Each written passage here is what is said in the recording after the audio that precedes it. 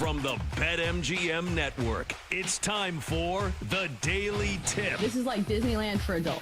If I wanted to have fun, I was going to go to Disneyland with my kids. With Michael Jenkins. Honestly, you could talk me into just about anything. Like, you want to do shots? All right, let's do shots. You want to put together a 10-leg teaser? Sure, let's put some money on it. In fact, I do a parlay with Champions League Soccer and the WNBA. And Chelsea Messenger. Let's try to beat the rest of the network at being degenerates, because maybe, just maybe, we can win in that regard. I do like the idea of a parlay. Hey, Dad, don't forget about me, the Dunkster. Presented by BetMGM. The sportsbook born in Vegas. Download the app today. Please gamble responsibly. If anyone can be a degenerate, it can be us.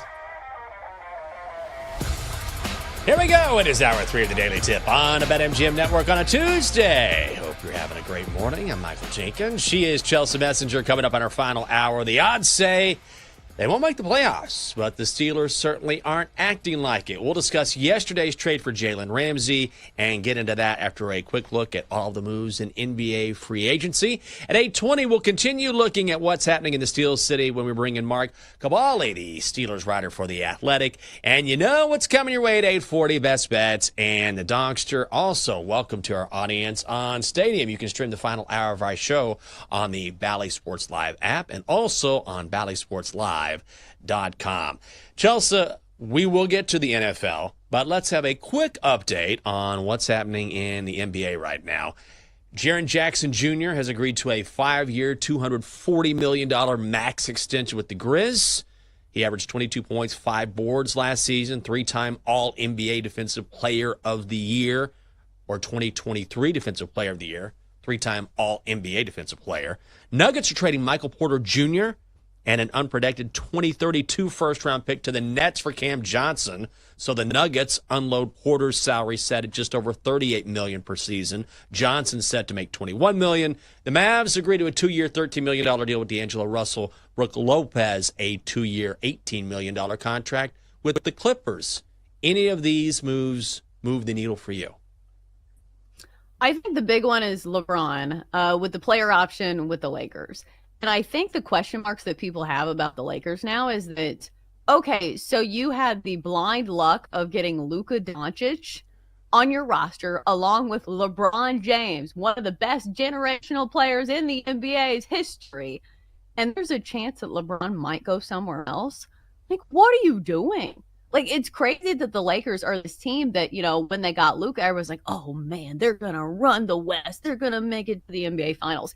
And now here they stand, where they trade away Luka Doncic's best friend, apparently, in the clubhouse, which is Dorian Finney-Smith. And now LeBron's, you know, picking up his player option, and he's not going to take a pay cut, which, you know, it feels like for LeBron, it's damned if you do, damned if you don't. Because if he, you know, doesn't pick up his player option, you know, people are going to be mad about that.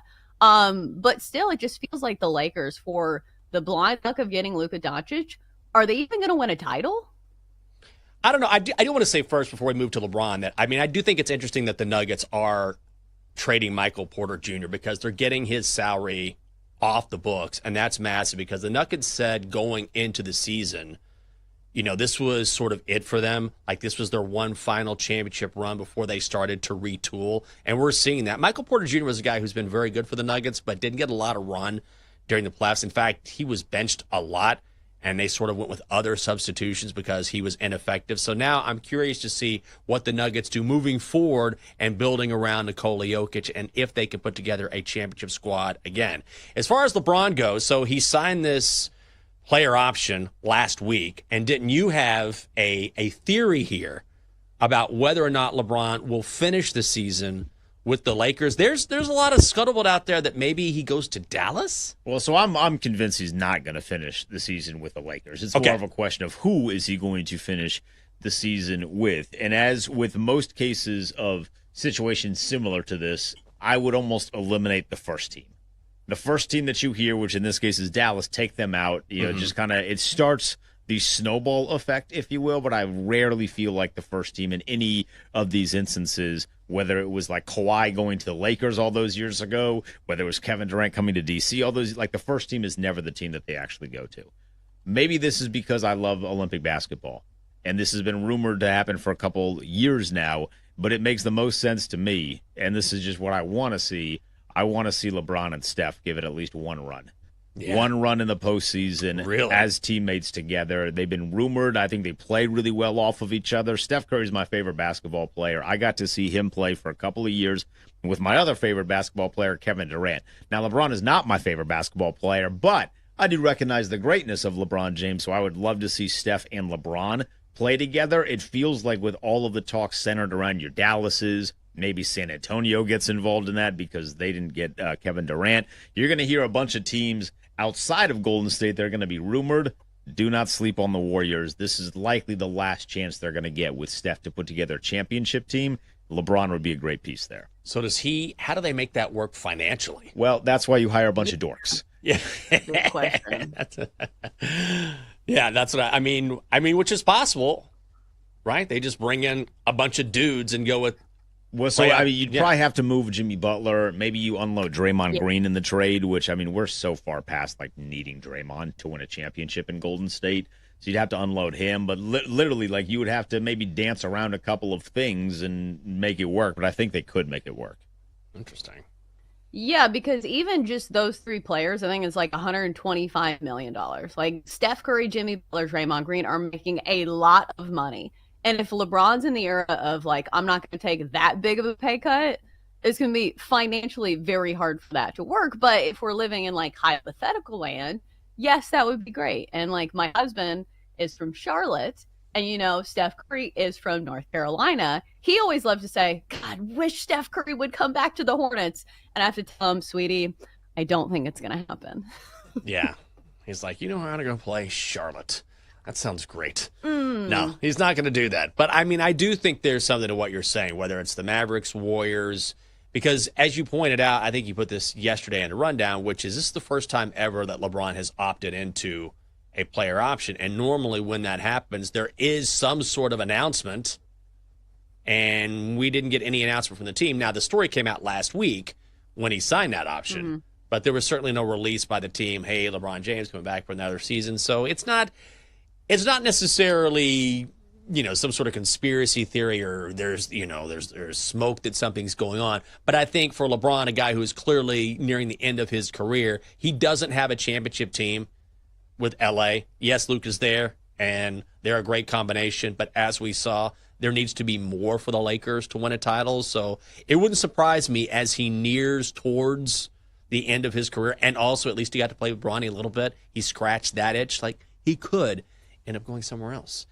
You know who else is going somewhere else? Jalen Ramsey, the cornerback from the Dolphins, traded to the Steelers yesterday, along with tight end Jonnu Smith. In return, the Dolphins get three-time All-Pro safety Minkah Fitzpatrick.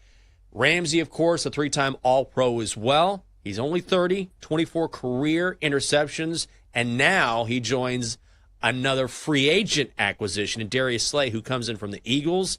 He's going to play alongside Joey Porter Jr. as well in that Steelers secondary. And here is former Steelers head coach Bill Cowher on what he thought about this move yesterday on SiriusXM NFL Radio.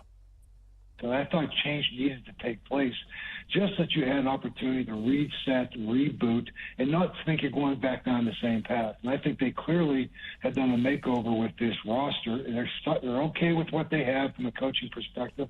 Arthur Smith and Austin on defense, and Mike's a part of the defense as well. So when you look at what they've done from the makeover on the offensive side of the ball, you talked about the offensive line. I think, again, it's young. There's a little bit of inexperience. Fontamu is going to come in there at right tackle. Broderick's going over to left tackle. I think what you saw was kind of a little bit of an emergence of Zach Frazier. I think he's going to be a center, and Pittsburgh's always had great centers. I think he had a solid very first year. But then from there, it really is a makeover. You're talking about DK Metcalf coming in there with Robert Woods. You're talking about Jalen Warren taking it over, and then Caleb Johnson and Kenneth Gainwell maybe being a third down back. But obviously the biggest change is the addition of Aaron Rodgers.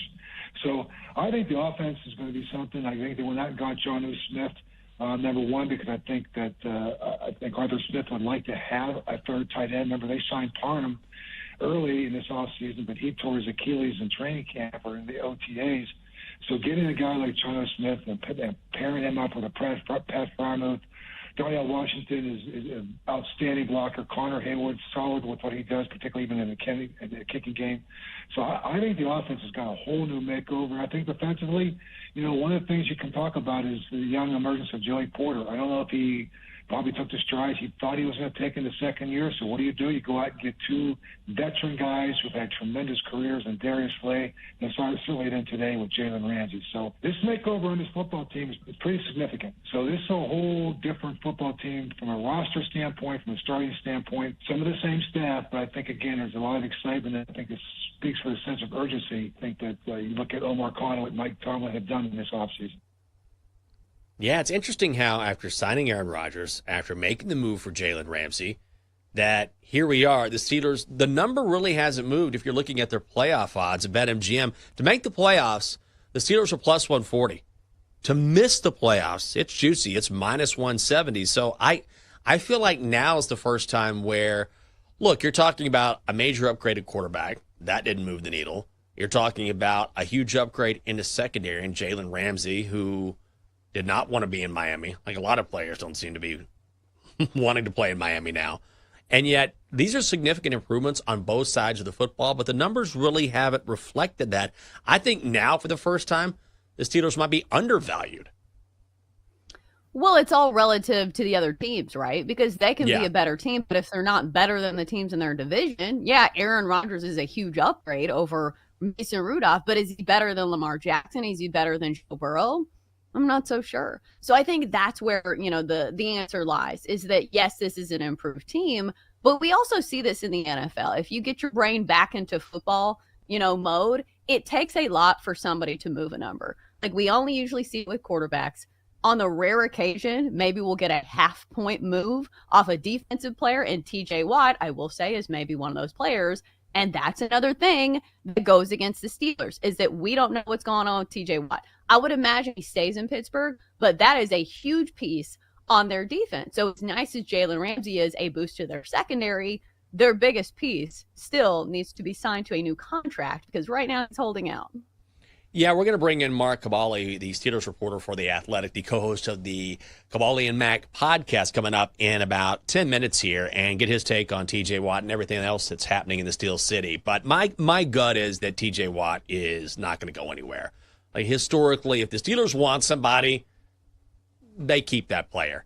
I think it's just a matter of working out the details. And, of course, the thought would be, well, why in the world would TJ Watt want a new contract? Why does he need one? He just signed a massive deal back in 2021. The problem is that he's averaging around, $28 million a year, something like that. And now you had Myles Garrett completely reset the market during the offseason because Myles Garrett got $123.5 million in guaranteed money. He's averaging $40 million a year. And so when you compare the statistics between Myles Garrett and TJ Watt, I mean, it's 1 and 1A. You can make an argument for both, but TJ Watt during the same time span has 5.5 more sacks than Myles Garrett. And I think ultimately, while Myles Garrett, you can make an argument he's a better player, I don't know if there's a defensive player that means more to his team, specifically the defense, than TJ Watt. Because when he is on the field, it's just a completely different unit. And if you're the Steelers, and Adam Schefter was talking about how other teams are interested now, right? Okay, the Steelers are making moves, and they're going to have to pay more because they're taking on Jalen Ramsey's contract, and he's going to get paid more this season. So if you're taking on more money, that potentially leaves you less money for TJ Watt, and other teams are thinking they can jump in and make a move. I just don't see the Steelers parting ways with TJ. He just seems like the consummate Steeler to me. Well, and also the asking price is going to be astronomical. Like, they're not going to part with TJ Watt for anything less than like a ton of money because he is a brand name. He is a known commodity. He's been doing it for a long time. And also he's the face of your franchise. So like, you're not going to let him go for nothing.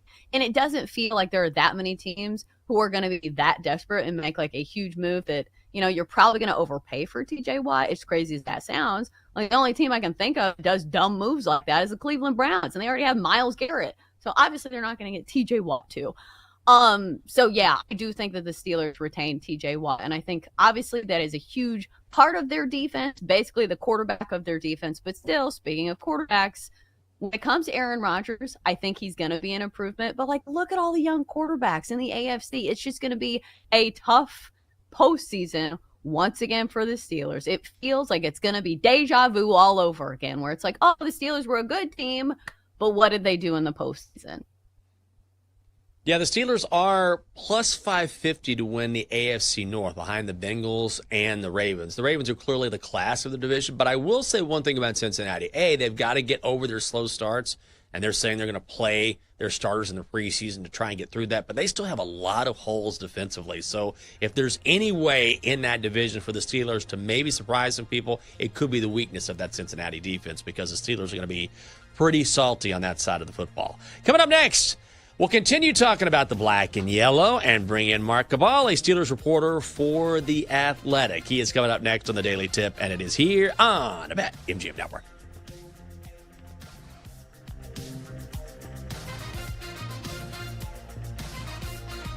Chelsea and Jenks will be right back on the Daily Tip on the BetMGM Network. Download the app today. Please gamble responsibly.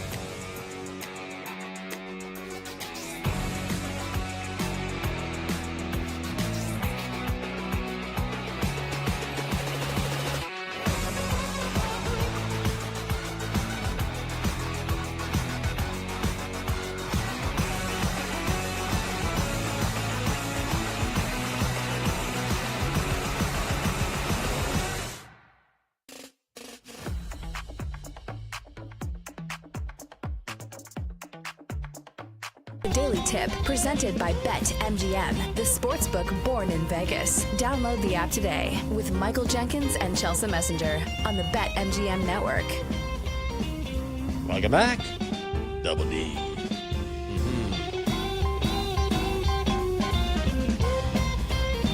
Great to have you with us on a Tuesday. It's a Daily Tip on the BetMGM network.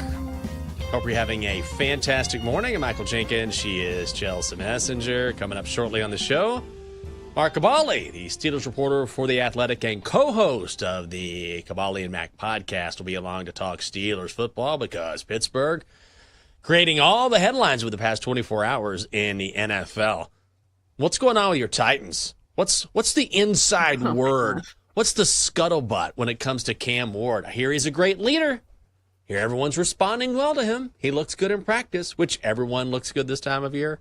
However, I mean, the early returns, at least from what I've read, from my vantage point, are that, he's impressed people. Is there any buzz there in Tennessee or no?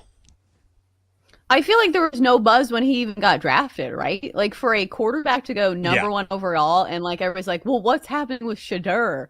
So I don't think there's a ton of buzz, simply because it's the Titans. Like, they're not a good team. They're a mid-market, franchise. So we'll see. And like, we've seen this story plenty of times before. Like, you guys had it in DC with the Sam Howell offseason, where everybody's like, oh, Sam Howell, such a leader. Everybody loves him. But you have to produce on the field. So we will wait and see when it comes to Cam Ward. It was so funny. I was reading a report, I think it was on ESPN, and it was going through each and every single team's first-round pick and the early reports, and every single one was positive. Not that you would expect a ton of negative headlines, but it was like, oh, this guy's a fast learner. You can tell he's way ahead of the game.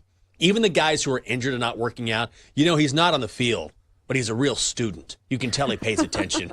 I mean, it was just, no matter what it was. Now, he hasn't been getting reps with the first team, but you can tell the drive is there. He has all the tools, great bend, great footwork. I mean, there was not a single, hey, he's coming along a little bit slower than we thought. Or this guy's going to need a little work, which I understand. But that's why I always take these reports that we hear just a little bit with a grain of salt, because everyone, before they played a single down, looks great in theory. Yeah, I was ready to believe in Will Levis before the season started, and look how far that got me. All I have are memes to show for that. I mean, and you're not right about Sam Howell. I mean, during the preseason, a couple seasons ago, which sounds crazy to think about, he was all the rage, which is wild. Not anymore. Now he's gone. Now the Commanders suddenly have their quarterback for the next decade, but that just goes to show you never really know until you get live bullets during the NFL regular season.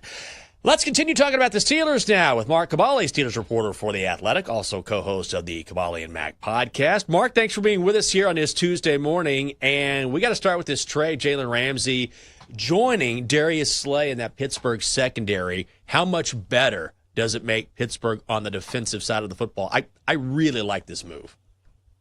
Yeah, I mean, Jalen Ramsey still plays at a high level.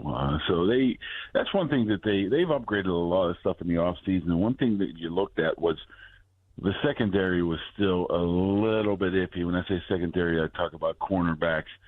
Joey Porter Jr. is a guy that they think can have a good future here, but he pretty much didn't take a step back last year in the second year, but he didn't get better. Slay's 34. Behind them, they have a bunch of unproven guys. So to be able to get a shut-down corner and be able to place him in there sure helps them. And make no mistake about it, you're paying the guy $20-some million. He's your starter. Where they're going to use him still up in the air. They're going to use him inside. They're going to use him outside. They might even use him at time from time at safety as well. But what he's able to do is provide some splash plays, as Mike Tomlin calls them, something that Minkah Fitzpatrick was void of doing the past 2 years. When I say void of doing, we're talking about one interception in the last 27 games. That became an issue. So, yeah, I mean, it's a win-win for both teams, but I think the Steelers got a little bit more edge because they got Jonnu Smith in the trade too, which is significant. Right. I want to ask you about a headline that I read that was kind of shocking to me. So there's an ESPN headline that says teams mull possible trade offers for TJ Watt. I feel like he's the face of the franchise. I could be wrong. Would the Steelers consider trading TJ Watt? It would have to get really, really ugly, but I would not anticipate that. TJ obviously didn't show up to minicamp. Pretty much hasn't been heard from since January, other than a cryptic Instagram post of him giving a peace sign as he's walking off the field. And if you know TJ Watt, he doesn't really use Instagram very much, so we knew that something was going on right there. I mean, the Steelers want to get the deal done. TJ wants to get the deal done. It's just a matter of coming together and getting it done, of both teams being happy with what they're offering and getting. And sometimes it takes a while to get to that point. The Steelers have identified Watt as that franchise player, rightfully so, for some time now. And when they identify one of their own as a guy they want to keep, pretty much every single time they get a deal done. You can go back all the way back to the Hines Ward days that they identified him as a guy they wanted, and they end up getting. You go all the way down the line. There might be a few exceptions, maybe a Le'Veon Bell, but I don't even know if they really want a Le'Veon Bell, to be honest with you. They end up giving him a contract offer that he did not take, or I think it was a franchise tag, and Emmanuel Sanders denied it, but it turned out well because they got Antonio Brown after that. Other than that, you're looking at about 10, 15 people that they identified that they wanted to keep, and they kept. It's just a matter of, I do believe, guaranteed money over the first 2 years for a soon-to-be 31-year-old guy. Maybe there's a little bit of, I want to be paid more than Myles Garrett because I don't like Myles Garrett, and that's where T.J. Watt is right now. But it's probably going to come down to September 8th. I think it's going to get done. I'd find it almost impossible for it not to get done, and even less likely for him to get traded. We're talking to Mark Cavalli. He is the Steelers reporter for The Athletic and co-host of the Cavalli and Mac podcast. Mark, when you look at this Steelers team now as it's currently constructed, Vegas says this is not a playoff team, but I feel like they have made enough moves now where they could be at least a team that makes the postseason. Do you think they do that? Oh, they're interesting. Let me tell you that. They pretty much turned over a roster. I think I counted potentially 13 new starters out of the 22 from last year. And last year they were 10-7 and made the playoffs as well. I mean, there were some issues late in that season with run defense and quarterback play, but they've replaced a lot of people with better versions of what they initially thought last year. Aaron Rodgers should be better than, Russell Wilson and or Justin Fields. They got another thing too is they got rid of three guys that weren't the most, I wouldn't say likable, but most accommodating people in that locker room, with Najee Harris, George Pickens, and now Minkah Fitzpatrick. So that should help out some as well. DK Metcalf should be an upgrade over George Pickens when you look at number one. Dante Jackson is out. Jalen Ramsey and Darius Slay is in. I mean, it seems like they've upgraded in multiple positions, but it's all going to come down to one thing, and we all know what that's going to be: the quarterback. Is Aaron Rodgers have enough in him to be able to lift this team to 10, 11 wins, or more importantly, a playoff victory for the first time in 9 years? I mean, they can add all they want if they don't get that solid quarterback play, which they think they can out of Rodgers. Then they do have a shot. I mean, they played well last year for 12 weeks. They were 10-2, I believe, 10-3. At one point, that before it fell apart, their defense is pretty much loaded. So it's going to have a lot to do with the quarterback and how Arthur Smith, the offensive coordinator, be able to meld these new weapons on offense together as well. But, yeah, I wouldn't quite sleep on them yet, but I wouldn't quite call them a Super Bowl contender either. Can I ask you about the offensive line? I was looking at the offseason rankings, as one does, because it's the offseason. Yeah. And Chris Long of CBS Sports put them in the D tier, the Steelers' offensive line, in the tier of, quote, dangerously concerning. So when you have an older quarterback and an offensive line that might have some issues, does that concern you? No, I think, you know what, I think people are sleeping on this offensive line. There is a ton of talent on that offensive line. We're looking at arguably, or he soon will be, the best center in the league, Zach Frazier. He had an unbelievable rookie season. He's back for a second year, will be even better. A bunch of young guys. Second-year guy, Mason McCormick on the left side. He came out of South Dakota State, 4th round last year. Didn't think he was going to play. He ended up playing 10, 12 games, played extremely well. They got the veteran Sam Malu at the other guard, and he's just a rock. And here's the key, is now they got 2 first-round picks on tackles, back-to-back seasons, 14th overall and 20th overall. The problem is Broderick Jones has not lived up to his billing of being a 14th overall pick. They're moving him from the right side to the left side. Extremely amount of talent, athletic ability, but he just has not performed up to par. But he was playing sort of out of position last year. They're moving him back to his more natural left tackle, and they got the 20th overall pick, who missed all of last year, or the majority of last year, because of an injury, and Troy Fautanu, who's just extremely talented, extremely smart. I can see him jumping in and being a star right away. They haven't done it yet, is the problem. They got the pedigree. They got enough talent on that offensive line to be good, but they just haven't been together long enough for people just not to look at the stats and say, this is an issue. They just have a lot of talent. That's all I can say is, and it's going to all be hinged on Broderick Jones at left tackle. If he fails moving over there, then it can get ugly. It can get ugly a lot. He lost about 20, 30 pounds in the offseason very quick now, but he has to get things right with between his ears a little bit, concentrate a little bit more. But I think that is one huge key, is the offensive line. And I do think people are even sleeping on them because, like I said, they got tons of talent, tons of it.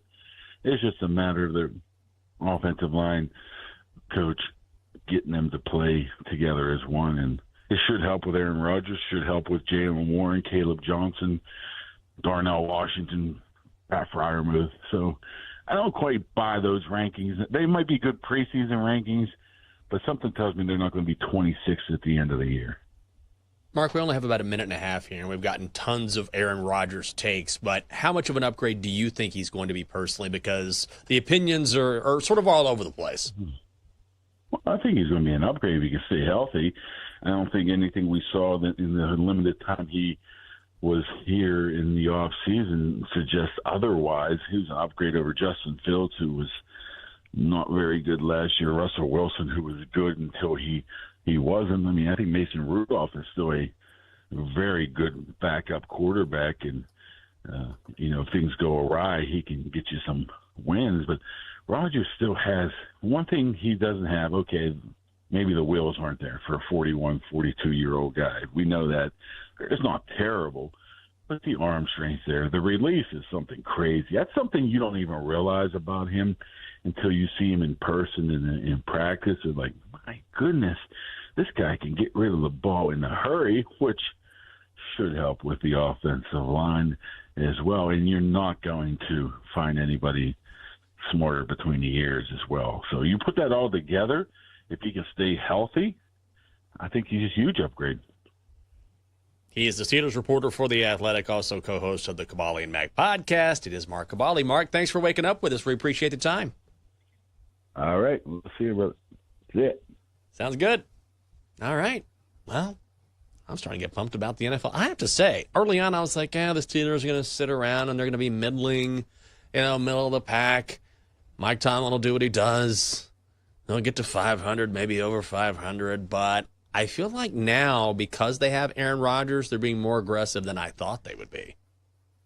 Yeah, well, because the window's now, if you want to make the most of Aaron Rodgers, like he's not there on a long-term deal. You're not going to have Aaron Rodgers for 5 years. The dude's over 40. So the time is now. You got to strike while the iron's hot. You got to strike while your quarterback is, not getting his newsletter to AARP yet. So we will see. He is a big wild card, but we'll see what comes out of Aaron Rodgers, because as much as we roll our eyes about the off-field stuff, he still has a very good pedigree as a quarterback. Yeah, he does. And also, I will say, Jalen Ramsey will get the headlines. I understand that. But Jonnu Smith is no joke either. I mean, he set franchise records for the Dolphins last year, receptions and yards, was a Pro Bowler as well. So he will improve that offense as well. Coming up next on the show, let's win some cash and see if we can go closer to the 4th of July with some money in our pockets. That is next on the Daily Tip here on the BetMGM Network. Coming up, Jenks and Chelsea give out their best bets here on the BetMGM Network. Presented by BetMGM, the sportsbook born in Vegas. Download the app today. Please gamble responsibly.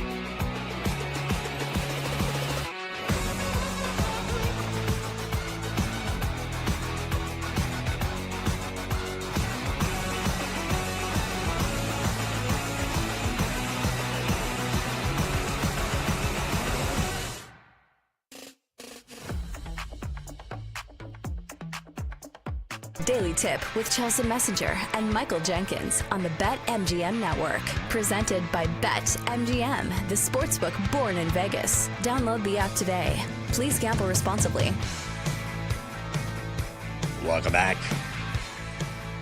Oh, it's a glorious Tuesday on the Daily Tip on the BetMGM Network. Good morning.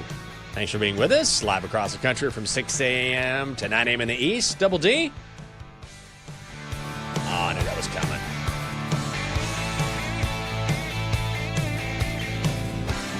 Thanks for waking up with us. We do appreciate it. I'm Michael Jenkins. She is Chelsea Messenger. Donkster getting ready. Best bets. Loading. Yesterday, I got a call from the Commanders, and I think, knock on wood here, I think I'm going to Madrid for a week when they play the Dolphins in November. And they were like, hey, you'll come over here, you'll do your podcast, you'll do the pregame show from the stadium. We'll have you fill in during the week. We need you. And you can still do your show. I was like, that sounds amazing. So I was telling Catherine, and Catherine was just giving me the death stare the whole time. I'm like, what is this? Really? I was like, yes, you, of course. You will get a ticket, and yes. She's like, you're not going to leave without me? I was like, no, honey, no. We will, if it happens, if it goes down, then we will get you there. So that would be fun. But you never know with these kinds of things, right? I mean, it's July 1st. So between now, I mean, you have to plan ahead, certainly, if you're talking about an entire organization going overseas for a week, then you have to plan ahead for sure. So things could definitely change. But that would be crazy. I've never been to Spain. And then it will be even more awesome is doing this show at 1 p.m. in the afternoon. I mean, now that's what I'm talking about. Getting up at, oh, man, I guess I'll roll out of bed at 10 a.m., get ready for the show. I mean, now we're talking.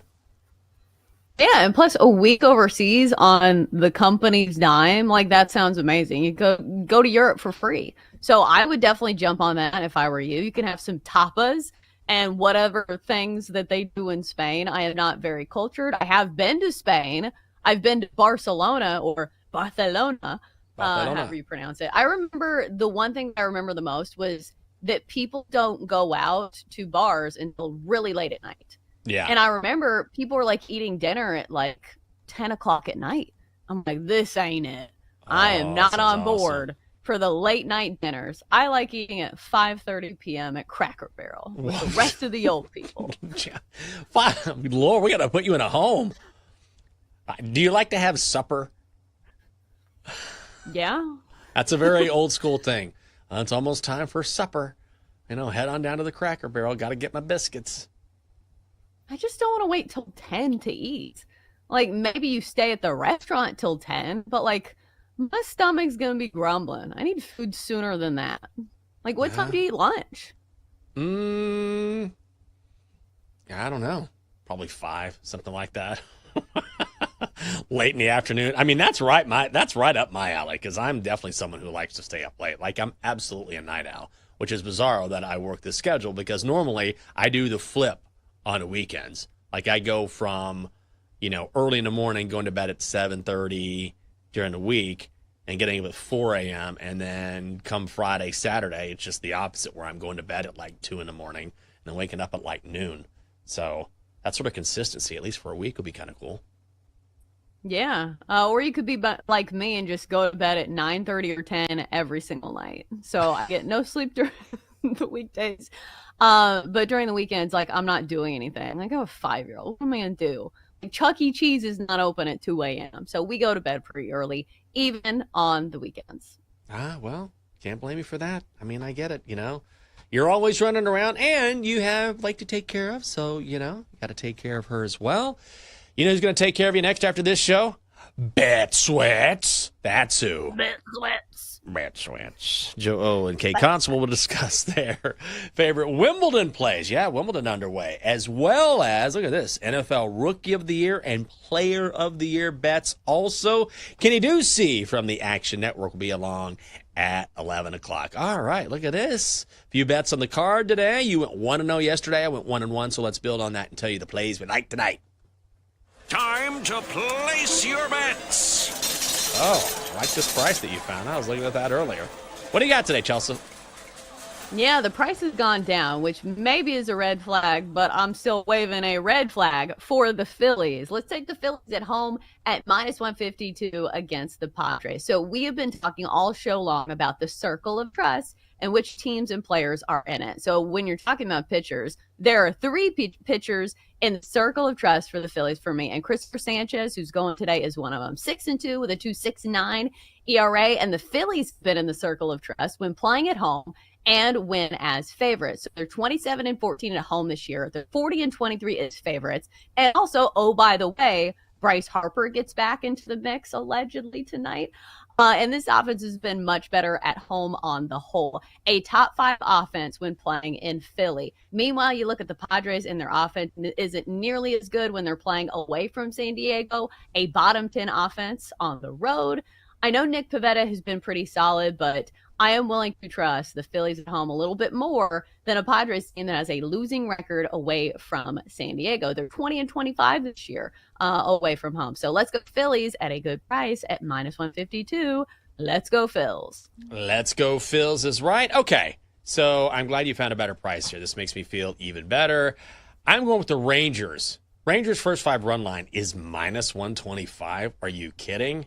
Oh, my God. It's a steal. Look, you got Charlie Morton going for the O's and Jacob deGrom going for the Rangers. So the last time we saw Charlie Morton was against these very same Rangers in Charm City. That was back on May the 24th. He gave up 3 earned over 5 innings. The O's were down 3-0 after 5. On the road this season, Morton has been really brutal. 1-4, 6.49 ERA. Then you look at Jacob deGrom. So he has allowed 2 runs or less in 13 consecutive starts.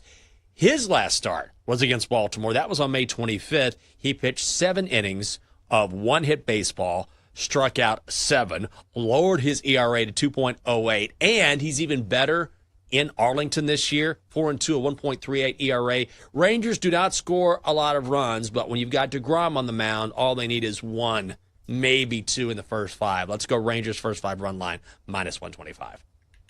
Yeah, I'm going to be on that as well. MLB.com has Brandon Young starting for the Orioles. Maybe it's, a game time decision, but that doesn't change the handicap at all for me because Brandon Young is 0-2 with a 7.11 ERA. And in general, the Orioles are not a team that I trust. Meanwhile, the Rangers with Jacob deGrom are a team that I certainly trust. So I'm going to be in that play with you as well. Rangers for 5 run line at -125. All right, couple other plays I'm going with here. So this one makes me a little nervous because this is a really high total for a first 5, but I'm going to go for it. Angels at Braves, first 5 over 5 is -130. You got Tyler Anderson going for the Halos and Didier Fuentes going for the Braves. So Fuentes is not a guy, admittedly, I know a ton about. What I do know is he's made 2 starts for the Braves this season. Woof.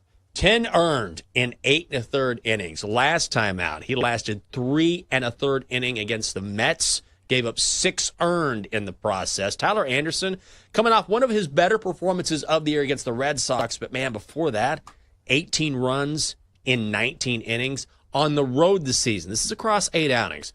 He's 1-2 with a 6.26 ERA. And if you look at each team in this particular split, both are in the top 10 in the majors in the first 5. We're going to get a barn burner in Atlanta. First 5 over 5, -130. And finally, all right, I'm going to do it.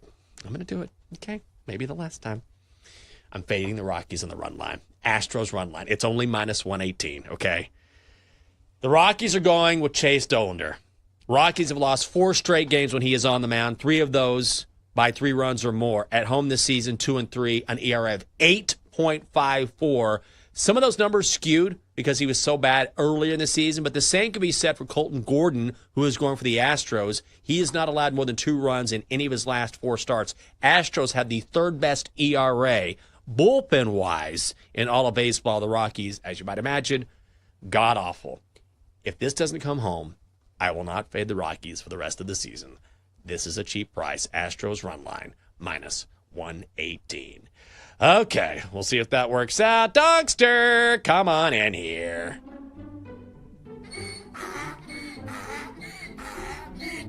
I'm starting to break out, and I need to know if you have any ointments. What?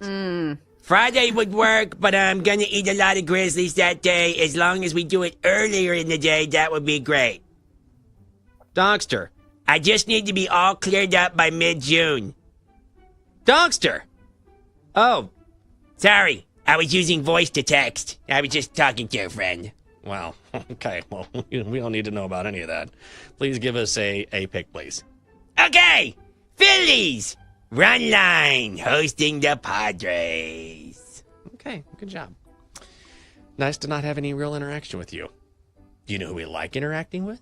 She's co-hosting Bet Sweats. That is Kate Constable. Kate Constable is coming up shortly here on the show. She was about to pop on, and then she said, you know what?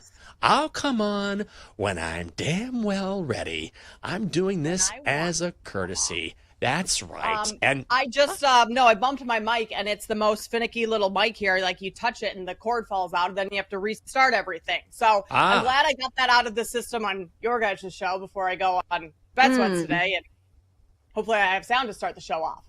Yeah, how you doing? Good. How are you guys? Good show today? Yeah, we have a short week, so we're cruising into what's going to be our Friday tomorrow.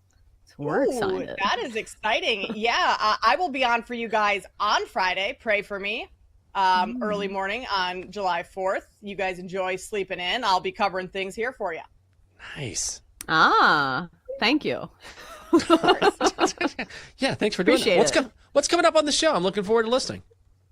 We have a lot of free agency talk in the NBA, obviously. We're going to do a little defensive player of the year, defensive rookie of the year in the NFL, some trade deadline stuff for MLB. We'll talk to Kenny Ducey about Wimbledon and obviously Major League Baseball as well. So lots of fun stuff coming up. That sounds awesome. Kate, always good to see you. Have a great show. And once again, thanks for filling in. Thank you. Thank you. Yeah. Yeah, we'll see you soon. That is going to do it for us here on the Daily Tip on a BetMGM network. For Chelsea, Denton, Dylan, Double D, and I guess the doctor who has learned to voice text, I'm Michael Jenkins. Hope you have a great Tuesday, and we'll see you bright and early tomorrow at 6 a.m.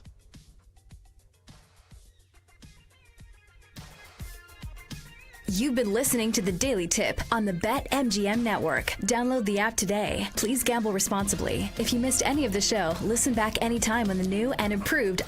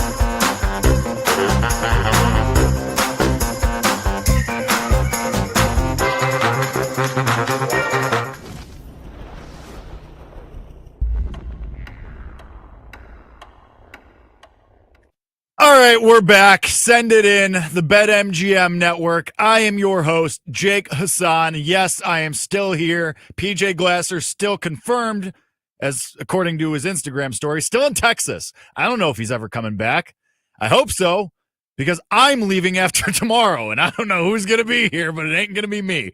Insert Magic Johnson meme. Anyway, we are here for today, though. This is the BetMGM Network. This is Send It In. You can follow us and watch the show live and interact with the show at the BetMGM Network on YouTube, on Twitter, and on Twitch across all those platforms. Once again, that is at the BetMGM Network, where you can send in your bets, comments, questions, anything else that you got, and we will get to them shortly in a little bit. But first, we have to talk the NBA. We have to get into the move that we saw today, for the most part. We'll talk about that a lot in Milwaukee. But now we go to the guest line, and it is Henry Ettinger at hedging_Henry. You can follow him on Twitter and TikTok there at hedging_Henry. Appreciate you coming on, Henry. Great to talk to you. And we got a little bit to talk about. A little bit of stuff happened today.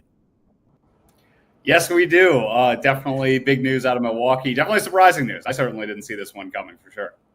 Yeah, let's not bury the lead. Let's get right into the situation in Milwaukee, where they signed Miles Turner to a 4-year, $100 million deal, a little bit above that. And then the other shoe drops, where Damian Lillard gets waived. And he, of course, is recovering from an Achilles injury that he suffered during the season. And thus ends the Giannis and Dame tenure era, whatever you want to call it, in Milwaukee, not with a bang, but with a thud. And I think this is obviously far below the expectations of what everybody had for that partnership, and not at all what we thought it was going to be. And of course, Dame's injury and his health issues kind of play into that, but for the most part, a massive disappointment here. And now the Bucks are turning the other page and moving on to a now Giannis and Miles Turner era, whatever that's going to be. But Henry, what do you make of this move? What do you make of the Bucks overall? We were kind of surrounded by Giannis trade rumors throughout the offseason, as short as it was, but we were kind of thinking, where's Giannis going to end up?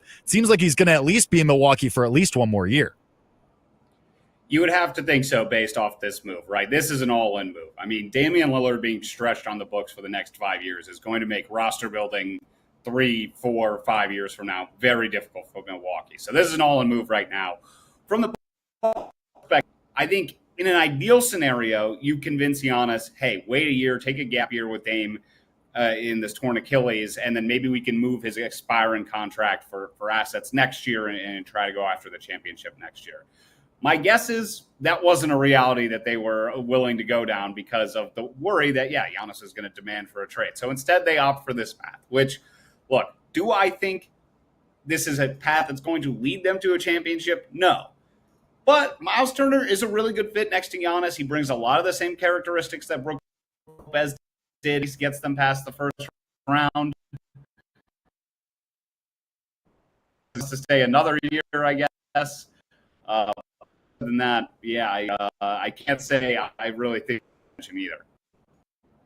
Well, Henry, what do you think is next for Milwaukee? Because is there another move that's going to come up here? Is it just going to be Miles Turner and hope for the best? Or is there something else that Milwaukee might do here to bring in maybe a third option behind Giannis, behind Turner? Like, there has to be something else after this, right? It can't just be Miles Turner and you're done.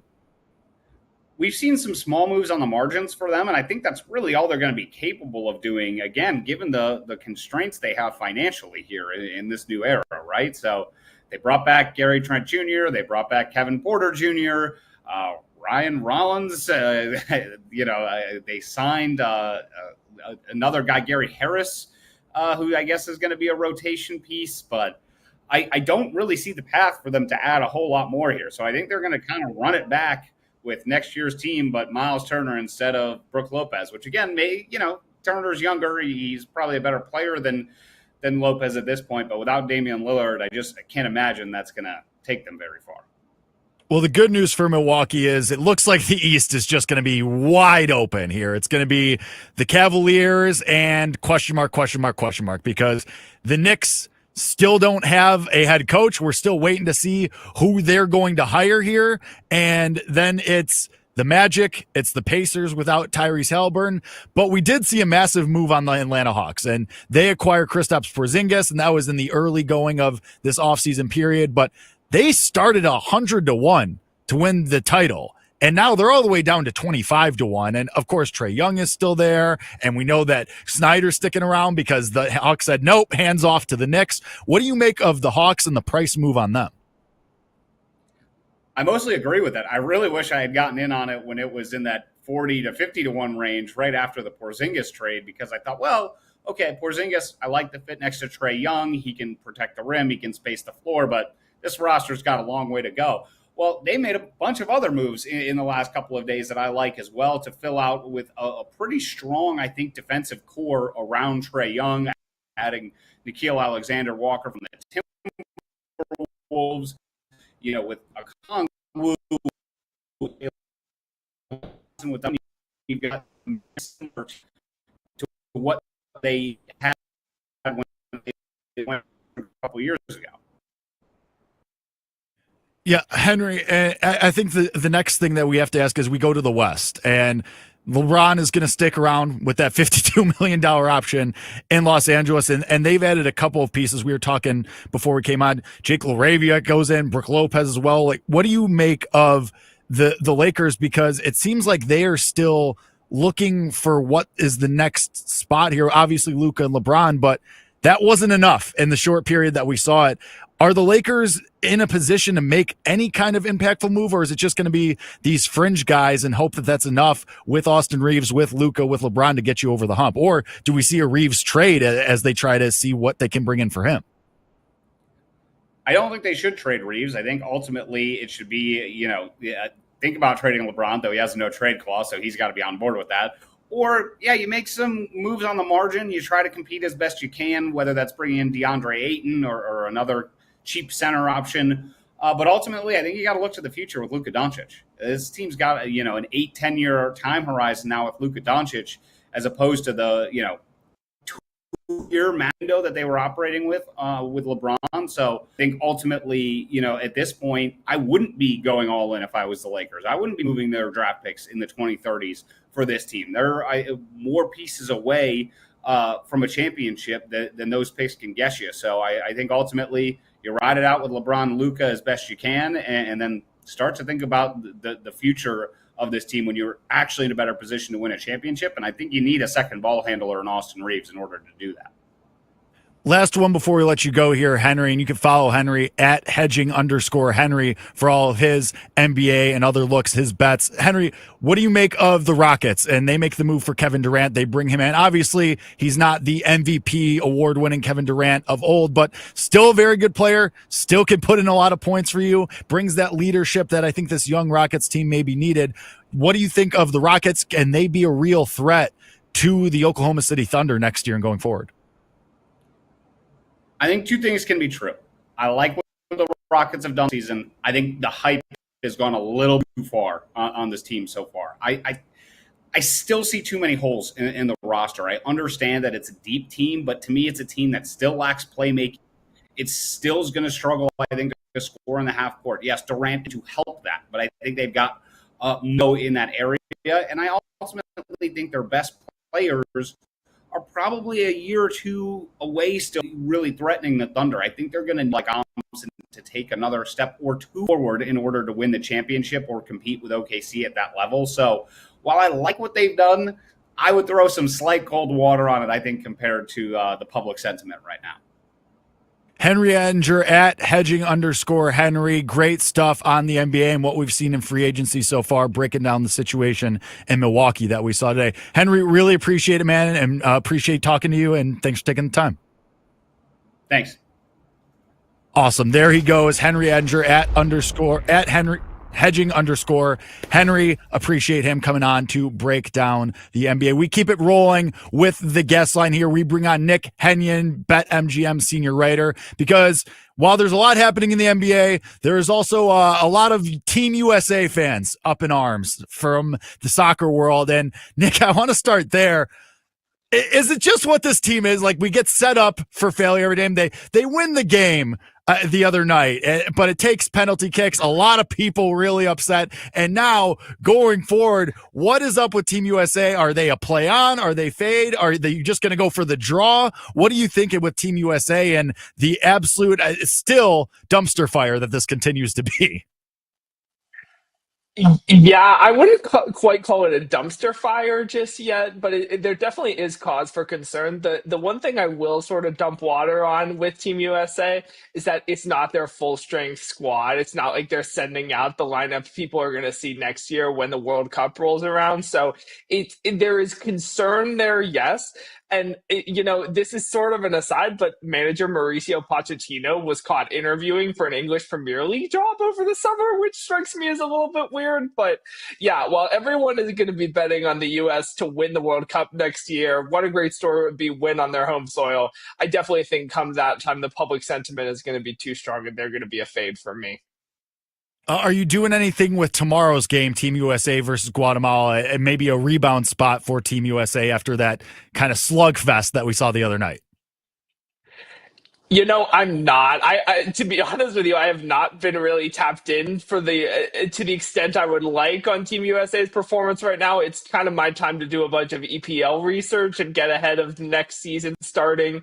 I mean, just under a month, just a little over a month, we get European soccer back. So kind of have my time tied up a little bit with that. So no bets for me to go for USA and Guatemala tomorrow. I'll just enjoy it as a fan. Well, any early looks that you have already for the European season once we get started back here? What are you thinking? Any edges that you found so far in your early looks?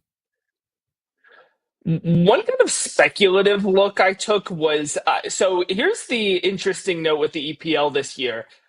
Recently, we've been seeing this trend where all three promoted teams are getting immediately sent down back to the English Championship. I think it has happened each of the last 2 seasons where all of the teams that stayed up the prior year kept their place in the Premier League the next season. This Leeds United team might be the best team to come up from the Championship in a decade. So I think it creates a live relegation market for the teams that you think about have been keeping their place in the Premier League recently. So I took a flyer on Brentford at 5-1 to be relegated. It's more of a speculative bet because I think they're going to sell Brian Mbeumo to Manchester United. The deal's not done yet, but I think once it happens, you would see a massive price reduction on a team that lost manager Thomas Frank to Tottenham Hotspur. If they sell Mbeumo, he was their top scorer last year. And yes, they sort of pride themselves on being this island of misfit toys that can easily replace him, but you stay up in the Premier League by having a really good attack. And if they sell him, I just don't know what that Brentford attack is going to look like. So a speculative bet on Brentford. And I haven't pulled the trigger yet, but I am interested in Nottingham Forest to be relegated next year. I know they finished 7th last season and they have a European spot in cup competition this year, but they were really lucky in terms of their underlying metrics, didn't have a very good attack. I think only the 3 relegated teams created fewer expected goals than Forest last year. So you're going to get a nice big price on that. So Forest and Brentford early relegation picks for me next season in the EPL.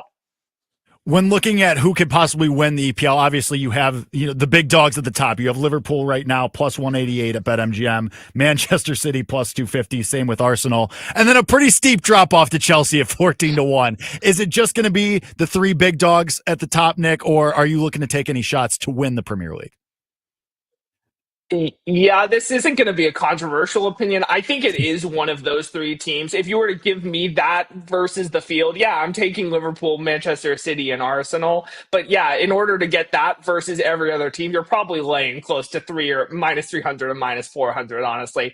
I am interested. I have to see if the price keeps going up on Manchester City because one of the things, let me equate this to the NFL. Manchester City's last year was basically the same as the San Francisco 49ers. Like, everyone was hurt. They could never keep anyone healthy. They were the worst team in the English Premier League from an ATS standpoint. I think they covered the spread only 13 times in 38 matches. So I think everyone's out on Manchester City. So I'll be looking at them as a possible buy low spot. It could be Pep Guardiola's final season, and I love the business they've done over the summer. So I'm going to see if I can't get a better number but Manchester City is interesting to me from a title contender standpoint next year.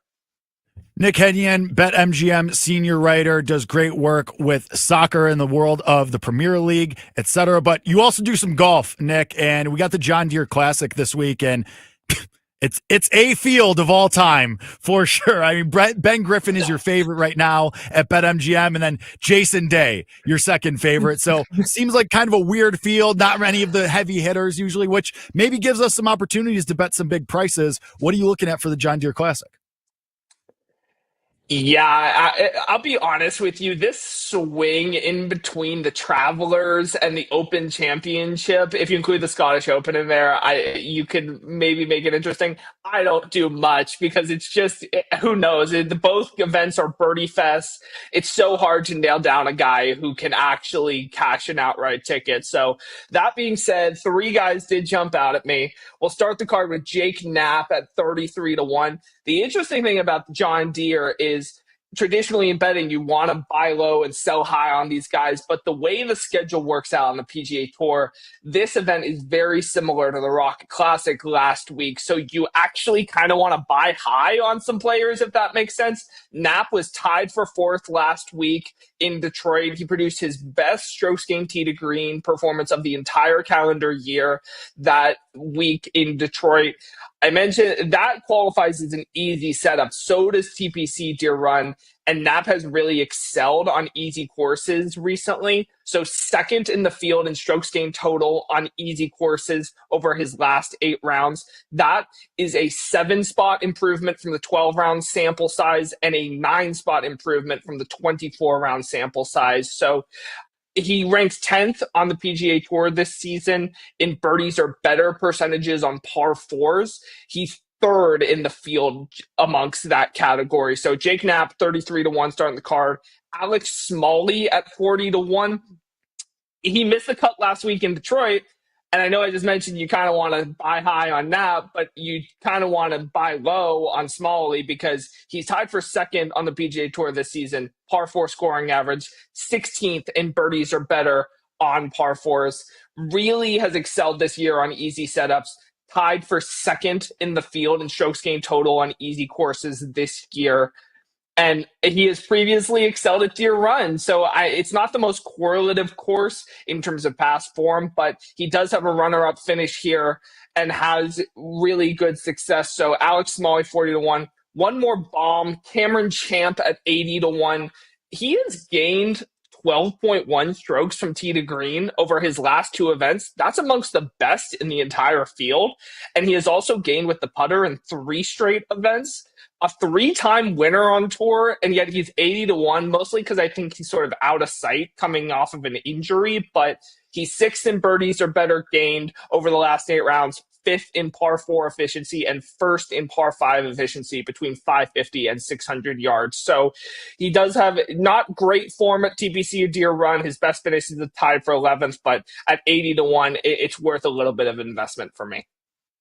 I will always be interested in long shots like 80-1. Nick Henyon, senior writer, BetMGM, does great work handicapping the soccer world and the golf world for them over there. Nick, really appreciate the time, man, as always, and take it easy. Sounds good. Thanks, Jake. All right, there he goes, Nick Henyon of BetMGM. We get into it now, the baseball world.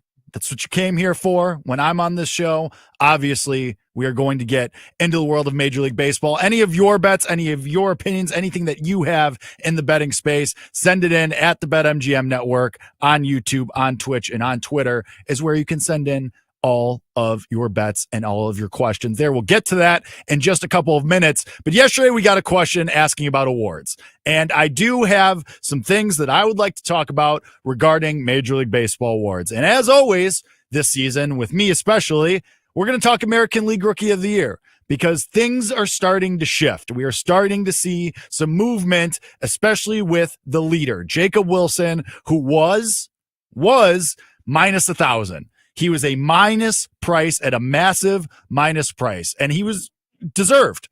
It was very, very deserved for him. He was playing very, very well for the Athletics. He was hitting the cover off the ball. He's hitting almost 400. But that started to change, and the odds reflect that because Jacob Wilson, it's still a massive minus price, minus 625 at BetMGM, the sports book born in Vegas. But that's still a $4 move from where we were about two weeks ago. And that's because over the last 2 weeks, Jacob Wilson's hitting up below 200. 192, 276, 269, nice slash line for Jacob Wilson over the last 2 weeks.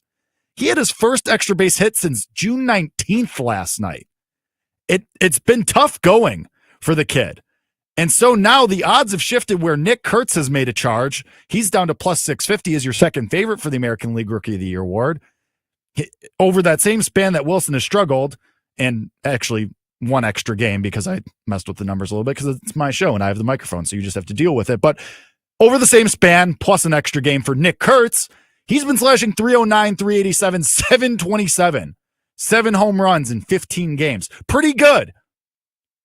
And on top of that point, Cam Smith has also started to make a charge for the Astros.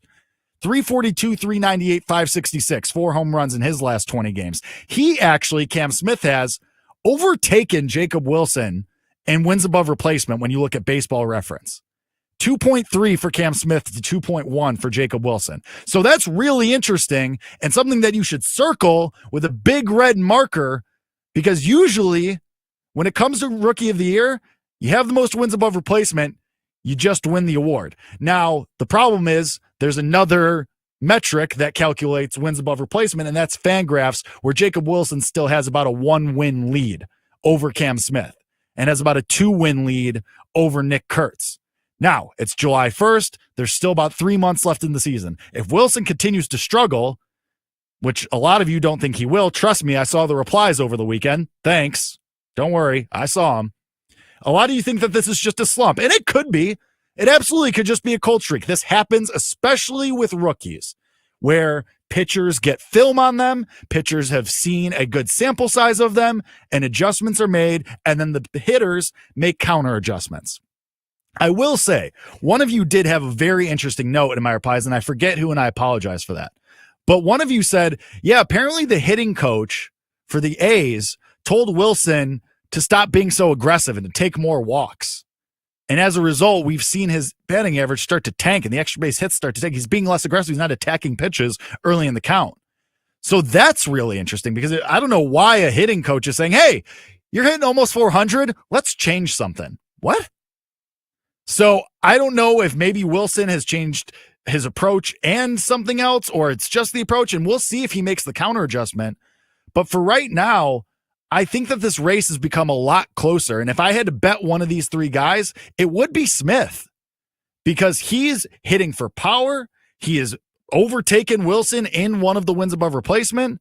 So I think that gives him a better chance than Kurtz right now, because Kurtz has way more ground to make up when it comes to wins above replacement. Maybe Wilson just wins still.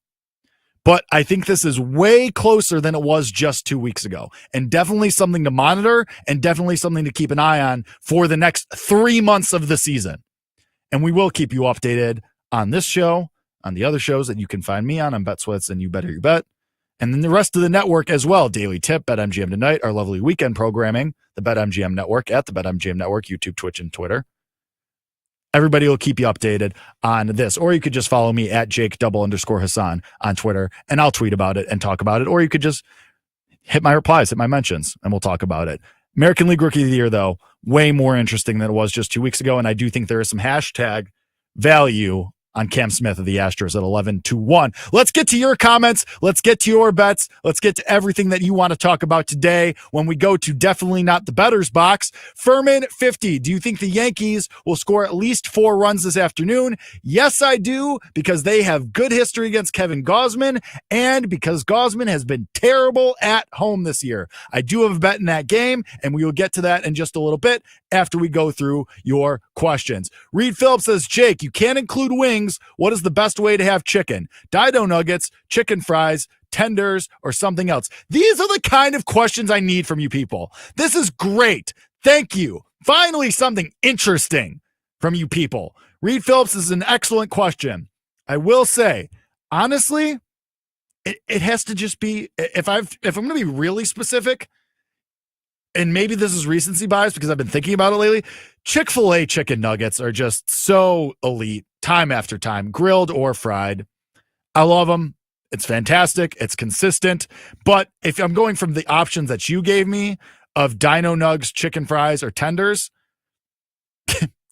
chicken fries do hit. It's like one of the only good things that Burger King has to offer. So I would go with that out of the three. White Castle chicken rings, Sean says. That's actually a great poll too, as well. Well done by Shawnee Sharp on that one. Reed Phillips also says, I hate Jazz Chisholm as a person, but do kind of like him for a home run today. What do you think? Why do you hate him as a person? He's good for baseball. I know he's kind of a jerk, but what, do you want more Mike Trouts out there? Please, come on. Open your eyes, Reed Phillips. What do I think of Jazz for a home run? I do like a Yankee. And it's not Aaron Judge or Jazz Chisholm. We'll get to that in just a little bit. Also, finally, from Reed Phillips, are there any awards that could be attacked? I think American League Rookie of the Year could be attacked, quote unquote. Bet responsibly, obviously. Sports Report in Vegas, BetMGM, by the way. I do think the Cy Youngs are a little more open than we think, especially NL Cy Young, where Skeens is a massive favorite. But did you see what Zach Wheeler did last night? 8 innings, shutout, third straight game with at least 8 strikeouts.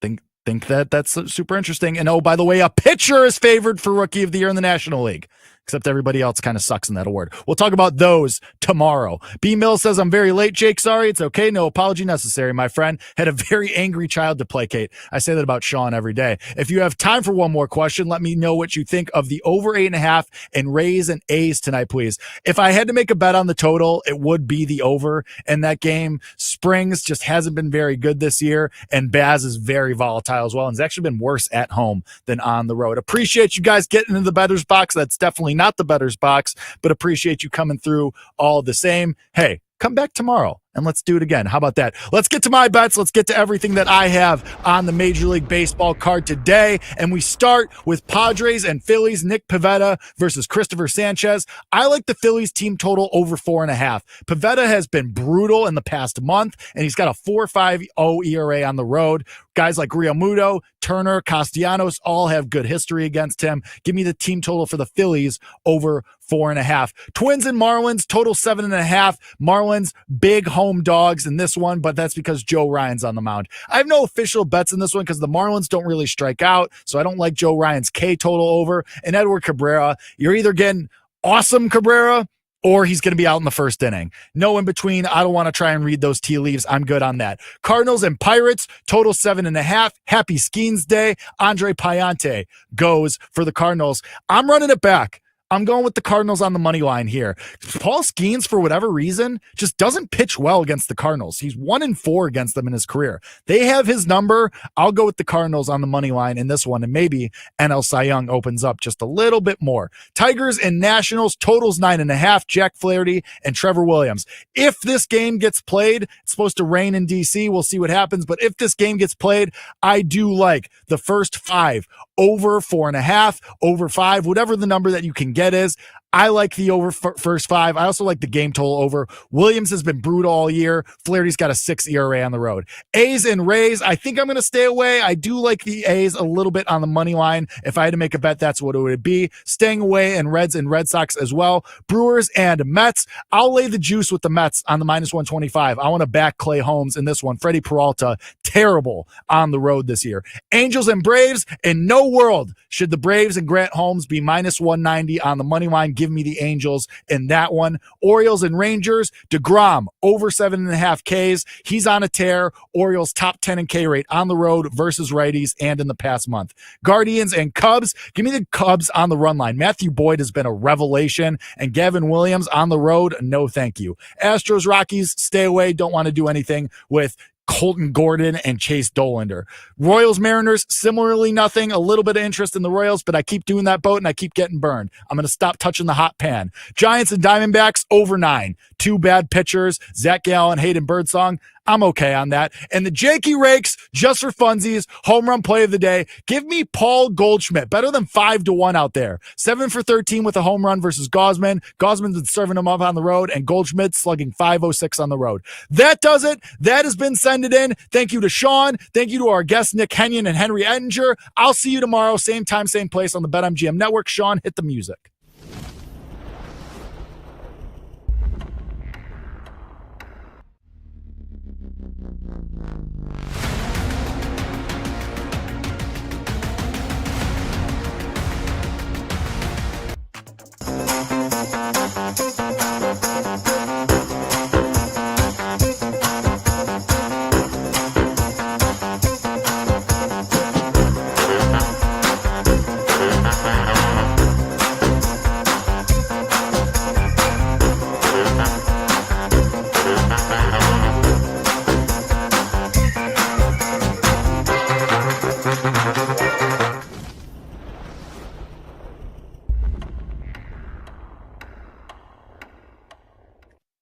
right, we're back. Send it in, the BetMGM network. I am your host, Jake Hassan. Yes, I am still here. PJ Glasser still confirmed, as according to his Instagram story, still in Texas. I don't know if he's ever coming back.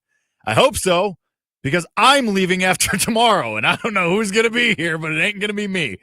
Insert Magic Johnson meme. Anyway, we are here for today, though. This is the BetMGM Network. This is Send It In. You can follow us and watch the show live and interact with the show at the BetMGM Network on YouTube, on Twitter, and on Twitch across all those platforms. Once again, that is at the BetMGM Network, where you can send in your bets, comments, questions, anything else that you got, and we will get to them shortly in a little bit. But first, we have to talk the NBA. We have to get into the move that we saw today, for the most part. We'll talk about that a lot in Milwaukee. But now we go to the guest line, and it is Henry Ettinger at hedging_Henry. You can follow him on Twitter and TikTok there at hedging_Henry. Appreciate you coming on, Henry. Great to talk to you. And we got a little bit to talk about. A little bit of stuff happened today.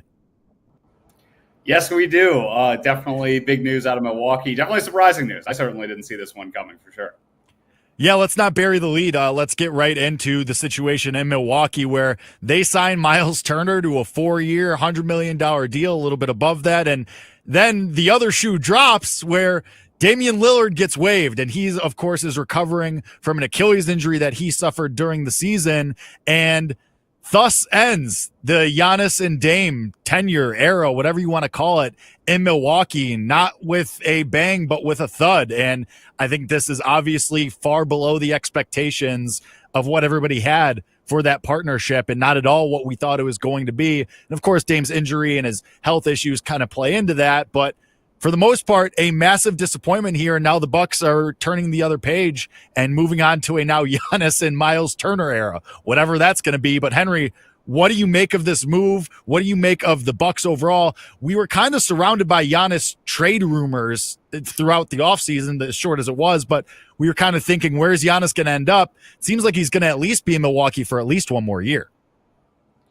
You would have to think so based off this move, right? This is an all-in move. I mean, Damian Lillard being stretched on the books for the next 5 years is going to make roster building 3, 4, 5 years from now very difficult for Milwaukee. So this is an all-in move right now.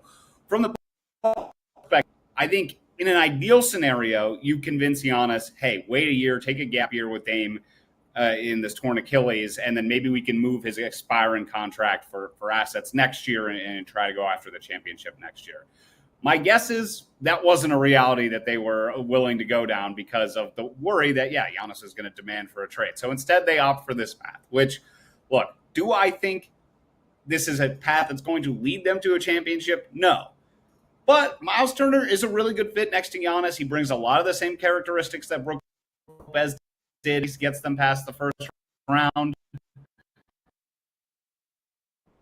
To stay another year, I guess. Than that, I can't say I really think him either. Well, Henry, what do you think is next for Milwaukee? Because is there another move that's going to come up here? Is it just going to be Miles Turner and hope for the best? Or is there something else that Milwaukee might do here to bring in maybe a third option behind Giannis, behind Turner? Like, there has to be something else after this, right? It can't just be Miles Turner and you're done. We've seen some small moves on the margins for them, and I think that's really all they're going to be capable of doing, again, given the constraints they have financially here in this new era, right? So they brought back Gary Trent Jr., they brought back Kevin Porter Jr., Ryan Rollins, they signed another guy, Gary Harris, who I guess is going to be a rotation piece, but I don't really see the path for them to add a whole lot more here. So I think they're going to kind of run it back with next year's team, but Miles Turner instead of Brook Lopez, which again, Turner's younger. He's probably a better player than Lopez at this point, but without Damian Lillard, I can't imagine that's going to take them very far. Well, the good news for Milwaukee is it looks like the East is just going to be wide open here. It's going to be the Cavaliers and question mark, because the Knicks still don't have a head coach. We're still waiting to see who they're going to hire here. And then it's the Magic, it's the Pacers without Tyrese Halliburton, but we did see a massive move on the Atlanta Hawks, and they acquired Kristaps Porzingis, and that was in the early going of this offseason period, but they started 100-1 to win the title. And now they're all the way down to 25-1. And of course, Trae Young is still there. And we know that Snyder's sticking around because the Hawks said, nope, hands off to the Knicks. What do you make of the Hawks and the price move on them? I mostly agree with that. I really wish I had gotten in on it when it was in that 40 to 50-1 range right after the Porzingis trade, because I thought, well, okay, Porzingis, I like the fit next to Trae Young. He can protect the rim. He can space the floor, but this roster's got a long way to go. Well, they made a bunch of other moves in the last couple of days that I like as well to fill out with a pretty strong, I think, defensive core around Trae Young, adding Nickeil Alexander-Walker from the Timberwolves, with a Kongwu, with them, you've got to what they had when they went a couple years ago. Yeah, Henry, I think the next thing that we have to ask is we go to the West, and LeBron is going to stick around with that $52 million option in Los Angeles, and they've added a couple of pieces. We were talking before we came on. Jake LaRavia goes in, Brook Lopez as well. Like, what do you make of the Lakers? Because it seems like they are still looking for what is the next spot here. Obviously, Luka and LeBron, but that wasn't enough in the short period that we saw it. Are the Lakers in a position to make any kind of impactful move, or is it just going to be these fringe guys and hope that that's enough with Austin Reeves, with Luka, with LeBron to get you over the hump? Or do we see a Reeves trade as they try to see what they can bring in for him? I don't think they should trade Reeves. I think ultimately it should be, think about trading LeBron, though he has a no trade clause, so he's got to be on board with that. Or, you make some moves on the margin. You try to compete as best you can, whether that's bringing in DeAndre Ayton or another cheap center option. But ultimately, I think you got to look to the future with Luka Doncic. This team's got, an 8-10 year time horizon now with Luka Doncic, as opposed to the, 2-year window that they were operating with LeBron. So I think ultimately, at this point, I wouldn't be going all in if I was the Lakers. I wouldn't be moving their draft picks in the 2030s for this team. They're more pieces away from a championship than those picks can get you. So I think ultimately you ride it out with LeBron and Luka as best you can, and then start to think about the future of this team when you're actually in a better position to win a championship. And I think you need a second ball handler in Austin Reeves in order to do that. Last one before we let you go here, Henry, and you can follow Henry at hedging_Henry for all of his NBA and other looks, his bets. Henry, what do you make of the Rockets? And they make the move for Kevin Durant. They bring him in. Obviously, he's not the MVP award-winning Kevin Durant of old, but still a very good player, still can put in a lot of points for you, brings that leadership that I think this young Rockets team maybe needed. What do you think of the Rockets? Can they be a real threat to the Oklahoma City Thunder next year and going forward? I think two things can be true. I like what the Rockets have done this season. I think the hype has gone a little too far on this team so far. I still see too many holes in the roster. I understand that it's a deep team, but to me, it's a team that still lacks playmaking. It still is going to struggle, I think, to score in the half court. Yes, Durant to help that, but I think they've got no in that area. And I ultimately think their best players are probably a year or two away still really threatening the Thunder. I think they're going to like Thompson to take another step or two forward in order to win the championship or compete with OKC at that level. So while I like what they've done, I would throw some slight cold water on it, I think, compared to the public sentiment right now. Henry Edinger at hedging_Henry. Great stuff on the NBA and what we've seen in free agency so far, breaking down the situation in Milwaukee that we saw today. Henry, really appreciate it, man, and appreciate talking to you, and thanks for taking the time. Thanks. Awesome. There he goes, Henry Edinger at Henry hedging_Henry. Appreciate him coming on to break down the NBA. We keep it rolling with the guest line here. We bring on Nick Henyon, BetMGM senior writer, because while there's a lot happening in the NBA, there is also a lot of Team USA fans up in arms from the soccer world. And Nick, I want to start there. Is it just what this team is? Like, we get set up for failure every day. They win the game the other night, but it takes penalty kicks. A lot of people really upset. And now going forward, what is up with Team USA? Are they a play on? Are they fade? Are they just going to go for the draw? What are you thinking with Team USA and the absolute still dumpster fire that this continues to be? Yeah, I wouldn't quite call it a dumpster fire just yet, but there definitely is cause for concern. The one thing I will sort of dump water on with Team USA is that it's not their full strength squad. It's not like they're sending out the lineup people are going to see next year when the World Cup rolls around. So there is concern there, yes. And, this is sort of an aside, but manager Mauricio Pochettino was caught interviewing for an English Premier League job over the summer, which strikes me as a little bit weird. But yeah, while everyone is going to be betting on the U.S. to win the World Cup next year, what a great story it would be win on their home soil. I definitely think come that time, the public sentiment is going to be too strong and they're going to be a fade for me. Are you doing anything with tomorrow's game, Team USA versus Guatemala, and maybe a rebound spot for Team USA after that kind of slugfest that we saw the other night? I'm not. I to be honest with you, I have not been really tapped in for to the extent I would like on Team USA's performance right now. It's kind of my time to do a bunch of EPL research and get ahead of next season starting. I mean, just under a month, just a little over a month, we get European soccer back. So kind of have my time tied up a little bit with that. So no bets for me to go for USA and Guatemala tomorrow. I'll just enjoy it as a fan. Well, any early looks that you have already for the European season once we get started back here? What do you think and any edges that you found so far in your early looks? One kind of speculative look I took was so here's the interesting note with the EPL this year. Recently, we've been seeing this trend where all three promoted teams are getting immediately sent down back to the English Championship. I think it has happened each of the last 2 seasons where all of the teams that stayed up the prior year kept their place in the Premier League the next season.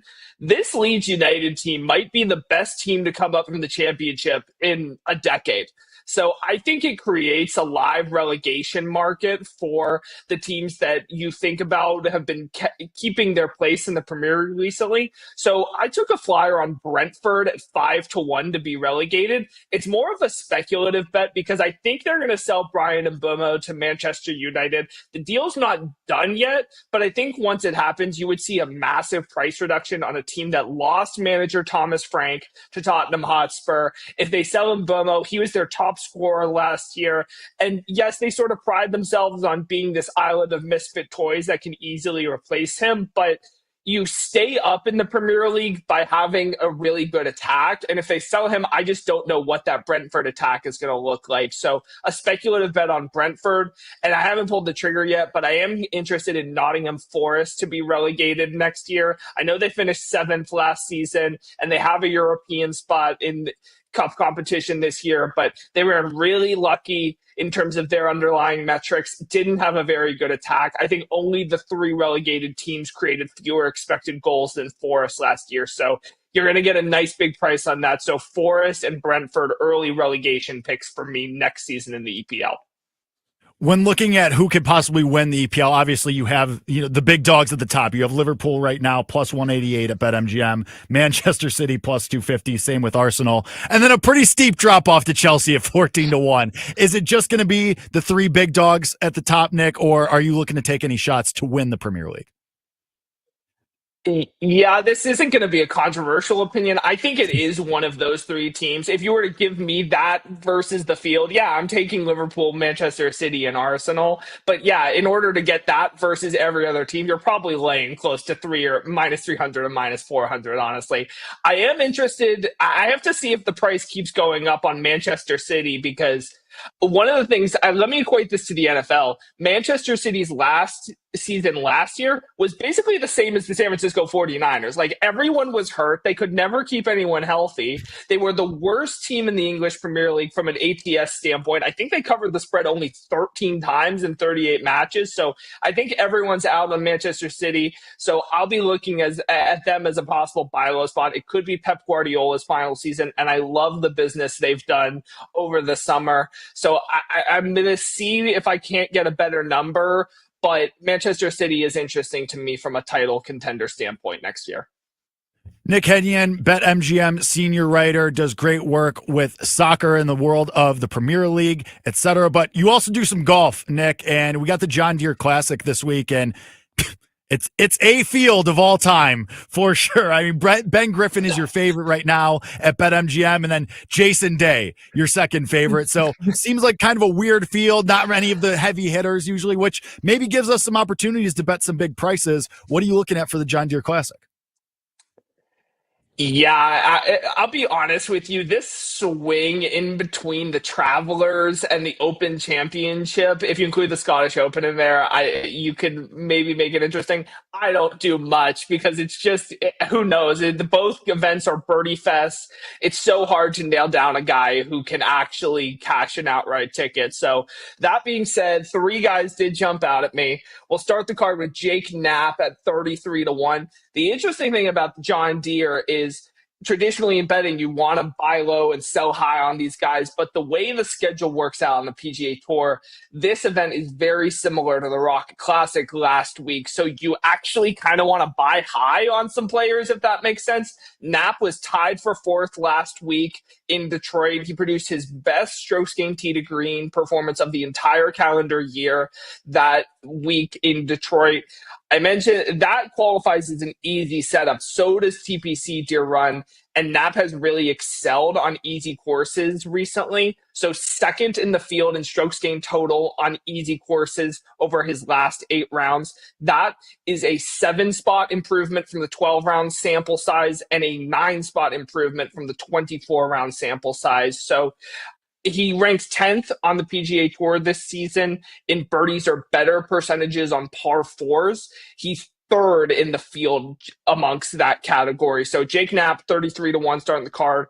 Alex Smalley at 40-1. He missed the cut last week in Detroit.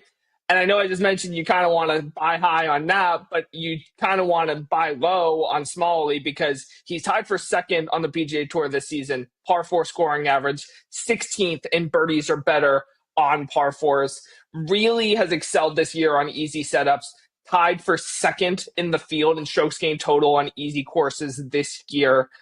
And he has previously excelled at Deer Run. So it's not the most correlative course in terms of past form, but he does have a runner-up finish here and has really good success. So Alex Smalley, 40-1. One more bomb, Cameron Champ at 80-1. He has gained 12.1 strokes from tee to green over his last 2 events. That's amongst the best in the entire field. And he has also gained with the putter in 3 straight events.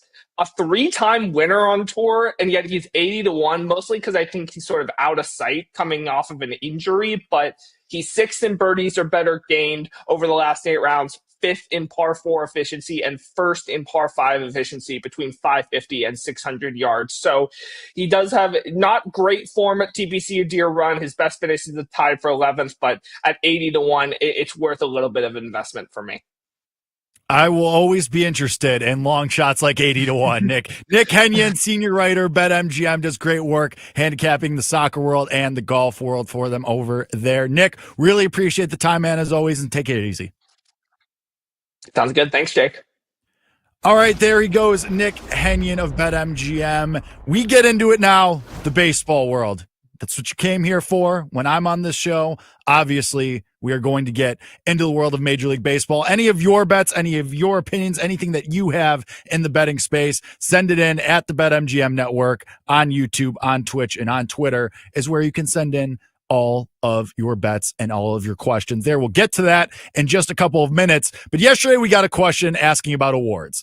And I do have some things that I would like to talk about regarding Major League Baseball awards. And as always, this season, with me especially, we're going to talk American League Rookie of the Year because things are starting to shift. We are starting to see some movement, especially with the leader, Jacob Wilson, who was minus 1,000. He was a minus price at a massive minus price, and he was deserved.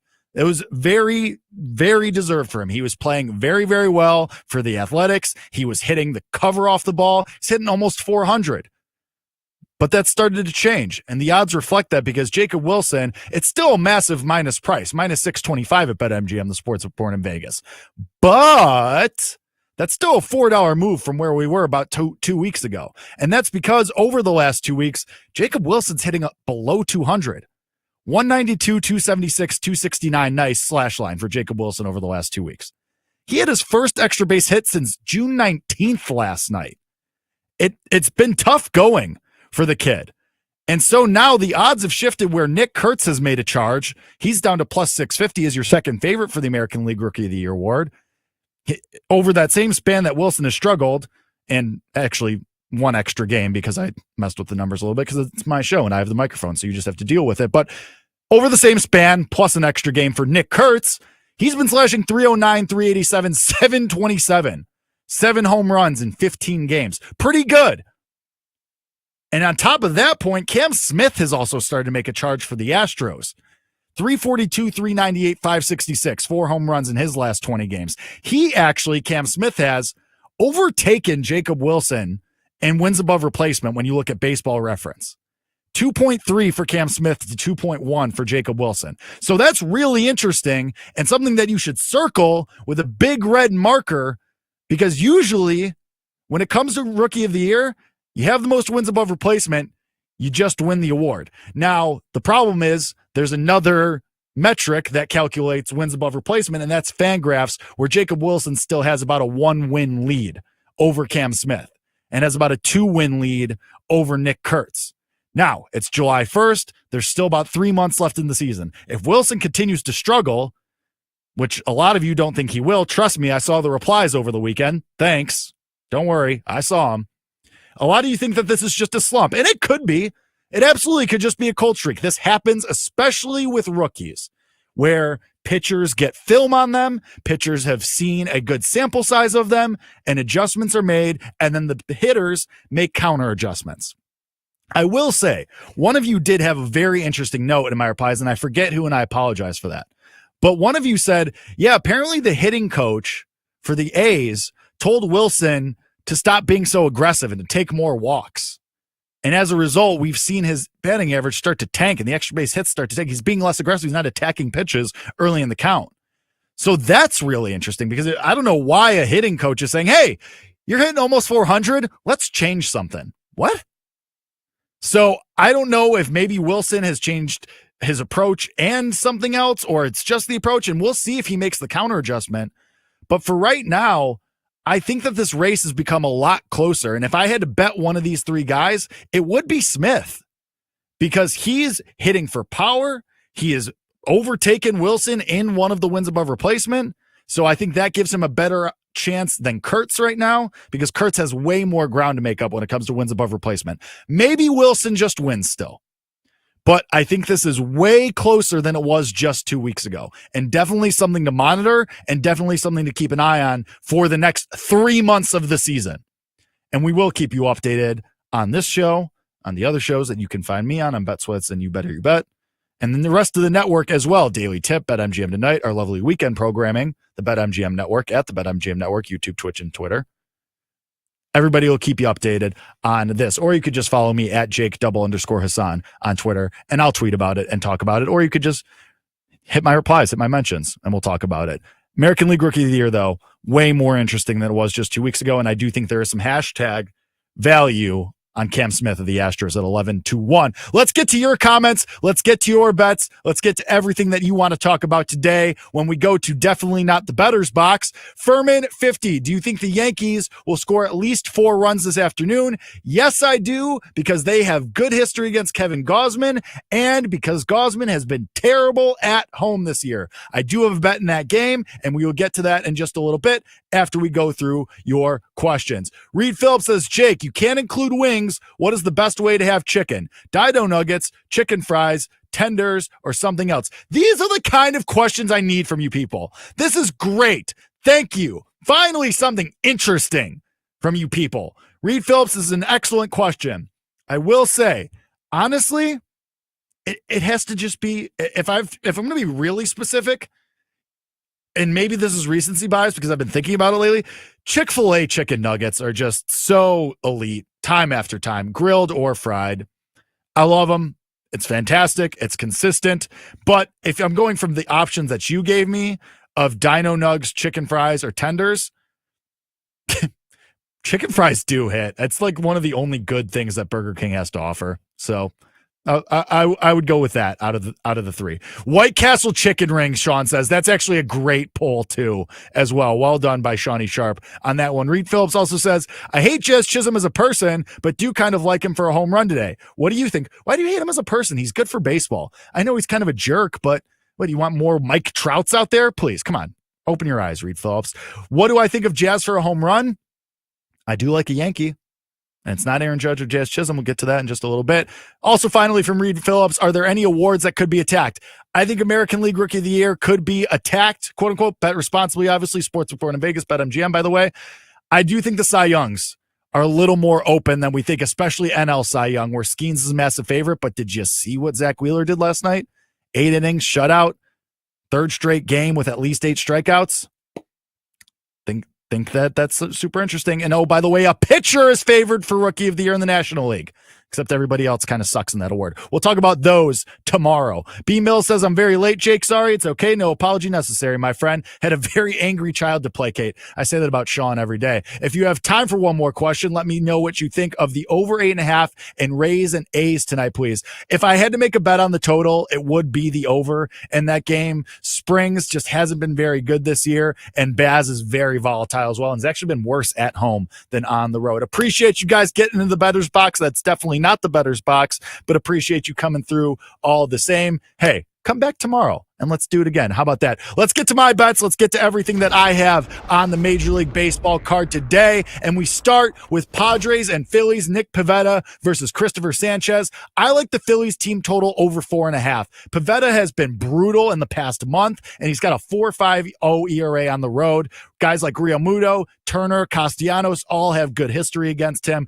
Give me the team total for the Phillies over 4.5. Twins and Marlins, total 7.5. Marlins, big home dogs in this one, but that's because Joe Ryan's on the mound. I have no official bets in this one because the Marlins don't really strike out, so I don't like Joe Ryan's K total over. And Edward Cabrera, you're either getting awesome Cabrera or he's going to be out in the first inning. No in between. I don't want to try and read those tea leaves. I'm good on that. Cardinals and Pirates, total 7.5. Happy Skeens Day. Andre Payante goes for the Cardinals. I'm running it back.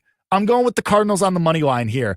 Paul Skeens, for whatever reason, just doesn't pitch well against the Cardinals. He's 1-4 against them in his career. They have his number. I'll go with the Cardinals on the money line in this one, and maybe NL Cy Young opens up just a little bit more. Tigers and Nationals, totals 9.5. Jack Flaherty and Trevor Williams.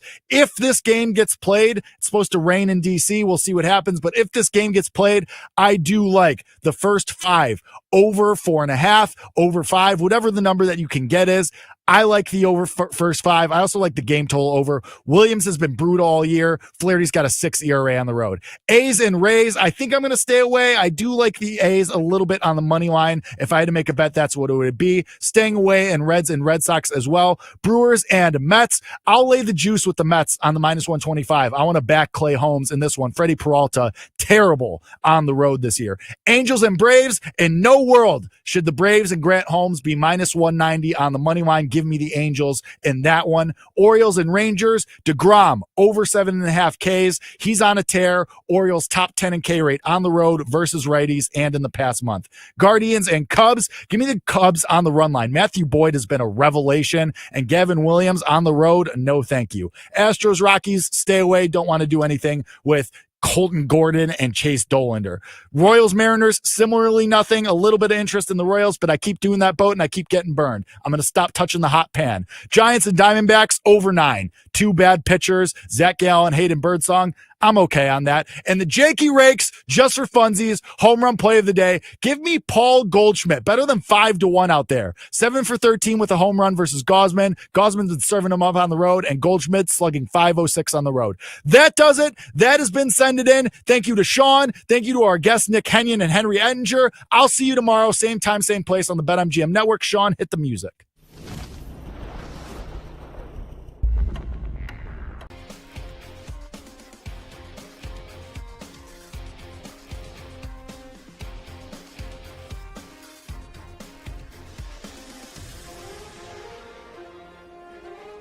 BetMGM Network. It's time for the Daily Tip This is like Disneyland for adults. If I wanted to have fun, I was going to go to Disneyland with my kids. with Michael Jenkins. Honestly, you could talk me into just about anything. Like, you want to do shots? All right, let's do shots. You want to put together a 10-leg teaser? Sure, let's put some money on it. In fact, I do a parlay with Champions League soccer and the WNBA. And Chelsea Messenger. Let's try to beat the rest of the network at being degenerates, because maybe, just maybe, we can win in that regard. I do like the idea of a parlay. Hey, Dad, don't forget about me, the Dunkster. Presented by BetMGM. The sportsbook born in Vegas. Download the app today. Please gamble responsibly. If anyone can be a degenerate, it can be us. Here we go. It is hour 3 of the Daily Tip on the BetMGM Network. Good morning. It's a Tuesday. I'm Michael Jenkins. She's Chelsea Messenger. Coming up in our final hour, we've got some baseball news for you. What happened last night in the Bigs? The Rockies, the Colorado Rockies, got a win, their 10th of the season. We'll discuss that then in 20 minutes. How about this? We're going to talk some June baseball with the great Buster Olney, the senior Major League Baseball writer for ESPN.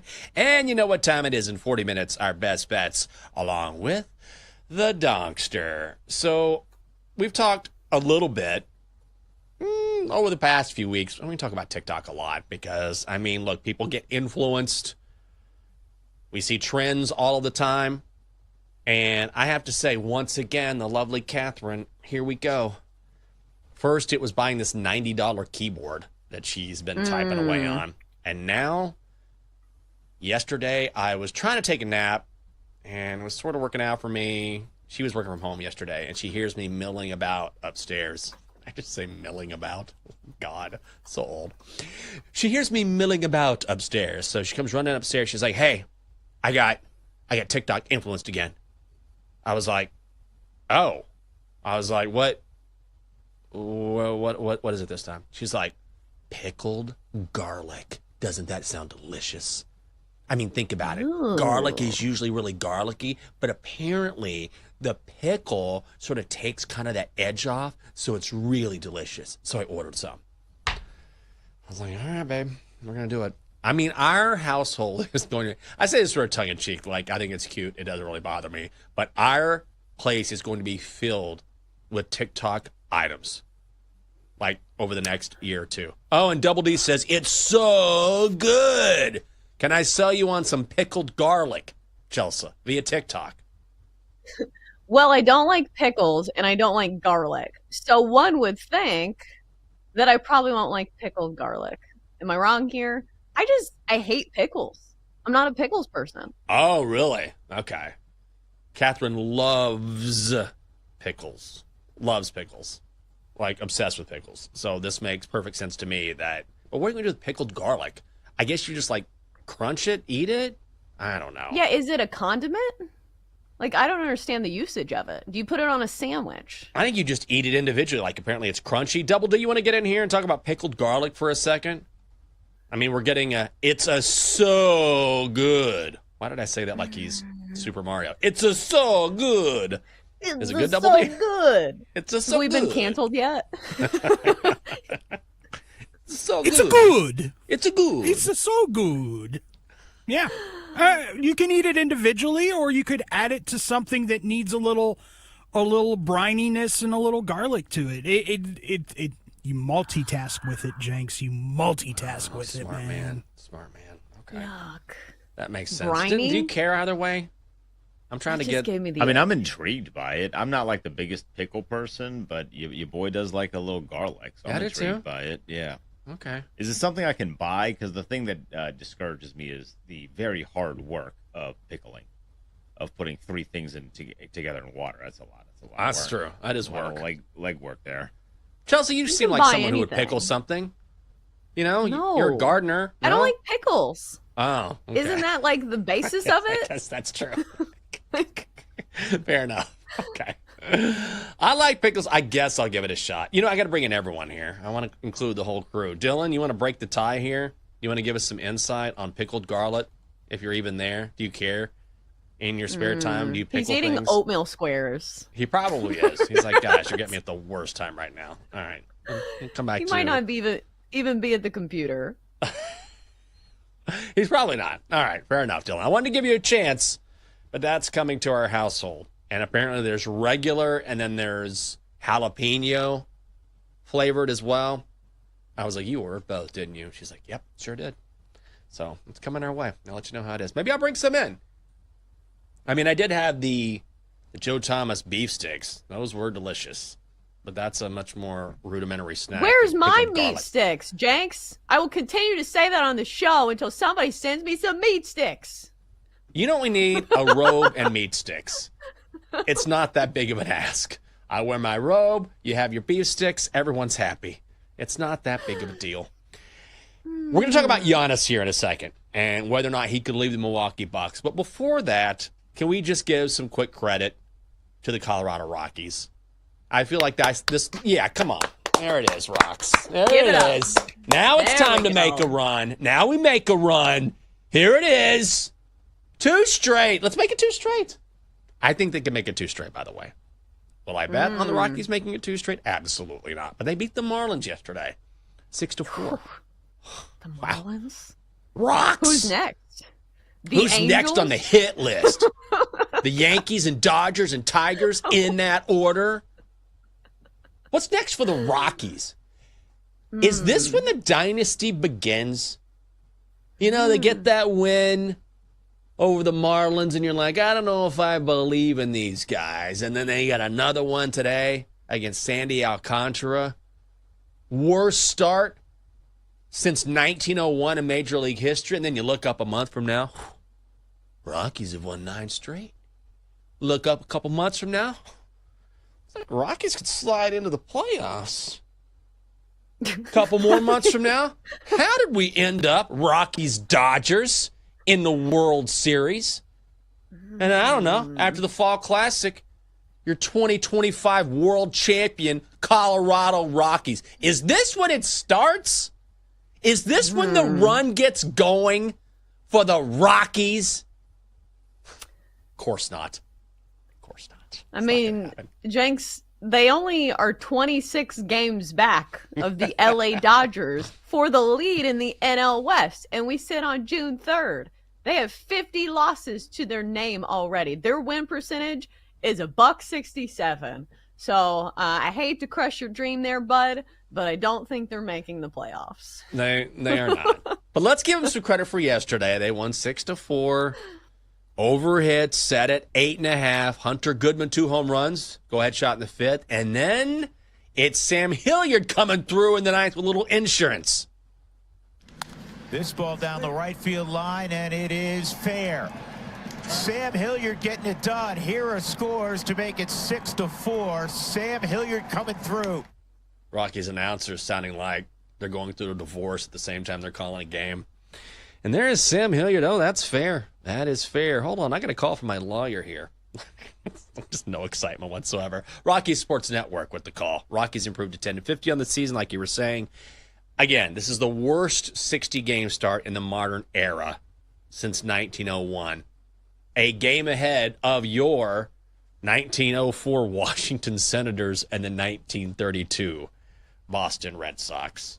But I will say, with Sandy Alcantara on the mound today and his 8.47 ERA, they have a shot to make it 2 in a row. Seriously. They have a shot, but am I counting on the team that has a total of 10 wins through June 3rd to get it done twice in a row? Probably not. So I know Sandy Alcantara has not been good this year, but if there is a lineup that maybe even he is capable of shutting down, maybe it's the Colorado Rockies, especially on the road, because usually in past years when the Rockies have been bad, they've at least been like decent at home, because obviously your hitters should get a boost because you're playing at altitude there. But this game is in Miami. So I don't know, Jenks. We will all be waiting with bated breath. NBA Finals? Who cares? We are following the Rockies' win streak. Damn right. Damn right we are. All right. Well, someone who cannot be stopped, unlike the Rockies, Giannis Antetokounmpo. Could he leave the Bucks? We're hearing more and more information now that maybe he could. Shams Charania from ESPN said earlier this season Giannis is open-minded to the idea of leaving the Bucks. And according to Doug Smith, now of the Toronto Star, Giannis and the Raptors have mutual interest, although Smith also added that the idea that the Raptors could potentially outbid other teams is probably unlikely. So if you're looking at odds to where Giannis might go, these are not at BetMGM, but the Bucks are the favorites for him to stay in Milwaukee, plus 105. The Spurs are plus 470. Rockets 8-1. Raptors 11-1. Nets are 18-1. Didn't really expect that. I mean, this is the basketball offseason. Almost. This is sort of the calm before the storm before we get the NBA Finals, obviously. But this is going to be a big storyline. Could Giannis really leave Milwaukee? I did not think he sort of had it in him to leave Milwaukee, but it looks like I'm way off on that because we keep hearing, yeah, I think I might. What would be a good fit for Giannis? Well, to be clear, Milwaukee is still the favorite to keep control of their superstar. And when I look at this list, like what's strange to me is that I feel like if I'm Giannis, which I know I'm not, I would want to go to a team that can contend because that's why you'd be leaving the Bucks, right? I don't think that it's all for money. Like that's the crazy thing about this day and age with NBA free agents. It's not that they are necessarily chasing money. A lot of these guys are chasing rings and they want to be a part.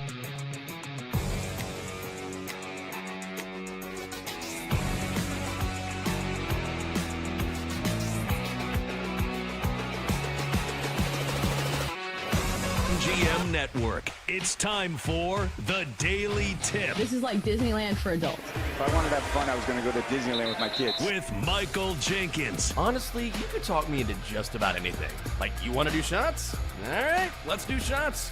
You want to put together a 10-leg teaser? Sure, let's put some money on it. In fact, I do a parlay with Champions League Soccer and the WNBA. And Chelsea Messenger. Let's try to beat the rest of the network at being degenerates, because maybe, just maybe, we can win in that regard. I do like the idea of a parlay. Hey, Dad, don't forget about me, the dogster. Presented by BetMGM.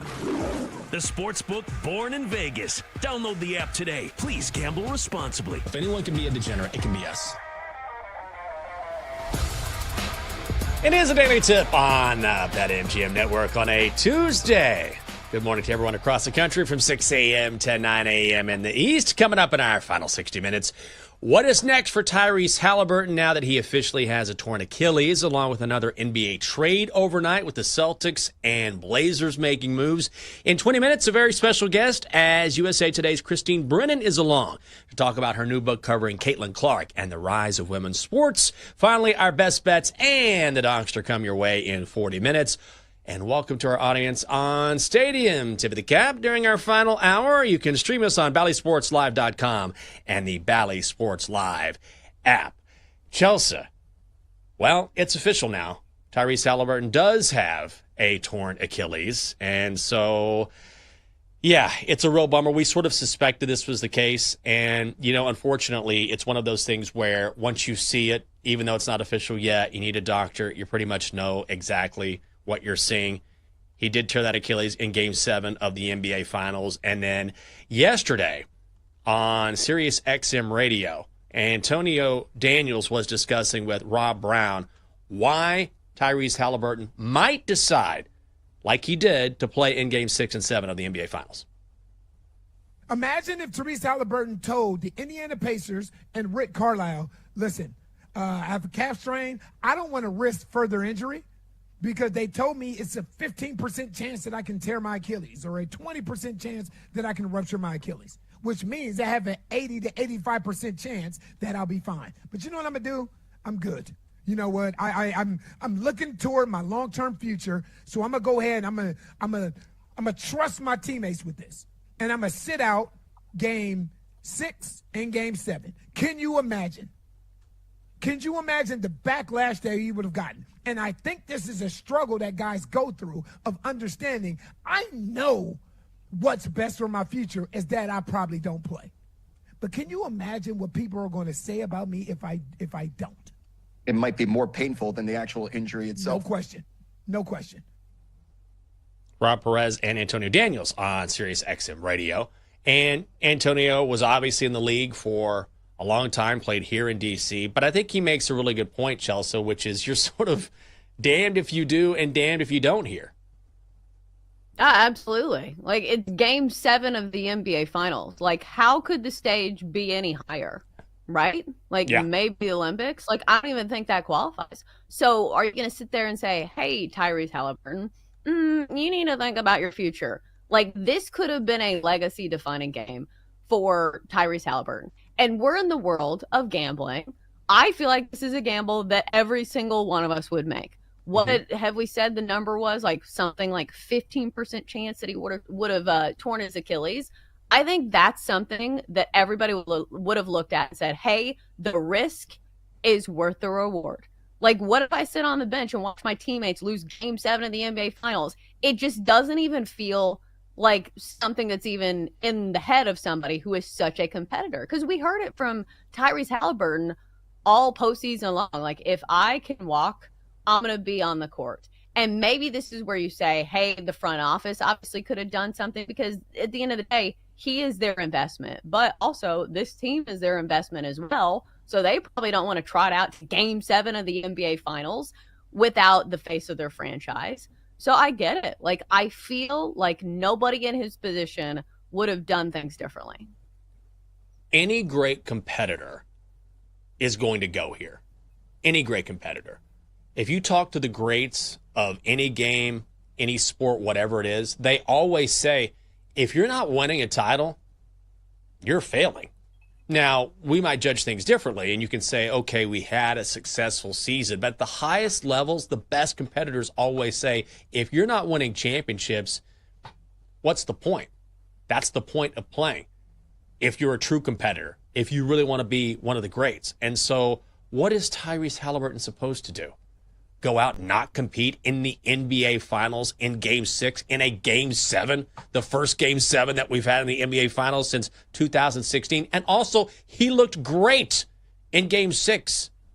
Like, what would be the warning that, okay, maybe he shouldn't go in Game 7? He looked phenomenal in Game 6. We were all worried. Will he play? Will he not play?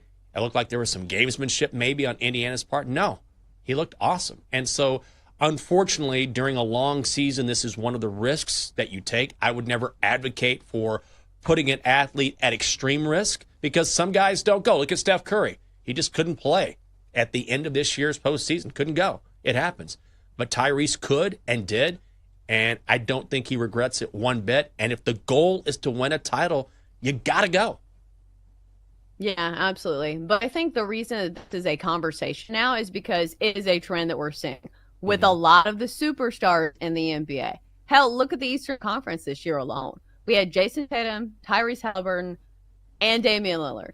And, by the way, all of these guys played on the Olympic team. So maybe there's something to the effect of these guys need more time off and they need more recovery. And so some people are starting to say, hey, maybe we need to shorten the season, which in theory sounds like a great idea, because, like, how many of us are, like, really dialed into the regular season every single game of the year? I know I'm not. Like, maybe the players feel differently, but judging by some of these injuries, probably like that. But at the end of the day, like you've said before, it's all about money. And these TV contracts are how the players get paid. So if you play fewer games, the money will be less. And ain't nobody sitting in the front office saying, hey, we need to make less money. No, they're never going to go for it. Yeah. You play 12 less games, as an example, and an owner gets, I don't know, 6, 7 less home games per year. No way. Less merchandise sold, less money for TV contracts, which have already been signed, by the way. So if you're signing for X number of games, then that decreases. And then these partnerships or these deals that have been signed might have to be renegotiated. It will be too much of a mess. So maybe we'll see guys sit out a little bit more. But ultimately, I think this is sort of like football in that guys just have that mentality. And the league is going to keep pushing it. Maybe not more games in the NBA. We see the NFL do that. But I don't think the number of games is going to diminish. There's just way too much money at stake. Halliburton, to his credit, I thought he posted something very, very eloquent on X. And it's a very long statement. So if you're interested, do yourself a favor and log on and check out his X account. But I will just read part of this. He says, now that I've gotten surgery, I wish I could count the number of times people will tell me I'm going to, quote, come back stronger. What a cliche, LOL. This sucks. My foot feels like dead weight. Indy, I'm sorry. If any fan base doesn't deserve this, it's y'all. But together, we're going to fight like hell to get back to this very spot and get over this hurdle. I feel like Tyrese Halliburton has absolutely elevated what we think of him personally and professionally based on his performance, of course, and also how he's carried himself throughout the postseason. Remember, this is a guy who was voted by his peers most overrated player in the NBA. I think that has changed completely. Yeah, and I do think it's important to note that I think it was like 14% of the players voted for him because it was just by default. There wasn't, that many votes for one person, but the point still stands. I think for Tyrese Halliburton, that's what makes this injury so heartbreaking because it was Game 7 of the NBA Finals, and it could have been the exclamation point on one of the best postseasons we've seen from a player in quite some time. Like, I'm not going to put him in the Hall of Greats because he didn't win an NBA Finals, but still, all of the clutch shots down the way and all the moments he gave us. The choke sign that we saw that was so iconic and that brought us back, to the days of the 90s with Reggie Miller. But the resolve and the fight that we've seen from this Pacers team, Jenks, I'm looking at the odds over at BetMGM right now, and the ones that I think that are on our screen right now are not correct because I'm seeing the Pacers are 16-1 to win the Eastern Conference. And listen, as much as I love Tyrese Halliburton, he was not scoring 35 points a game. This is still a very good Pacers team. And we saw it. TJ McConnell is not Tyrese Halliburton, but I feel like he is a fine fill-in. He's going to be on the roster next year. The only roster question that the Pacers have next year is going to be Miles Turner if they re-sign him. But still, this is a good team. They still have Pascal Siakam. They still have Andrew Nembhard. Still have Aaron Nesmith, Benedict Mathurin, Obi Toppin. All these guys are coming back. So, Jenks, I feel like we've counted this Pacers team out before. So you're telling me 16-1? And, look at the East right now. I understand that the Cavs are still very good. So are the Knicks. It's the Magic, who just got Desmond Bain, but still, Celtics don't have Jason Tatum. Sixers, postseason, forget about it. So I feel like they still have a shot. Pacers 16-1 to win the East. Worth a sprinkle? I like the value, but I can't do it. I can't pull the trigger. He is not the heart and soul. I think Siakam is sort of the heart and soul of that Pacers team as far as their emotions go, but there's no question that Halliburton is arguably their best player, and he's the guy that makes everything run when it comes to that offense. So every great team has great teammates, have great players that fill roles, and the Pacers have that in spades, but they have to have someone they can go to in the clutch. Tyrese Halliburton was fantastic in the playoffs, averaged more than 17 points a game, higher than his regular season average. He was dishing the ball out. He was the real spark plug and also a clutch shot after clutch shot late. The reason why they were able to make this run is because he was there. They knew if we need a big shot, we're going to go to Siakam, but more so we're probably going to go to Hallie. And so while I like the value there, I just don't see them making a run without him in the lineup. I'm not saying that Tyrese Halliburton is not a important part of this team or what they did this postseason. I'm just saying I feel like the Pacers elevated themselves as a team this year. And I understand, look at the names, and it doesn't feel like a bunch of superstars on this roster.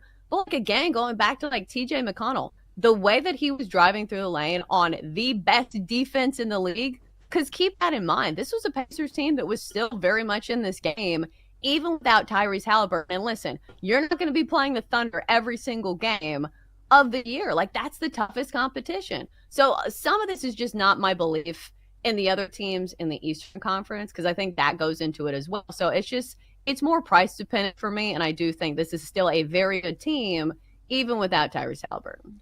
Well, you mentioned the Celtics, and there they are sitting at, right now, 6-1 to win the East. The Cavaliers are plus 260. The Knicks 3-1. The Magic? Orlando at plus 425 to win the East. Then the Sixers at 12-1. You mentioned the Pacers, also tied with the Pistons at 16-1. But the Celtics have made a move overnight because they've got to do something with Jason Tatum very likely out for the season, also with a torn Achilles. So they have traded Drew Holiday to the Pacers for Anthony Simons, according to ESPN. Boston will also get 2 second-round picks in return. So this is done for a couple of reasons. Number one, over the next 2 years, and I love Drew Holiday's game, but he is owed $72 million. Also, the Celtics, by trading him to Portland, will save $40 million in luxury tax payments this year. So the Blazers get one of the best defensive players in the NBA, a world champion, and they get that championship experience to go with a very young squad. The Celtics cut a ton of cash and also get a guy in Simons who is a good outside shooter, particularly from long range. And we know Joe Mazzulla and we know the Celtics game. They want someone who can shoot from outside to sort of take the place of Jason Tatum, not as a whole, but at least in that respect. So I feel like it makes sense for both sides. Yeah, I think Portland was really aggressive in seeking out this trade because they really like Drew Holiday. I feel like we were just talking about how Tyrese Halliburton brings something to the team that maybe sometimes isn't in the stat sheet. I think that's what Drew Holiday brings to a roster because he is a veteran, somebody who's won, I believe, 2 gold medals in the Olympics, somebody who has NBA Finals experience, and again, that defensive presence. Like, look at the team that just won the NBA Finals and all the defensive pieces that they added. And I'm not saying that the Blazers are going to win the NBA Finals. I'm just saying it's a nice pickup. As for the Celtics, this feels like a move to clear cap space and a move to, I'm not saying it's a resignation move because Anthony Simons is a good piece and a scorer that they definitely need. I am just saying that it doesn't feel like the Celtics are going to be like the super team that they once were. We'll see with Simons, though, because he's a young talent and he still has plenty of room to grow and he's going to add a scoring punch. And again, it feels like the East is kind of wide open. So, hey, maybe the Celtics are contenders. Yeah, I mean, it does seem wide open. And what's going to happen with Jaylen Brown? There have been some talks that maybe the Celtics might be willing to part with him, but then they would have to get a massive load of picks and players in return. So I don't necessarily see anyone making that move, but then again, it's the NBA offseason. The Celtics have to decide, do we move forward this year with Simons and the roster we have, or do we sort of fall back and start from scratch again? So that will be a decision they have to make. Coming up in 5 minutes, Caitlin Clark is the biggest star in the WNBA, and now one of the biggest names in covering women's sports has written a book about her. Christine Brenner from USA Today is next. Chelsea and Jenks will be right back on the Daily Tip on the BetMGM network. Download the app today. Please gamble responsibly.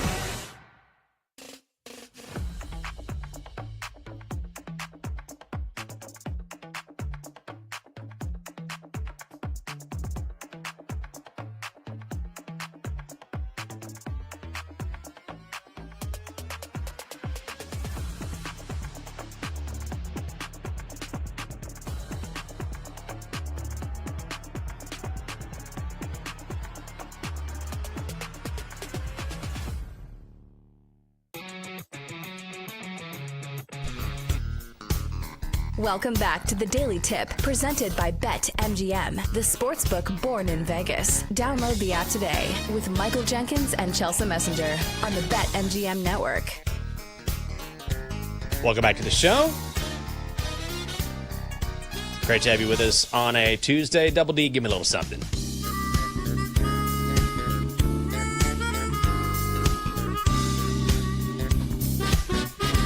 Coming up in a couple minutes, we will probe the impact of fever-struck Caitlin Clark when we bring in the great Christine Brennan, author of a new book called On Her Game, Caitlin Clark and the Revolution in Women's Sports. And Chelsea, I'm going to ask this to Christine as well. Could you have imagined a time where the WNBA isn't just something that helps us pass the time in the summer? We are long past that. Now the WNBA is something that dominates the headlines, and rightfully so. It's amazing that we have come this far so quickly, where now people don't just talk about the WNBA. They are passionate about it because of the storylines and because of the athletes involved. Well, and the other thing is, I'm trying to say this in a way that is not like insulting. People are talking about the WNBA not simply because of the players' appearances. Because we've had little blips. Like, I don't know if you remember, like, Skylar Diggins when she was popular, because she's just like, she looks like a model. And she's also very good at basketball. So I think we have had female athletes who have had that level of marketability and success because of their appearance, because they're also good at sports. But I feel like nobody is looking at Caitlin Clark and saying, hey, we need her to be in a tight skirt or in this certain outfit for us to market her. It is simply based on how good she is at basketball. Maybe there's a little bit of that rivalry mixed in, but you get what I'm saying. Oh, yes. Now it's, whether it's, dressing up before, again, even guys do that now. But the real focus now is what's happening on the court, which is the way it should be. So let's bring in Christine Brennan. You know her as a columnist for USA Today, also author of On Her Game, Caitlin Clark and the Revolution in Women's Sports. That will be available in July. Christine, thank you for joining us this morning. And your book is coming out next month. Tell us a little bit about it, and what is something that you learned along the way in writing this book that maybe surprised you a little bit?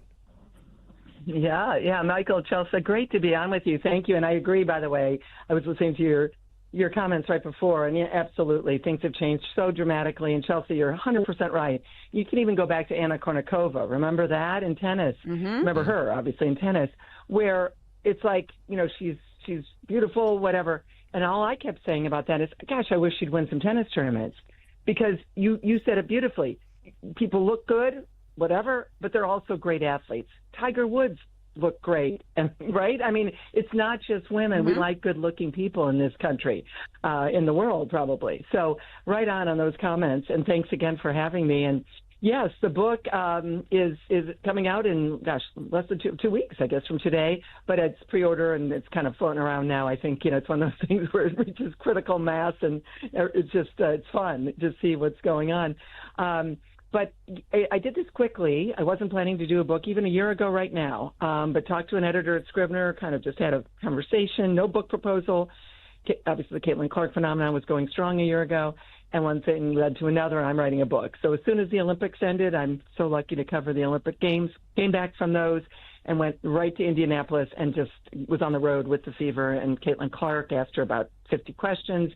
She answers every single one, looks you in the eye, never shies away from a tough topic, never scowls. How many athletes have we all? It's like, okay, yep, I get it. You don't want to answer. Nope. A full answer goes on for a minute, sometimes goes on for a tangent, with a tangent that is so helpful and interesting. And all of this at 22, as I say in the book, 22 going on 40 or 50. And, everyone, as you know, and as your listeners know, everyone threw everything at her, right? Race, deal with that. Race in America. Yes, a 22-year-old basketball player, you do it. And she did. She handled it beautifully. Obviously, it's a 74% black league. She's a white woman. We now know the next sentences as they're going to start to develop. I deal with all that in the book.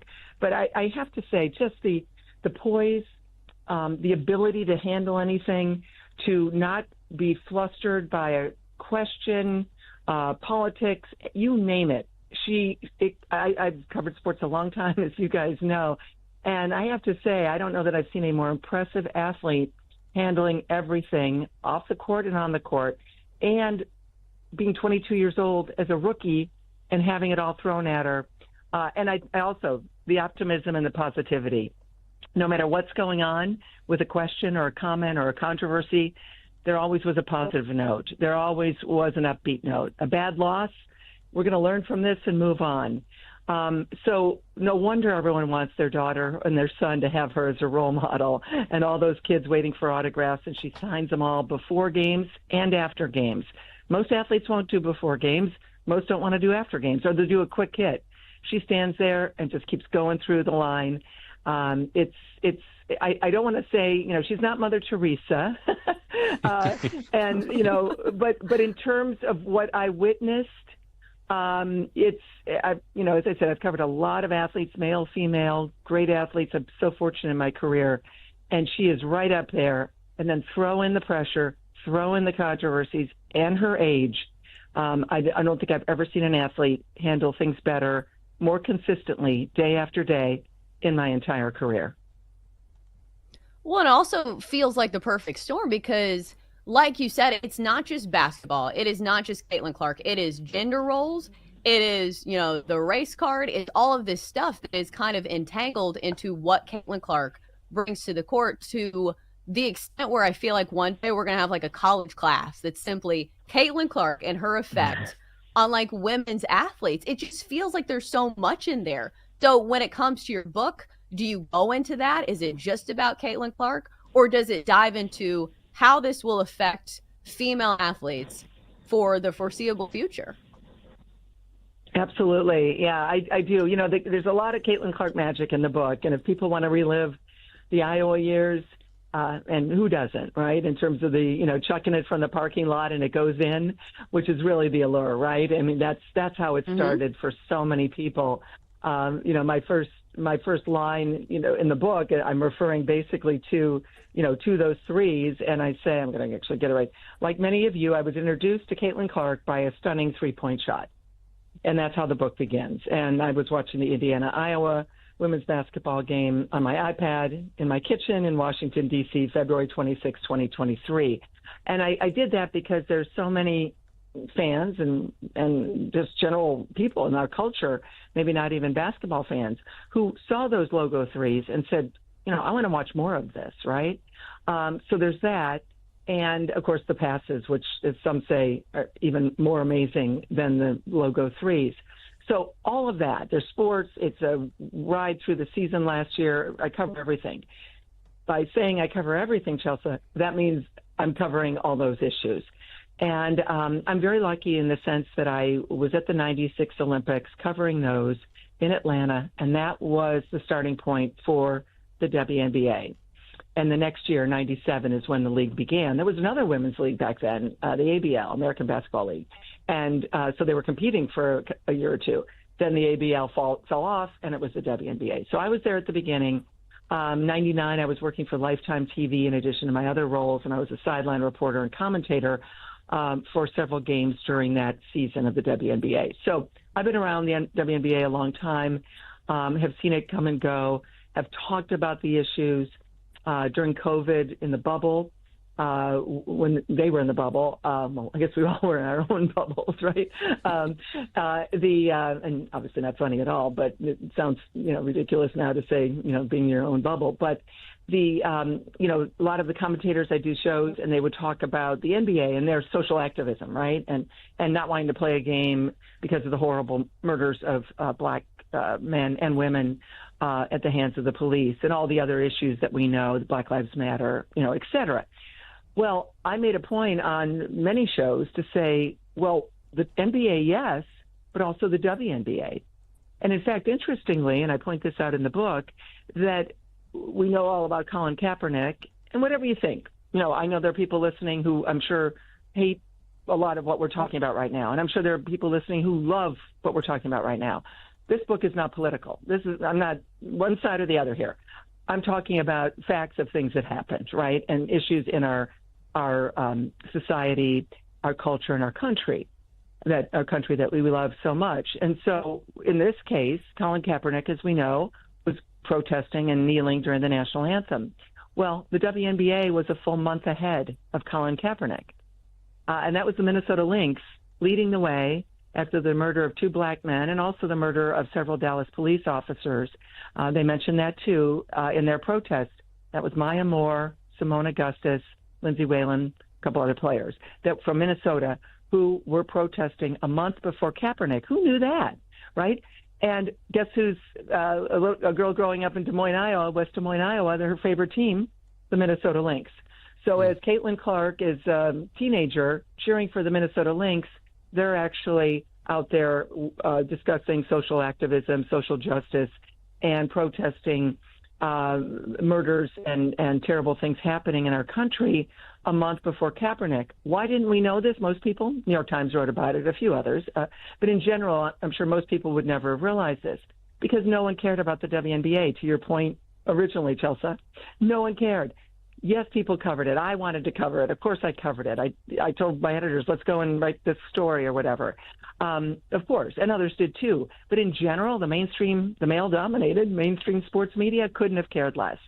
I point all that out, which is a precursor for why there's some people who've had some trouble with the fact of the attention that Caitlin Clark is getting. To me, a rising tide lifts all boats. The spotlight on Caitlin Clark now shines on everyone who deserved the attention for years and never got it.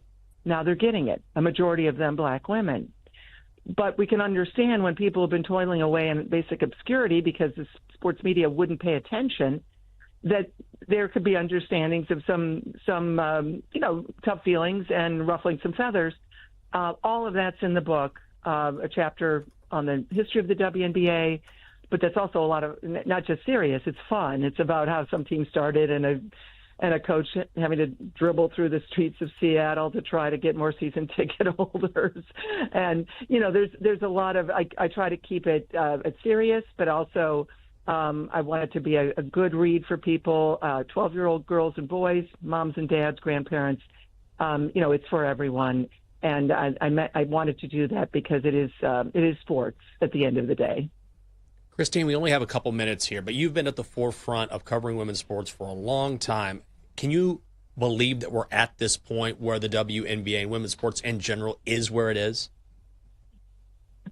Michael, absolutely not. If you said this to me 3 years ago, no way, right? And I only have a few seconds, but I literally, as I was watching, and I came to the Caitlin Clark story. I covered a lot of women's Final Fours, and I've covered a lot of, as I said, obviously women's sports, Olympics, whatever. But I was not covering those 2 women's Final Fours that Caitlin Clark was starring in and bringing Iowa, that team that was not expected to be there, to the championship game, both cases. And then, of course, 4 million more people watching the women's final with Caitlin Clark in South Carolina and Iowa. 4 million more than the men the next night. I mean, that's a sentence I never thought I could possibly utter. And that's what kept hitting me as I was watching it, and I was heading to the Masters and covering that. So that's why I wasn't at the women's Final Four. Like, I did not believe I would see this in my lifetime. And I hope my lifetime goes on for quite a while. But it's just, to your point, like, literally this happening, we've got people standing in line in the cold in January and February in Big Ten country in Maryland. My nieces were in that line to go to the Iowa-Maryland game here in the D.C. area, at Columbus and Ohio State. Everywhere Caitlin Clark was going, it was like a barnstorming tour. Thousands standing in line in the cold, waiting to get in to see a basketball player who happened to be a woman. Again, things I never thought we would see, and that's why I wanted to do the book. And that's why I thought this moment was so worth capturing. And certainly, while Caitlin Clark is the first in women's team sports, we've had tennis, right? Serena Williams going all the way back to Chris Evert, et cetera, and Billie Jean King, but Venus, Serena, et cetera. But the team sport aspect, where there's games every few nights in each city, that's the difference. And that's what I'm honored to be covering in On Her Game. It is called On Her Game, Caitlin Clark and the Revolution in Women's Sports, coming out in just a couple weeks. And Christine Brennan, longtime columnist, covering women's sports and for USA Today as well. Christine, it's been a real pleasure. Thank you so much. Michael, Chelsea, thanks for having me. Have a great day. Thanks to your listeners. And hopefully we can talk again soon. Yeah, that would be fantastic. What a great perspective. And Christine is someone, she doesn't remember this. I met her, probably 12, 13 years ago and had followed her work for a long time. So if you meet anyone who is qualified to do a book like this, it's certainly her. Oh, absolutely. And what a moment. Like, I was just thinking, if I'm a movie director or writing a TV series, do something on this. Give us a TV show. Yeah, it would be great theater. There's no question about it. And I'm excited about the book, excited about the WNBA this summer. And if you're a women's sports fan, like I know Christine is, just in general, you have to be thrilled that this is where women's sports have come in such a quick period of time, especially in basketball. Coming up next, it is a Tuesday. Time to find out where we are putting our money. Best bets coming your way next. This is the Daily Tip, and it is on the BetMGM Network.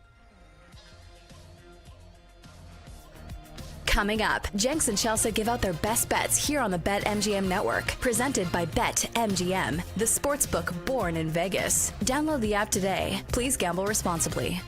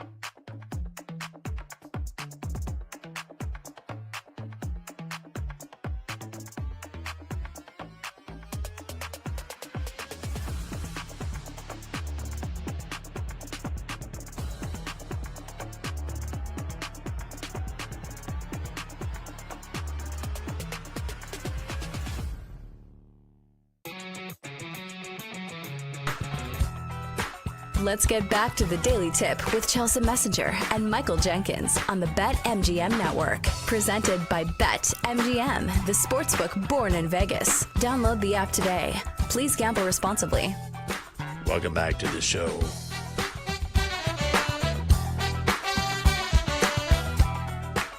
It is a Tuesday on the Daily Tip on the BetMGM Network.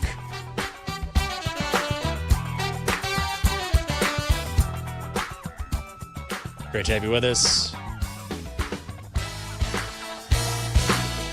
I'm Michael Jenkins. She is Chelsea Messenger. Appreciate you spending your time with us as we are live from 6 to 9 in the morning, Monday through Friday. Coming up, best bets, Dockster as well.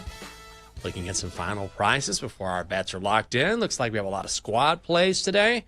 Oh my God, I'm so tired of this heat already. I mean, it's everywhere. It's not just here in D.C. Yesterday, oh God, when I did Fox 5 last night on Like It or Not, and had to put on a suit, which I talked about, but I don't have a car. And part of me thought, you know what I'll do? I'll just take an Uber or a Lyft to Bethesda. And I was like, no, this is $35 because I just didn't want to walk in the heat and get on the metro. I was like, no, I'm not spending that money. So by God, I put on a full suit when it was 100 degrees outside, walked to Metro, and then I get to Metro, I swear to God, and I get in one of the cars, one of the trains, and the air conditioning is off. It was just like holding that heat inside. And I walked in, it was like, ugh, it was like swallowing bread. I was like, ugh. And I sat down for a second. I'm like, I'm going one stop, and then I'm getting into another car. Like, there's no way I can do this. But what's funny is, as I sat down, I watched people walk in, and it was like watching people walk into an invisible wall because the heat had just been trapped in there. So people would walk in and be like, oh, another person. They'd turn immediately. I was like, yeah, it's just awful. So I switched cars at the next stop, made it, but then I'd have to get out and walk for a while. Oh, my God. I was so gross. Thank God I'm wearing shorts today because wearing a full suit when it's triple digits outside, not great. Yeah, that's why you shouldn't have summer weddings. Like, I feel like a lot of people notice this when you go to weddings, because for the women, it's fine, because we get to wear, like, spaghetti strap dresses and, you know, dresses that don't cover that much. But for the men who are just over there sweating bullets in suits, that's the worst, because, like, hot weather is fine if you're not dressed up, if your makeup isn't running down your face, if you don't have on a suit. So it's fine if you have on like athletic clothes, but like being in a suit, like I can't imagine the feeling. That must have sucked. Oh, it was not good. Oh my God. Gross. And you're just like walking into the studio trying to, you know, like you're Frankenstein because you don't want any of your body parts to touch. Oh, it was so nasty. I wish I had a pool, Chelsea. You have a pool. I'm jealous. I'd be at the pool every day. Well, I don't have one at my house. I have one at my mom's house. So it's not outside, but it's at my mom's, and I'm at my mom's all the time. So, yes, I have access to a pool, but it's not at my house. Let me tell you, we're going to my mom's place. We got to buy those tickets. We're going to my mom's place in like a month, and we're going to be at the pool each and every single day, and it's going to be awesome. I'll be in the shade, but it's going to be awesome. Coming up next on Bet Sweats, you know they're going to continue talking about the NBA, also have some baseball picks, and I believe they're going to discuss Joey Chestnut's prep. I mean, it's coming. It won't be long before Joey Chestnut is scarfing down those dogs at Nathan's. We were talking about this on Fox 5 last night. Martha Stewart has recommended that you don't know what you're doing if you put ketchup on your hot dog. Do you subscribe to that? Because I don't. No, you don't know what you're doing. What does she mean? Like, what type of hot dogs is she serving? Are they something that don't taste like hot dogs? Because, listen, hot dogs should not be consumed raw, right? Or not raw. Maybe that's plain. Correct. Is what I'm saying. I agree. Of course, Chelsea, we're in you agreement. need to cook them. But you need to put something on them. Like, what was her stance? Was she like a mustard person, saying like you only can put mustard on them or relish? Yeah, but then she was also like, and you put bacon on it, which I'm not opposed to it in theory, but I'm saying you can't be anti-ketchup and pro-bacon. I mean, I love bacon. I'm just saying that doesn't seem like a traditional hot dog topping. It was just odd. And I love Martha Stewart. I'm in love with Martha Stewart. I have a huge crush on her. Oh, yeah. Yes. Well, wasn't she in the Sports Illustrated swimsuit edition? Good. I'm gonna go buy it today. What's She's like her beef 82 with or something ketchup, though? crazy. Like, maybe she just hates ketchup. Like, maybe her and Patrick Mahomes need to meet up and they need to have, like, a debate on ketchup. Or maybe she needs to be treated to a Whataburger. Because haven't we decided their ketchup is amazing? Life-changing? Yes. 1,000%. So I thought that was interesting. But, yeah, they're going to talk about Joey Chestnut and his prep. Maybe we get Joey on this show.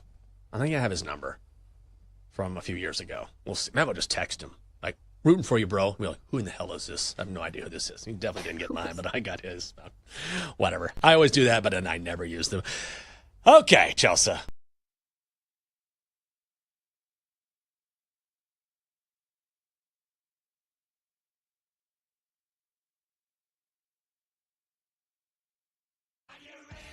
It's time to laugh, to win, and to live the thrill of the action. Hey, baby, let's go out there like a bunch of crazy dogs. What the hell's going on out here? No idea what's going on, but I am excited. Every pick, every play, every game-changing moment. This is You Better You Bet, brought to you by BetMGM, the sportsbook born in Vegas on the BetMGM network. Oh, we are off and frickin' running. It is July 1st. Happy Bobby Bonilla Day to those who celebrate. This is You Better You Bet on the BetMGM network. I am Jared Smith. We are live for the next 4 hours. You can watch us live 24/7 on the BetMGM network, or you can listen to us live on the free Odyssey app. Also, check us out on Twitch, YouTube, and BetMGMNetwork.com. Follow the show on X at You Better You Bet or at BetMGM Network. You can follow me on X or IG at Jared Smith Bets. And from 6 to 7 p.m., it is the NBC Sports Now Power Hour only on Peacock. And, of course, we'll also have Gambling Night in America. Today's crew hanging out with us: Bill Zimmerman, Tyler Morales, Jake Hassan, Mike Brown, and Sean Ha. Nick and Femi off this week, enjoying a little July 4th holiday, but filling in myself, and of course the great Rob Brown. Follow him on X at Rob Brown Show. Got to put the in there, right, Rob? How you doing today, pal? Good, buddy. Glad to be back. Great day yesterday. I do want to send a special thanks out to Shams and all the boys for dropping all that hot, spicy NBA action at 7:01 p.m. last night. Made it real easy to wind down and take a nap after the show was over. But I have a feeling that we are not going to be hurting for stuff. By the way, I would just like to wish all of America the happiest of Bobby Bonilla days.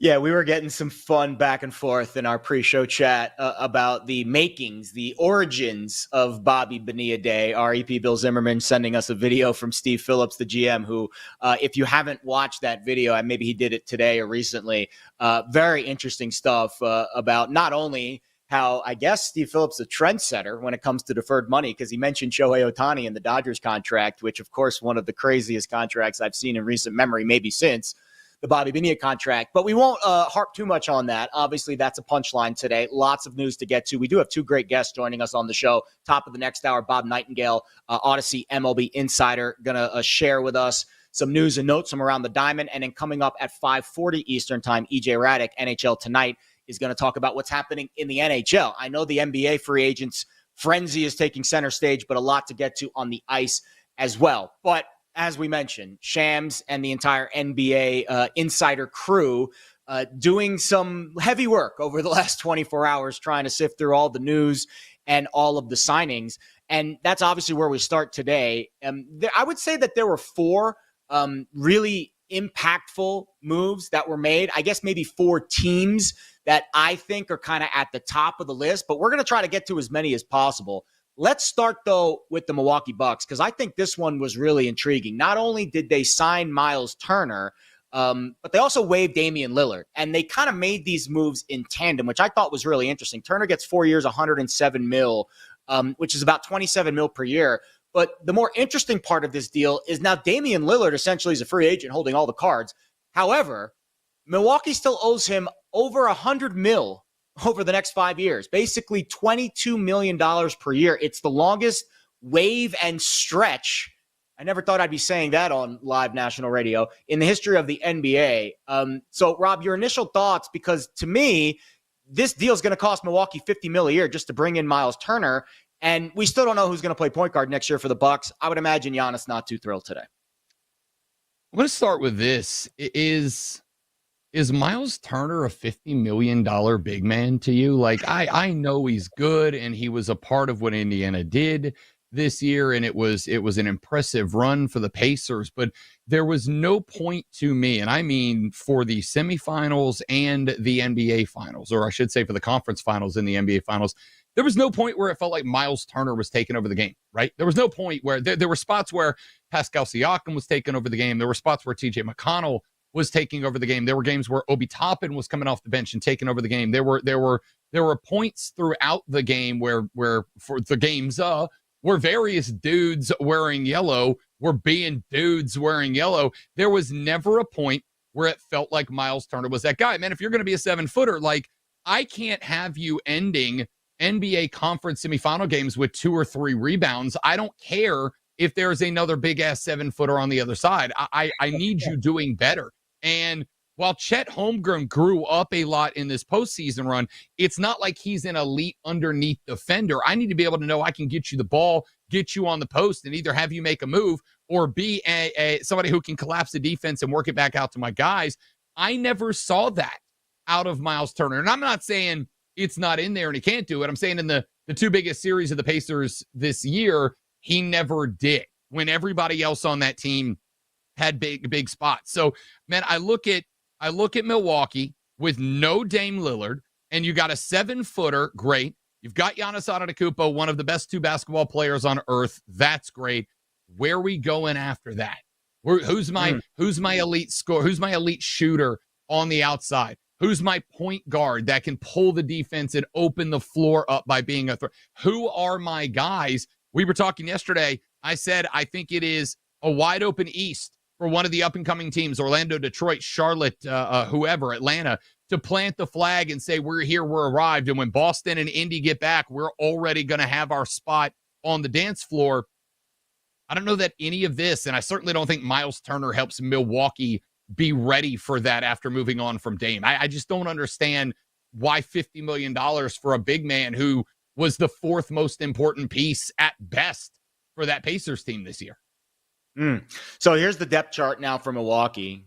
Kevin Porter Jr. is the starting point guard currently listed. Now, of course, this could change, but we'll see how much it changes.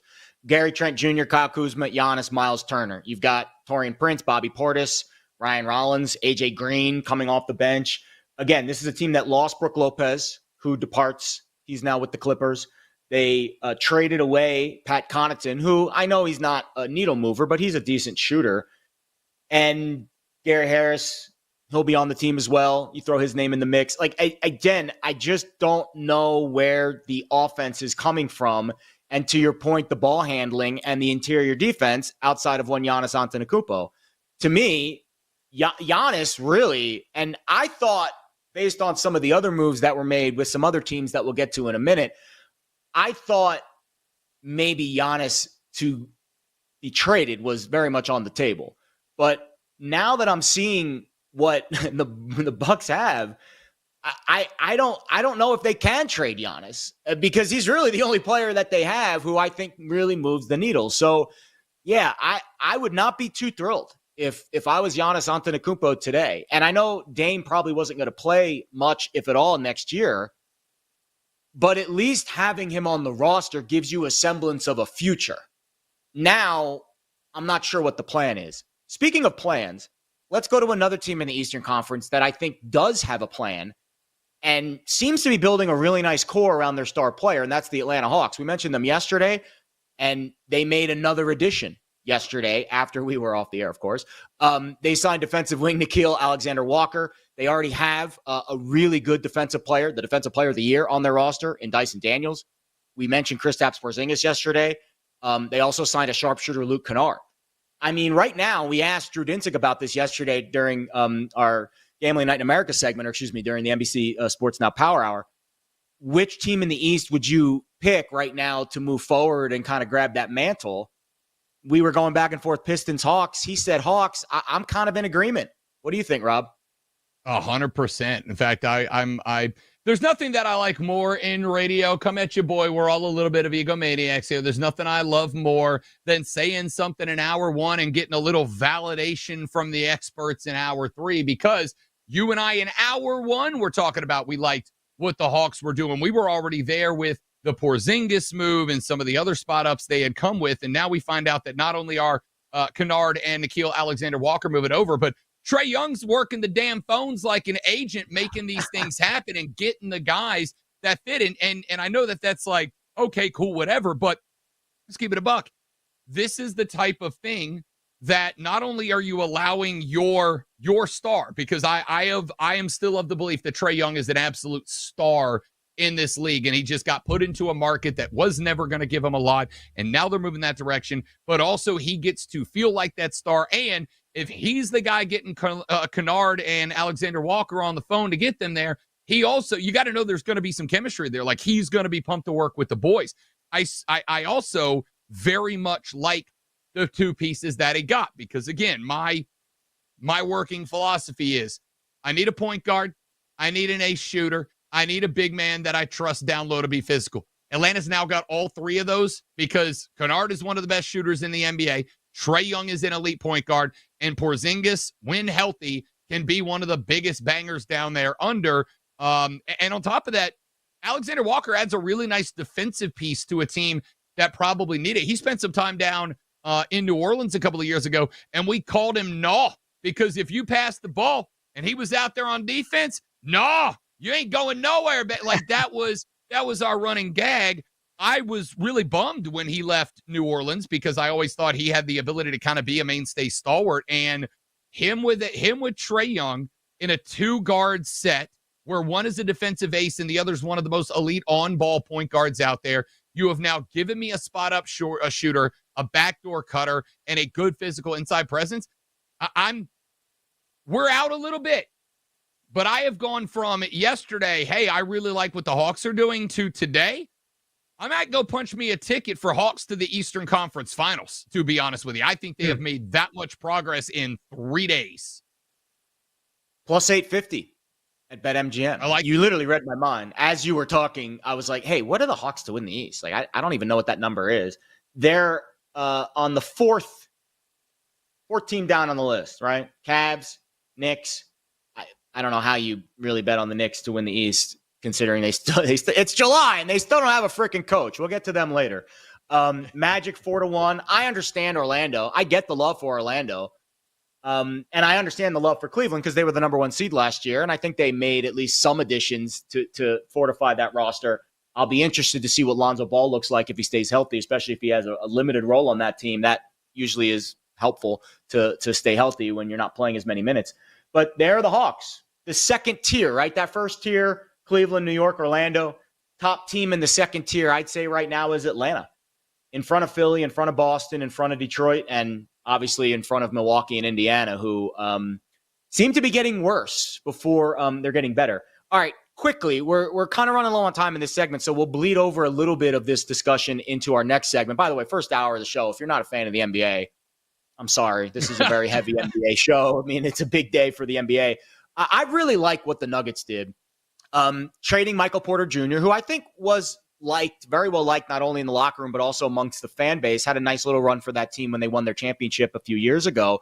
But they clear $17 million in cap space by trading for Cam Johnson, who I think if you kind of put those two players in a vacuum, they're very similar, right? 3-point shooters, long, lengthy wing players, but you save $17 million and you get further and further away from that second apron. And now it allows Denver to maybe have a little bit more wiggle room if they want to add another piece down the road. I think the Nuggets, who are already kind of right on the doorstep of getting back to the finals, I think they did get a little bit better. They got a little bit younger, a little bit healthier, and they saved a little bit of money with the trade for Cam Johnson. What do you think?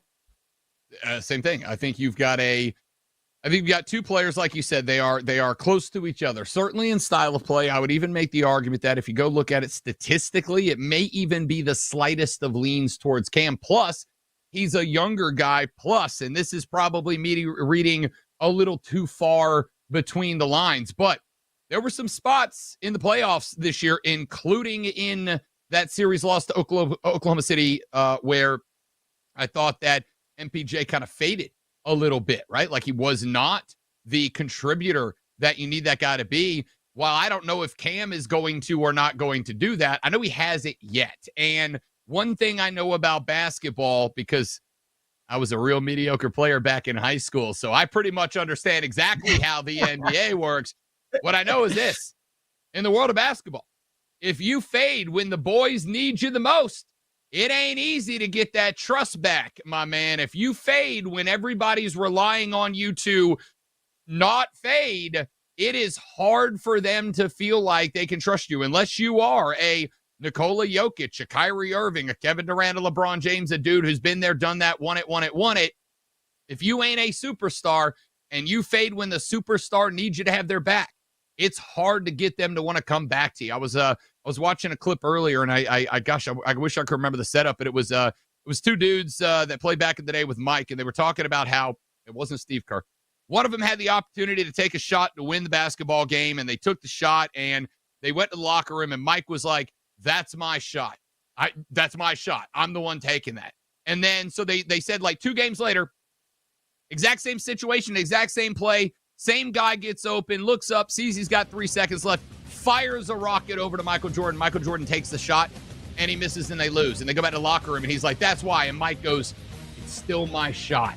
Right? You lose that trust, you're out. And I feel like maybe that's what happened to Michael Porter Jr. in Denver. All right, we're just getting started here on the 1st of July. A lot to get to with the Rockets, Raptors, the Knicks, the Thunder, the NBA taking center stage. We'll be back here on You Better, You Bet.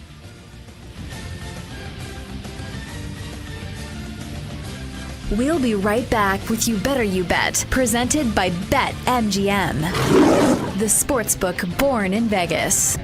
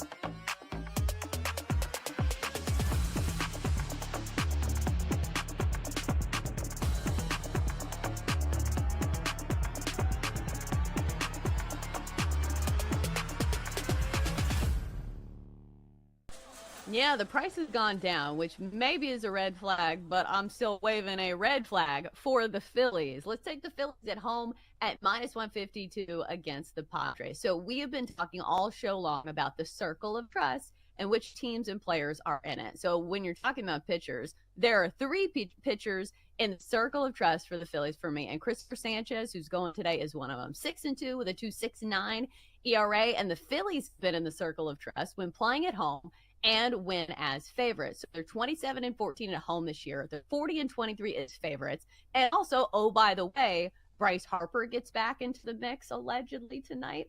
And this offense has been much better at home on the whole. A top 5 offense when playing in Philly. Meanwhile, you look at the Padres and their offense isn't nearly as good when they're playing away from San Diego. A bottom 10 offense on the road. I know Nick Pivetta has been pretty solid, but I am willing to trust the Phillies at home a little bit more than a Padres team that has a losing record away from San Diego. They're 20-25 this year away from home. So let's go Phillies at a good price at -152. Let's go Phils.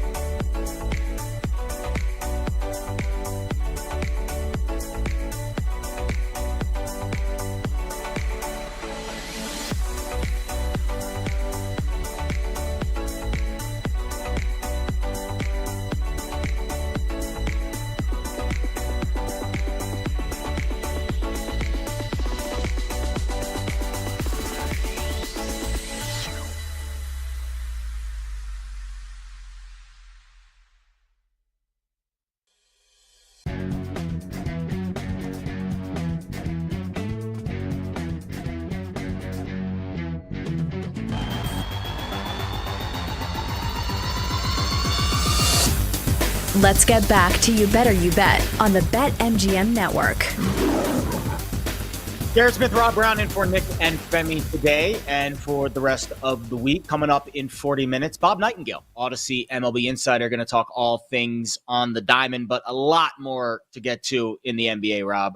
Let's continue with our, peruse around the Western Conference. We talked about the Nuggets. Let's get to the Rockets, who are another favorite up top that conference, or at least one of the teams expected to compete.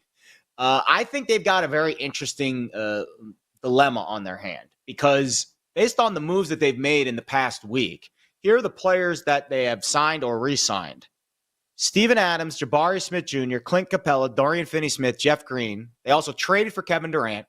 And, of course, they still have an all-star in the front court, Alfred Şengün. All of those players I just named are all front court type players.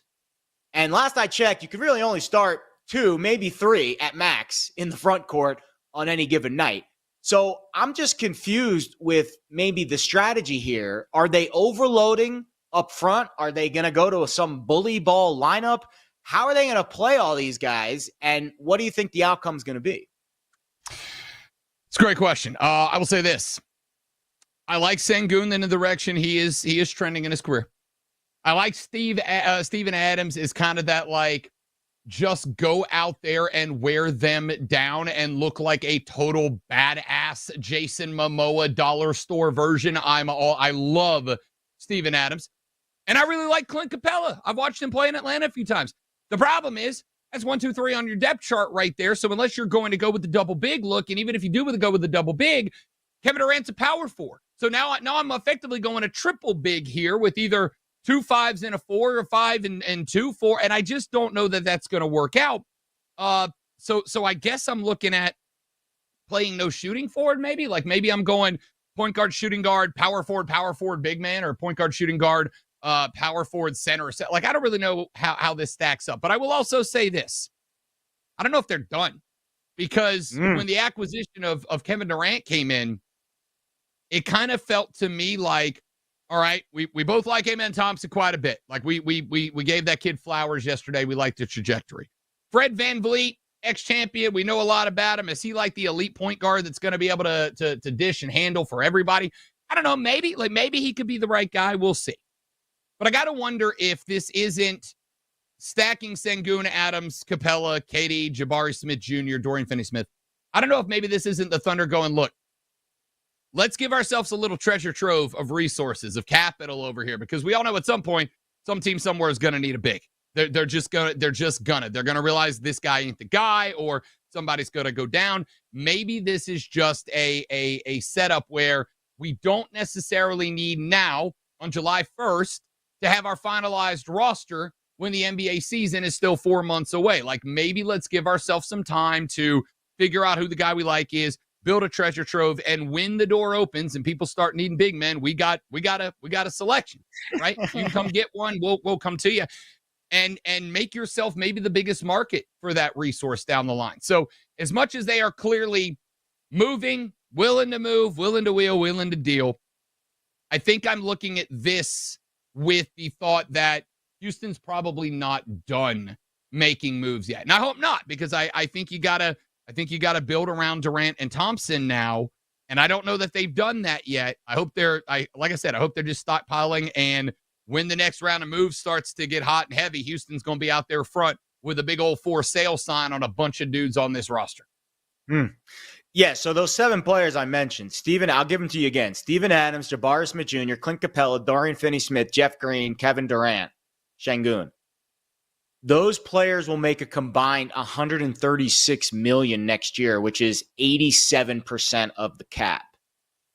And I'm not really sure how you manage that center position, Rob, right? Like right now on the depth chart, you've got Clint Capella listed as the 3rd string center. I mean, why are you signing him to a 3-year deal if he's your 3rd string center? It's a really intriguing move. Now, my first thought, and I wrote this down in my notes, and then I kind of crossed it out after the Bucks did what they did slightly after I heard of some of the other Rockets moves. I thought maybe they are stockpiling assets to make a run at Giannis. Because KD and Giannis together, then you throw Sengun and Amen Thompson in there with a experienced point guard in the backcourt with Van Fleet. All right, now you're cooking with gas. Now you have my full attention. I don't know if that's possible. I am not a capologist. I am not someone who is in the weeds with the apron, the 1st, 2nd, 3rd, 5th, 7th apron, whatever they're going to get to. But my first instinct was Ime Udoka's got 5 starting spots and like 15 players to manage. It's just not going to work. Maybe they are building their stockpile not to give one of the bigs away and try to get something back, but to make a super mega deal and try to get Giannis on their team. Am I crazy for going down that rabbit hole? No, not even a little bit. And we were talking about the Bucks, and you said something on the way out of the last segment that I was hoping we were going to get the opportunity to circle back around to. So I'd like to thank you for your ESPN that you displayed there, for knowing I wanted to get back to this. I think we came into this offseason, and you'll notice that despite all of the talk about how this could be it for Giannis, he could be out, he could be traded, he could demand a trade. He hasn't yet, but he might, yada, yada, yada. Everybody was remarkably quiet. And I will say this about Giannis Antetokounmpo. We all know this as we work in the media. Yeah, he's fun at the post-game press conferences, right? Like, he's given us plenty of sound bites to throw on our boards, on our local shows, whatever. But he's historically remarkably quiet about his career, right? It's always, I want to win championships, and that's it. And I respect that. I really do. But it's like remarkably quiet about what he's going to be doing in his career. And I kind of approached this offseason with the thought, I don't want to say belief, but thought that Giannis is going to be sitting back in a gamer chair, all right, maybe playing a little 2K and watching, just keeping the Bucks move tracker open, maybe keeping that finger refreshing the Shams Twitter feed to see what moves Milwaukee's making. I think that this move, these set of moves right now, it may be an audition for the Bucks to keep Giannis. They may have been looking and going, okay, what are you going to do? All right, you're getting rid of Dame. That's great.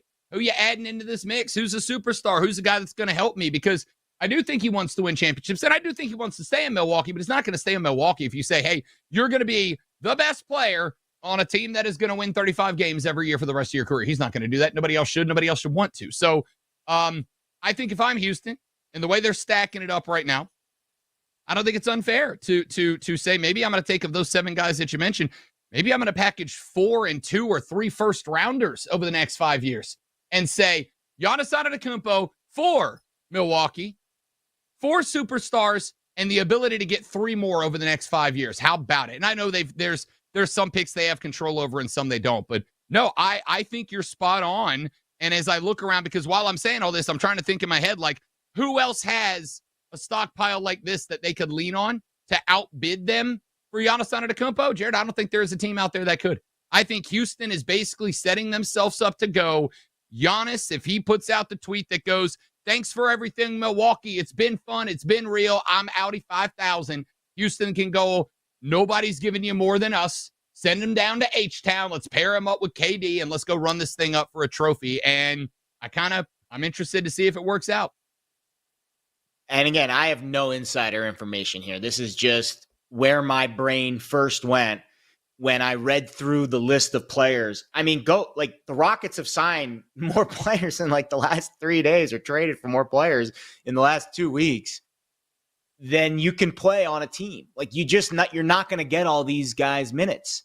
So it will be interesting. Ime Udoka basically doing musical chairs with the rotation and to try to figure out where all these guys are going to land. So my brain initially went, what big fish is out there that you can maybe package together all these little fish and maybe figure out a way to get Giannis in town? It would be very intriguing. I don't think it's going to happen. I think that would take just a monumental flexibility, salary cap maneuvering, and I don't know if the Rockets can do it. But if they can, KD and Giannis, Thompson, Şengün, Van Fleet, that feels like a starting 5. Maybe they're not as deep as the Thunder, but that starting 5 might be right there. It might be better. It might honestly be better than what the Thunder can give you right now, despite the fact that, speaking of our next segment, our next story today, is the super mega duper max contract that Shai Gilgeous-Alexander just signed, the richest contract in NBA history, $71 million per year, essentially $1 million per game. I mean, it's insane because his yearly contract is now worth more than some guys make in a 4 or 5 year deal.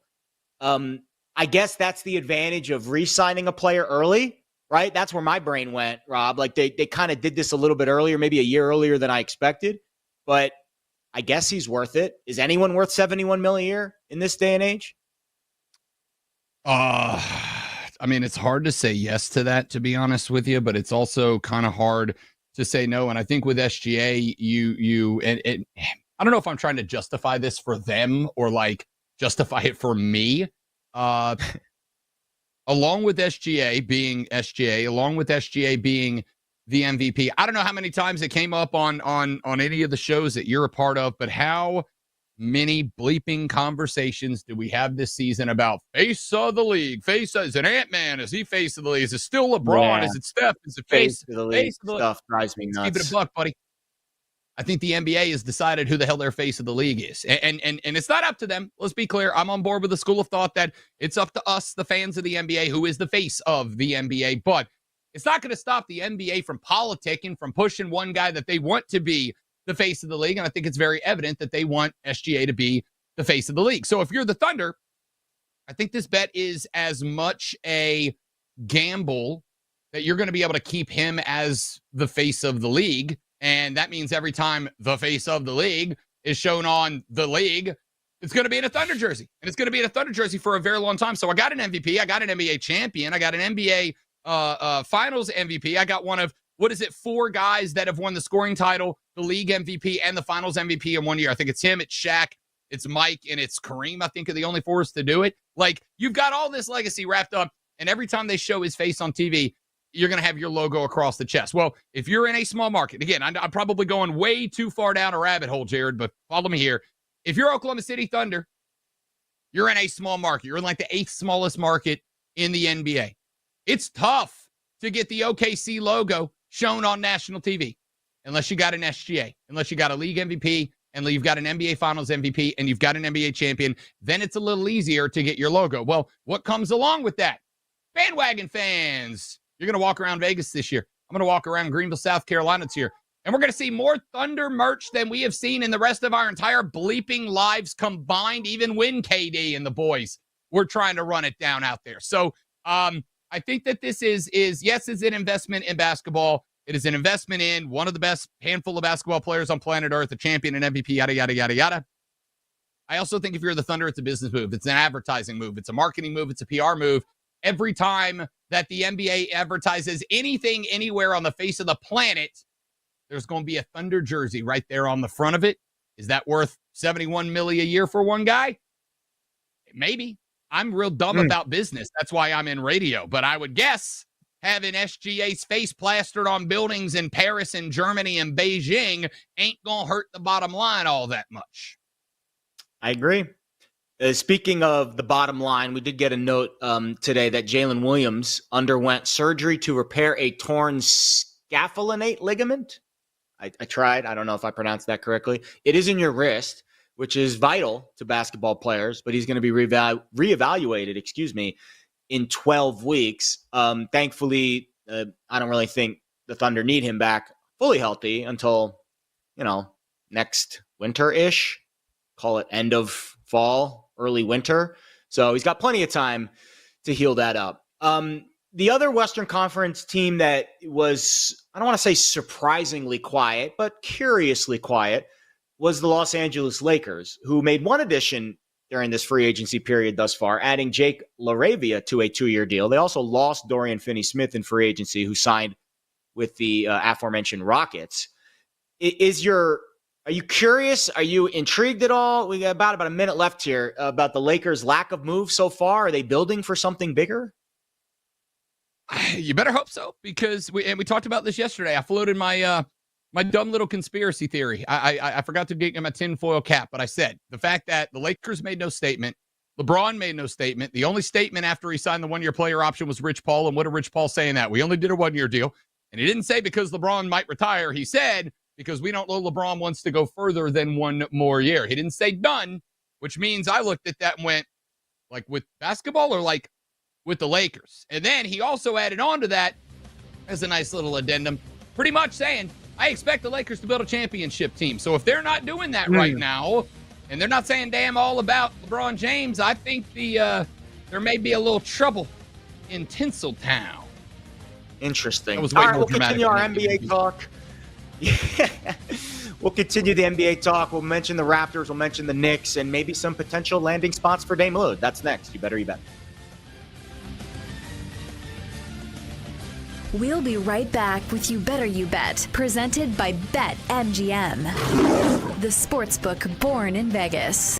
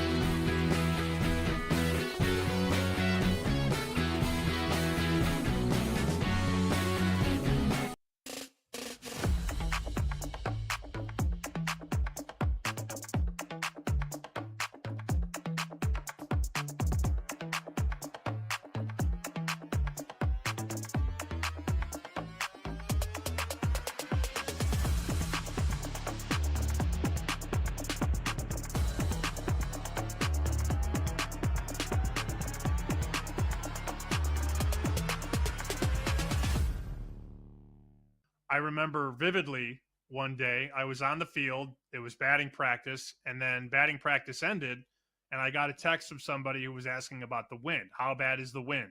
And I sent a video from my iPhone. I went to like the third base coaching box and picked up a couple pieces of grass and just went like that, straight up in the air. And it took it into center field. And the guy responded, "Thank you for your service." And that was one of those, Friday afternoon, July 10th, July 12th, whatever, where it's 85 degrees and the grass is blowing from the third base box to center field. Imagine what a fastball off the bat at 105 miles per hour does. And you see those balls land on top of the rooftops or deep into Waveland Avenue, guys hitting the ball on the Sheffield and right field. That wind out in the humidity, it's very difficult to bet unders in that park. And we're just entering the sweltering days of summer. So it's not a blind bet, but there's a reason when the wind's coming in, the total's 7, and when the wind's blowing out, the total's 11, 11.5, 12, 12.5. It's very difficult to peg that ballpark for the bookmakers.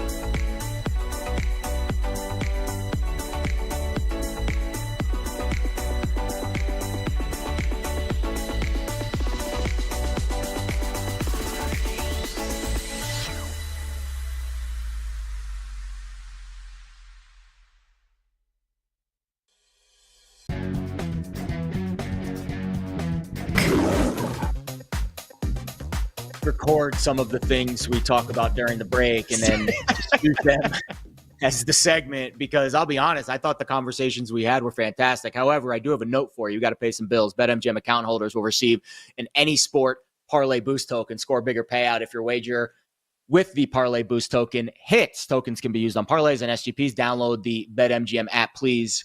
Gamble responsibly. Jared Smith, Rob Brown in for Nick and Femi this week. It is You Better You Bet here on the BetMGM network. So our conversation during the break revolved around Jordan Poole and the Pelicans' intriguing moves, not only during the offseason, but now what they're going to do with their next step.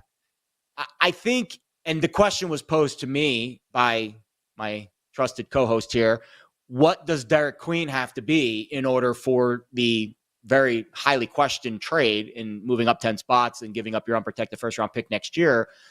I think he's got to be better than Zion. And I feel like that's a fair way to put it. Now, the bar that Zion has set might be lower than expected, but I think Derek Queen, and frankly, also Tears for Fears, Zero Fears, has to exceed that bar as well. Those are the 2 first-round picks that Joe Dumars selected in this recent draft. You are a New Orleans Pelicans fan. I will give you the floor, sir, to either confirm or deny these beliefs. No, I completely concur with you, as a matter of fact. First off, I really like Jeremiah Fierce. He was, going into the draft, he was one of the guys that I wanted New Orleans to take with that spot. I think they need a point guard. I don't think they have had a true, pure offensive scoring point guard since Chris Paul left. You've had some guys that have come through that have been pretty good, but that's the last guy you had that you trusted when Chris Paul brought the ball up the floor. You trusted he had a point guard who saw the floor, could score, but was a great assist guy. I think Jeremiah Fears fits into that mix. Also, what a dope-ass jersey. Zero fears. I'm buying it the day it drops on the merch shop. All right?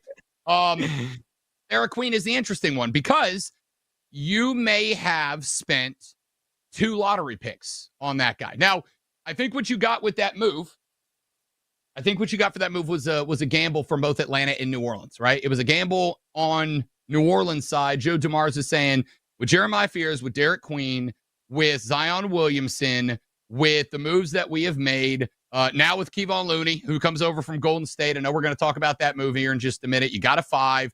Allow Zion to play the 4, his more natural position consistently. You can move him out the point guard, whatever you want to do with him. With all those moves, Joe DeMars is looking and going, we're competitive now. Maybe not NBA Finals good, but we're playoff good. Maybe win a series or 2 and kind of grow the product a little bit. Atlanta on the flip side is looking at that pick and they're going, we don't think you're good. We think we're going to be bad. We think you're going to be a top 15, top 12, top 10 pick, lottery pick next year. And we're willing to let you have whoever you want in order. And that's the gamble, right? So basically, whatever next year's pick for New Orleans is that Atlanta will make, that valuation, whether it is a top 10 lottery pick or it's pick number 25 or 20 or whatever, those 2 picks combined is going to let us know what the value that Derek Queen needs to give back to New Orleans for it to have been a good move or for it to be a dumb move, obviously the hindsight being 2020. Here's what I will say about it.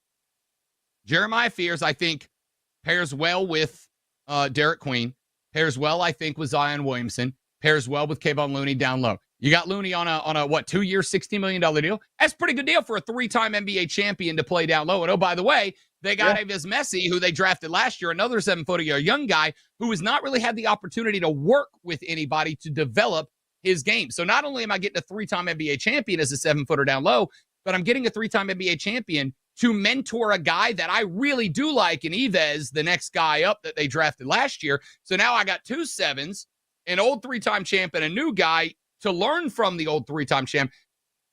In a perfect world, if I am looking at this with my Pelicans cap turned backwards like Will Smith in the 90s, I kind of really like what they've done. I really do. But that is, I acknowledge, a very optimistic, silver-lined viewpoint of where New Orleans is. I could also look at it and go, Jeremiah Fears, 3rd or 4th best point guard in the SEC. Derek Queen, are we overvaluating what he did in the NBA tournament for Maryland, where he kind of broke out of the shell? Ives Messi, a guy who had all last year to break out and never did. Zion Williamson, who, I guess you got to close every Popeyes in New Orleans to keep at his playing weight. And Kevon Looney, who the Warriors were willing to let a 3-time champ walk instead of signing for a $16 million deal. Is this a ragtag group of renegades who are going to be able to bad news bears their way to the top? Or is this a bunch of dudes that just ain't it? And I think Joe Dumars in year number 1, big roll of the dice. And if he hits, we're going to come back here and look like clowns at this time next year, and he's going to be riding high on the hog in the Big Easy. But if he misses, the Pelicans just set themselves back another 5 years. And as a Pelicans fan, I don't know why I'm complaining. I'm used to it. We've been sitting back for like 10 years. Who the hell cares? It doesn't matter. Basketball sucks. I hate it. You want to talk about baseball or something? Yeah, we'll get to baseball in our next segment. Bob Nightingale just reconfirmed, so we are good to go with our MLB Insider coming up at the top of the hour. I like what you did there with Derek Queen breaking out of his shell, crab 5, turtle. It's a turtle power. joke. Good catch. I don't know if you did that on purpose, but if you did, I'm picking up what you're putting down, and I love it. Yeah, I think the Looney move, right? In order for and we're going way off the beaten path here. I did not expect to spend this much time on the Pelicans, but I do think your theory in construct makes sense. If the Pelicans push chips to the middle and they're not a lottery team next year, then Joe Dumars is looking like a genius, because then your unprotected first round pick is not a lottery pick and all is hunky dory. Obviously, bringing in Looney, that's another win now move, right? 2 years, $16 million, low risk, high reward. If he can bring some continuity to the front court and some experience to some of their other younger players. Let's go to the flip side of this. The Warriors That's really the only move that they've made in free agency was letting Looney go. And you're hearing that maybe Jordan Poole primed for a return back to the team where he got his lights punched out and then ended up leaving town. Like, that would be just an insane reunion if Poole ends up back at Golden State. But the second point of that argument is the Warriors team as constructed with Jimmy Butler and Steph and Hield and Draymond in the middle? Like, is that a team that can make a run right now, or do they have to make a move? I don't think Jordan Poole is fixing what the problem was in Golden State last year, right? Like, I think here's the thing. We were talking about Jordan Poole in the backstage behind the break. You're right. We should just stream the break. It's like a whole different and just as good show. We're talking about this. I asked the boys in the back, is Jordan Poole a good player or not, right? Because, again, as a Pelicans fan, we made that move to get Jordan Poole. And I'm like, hey, if what happened to Jordan Poole in Golden State, could you imagine a world where a coworker walks up to you, cold cocks you in the jaw, and your boss goes, man, that sucks. I'm really sorry that happened to you. And also, we're transferring you to a new branch on the other side of the country. And also, by the way, that branch is on fire all the time. Like, you can say what you want. You got to be mentally tough to be an NBA player, but that's gotta F with your brain a little bit, right? So I said, as a Pelicans fan, again, looking for the silver lining, everything that happened to Jordan Poole for him to end up where he ended up probably messed with him. And maybe if you bring him down to the NOLA, you put him in arguably America's most entertaining city. I'm biased. What do you want? And you let him break out a little bit. You let him get loose. I don't know about you. I've been in a funk before. I've been in a spot where everything's going wrong. Sometimes I just got to go out with the boys, knock back a couple of handles of vodka and cranberry on a late night, get one bender out of my system, and the next day I'm a brand new man. Okay, I'm 40. 4 days later, I'm a brand new man, and I'm ready to roll. All right? So maybe that's it for Jordan Poole. Maybe he fits into that. Maybe that's really going to work. I don't know. But I like the pairing. I like everything they did there. But then I did get a text from a buddy of mine last night who's down in New Orleans, covered the Pelicans for one of the local networks, and he said Golden State's reaching out about getting Jordan Poole back. Now, would that happen? Would Jordan Poole want to go back? Right? If I'm Jordan Poole, do I want to go back to the team that allowed their star to punch me in the face and then punish me by sending me to the other coast to play for a craptastic team? No, unless you're going to pay me a whole lot of money, because all can be forgiveness with paycheck zeros, right? So I don't know what the deal is the answer. I kind of like Jordan Poole sticking in New Orleans because I think, again, Spears at the 1, him at the 2, 3, Derek Queen on the other side, Zion, and then the combination of Looney and Yves is like, honestly, that's not a bad 5 in my opinion. Yeah. But the other question is going to be, Golden State hadn't made any moves, which means they got some resources and capital. What can I get from Jordan Poole? Because maybe we look and we go, okay, they sent the first rounder to Atlanta, but then they sent Jordan Poole to Golden State and they got their first rounder back. Who cares? Like, what does it matter? Yeah. The question I have is, like I asked you before, is this the end of the dynasty for Golden State? Is this like a desperation move trying to bail water off the sinking boat? I don't know. We're going to find out. Yeah, that is the question. If Golden State does do that, what's the optics of bringing back a play? Now, time, money heals all wounds. And maybe Draymond and Jordan have, water under the bridge, over the bridge, whatever the saying goes. Maybe they've reached out and they've mended fences. That would be, and I know a lot of the talk around NBA Twitter over the last 24 hours is free agency's dead, right? The second apron, the new CBA, it's killing free agency. Man, Jordan Poole going back to Golden State would move the freaking needle. All right, last couple minutes here of our first hour. I'll give you a grab bag of stories here, and you can take one of them and run with it. Knicks likely going to sign Jordan Clarkson, who I like, former Sixth Man of the Year, but they still don't have a head coach.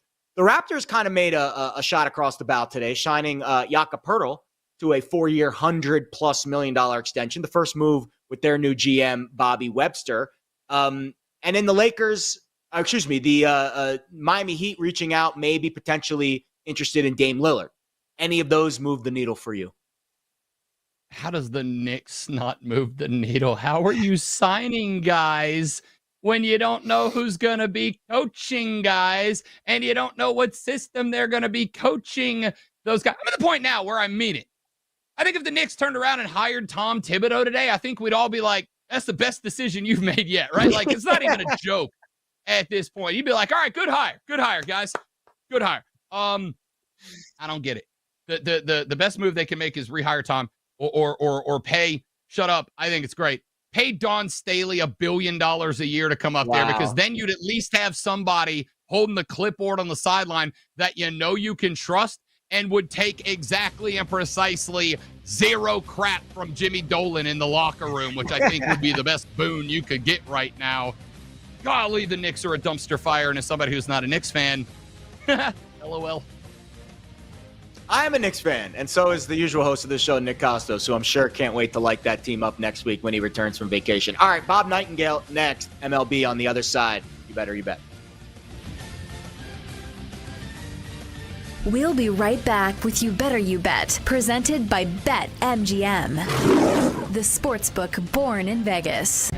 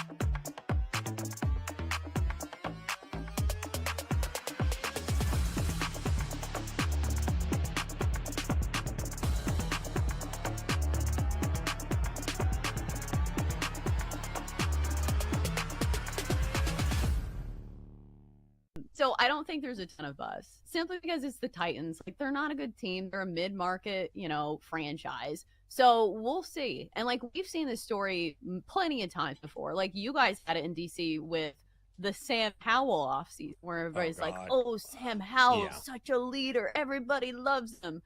But you have to produce on the field. So we will wait and see when it comes to Cam Ward. It was so funny. I was reading a report, I think it was on ESPN, and it was going through each and every single team's first-round pick and the early reports, and every single one was positive. Not that you would expect a ton of negative headlines, but it was like, oh, this guy's a fast learner. You can tell he's way ahead of the game. Even the guys who are injured and not working out, he's not on the field, but he's a real student. You can tell he pays attention.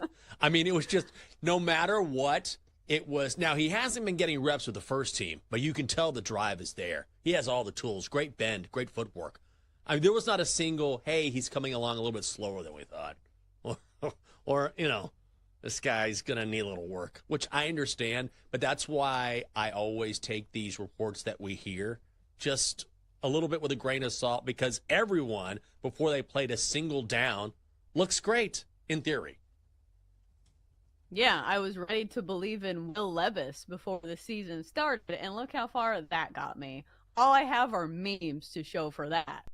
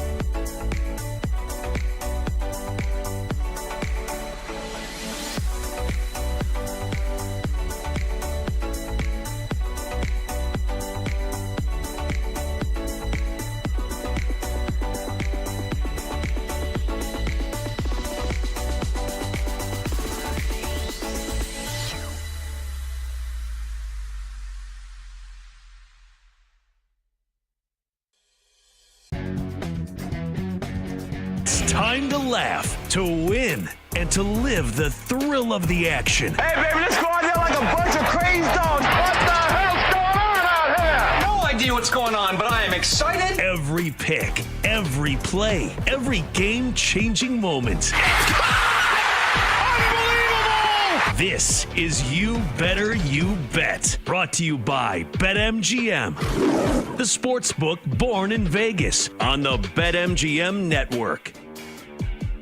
Rolling right along here on July 1st. Happy Bobby Bonilla Day to all those who celebrate. I'm Jared Smith, Rob Brown in for Nick and Femi this week. Lots of baseball to get to in this hour. Have a little bit of WNBA as well. And at the top of our next hour, we'll transition to some NFL and some NHL. As the ice, also some intriguing storylines as free agency begins in hockey. But first, to kick us off here in hour number 2, you know him, you love him, Odyssey MLB Insider. He is Bob Nightingale joining us. You can follow him on X at B Nightingale. And Bob, I think as I pull up the standings here on July 1st, right, a little bit more than halfway through the year, we all expected to see the Dodgers at the top of the baseball standings with 53 wins. Did not expect to see the Detroit Tigers. We've asked you this multiple times on the show, and you do believe, right, that Detroit has staying power in the second half at the top of the standings. Yeah, no, I think they'll pull away from the pack. I mean, really, they've already kind of pulled away from the pack. So they're the best team in the division. Remember, from, I think, August 6th, August 7th on, they might have had the best record in baseball last year. So they added on to it. Skubal's pitching better than ever, best pitcher in baseball. And I think they'll go get a third baseman, go get another relief pitcher. I think they're all in this year for sure.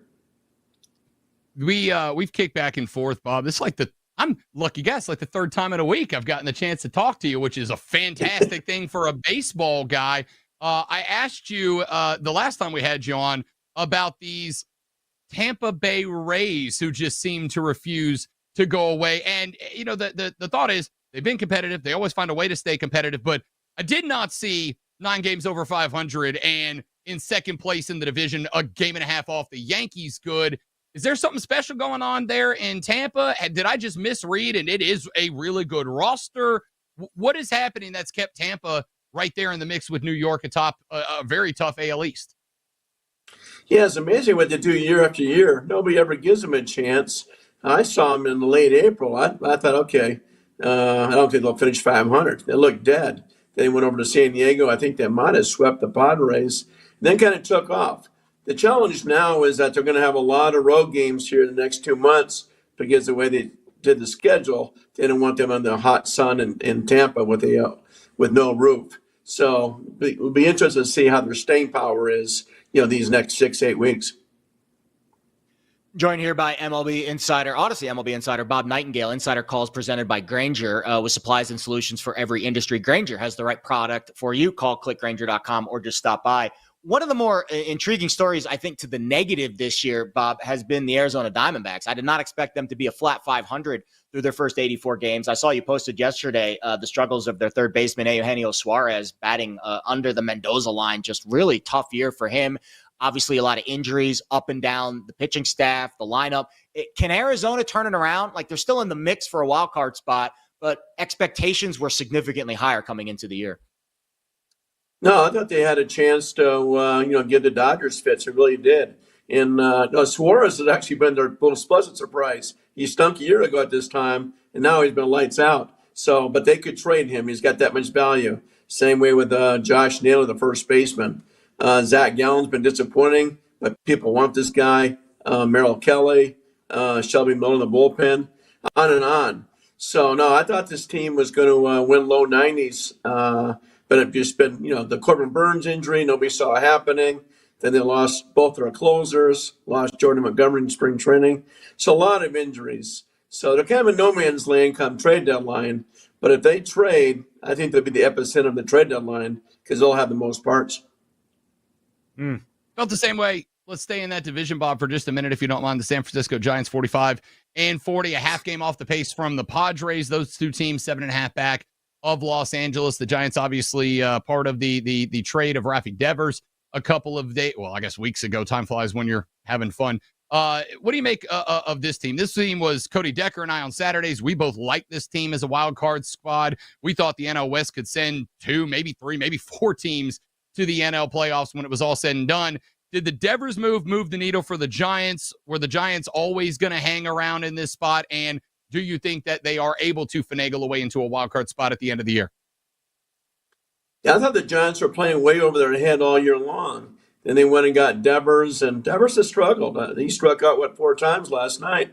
So we'll see what happens. I think they may be the outside looking in. Well, but your point is funny how we thought, hey, the NL West might have 3 or 4 playoff teams. It's very possible they only have one in the Dodgers, and they all come from the National League Central. We were kind of laughing how bad the National League Central is, but you look up, there's the Cubs, there's the Brewers again. The Cardinals is unbelievable what they've done. They got a chance to have 4 teams from that division get to the playoffs. The Texas Rangers, despite the fact that the Groms look good, you got Evaldi coming back, still sub 500 this year. And, that AL West, I think Houston's kind of, set themselves apart. But you would expect the Rangers at some point to make a run, right? Yeah, you keep waiting for it. It kind of reminds you of a year ago with the Seattle Mariners. Same thing, great pitching, no offense. Their offense has been bad, and at best it's been erratic. So they just played 4 straight extra inning games, lost 3 of them. I think they're hitting like 160 or something, and runners in scoring position in those 4 losses there. So see what happens, but. Yeah, time's starting to move on. They got to get going here. You hate to waste what that pitching staff has done, particularly DeGrom. He looks like DeGrom of old. You mentioned the NL Central a second ago. Cody Decker and I on Saturdays work with a bunch of fellas in Chicago.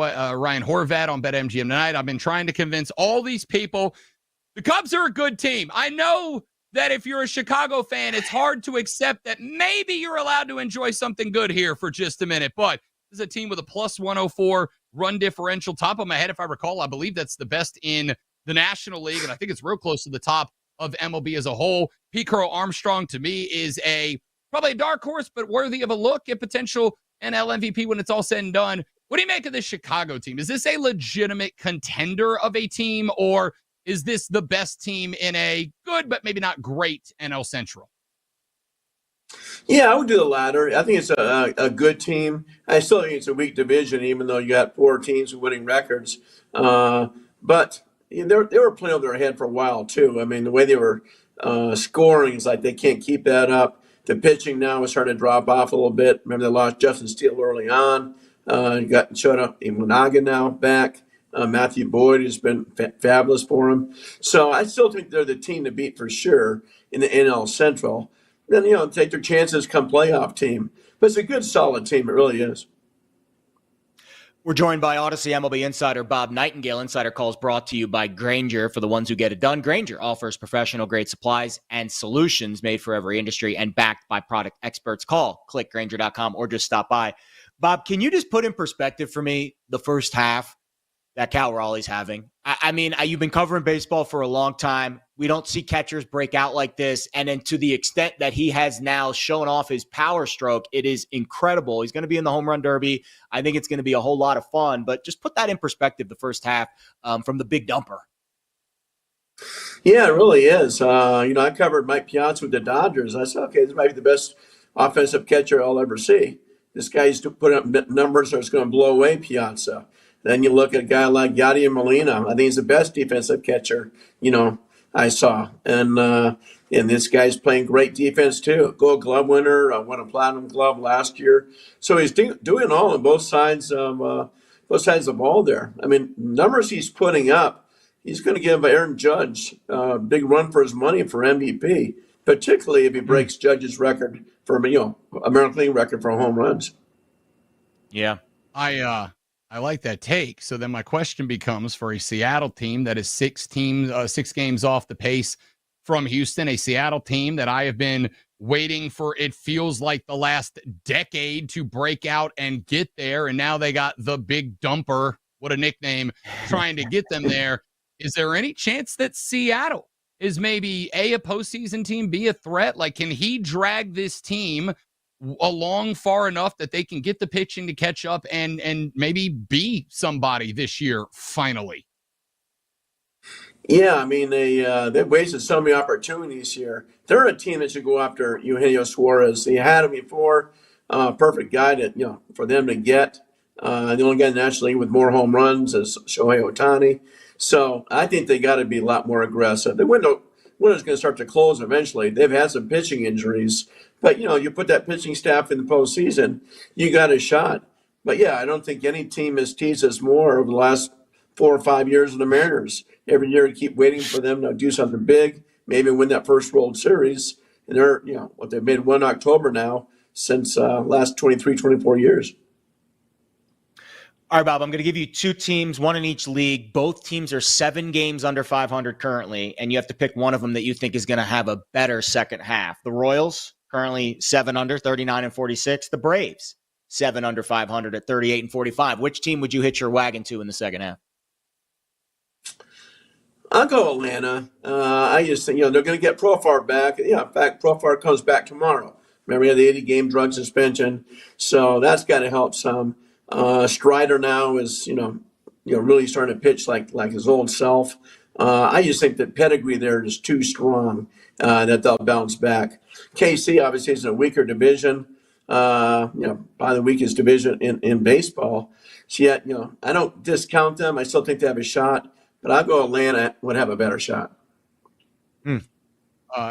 As a Braves fan, Bob, that warms my heart. As somebody who watches the Braves, I don't believe you for a second, but I hope you're right. All right, I got one more, and it's kind of out of left field. I'm going to be in Atlanta for SEC Media Days, obviously the same weekend or same week as the All-Star Game. I have never been to a Major League Baseball All-Star Game. I have been one of those weirdos that's romantic about baseball since I was knee-high to a grasshopper, as we say here down in the South. But I'm also an idiot who didn't get a press pass. Tickets, $550+ to sit in the 400s way up top out in left field. Do I drop the money to go to my first All-Star game as a 40-year-old, or do I save it and take the wife on a nice vacation? You can answer honestly. She's not home, so she won't hear the answer. You know what I do? I would not go to the game, but I'll go to the Battery. The Battery around Atlanta is the most fun area in all of baseball. It blows away Wrigleyville. It's not much fun. So go to the Battery, pour yourself a lot of drinks, have good food. They'll be showing the game everywhere there. You'll have more fun in the Battery than you will inside the stadium. Look at I that. had plenty of fun at the Battery, and I even remember some of it. Yeah, that Battery is a blast. So that's a great time. I've never been. That sounds awesome. It's funny. We peel back the curtain a little bit. I was joking with Bob before the segment. I said, "Hey, All-Star break might actually get a little bit of time off." And Bob, you told me this is the busiest time of year for you over the next couple weeks leading into the break. Why is that? Well, you got the All-Star selections. The All-Star selection show will be Sunday. Then you'll have injuries, who comes in, who gets dropped. And then on that Monday's media day, so all the players are there. You're running around. You got the home run derby. You got the draft on that Sunday. You got the futures game on the Saturday before. So just a wild time. And it's that's a long 5-day period there. And then you got the trade deadline. And before that, you got Cooperstown, the Hall of Fame. And this year is supposed to be the biggest Hall of Fame crowd in history. All right, last question for you, Bob, from me. Number one, do you need anybody to carry your bags or help you take notes at any of these events? Because I'm available. And number two, if not, what bar are we meeting at the Battery on the All-Star game night? Because you've talked me over and convinced me. Thank you very much. No, they're all great. What's the one in New Orleans, with the daiquiri shop? Famous one. Oh, Pat O'Brien. You're asking the right guy. Oh, not Pat O'Brien's. New Orleans guy here. More casual than that. Great daiquiris. But they have one in the Battery. You can walk around with your drink and have a blast. What's that? Fat Tuesday. Go to the daiquiri shop. Fat Tuesdays, yes, Fat Tuesdays. That's it. Yeah. So go to Fat Tuesday, and hey, I'll give you my press pass if I can get your credit card and have a bunch of daiquiris. Bob Nightingale, I work in local radio. You can have 2 daiquiris, pal. Enjoy. Trade. Sounds great. Social media director. Future social media director, Bob Nightingale, current Odyssey MLB insider. We appreciate the time, my friend. Good luck in Atlanta. And as always, we will talk to you soon. All right. Hope to see you there. Thanks, guys. Great stuff. That was Odyssey MLB insider Bob Nightingale. Insider calls presented by Grainger with supply solutions for every industry. Grainger has the right product for you. Call clickgrainger.com or stop by. Did not expect to get the itinerary for your social plans during your trip to Atlanta, but I'll be honest, I might have to book a little flight down to the South in a couple weeks to join you. That sounds like a blast. Buddy, I'm going to say two things. Number one, I fully did not expect, though I appreciate him doing so, freaking Bob Nightingale to go like, no, Rob, skip the All-Star game and just go get laid out at the Battery in the ATL. Which, don't get me wrong, I've done plenty of times. It's absolutely a wonderful time. So shout out to Bob Nightingale. And number two, I'm just saying, Andrew, send me, send Jared, send Cody Decker, send the boys to the All-Star game. Let us go live. I guarantee you it's going to be the greatest baseball show in the history of the BetMGM network. Do it, Andrew. We'll talk to Jake Hassan next about baseball, and I don't know how he can follow that act, but he'll try. That's next on You Better You Bet. We'll be right back with You Better You Bet, presented by BetMGM, the sportsbook born in Vegas.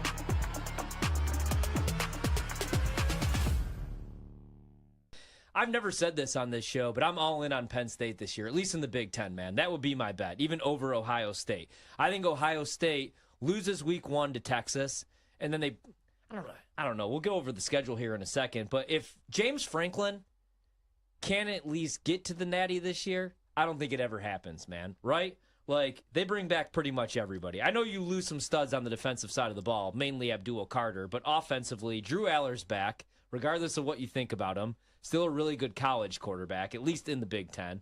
Nick Singleton comes back, and Katron Allen, which I was a little surprised that both of them came back. Problem last year was they didn't really have a receiver that could create separation. They didn't have a 1,000-yard receiver, unlike Ohio State, who every year has 2.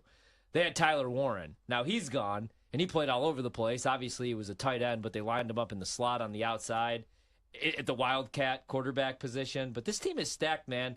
And they have Kyron Hudson now. They have Luke Reynolds at the tight end position, who has some experience as well. They'll be tough defensively, and they bring in Jim Knowles.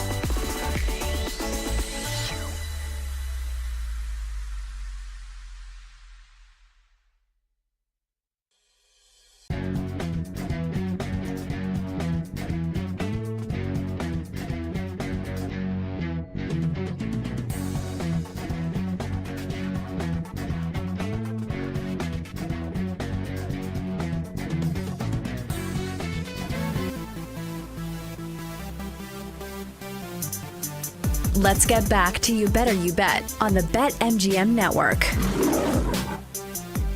Jared and Rob in for Nick and Femi this week. Awesome segment with our Odyssey MLB insider, Bob Nightingale. Anytime that we can get him to not only, show us some of that personality and give us some of that really good behind the curtain insider info, like where we should go if we're in Atlanta for the All-Star game for a fun night out. That was awesome stuff.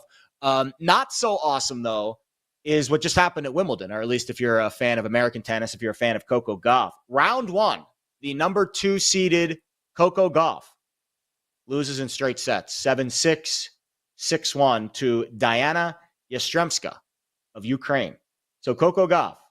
Also, Jessica Pegula, the third-ranked player in the pool, another American tennis player, also losing in round one to Elisabetta Chocoretto. I apologize if I mispronounce her name, from Italy. So 2 American stars losing in round one of Wimbledon, which leads us into this. Go for the ace on your next Wimbledon bet. Hopefully you didn't use it on Coco Gauff or Jessica Pegula today. Use this odds boost token to score a bigger payout. If your bet hits, again, if you bet on Coco or Jessica today, it did not, download the BetMGM app and please gamble responsibly. I've been in the radio, television, media industry for 20 years, Rob. That might be the best transition I've ever had into an ad read. What do you think? Hell of a segue, buddy. Like, just rank raw professionalism there from you. Hey, if you make a tennis bet, I hope it's not the one that we all told. No, yeah, that's rough. It happens to the best of us. Don't worry about it. We're like Coco Gauff, gonna rally and be just fine down the stretch. Hey, even Gretzky missed a shot every now and then. And Zhen Xuan, number 5 seeded player in the field from China, also lost today to an unranked player, Katerina Sienakova. The flag, it's either Czech Republic. I think it's Czech Republic. So not a good day for female tennis players ranked in the top 5. If you're ranked in the top 5, there's a 60% chance you lost today in round one of Wimbledon. That is just, I guess that's what major tennis is all about. Again, I'm not a big tennis guy. Maybe at some point in the next week or so, we should have asked Jurdincic yesterday when we had him on during the NBC Sports Now Power Hour about the vibes at Wimbledon this week. I saw a lot of TikToks with Coco Gauff and Sabalenka, who's the number 1 player. And yeah, I don't know if those TikToks are going to go over too well in the Coco Gauff camp. On the men's side today, Jannik Sinner, number 1 seed, won. Alexander Zverev, number 3 seed, lost in 5 sets, a thriller. Wow, 3 out of the 5 sets went to a tiebreak, which is crazy. Must have been a really long match, round one, center court. Taylor Fritz, the highest-ranked American male player, won. Novak Djokovic, also very familiar name, he won as well. Ben Shelton, Tommy Paul, other Americans advancing in round one of Wimbledon. We'll update you on what's taking place there in London, or on the outskirts of London, I should say, a little bit later this week. But let's continue our baseball talk. I guess of everything that we gleaned from Bob's segment, Rob, and we'll bring in Jake Hassan too, I call him our secondary MLB insider here on You Better You Bet. What was the biggest takeaway from that segment? Was there one specific team, one specific storyline that really caught your fancy? Bob Nightingale's a daiquiri guy. My world is somehow different knowing that Bob Nightingale's a daiquiri guy. It feels better. Like the world, it healed a little bit knowing Bob Nightingale's a daiquiri guy. I'm all in on that. I love a good Fat Tuesday daiquiri. Seattle, to me, Seattle, 4 games over. They're 6 games back of Houston.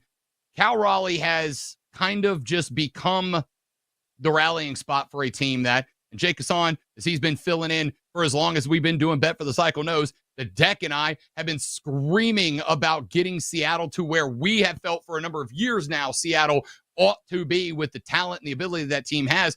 For them to kind of start showing glimpses of it, I'm really optimistic. Now, they're not first in the division because for whatever reason, the Houston Astros are just one of those 28 days later zombies that won't go down no matter how many times you head tap them. I don't get it. I don't know why the hell they won't go away, but I'm glad to see Seattle on the push. What I did find very interesting is the take on the NL Central that maybe it's not really a conference or a division full of great teams, but it's a division full of really good teams that are making it competitive And because none of them are really breakout, it's kind of elevating the win total of everybody. And the NL Central may commandeer 1-2 extra wild card spots, which would potentially push San Diego out, potentially push San Francisco out, two teams that I do think are potentially World Series caliber baseball teams. I found that answer from Bob kind of interesting too. All right, let's bring in another known daiquiri guy, right? YBYB baseball insider, Jake Hassan. Jake, I spoke for you there. I don't know if you're a daiquiri guy. I would assume that they're not low on the list, right? I would say they're pretty delicious. What do you think? Do Miller High Lifes count as daiquiris? Sure. It's the daiquiri yes. of the gods. 1,000 times yes. Can I just interject and say that Jake drinks Malort, so I don't take any booze suggestions from him seriously? It's true. I don't even know where to take the conversation from here, but Seattle, the big dumper, Cal Raleigh, please enlighten us. Seattle, I think, is a team that's going to make the playoffs, and it's because Randy Arozarena has finally shown signs of life. Cal Raleigh is obviously going to finish second in the MVP voting. Julio Rodriguez is definitely still there, no doubt about that, but it's mostly that god-tier starting rotation. Like, once Bryce Miller gets healthy, once Logan Gilbert and George Kirby start to shake off the rust from their injured list stints, and Luis Castillo still as consistent as they come, it's the same old story with the Mariners. At least it started this way. They bravely answer the question, what happens when you have a god-tier rotation with an offense that is basically the three of us? Except now they have an actual offense to support those guys, and you're seeing what's happening. But to Rob's point, the Houston Astros, much like Thanos, run from it, dread it, destiny arrives all the same, and they're going to win the AL West. That's just what they do. That's just the Astros. Now, it does help that they have Hunter Brown and Framber Valdez, who are a great 1-2 punch, arguably one of the best, if not the best, in the American League. And Jeremy Pena has been quietly, maybe one of the most underrated players in all of baseball this year, since they made him the leadoff man in that offense back in April. But and that's all to say, Yordan Alvarez still isn't even really healthy yet. He hasn't even begun to look like himself. So the Astros are still probably going to win that division and make another run to the ALCS. But I think if the Mariners can get in, they're one of those teams, much like the Diamondbacks from a few years ago, or even the Rangers, they could catch lightning in a bottle for sure. What do you got, Rob? No, I agree. See, this is why no matter what, Jake Hassan, I can't quit you, because you hype Malort, but then you turn around and you start working Marvel comic book movie references into your baseball takes, and that's why. With that one too. That's why I will always have a big old soft spot for the legendary Persian love machine, Jake Hassan. And spot on accurate, by the way. This has been the take about Seattle for a while. Like, what happens when you have a team that's working an ERA of 2.2 and can get anybody in the game out, but they can't score any runs, right? Like, this has been, and not to compare and contrast, but it's kind of Atlanta right now, right? Like, Chris Sale before the cracked rib was in the Cy Young mix, even coming back off the injury. How in the hell is Spencer Strider 2-6 when his last 3 times out, he's allowed 2 runs? Like, it just does not make sense. I propose, Jake Hassan, I think you and I need to get on the horn. Maybe we get Bob Nightingale to join us. I think that we should create an official stat for pitchers that give up 5 hits, 2 runs across 8 innings and get tagged with the L because the offense sucks. We call it the Strider, and we don't hold it against pitchers, because that's been Seattle for a long time. That's Atlanta right now, and it's a damn shame. I'm with Bob. Either one of these two teams learns to consistently put the ball into play, and these two teams could be very good. They just refuse to do it. Everybody who's not Cal Raleigh stinks. Yeah, that's the whole issue, is that, oh, you're telling me Jorge Polanco wasn't going to hit 330 all year? No way. That's crazy. Who could have seen that coming? I think Randy Arozarena could still be, like, I will always be a Randy believer. I'll always be an Arozarena apologist. And it's started to show. He's got a 900 OPS over the last couple weeks, hit 2 home runs last night, obviously. But as far as Strider goes, I think if you want to name that stat the Strider, Paul Skeens is going to have a little something to say about that. But call. It seems like Skeens gave Strider the cheese touch, because the Pirates can't stop winning games right now. So they're all good. But to answer the Braves question, they're dead. It's over. They're in the ground. Rob, I love you, but they are done in the ground, stone cold deceased.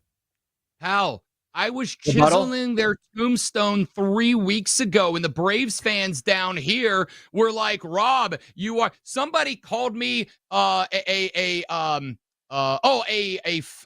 fear merchant for the Braves, a fear merchant because I wouldn't stop petting. Buddy, I was chiseling their tombstone 3 weeks ago. Like, oh, well, Rob, the Mets came to town and we swept them. Yeah, in the middle of the Mets losing 13 of 15. You didn't beat the Mets because the Mets are you're better. You beat the Mets because the Mets wouldn't stop hitting themselves in their own groin with baseball bats. I'm not impressed. You swept the Mets, then what do you do? You go to Miami and you drop 2 out of the 3 and you got lucky to win the one that you took. Then you come back, you take 2 out of the 4 of them. That's great. Then what'd you do? You turn around, you had the Phillies come to your house at a point in time where the Phillies are slipping up, and what'd you do? You gave them 2 back and you got lucky to win the one that you did. The Braves are cooked. They're done. I'm dead serious when I say, Brian Snitker, thank you for the 2021 World Series. I'll never forget the parts that I remember, and I'll appreciate it for always. But you're done, bud. If I see that camera pan to the dugout and Snit looks like he's on the verge of a Corona-inspired siesta when the boys are struggling one more time, I'm going to lose my freaking minds, dude. Skip Schumacher's coming to save you. You'll be fine. All right, Jake. I love you, Jake. Tigers put Kerry Carpenter, excuse me. There is no Terry Carpenter. That person does not exist. Kerry Carpenter on the IL today. I asked Bob, again, July 1st, we all expected the Dodgers to have 50-plus wins, be in first place in Major League Baseball. Did not expect the Tigers to be on that lofty perch. Does that injury matter at all to you? And do you agree with Bob that the Tigers have staying power, not only at the top of the division, but maybe in the American League pennant race down the stretch? I think the Carpenter injury hurts, but I think they'll do something about it. And you have the perfect manager to get you through the couple of weeks that you're going to be without Carpenter. And the thing is, like, Riley Green's the star of that team. Let's not make any bones about that. Like, Riley Green is the dude, and Torkelson and Baez, even though they've regressed a little bit too, they're still giving you enough production to get you through. And now, honestly, maybe the Carpenter thing is good for you because it happens at a time where you're at the top of the American League, arguably at the top of baseball. And now you're kind of motivated to make a move now as opposed to waiting 3 more weeks, get somebody in, be the first one at the door, and bring in somebody that is getting sold from, the White Sox or the Rangers or the Royals or whatever, what have you. Now the Tigers can be the first on the phone and get that done, and I think they needed that because otherwise they were going to sit on their hands. They still need a pitcher. I do think they have staying power, but you can't go into the postseason with Jack Flaherty as your 2. You can't. The guy has a 6 ERA on the road, a 4.61 overall. You know what he is at this point. Great, he gave the Dodgers some good innings, some solid innings, but he's not the reason they won the World Series. You saw what happened when you tried to patchwork it together behind Tariq Skubal last season, and you made a good run, but you ran out of gas. They need somebody else. I don't know who that's going to be. Maybe it's Gallen. Maybe it's Sandy Alcantara. There are options, but the Tigers definitely have staying power, especially if they are aggressive enough and know that they make the move that they know they need to. I like talking on the radio. I like getting money to talk on the radio. I don't have anything to add to that. The only thing I'd like to emphasize is Riley Green needs more love. That man makes me so much goddamn money, and I appreciate it infinitely. That's the only thing I would emphasize. Everything else, you're exactly right. The Tigers last year tried to do the thing where they said, let's ride Tarek Skubal and then some dudes that just go chew it up for us. And the reality is, Major League Baseball, and especially in the postseason, inning chewers ain't winning you a World Series. They can help get you there if you deploy them strategically, but they're not winning you playoff games and they're not winning you a World Series. So I completely agree. And also, hey, Atlanta, you might as well put Chris Sale up there unless, let's restock the farm system because it's empty. And I hate to say it, but you're cooked. So, hey, Detroit, what do you say, 3 first-rounders for Chris Sale? We'll call it good. Anybody? No? I'm going to go be depressed now. See you guys later. Chris Sale would move the needle for me. What do you think, Jake? Oh, hell yeah. I think he would move the needle, but also you're buying low right now. Like, who wants to buy the almost 40-year-old with a cracked rib? That's the only problem with that. I will say, last thing, before I'm just going to commandeer the last 60 seconds here, the Rays are going to be a problem. The Rays are going to be a problem. They're just ho-hum. They're just going to rise from the dead, win 90 games, but they actually have a star in the offense now. Junior Caminero is a star. Jonathan Aranda is going to get snubbed for the All-Star game. That's not 2 All-Stars. the Rays haven't had that in a very long time. Two guys like that since 2008. And the rotation is always going to be the rotation. And oh, by the way, Shane McClanahan is starting to throwing again. So you might get him in the bullpen once the postseason comes around. Seems good. And oh, by the way, they have arguably the best manager in the American League who, is pretty respected and knows how to make a postseason push. Okay, that's my time. Goodbye. I'll be here all week, except not. Good job, Jake. Tomorrow. You're the best. Goodbye. ALCS Game 1 at Steinbrenner Field in Tampa. Can't wait for it. Gets the juices going.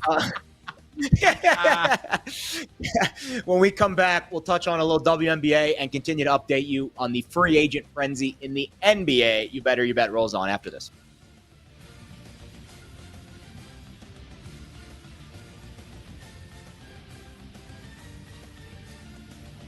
We'll be right back with you.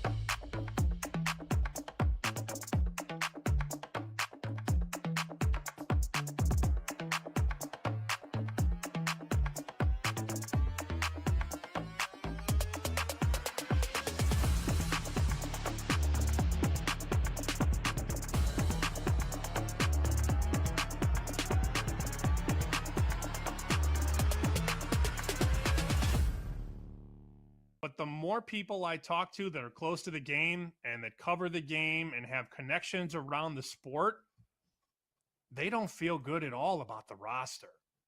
And yes, Belichick is maybe the best to ever do it, but he always had players, especially on defense. They always had players on D.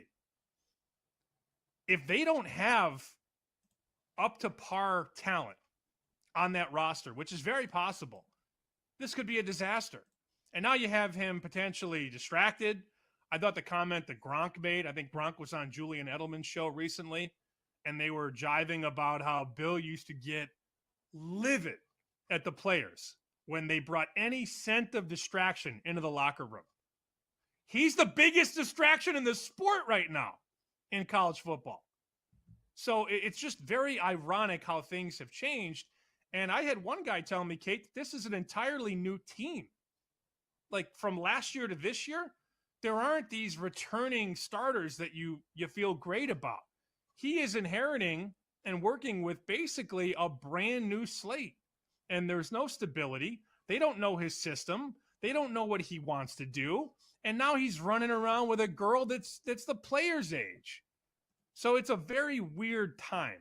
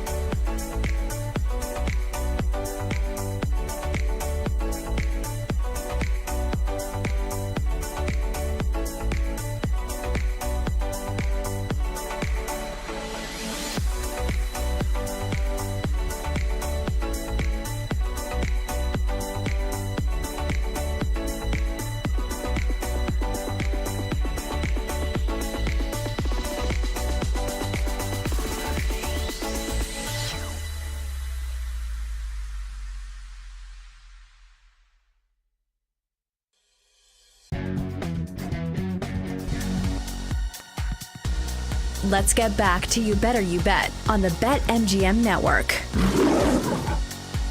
All right, we're rolling along. Jared Smith, Rob Brown, in for Nick and Femi here on YBYB, only on the BetMGM Network. We appreciate your time here on this Tuesday afternoon, the 1st of July, Bobby Bonilla Day. We were joking a little bit before the show started about the shortcomings of the New York Mets with making that deal. Let's talk a little bit of baseball as we continue here. Yankees, Blue Jays. We do have a game happening right now, live on the air. Yankees 2-1 over the Blue Jays. Did you bet on this one? Interested in this one? Max Fried, and I think it was Gossman on the hill for Toronto today. Anything of interest to you here? I mean, I'm gonna bet Max Fried on everything I can. I did not today because unfortunately, boy wakes up at 3:30 in the morning for a local morning radio show and then comes home and does like a couple of meetings before he jumps on the air. So I didn't get to pull the trigger. But historically, and by historically I mean this year, if Max Fried's on the bump, I just bet everything Yankees because he's Max Fried. And as a Braves fan, ouch. Yeah, he's having a good year. He's probably going to be second fiddle or maybe third fiddle in the Cy Young race behind our boy Tariq Skubal and Garrett Crochet, but definitely in the conversation, no doubt. It is 2-1 Yanks over the Blue Jays, 4th inning up there in Toronto. Yanks a big favorite on the money line total live on BetMGM, currently 7.5. We also have a WNBA game tonight. Now, again, not a lot of action this week in the W. They were off yesterday. They're off tomorrow, and then they'll return in full force on Thursday. But tonight is the Commissioner's Cup. What is the Commissioner's Cup? It's like the NBA's version of the in-season tournament. Here's why it's important. Because the winner tonight gets a fat paycheck, a $500,000 prize pool for the winning team with additional cryptocurrency bonuses. Of course, the Commissioner's Cup sponsored by Coinbase. Players on the winning team receive a portion of the money. MVP gets an additional $5K. Players on the runner-up team will receive about $10,000 each, and every player in the game will get at least $5,000 in cryptocurrency. This is according to CBS Sports. I'm not keen on the payout structure, but I do know based off of what the salaries are in the W, Rob, that's a pretty nice chunk of change for just one game of action. Yeah, I don't care how much money you have. A big paycheck is a really good reason to want to go do something good, and I am intrigued by this. I also think the fact that, and again, I know we talked yesterday about the WNBA expansion. They're adding 5 teams over the next 5 years, as we talked about yesterday. Businesses are not jumping in to add 5 expansion teams and be all privately owned if there's not money, if there's not resources, if there's not interest, if there's not people coming in, because a company can be whatever a company wants to be, and they can be woke or outspoken or progressive or whatever, yada, yada. At the end of the day, we all know, welcome to late stage capitalism. There is only one thing that matters. Can you make money off of the thing that you are spending money on? And if we are adding 5 teams in 5 years to the mix, the answer to that is very clearly yes. And the fact that we are handing out $500,000 plus a bunch more in crypto, if that's your jam, says to me that, yeah, people know that this is a product that is growing, that is expanding, that is growing. I don't care if it's not for you. That's fine. Not everything is for everybody. I'm pumped about it. I'm excited about this game tonight. I'm a big Aaliyah Boston guy. I'm taking her over on the points, rebounds, assists number. In fact, I'll probably bet all 3 of those separately and then also bet the stat as a whole, because I think this is a big light spot for her.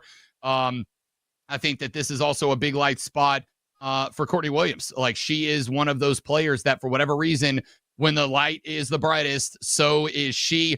Catch her at 12.5 points at -113 right now. I might even tease that up to like 13.5 to get it just a little bit over plus money. She's shooting threes at a 40% clip. The kid can ball. The kid can play, and this is the brightest light that she will find until they get to the playoffs. So those 2 are my 2 player props right now. I don't know that we can necessarily play the game yet, because I believe, unless they've announced it since we came on the air, which I haven't heard, but I don't know what the status is of Caitlin Clark, if she's going to try to give it a go, if it's more game time, if she's out. I have not heard yet, but I'm not going to make a game call until we get an official name or an official status on Caitlin Clark. But I think with the other 2 players, Aaliyah Boston being one of them, and Courtney Williams being the other one, I think there's a couple of others I'm interested in. Nafisa Collier has an opportunity to do something, but her points, rebound, assist number was at like 36.5 at right around plus money today. That's an interesting play. She just got named as a starter and a captain for the All-Star team. This is a big opportunity for her to say that, to prove that that was the right decision, but still 36.5 feels like a big number in a spot where these two teams are going to be dogging it. This thing matters to them, right? In the game where Caitlin Clark got into it a little bit, that one real scrappy game, and she went to the post-game presser, and they were like, hey, do you want to talk to us about what was happening out there and the chippiness and all that? What does she keep saying? We're in the Commissioner's Cup. We're going to win the Commissioner's Cup. We're hit. Like, this matters to players. I don't know how much the NBA in-season tournament matters to the guys out there. Like, I'm sure the low bench guys will love to get that extra payday, but I think it matters to these teams. This, if you have not watched the WNBA game yet, whether or not Caitlin Clark plays, this is the one to tune into. If she does play, it's just going to be that much better. Yeah, I'm pretty sure she's out tonight based off of what I'm seeing, the news reports, and the number as well. We've seen this line steam out to 11 at some of the sharper shops here in Vegas. BetMGM currently 10.5, minus 15. So some juice there towards Minnesota. The Lynx at home tonight, that obviously is a factor. And this line opened 4.5, and then Minnesota got bet pretty heavily today. And the under got hit pretty heavily today as well. Current total 158.5. It was 165.5 this morning until we saw some pretty heavy steam. So Caitlin Clark out tonight. I think that's good news for your Leah Boston prop. That's for sure. I also think it's bad news for the ratings, unfortunately. We're seeing the ratings drop about 50% in the W when Caitlin Clark does not play. Here is the next part of this conversation. The WNBA recently they just announced their all-star starters, and they also did a poll, and every fan, media member, and player were voting in the poll, and obviously Caitlin Clark, number one in terms of the guards. This is they ranked each position, right? The guards in the WNBA. The fans ranked Caitlin Clark number one. The media ranked her third. The players ranked her ninth. And I don't know what parameters they were voting off of. Is it this year only, right? Caitlin's missed, I think, 7 games. So she's missed some time. And I think that's part of the argument. But that's crazy to me, how the players in the WNBA have her as the 9th best guard in the sport. That sounds off to me. Maybe she's not number one. Maybe Ionescu, Becker's like, maybe you can split hairs with those players being better than Caitlin Clark. I can make that argument. 9th?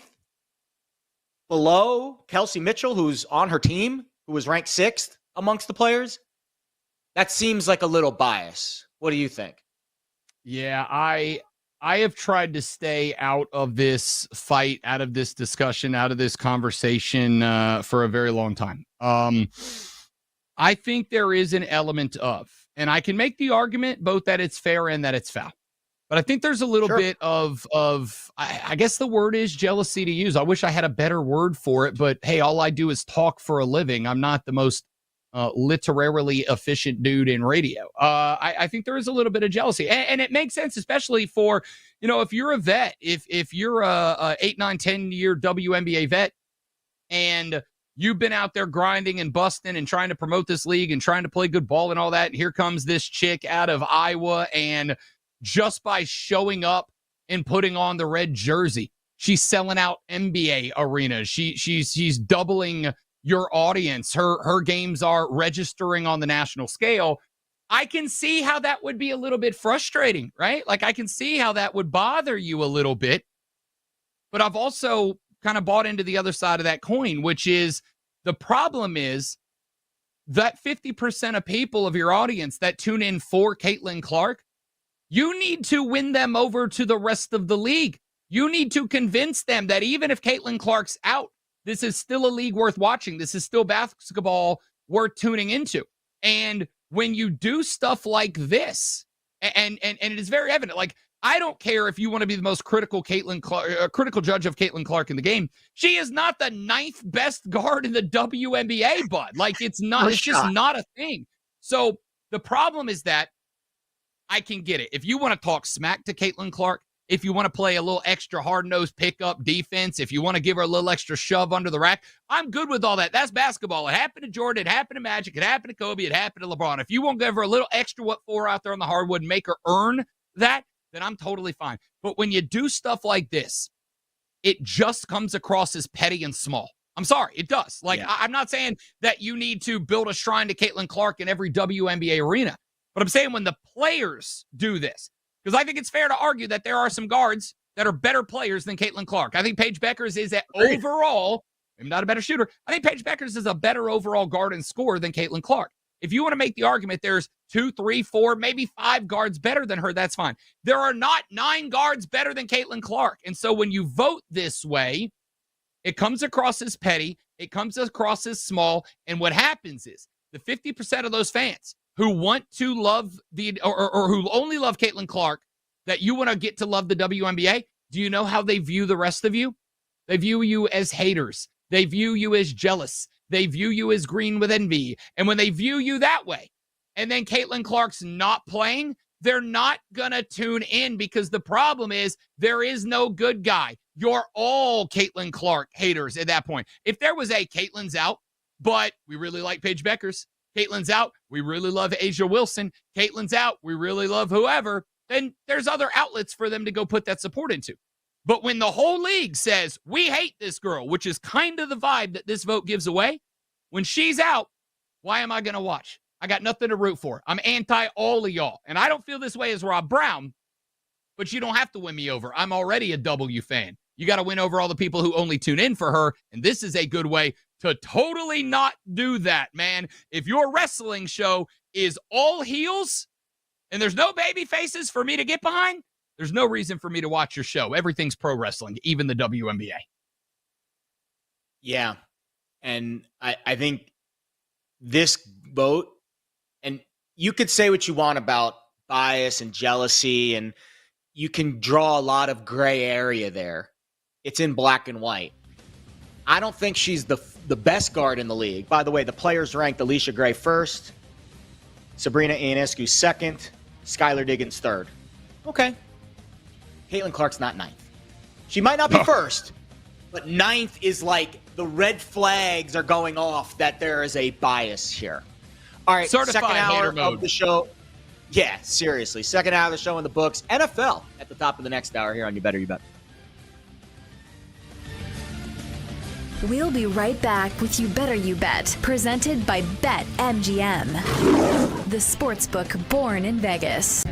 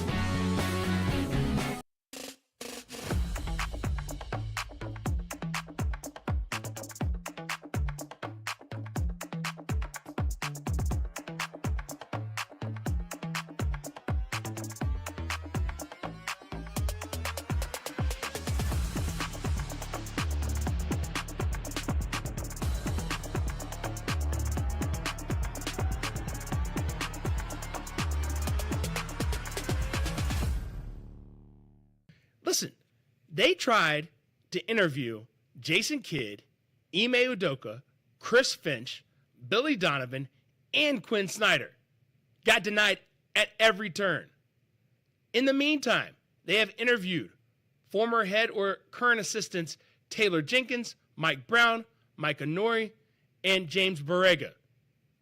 They have no head coach. They have not offered anyone a job. They don't have a plan. You can't fire Tom Thibodeau after taking your team to the Eastern Conference Finals for the first time in a quarter century and say, you're fired, and not have a plan? This ain't The Apprentice. What were they thinking? They weren't thinking. That's the thing. James Dolan was worried about the Sphere, which is losing all that money in Vegas. And then the Knicks got a deep playoff run. Like, oh, hold on. There's stuff going on with my basketball team. Let me get back here. Let me make sure everybody's banned that's supposed to be banned. And also, he couldn't win it. Get him out of here. Before they even let the rest of the season play out. To see that Tyrese Halliburton was going to be out. The team that knocked you out now looks very much like they couldn't do it again next year if they had to.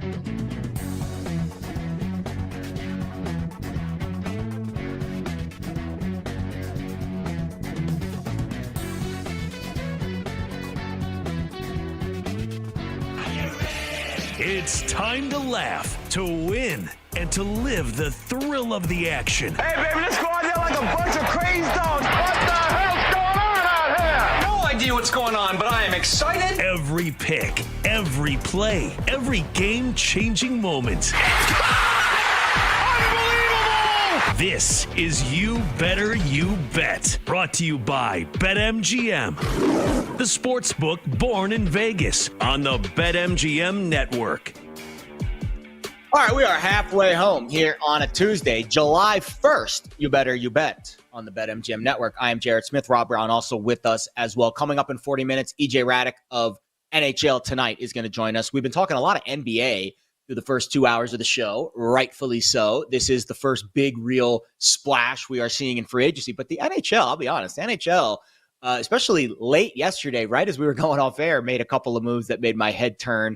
And then, of course, today we have seen a whole lot more in the NHL, which we will get to in just a minute. We will have more on the NBA coming up later on in this hour. And, of course, in our next hour, the NBC Sports Now Power Hour on Peacock, we will get a lot more vibes on the NBA, and we'll also share our best bets for the day. But I want to switch gears now to the NFL because I'll be honest, when I woke up this morning, and yesterday, of course, the Minkah Fitzpatrick trade for Jalen Ramsey, Steelers and Dolphins certainly making headlines. Of course, Jonnu Smith going from Miami to Pittsburgh, kind of the afterthought there. But I did not expect to wake up today and have the Dolphins already replace Jonnu Smith at the tight end position. But that is exactly what we saw. So the Dolphins finalized a trade today. Yes, a trade with the New York Giants for the once retired, now unretired Darren Waller. The trade compensation is very minimal. I think it's a conditional 6th-round pick that's going from Miami to New York, and I think the Dolphins are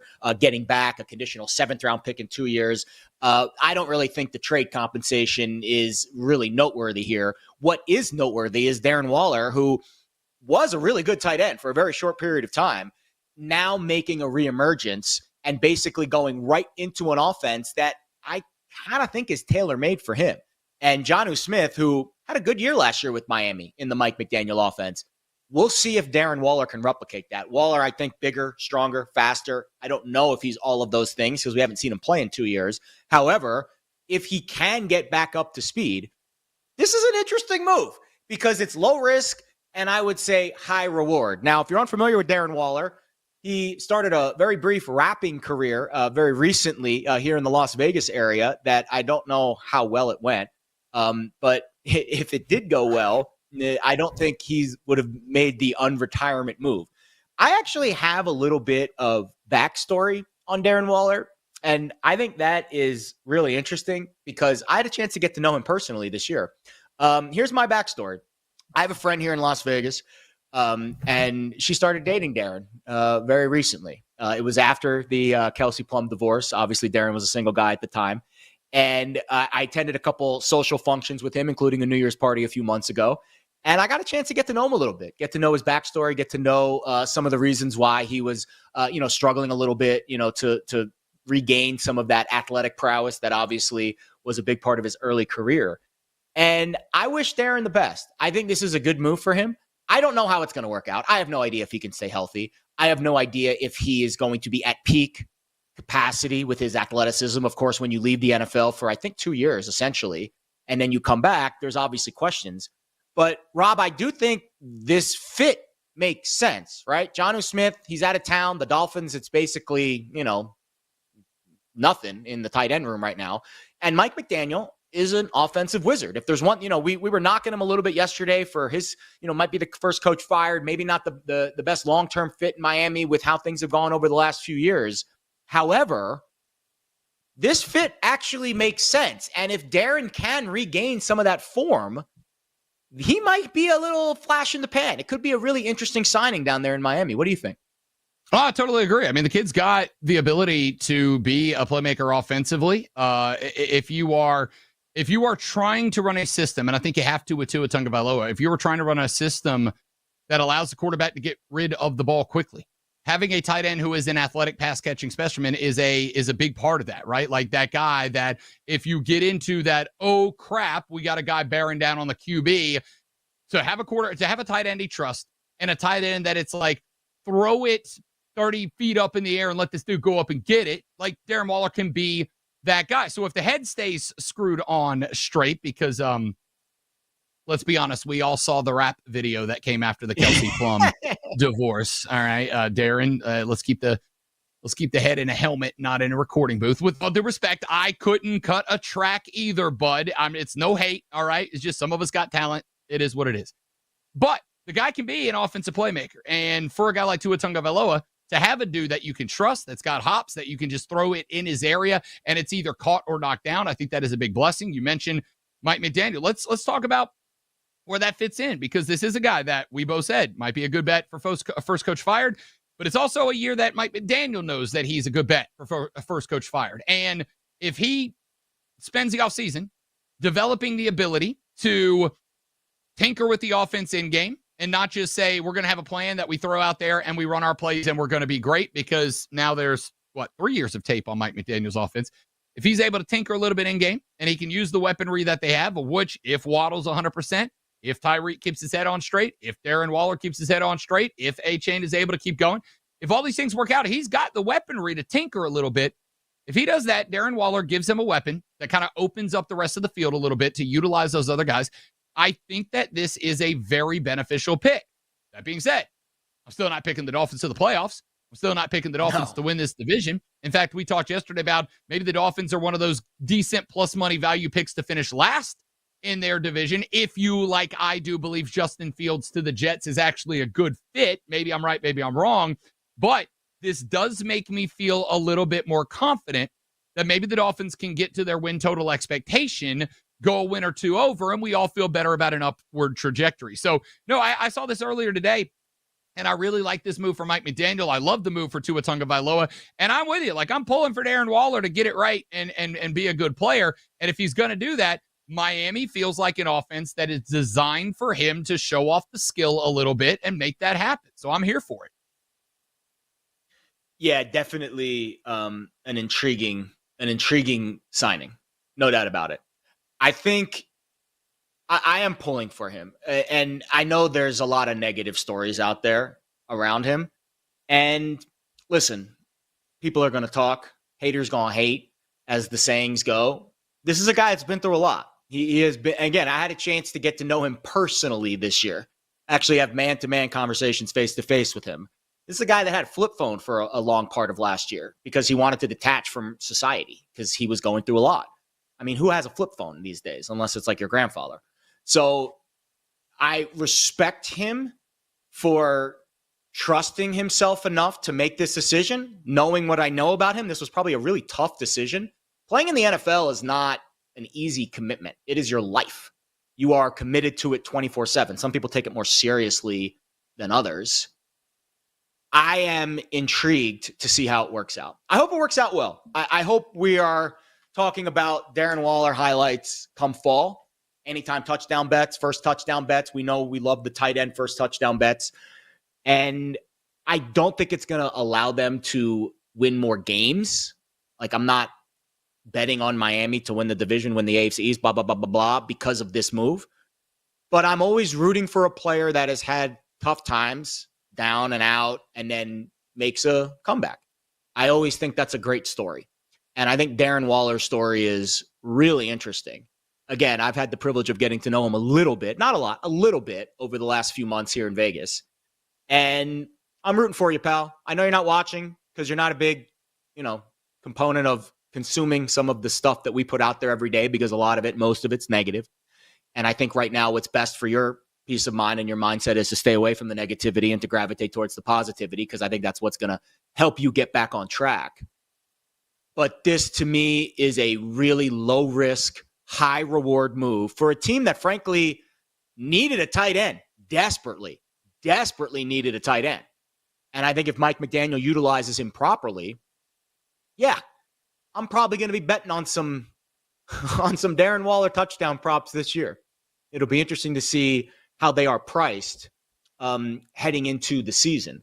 The NFL, I heard Jerry Dulac this morning, actually, on the Rich Eisen show. We had him on yesterday, so appreciate Rich for piggybacking our segment there. Great stuff there, pal. No, I'm just kidding. Jerry does great work. He deserves to have his word spread across this great nation. The other side of this coin is the player that the Steelers got in the tight end market, Jonnu Smith. And a lot of us yesterday, we talked about the Steelers for, I want to say, 2 or 3 segments yesterday. And Pittsburgh's, I'll be honest, I think Drew Dinsick, who came on during our NBC Sports Now Power Hour, was a little bit down on the Steelers. Didn't think that they had a ton of upside. I think with Aaron Rodgers, they will go as far as his arm and maybe his brain will take them. But it is win now for Pittsburgh. And I think the move that Miami made today, obviously you get Fitzpatrick back, Minkah Fitzpatrick, not Ryan Fitzpatrick, although he played for the Dolphins as well. There's a couple of interesting nuggets being traded back and forth between these two teams. I did not expect the Dolphins and the Steelers to be stealing headline news at the end of June, early July. But over the last 24 hours, those have been the two biggest teams in the news. So we wish the best to Darren Waller, wish the best to Jonnu Smith, Minkah Fitzpatrick, Jalen Ramsey, all the players that exchanged teams over the last 24 hours in the NFL. And I'm counting down the days. This month, Rob, we will have an NFL preseason game. How about that? Dude, can't come fast enough. Like, we are here on the Rob Brown Show, which airs from 6 till 10 Eastern at thefanupstate.com. Why not shamelessly self-promote every now and then? We call this hashtag peak off season or ranking season, because if you're doing local radio that's not gambling focused, this is the point of the season where everybody who can only talk about football on the radio, you got to rank things. Best jerseys, best home field advantages, best fight songs in college football, best, worst. and that's all well and good. I like when we have moves to talk about. I like when we have personnel swaps to talk about, and I think this is an interesting switch here because, as you pointed out, I agree with you. Steelers are going as far as Aaron Rodgers' head and brain can take them, which, depending on the combination of mushrooms he's on, maybe to Mars. We'll find out when the season gets fired up. But the addition of Jalen Ramsey, again, I think it is it's a boost. It's a pickup over Minkah Fitzpatrick. Not a huge one, but a pickup. But it's also a short-term thing because we know everywhere Jalen Ramsey goes, he's going to give you a year, 2 good years, and then he's going to blow up, and it's going to be a problem. We talked yesterday, are the Steelers going all in with these moves? And I think the answer for both of us was, yeah, absolutely. It feels like they are. And it's a good time to do that. On the flip side, for Miami, they grabbed themselves a pick swap, jumps them up a couple of rounds next year to the 5. Minkah Fitzpatrick has still got some dog in him, and I have to imagine that there was at least a conversation going with Darren Waller before they added Jonnu Smith to make that trade go through. And I do think Darren Waller's got it in him. Again, if he can get his body back and get his head right, I think he can be a better offensive tight end than Jonnu Smith was in that offense. And I think Mike McDaniel's the type of guy I trust to know how to utilize that. Like I said, I think that's the perfect type of tight end to pair with Tua Tagovailoa, who I want holding the ball for as few seconds as possible back there in the pocket. So I like the move. Again, it doesn't inspire me to go take out a Dolphins to the Super Bowl prop or anything, but I think it does. I think it does kind of turn them in the right direction a little bit. And if you add that to what I hope is a compelling desire for Tua to prove that, yeah, I had some issues, but I'm good. For Mike McDaniel to prove that, yeah, we weren't what we wanted to be last year, but we still have it. I'm still a good offensive coach. For all those things, combined with adding a good tight end, having a good set of quick wide receivers on the outside, having a quarterback who does have touch and accuracy when he's healthy, and a head coach that's got to prove that he should keep the job, I kind of like it. Again, it's a lot of intangibles here, but if the intangibles line up, maybe the Dolphins are a surprise team in 2025. I don't know. I kind of like the narrative that they're going to be the last place team in the division, but as a Jets fan, those are my famous last words. The other interesting story today that came across the NFL wire, Ohio governor signs budget that includes funds for a new Browns stadium, which on the surface is like, okay, I'm sure the Ohio taxpayers aren't thrilled about, shelling out $600 million in funds for a new Browns stadium. I understand why they want a new stadium. They want to host Final Four, Super Bowls, et cetera, and that's really what brings in the revenue when it comes to a new stadium. However, this new stadium will have a roof, which will remove the dog pound mistake by the lake outdoor narrative that Cleveland Browns football is usually associated with. Do you feel that this is a good move for the Browns to go to an indoor stadium? I'm about to, I feel like we've had a good, we've been on 2 and 14, 4 hours just so. We've been together on the radio for 6 hours and 14 minutes now. And I feel like I got to tell you, man, I think it's been going spectacularly well. I think the shows have been smooth. I think the chemistry's been there, and I'm about to ruin it all. I think every NFL stadium should be domed. I think every stadium should be domed. I do not want to know who's able to keep the warmest. I do not want to know who's able to handle the wind the best. I do not want to know who can not drop the ball when it's rainy. I want to know who the best football team is. I want to know which 11 can kick the crap out of the other 11 in 72 and sun.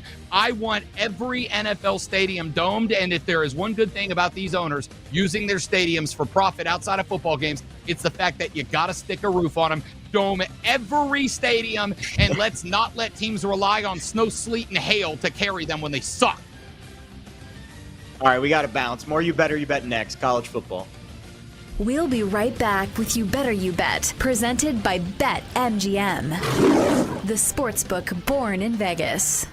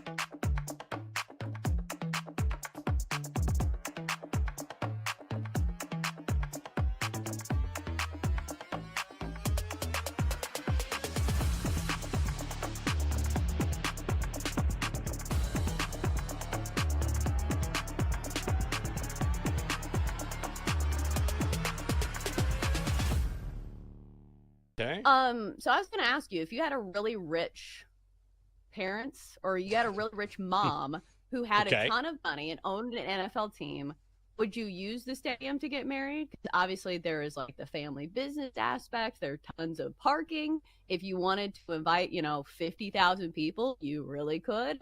Or would you say, hey, we're really rich, I can get married anywhere? No, I would not use a football stadium. I mean, I guess if you're both huge mega football fans and your family owns a team, then it has a different meaning. But for someone who wants his wedding to be very intimate and special, I can't think of anything more like not intimate than getting married at a football stadium. Like, to me, we're getting married in Middleburg, Virginia at a small rustic tavern, which is really nice in a really small town, and it's really pretty and very, it's very scenic out there as well, very calming, and that just seems the antithesis of a football stadium or any stadium or arena for that matter. So that would not appeal to me at all. I think maybe there's some nostalgia wrapped in here, though, because it is the family business. And Right. as somebody who got married in the church that I grew up going to, like, I do think that's a cool aspect to it. So maybe there's something to the effect of like, hey, as a little girl, I grew up running around on the sidelines here. It's just, when I think of football stadiums, like, I don't think of romance. Like, I think of like, somebody who has a beer belly, who's in a uniform that's a little too short, and, they're a little too drunk, and they keep arguing at the calls, and you're like, oh my God, this guy won't shut up. Like, that's what I think of when I think NFL stadium. So, like, maybe I have a different viewpoint. It just doesn't feel like somewhere I would want to get married. I feel like you have to use a lot of flowers and decorations to make it feel smaller.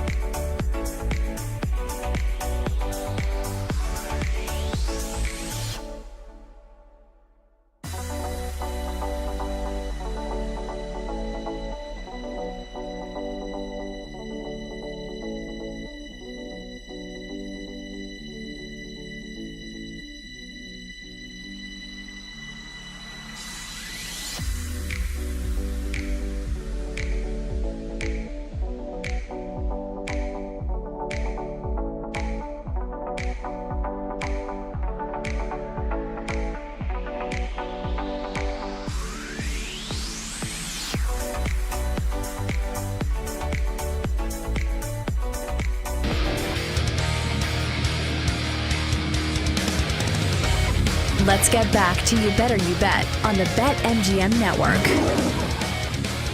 All right, 20 minutes. EJ Roddick, NHL Tonight's going to join us. We will go to the ice. Lots of intriguing storylines to talk about. NHL free agency started yesterday. We've been digging our heels into the NBA free agent market over the last 2+ hours. Jared Smith, Rob Brown, in for Nick and Femi this week here on You Better You Bet, only on the BetMGM Network. Here is your 12th man on the pitch, a 2025 Club Championship Odds Boost token. You can use this token to get a bigger payout on the winning bet. Download it on the BetMGM app. Please gamble responsibly. All right, let's move to a topic we have not yet discussed the first 2 days we have been hosting this show together, Rob, and that is the college football gridiron. I am a college football junkie, Penn State alum. I think it is, I don't know if it's my favorite sport to bet. I still think the NFL is probably number one, but college football a close second, maybe 1A, 1B. I don't know your background in college football, who you're a fan of, what your vibes are. So before we really dig into some teams or some situations that maybe intrigue us this year, tell me about your college football experience, my friend. Yeah, man. I went to Florida State University. My heart was broken after a 13-0 undefeated ACC championship season and getting bounced from the playoffs because Jordan Travis had his leg snapped the wrong way.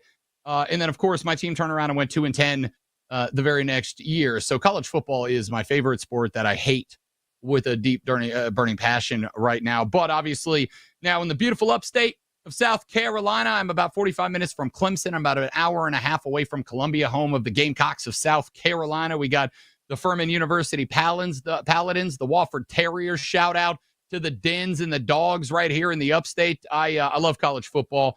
It is such a beautiful sport. Again, I think the last couple of years have been very interesting because I think fans are starting to wake up to the fact that, hey, it's just as much of a business and a money-driven enterprise as the NFL is. As many years as you've been trying to tell me, no, college football is better, Rob, because it's not all about the money. Oh, yes, it is. And it always has been. Doesn't mean that the pride and the pageantry and the fight songs and the cheerleaders and the atmosphere and the tailgates aren't exceptional. They are, but those are all fan things. It's been an interesting couple of years in the college football landscape. Yeah, I certainly agree. And I was reading a piece, it was either in the Athletic or the Wall Street Journal earlier this week, might have been Wall Street Journal, how we're going to have at least one, if not multiple, $35 million rosters this year. And the big issue there is you're starting to get in this situation where Ohio State last year, by the way, had a $20 million roster, and that was the most expensive roster in college football. And they obviously won the national championship, and they have the best players and all blah, yada, yada, yada. But I do think we are now entering a stratosphere where a lot of teams just cannot match this amount of money. Now, I know the clearinghouse and some of the reforms that they put in place, some of the building blocks to try to get this spending a little bit more under control. I think it's admirable. But, Rob, at the end of the day, money talks. And the programs that have money are going to continue to get players, and they're going to find ways to skirt the system. And I don't know how much Deloitte, which is the clearinghouse that they're putting in place, really is going to be able to adjudicate some of these, infractions that are coming across in terms of you're paying too much, you're overpaying, underpaying, whatever. It does seem like we're going down a road, and I still think Ohio State's going to be fantastic this year. Texas, obviously, $30+ million roster. Penn State's getting up there. I don't know what the end result is, but as this continues to expand, we will continue to run into these problems where the haves and the have-nots, the pay gap's going to continue to get wider. So there's a couple of things that I think have become all but inevitable in college football. The first one is, and I said this when NIL started, you have two options if you're the NCAA. Option number one is you can install a bunch of rules right out of the gate. And by installing a bunch of rules, you can make players, athletes, agents challenge them and try to knock them down rule by rule. Or option number two is what they did, which is put up no rules at all, make it the Wild West, allow everybody to do what they want, and then you have to challenge those things. And here's the fun reality about the United States. If somebody is doing something and doing something for a while that is not hurting anybody else, and you try to take that away from them, you've got to make a really compelling argument as to why they should not be allowed to do that thing, versus the other way around. When you put rules up and you say, yeah, but you have to prove that this is actually good for everyone by us knocking the rule down. They didn't do that. Here we are. So that leads to, in my opinion, an inevitable conclusion where collective bargaining might be the only way out of this. And I don't know how that looks. Danny White, who is the athletic director at Tennessee, we talked about this on my show extensively yesterday and today. Danny White has now propped up a plan that includes collective bargaining. But what's interesting is because you have to have a union that represents everyone in order to collectively bargain, Danny White is trying to pop up a plan that would allow collective bargaining with all athletes across college, the landscape, well, football and basketball predominantly, but I'm assuming everybody else would eventually be lumped in there, without a condition of unionization being employment. So the schools do not make the athletes employees, but they still collectively bargain with them to determine it. And that's going to be, much like in the NFL and the NBA, how you establish a salary cap. Okay, schools, when you compute and compile all the NIL money and all the revenue sharing, cannot go more than $30, $35 million, whatever. You're still going to have the problem with the haves and the have-nots, right? Like Wake Forest is never going to be able to keep up with Georgia. Vanderbilt is never going to be able to keep up with Tennessee. And that is a problem. But let's also not pretend like that's not the way it's been in college football for decades now, all right? Like, I've been to Tuscaloosa. There was a point in time when you could walk into the parking lot at the Tuscaloosa football facility, and when you did, you'd look around and you'd see like 22 Dodge Chargers out there. It was a long-running joke, but it wasn't a joke. It was a real thing. And so it's kind of a spot where you go, do you think every one of them Alabama players just super-duper loved Dodge Chargers, or do you think there was maybe a couple of them handshakes with a car key in the middle of it that came along with that, right? So It's not new to college football. It's always been this way. This is why we celebrate the little engine that could, the underdogs that get it done. We celebrate those teams because they are against all odds getting there. So that's not new. That's not different. I do think there's going to be collective bargaining, and that's the way out of the woods here. That will establish that cap that at least makes it feel like everybody's at least kind of on the same playing field. What I do think the ultimate resolution to this is down the line, I think we're going to have 2 college footballs. I think you're going to have the SEC and the Big Ten Super League over here, and I think you're going to have everybody else playing their other thing over here. I think you're going to see Florida State, Clemson, Notre Dame, the few remaining crown jewels that are not in the Big Two are going to be out of the ACC, hence their agreement with the ACC for their grant of rights deal to come down to 2031. They'll be out. They'll head to either the Big Ten or the SEC. Notre Dame may not join a conference, but they'll be like an honorary member of one of the two, but still independent, whatever. But I think you're going to end up with a Super League of the SEC and the Big Ten. And then I think you're going to see the Pac-12, the Big 12, the remainder of the ACC, the Mountain West, the Big Sky, all these other, they're going to have their own thing over here. And it's going to be a secondary tier, but at least those fans will still have their football. Maybe every now and then we'll cross over and have like a champion play a champion to find out who the true champion of college football is, whatever. But I think collective bargaining, and I honestly think a Big Ten SEC Super League, and then in what I've been calling the EEC, the everybody else conference over there. And we are really going to have a product that is divided in two, because at the end of the day, it does not matter how much they bust it, even with the Bill Belichick. The North Carolina Tar Heels are never putting $35 million into our football roster. So how do we keep up? The reality is we don't. And eventually they're going to have to go do their own thing where everybody over here spends $10 million on the roster and everybody over here spends $50, and whatever conference your team belongs to, that's the one you watch. Yeah, I've already bet under 7.5 wins for UNC this year. I bet TCU week 1 too, as a pick on that UNC. So I'm off the UNC bandwagon. I'm stealing EEC. I'm sorry, I'm stealing it. It's fantastic. I love that you came up with that. It's genius. I will give you credit when I use it, but I'm absolutely stealing it on future shows because it is absolutely hilarious. So the super conference thing is really intriguing to me. I've been saying this for years, that college football needs to adopt relegation. And what I mean by relegation is the super conference, let's say it has 30 spots, right? Nice round number. Teams can get into the super conference, and they can also get out of the super conference if they are playing poorly. That's what the bowl games are, right? The bowl games at the end of the year, you take teams 26 through 30 in the super conferences, you have 2 or 3 games, and the losers are out. And then the other bowl games are the top teams of the EEC all playing to get into the super conference. And obviously the super conference, the only conference eligible for the playoff. That's the way I viewed it, just because of the way that the Pangea is kind of forming here, with the Big Ten and the SEC kind of massing together to form this super conference. And I do think, based on the rhetoric, we're slowly moving in that direction. It's going to take a while, but we are slowly moving in that direction. I don't know if they're going to adopt relegation. That's my crazy, far-fetched idea, kind of what the English Premier League does. But it would be awesome if they did, because those bowl games, imagine if it's like Arkansas against Iowa in the Citrus Bowl, and the loser is out. They're done. They cannot compete for the college football playoff next year. Oh, boy. You want to talk about no opt-outs in that game. You want to talk about intensity for the random Outback Bowl on New Year's Day. That, to me, is how you get the bowl system, which is becoming kind of an afterthought outside of the playoff. That is how you revitalize the Chick-fil-A random bowl, right? The Tax Slayer Bowl, the Bad Boy Mowers Bowl, the Idaho Potato Bowl. You put teams in those games where a lot is on the line, more so than just a stupid trophy full of potatoes. And all of a sudden, you really amplify the intensity. Betting odds-wise, again, that's the only bet I have in pocket for college football futures so far. UNC under.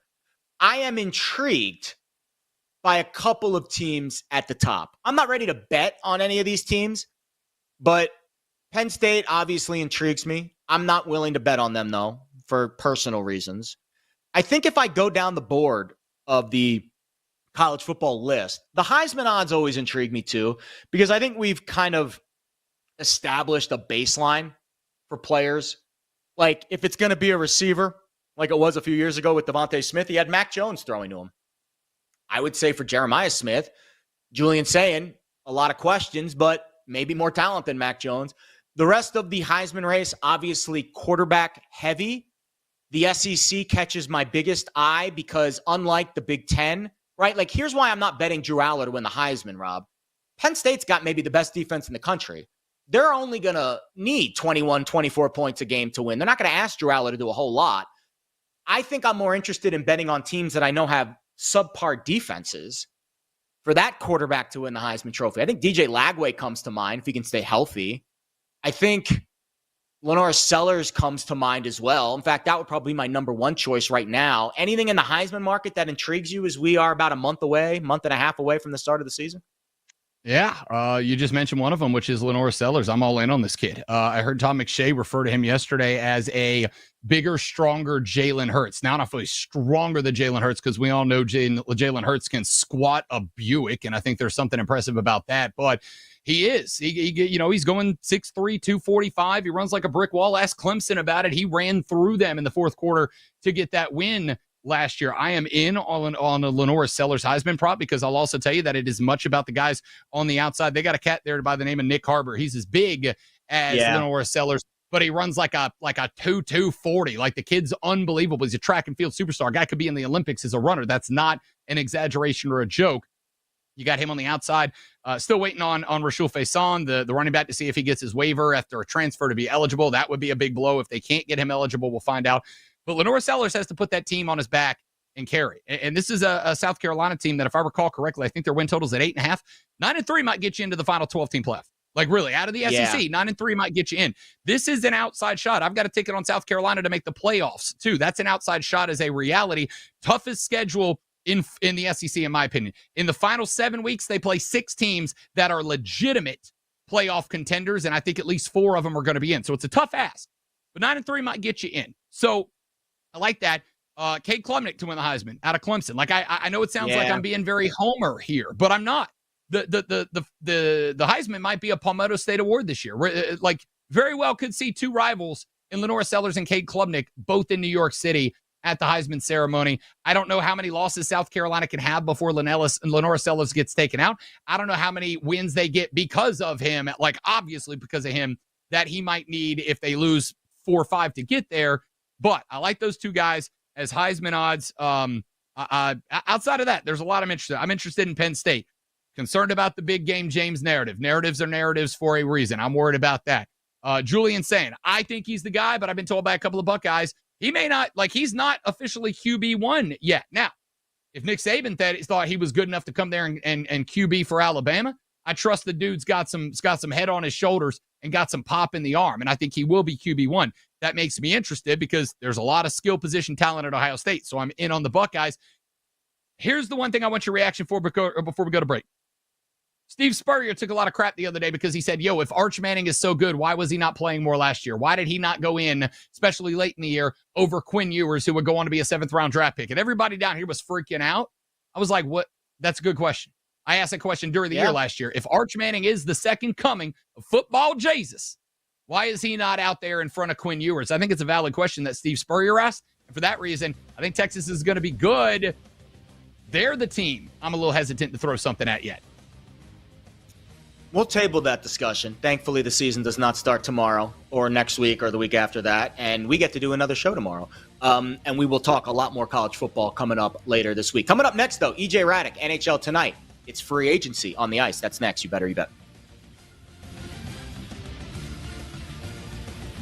We'll be right back with You Better You Bet, presented by BetMGM, the sportsbook born in Vegas.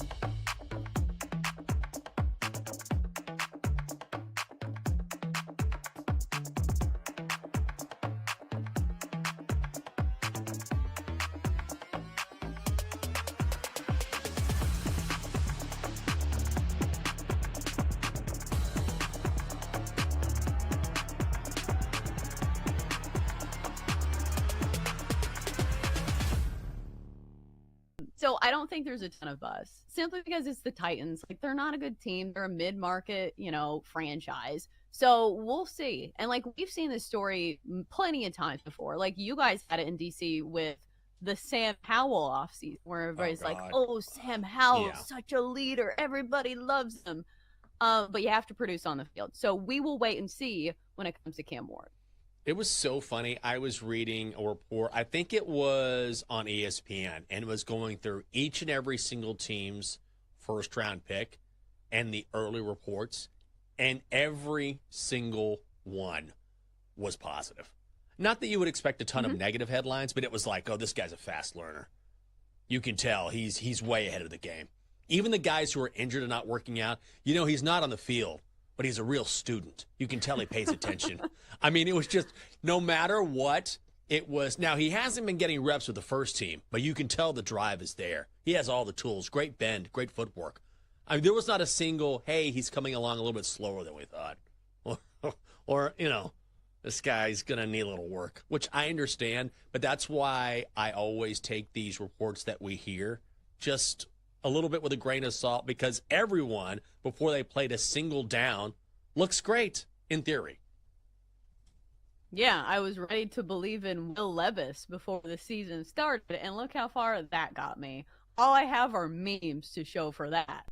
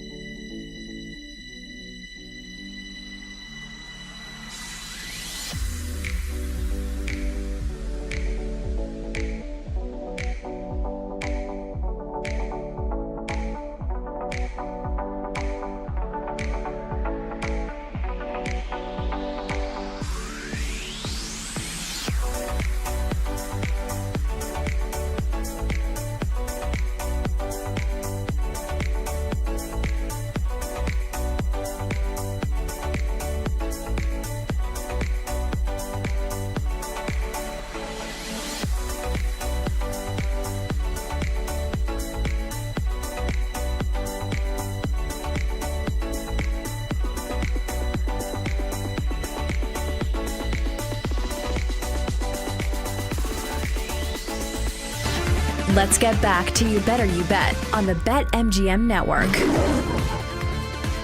All right, we are back. We're going to hopefully talk to EJ Raddick shortly of NHL tonight. Very excited to get his thoughts on the NHL free agent frenzy here in the offseason. I was talking about this right before we came back on. Might as well continue the conversation about college football until we get EJ here. There was a bet that I made last year on MGM. It was the only the only book that I saw this bet available at. And this year, it seems as though they've expanded this market. So the market is SEC teams to have 10 or more wins in the season. Last year, it was 2.5 with plus money to the over. This year, it's 3.5 with plus money to the under. We will get to that, maybe not today, but at some point in the future, because I do want to bring in EJ Raddick of NHL tonight. He is our next guest. You can follow him on X at EJ Raddick _NHL. EJ, I know you don't want to talk about college football, but that market is very fascinating to me. We'll get to it at some point later in the week.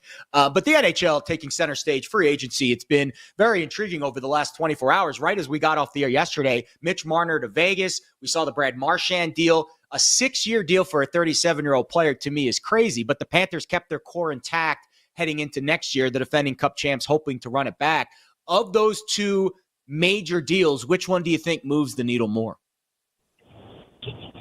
Well, I mean, the Florida Panthers, what they did is kind of amazing. They were able to keep almost their entire team together. Now, they've had the good fortune of the salary cap going up, right? So that's a plus. And they've had the good fortune of getting some of their players to take very, very team-friendly deals. I mean, Gustav Forsling is one of the best defensive defensemen in the league, and he's a great skater, and he signed there like for $5.8 million like last year or 2 years ago.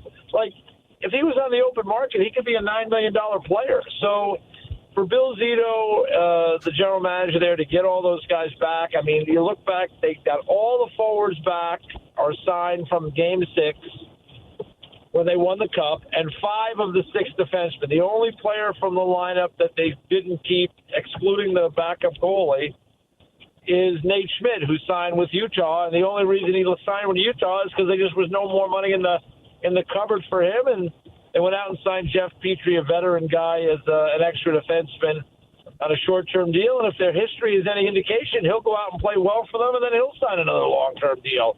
Who knows? It's been what they've been able to do has really been impressive. And so you ask me what moves the needle. I mean, Mitch Marner is a big name. He's a great player. But what the Florida Panthers have been doing and what they're continuing to do right now is very impressive.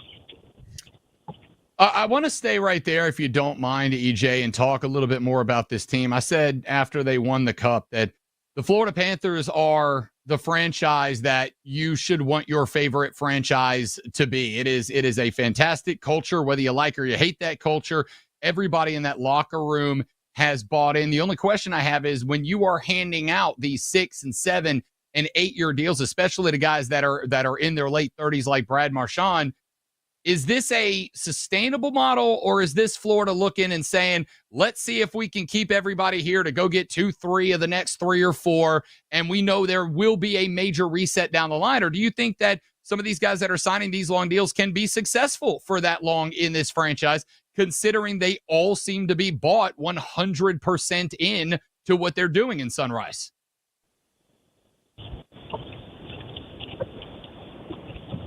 Well, I don't suspect that Brad Marchand is going to be a player at 43 years old.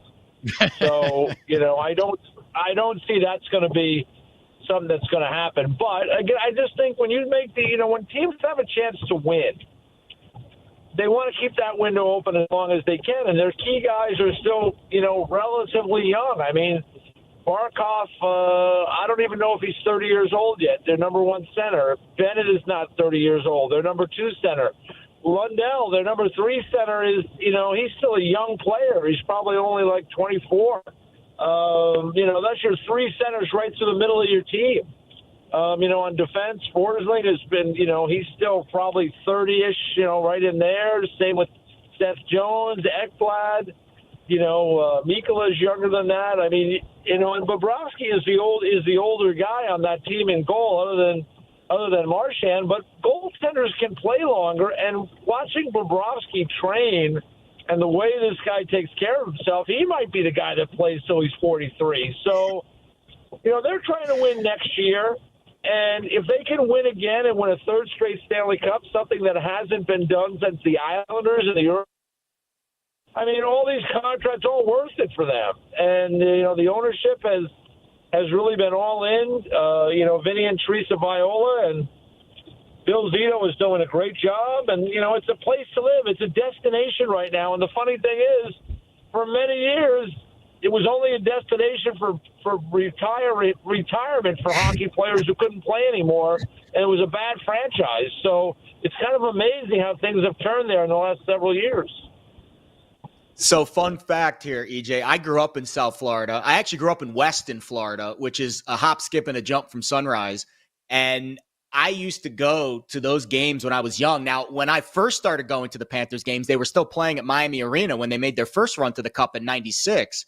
I was 10 years old at the time. Those were fantastic games. I got to see an unbelievable cast of all-stars. They played the Penguins that year, and Yager and Lemieux. They played the Flyers that year, and Lindros. And, of course, the Avs with Waugh and Sakic and that great team.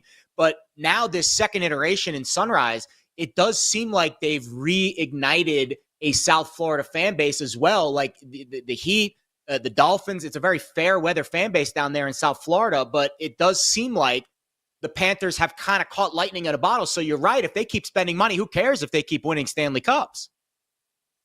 Yeah, and they just, they moved into a new practice facility last year, brand new state-of-the-art practice facility there in Fort Lauderdale. I mean, you would know, having been there, like they used to have to tarp off the upper bowl. They literally just tarped it off. So nobody, and that's a big building. I mean, it was really a weird thing because it was such a bad franchise, and they had this building that could seat like 21,000 people. Like, there are places in Winnipeg, they don't have a 21,000 seat building, and everybody there grows up with hockey. So it's amazing how it's turned around. But again, I have to say, it starts with ownership. When Vinny Viola and his wife Teresa bought that team, they made some mistakes, but they figured it out. They had some good fortune. They had interviewed a couple of people for the manager's job. From what I hear, that one or two of them turned them down, which led them to Bill Zito. And Bill Zito inherited Barkov, who was a second overall pick, I think, in 2013. And then Ekblad was a first overall pick in 2014. He inherited a team that had already signed Bobrovsky to a 10-year deal. And believe me, there were people 5 years ago that were saying that was a bad deal, and they got to try to get out from under that deal. And now here he is, two-time Stanley Cup champion, 3 straight times to the final. And then Zito went out and just made some bold moves. I mean, he fired, Andrew Burnett as head coach after I think he was a Coach of the Year candidate. He might have won Coach of the Year, but he saw what I saw, that he wasn't going to be good enough to get them to where he wanted to go. And so he made a big move, and he brought in Paul Maurice, who in the end has turned out to be the right guy in the right place at the right time. It's very similar to me to when the Yankees hired Joe Torre in 1996. He was a kind of a retread that had coached managed a long time, and really had never had success. But then when he showed up with the Yankees, and it was just right time, right place, and it's been the same for Paul Maurice.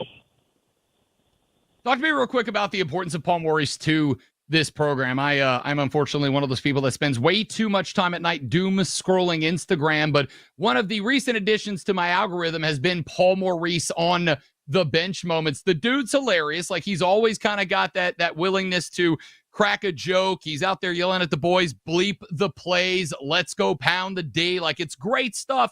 Talk to me about the importance of Paul Maurice to the culture of Florida and the impact that Florida's had on him that's made it this fantastic combination they've hit on for the Panthers. Yeah, he said, I interviewed him before the final, and he said, coaching these guys has been a life-altering event for him. And I asked him, what do you mean by that? And he said, well, just the way they treat each other was really like it really hit him. He's been doing this a long time, and he hasn't had a chance to coach a team that's quite like this, that has all these pieces in place. But not only that, they really play for one another, which at the end of the day in hockey, you have to play for the guy next to you in that room. You don't always necessarily play for the coach. You play for each other. But Paul, with all his experience, I think he came into this job really not even sure he wanted to continue to coach.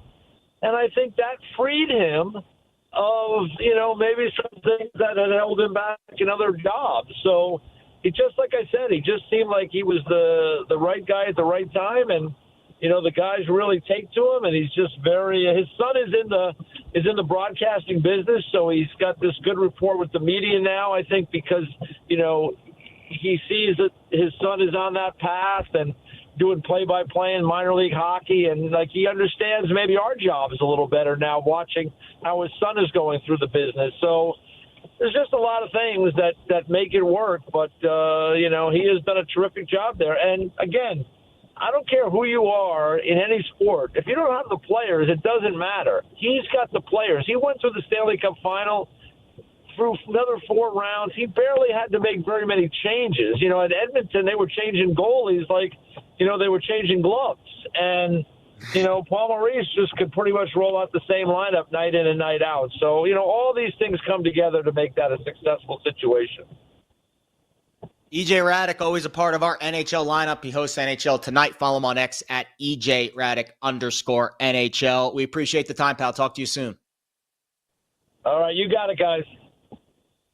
Great stuff there. Yeah, I grew up on Florida Panthers hockey. Now, I was obviously born in New York, moved to South Florida when I was very young.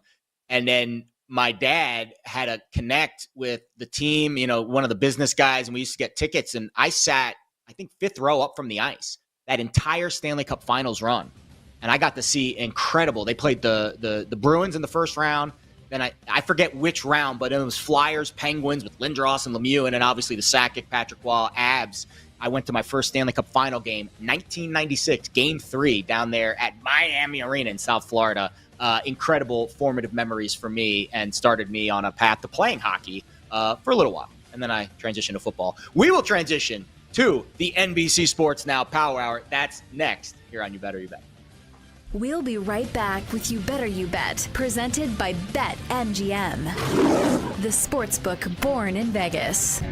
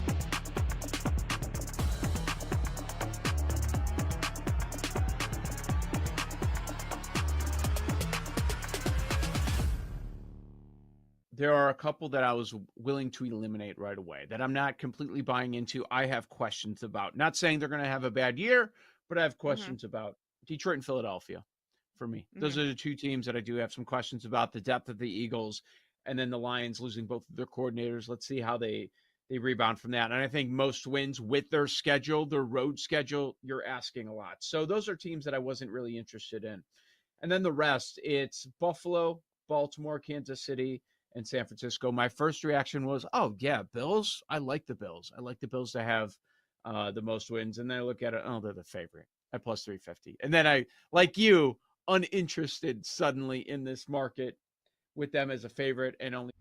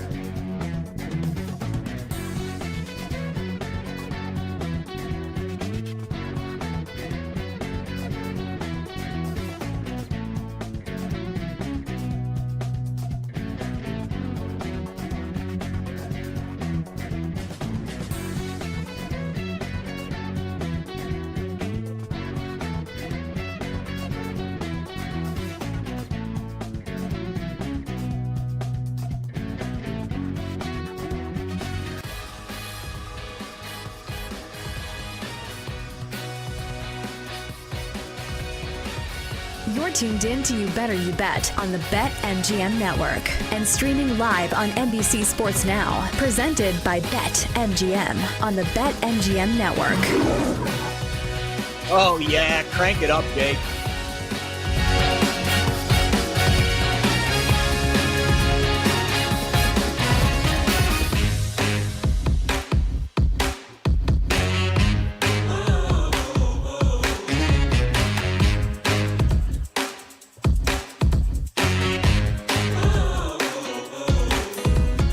Welcome in to the NBC Sports Now Power Hour, the final hour of You Better You Bet, right here on the BetMGM Network and Peacock. We are very excited to be with you. Jared, Rob, in for Nick and Femi this week, coming up in 40 minutes. Gambling night in America.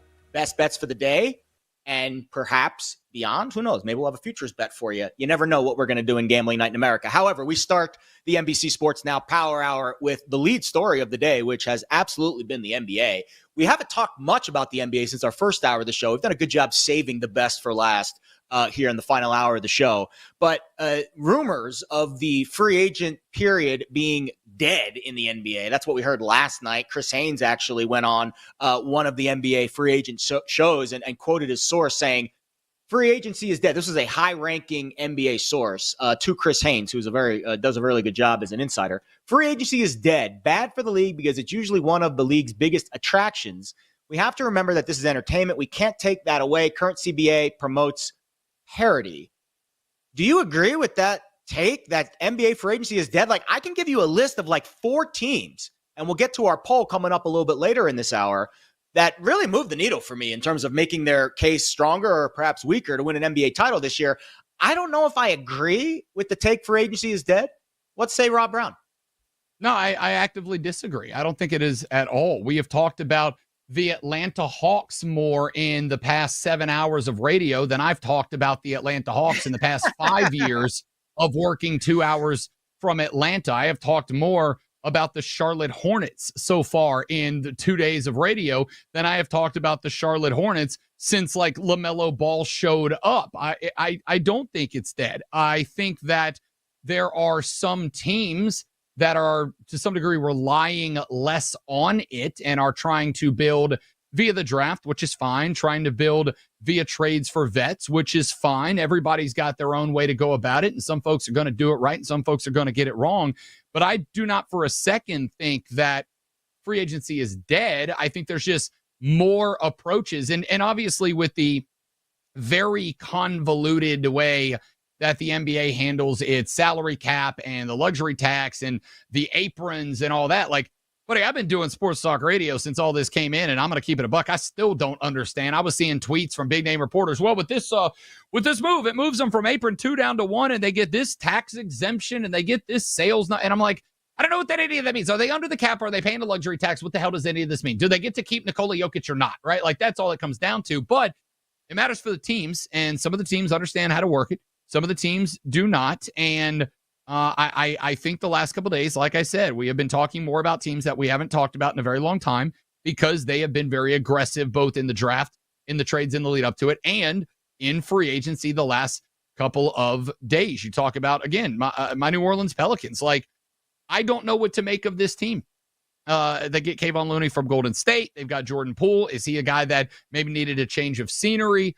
They got their 7-footer. They got their outside slasher. I thought they did well in the draft, but that first pick with Derek Queen coming over, does that open up for a trade elsewhere? I don't know, man. Like, I think the last 3 days, well, really, I mean, dating back to day 2 of the NBA draft, I think has been some of the more compelling non-playoff NBA talk that we have had in a very long time. I don't think last year was this active, and I think people maybe knee-jerked to last year. But this year's been crazy, and for me anyway, as a host, it's been wildly compelling. So, breaking news on the show. I love when we can do breaking news. The Detroit Pistons have absolutely been in the center of the free agent frenzy, not for positive reasons, though. Malik Beasley's name being floated around in gambling allegations, and that was obviously has nothing really to do with who the Pistons are bringing in. However, he was a free agent. I don't think the Pistons are going to sign him now because we just got news that they signed Duncan Robinson, who you would think is kind of that vibe, right? 3-point shooter, can maybe play the guard position. And this comes on the heels of them adding Karis LeVert and losing Tim Hardaway Jr. and Dennis Schroeder. So some guard swapping in Detroit. Now, the Pistons were one of those teams, and we talked to Drew Dinsick yesterday during this hour of the show, and he was going back and forth between those Atlanta Hawks you just mentioned and the Detroit Pistons as a team that could perhaps take over the mantle in the Eastern Conference. We went in the Atlanta route because of all the great reasons you just mentioned. Does the Detroit move for Duncan Robinson and perhaps Karis LeVert? They're going to probably lose Malik Beasley, you would think, if not for free agency reasons, for suspension reasons. And then, of course, Tim Hardaway Jr., Dennis Schroeder departing. Are those swaps in Detroit in the backcourt? Does that change your opinion on the Pistons at all? No, I mean, I was already in on Detroit. I think Cade Cunningham is in line to be probably, I'm going to say, quarter of the way through next season. I think that kid is going to join the face of the league conversation that we all just adore so very much. I was down in New Orleans for St. Patrick's Day this year, and the Pelicans played the Pistons, and I went to that game because I just happened to be there and watched Cade Cunningham play in person. This cat can ball. Like, this kid can outright play, and you can build around this guy, and I think they do. Duncan Robinson, I think, is interesting because of, again, much like we've talked about some of these other shooters that are joining teams, right? Like Colin Sexton joining the Hornets. Why is that interesting? He's a 40% three-point shooter on the outside. He's a guy that pulls defensive wings out, opens up lanes. I think Duncan Robinson, who, the whole Heat culture thing the last couple of years, I've made the argument, Heat culture was Jimmy Butler and guys playing to him. And when he took off, regardless of what happened at Golden State, the whole concept of Heat culture went away. But if there was any Heat culture left, Duncan Robinson's a big part of that, right? And I don't mean for this to sound any kind of way, although it's going to when I name the two players I'm about to name is the role I think Duncan Robinson fills. What TJ McConnell did with the Pacers kept them alive, and what Alex Caruso did for the Thunder kept them alive. That's Duncan Robinson, and now Detroit has that same type of player in that same role of, we need you outside, we need you ready to launch the three, but if we get to a spot where we need to sit Cade Cunningham for a minute, we need you to be the guy that can ball handle it, take over, drive to the rack, and make stuff happen in a limited role, and I think he fills that. So I actually really like this addition because it does make me feel like they have kind of bought into that Pacer, Thunder, small market. We know it's going to be hard to get our own superstar. So when we home grow one, let's build to them with the pieces we know work. I get a very Pacers Thunders vibe. And by the way, if you think for a second that the Pistons make a run next year and Detroit isn't going to go absolutely BANANAS like Indiana and Oklahoma City did, bro, that place is going to be rocking if the gearheads are back into the playoff for the first time since Grant Hill left. So I actually really like that move for Detroit. I was already in on Detroit. This is probably going to bump them up the power rankings a little bit. I told you before the show, I kind of like the Hawk ticket at 8.5 to 1 for the Hawks to win the East. I'm probably going to put one on Detroit too. Yeah, I mean, I think the East is wide open. I think if you're betting the top of the Eastern Conference, you're missing out on perhaps some teams there in the middle, the beefy middle, like Detroit, like Atlanta, that have a chance to really reach up and grab some equity. So let me get this right, because anytime I break news on the air, if I get it wrong, I'll hear about it. They're trading. So this is a sign and trade. Detroit's trading Simon Fontecchio. That was my best guess on that name. To Miami to acquire Duncan Robinson in a sign and trade, 3-year, $48 million deal. Tyler Morales confirms I got the name right. First try right out of the gate. I'm a professional, people. I agree. I think this is, they re-signed Paul Reed. You add Karis LeVert. Obviously, Malik Beasley is off the reservation. I don't think you can even consider him as an option at this point. You lose THJ. You lose Schroeder. You gain now Duncan Robinson. And I do think that makes the Pistons, I don't want to say title contender, but it makes them much more intriguing because I think they obviously panicked. I don't think they were expecting a federal probe to be investigated on their pending free agent. And so they probably had to switch gears. But I would say Duncan Robinson, not a bad consolation prize. All right, the other intriguing storylines on day one of NBA free agency. Miles Turner, kind of like a sign and wave deal with Turner and Damian Lillard now being shipped out of town, even though the Bucks still owe him a boatload of money. You've got the Nuggets making the trade. I think that's very interesting. Shipping MPJ out of town. You've got the Rockets who have just a crazy overload in the front court You've got the Knicks bringing in Jordan Clarkson. They still don't have a coach. You got the Lakers not really making any moves. And we haven't mentioned this one yet, and I'll kind of tee you up here. D'Angelo Russell to the Mavs. Quiet, under the radar. 2 years, $13 million. Inexpensive deal. Obviously, Kyrie Irving's dealing with an injury, but I think the Russell move, listen, he's coming off a terrible year, but he's only 29 years old. He was a former number 2 pick, I believe, in 2015. Now you get a chance to replace Kyrie with some firepower. Of all the teams, all the moves I just mentioned, dealer's choice, Rob, which one moves the needle for you the most? Look, I D'Lo to Dallas, and a lot of that is because, as do most of us, like we all know a Lakers fan or three. They're everywhere. They're like cockroaches. They pop up when you least expect them to. I say that with all due respect, Lakers fans. Mwah, love you. D'Lo Russell was not really liked in LA. D'Lo Russell was not trusted in LA. D'Lo Russell, who was a dude that's got the talent to be very good, was not a dude that it felt like JJ Redick or Coach Ham before him or anybody was really going to say, you're our takeover guy. If they're doubling up LeBron, if they're taking away AD in the paint, whatever, D'Lo Russell's the guy that we are going to get the ball to make a couple of things happen and try to unlock and force them back into a base traditional defense. So he's going to go down to Dallas and what? He's gonna morph into that guy. Like there's nothing about D'Lo that makes me think he goes to Dallas and opens up the floor for the rest of these guys. This offense still has to go through Anthony Davis next year. They've still got to run it through AD. And the problem with that isn't that AD can't do it, because he absolutely can. The problem with that is if you are looking at Anthony Davis as a guy you trust to stay healthy for more than 60 games and rely on him to get you there and then be healthy and ready to go in the playoffs, I'm not there yet. When's the last time that happened? 2020 in the COVID bubble? Like that's not the combo. Like you needed to go get a guard. You needed to go get a frontline guy that you could trust. Now, in fairness, there weren't a ton of them. In fairness, there are very few superstar point guards that were available, but it feels like you should have made a bigger play than D'Angelo Russell, who, let's keep it a buck, got cast out of LA. This isn't a free agent who decided I'm going to take my talents elsewhere and get paid somewhere.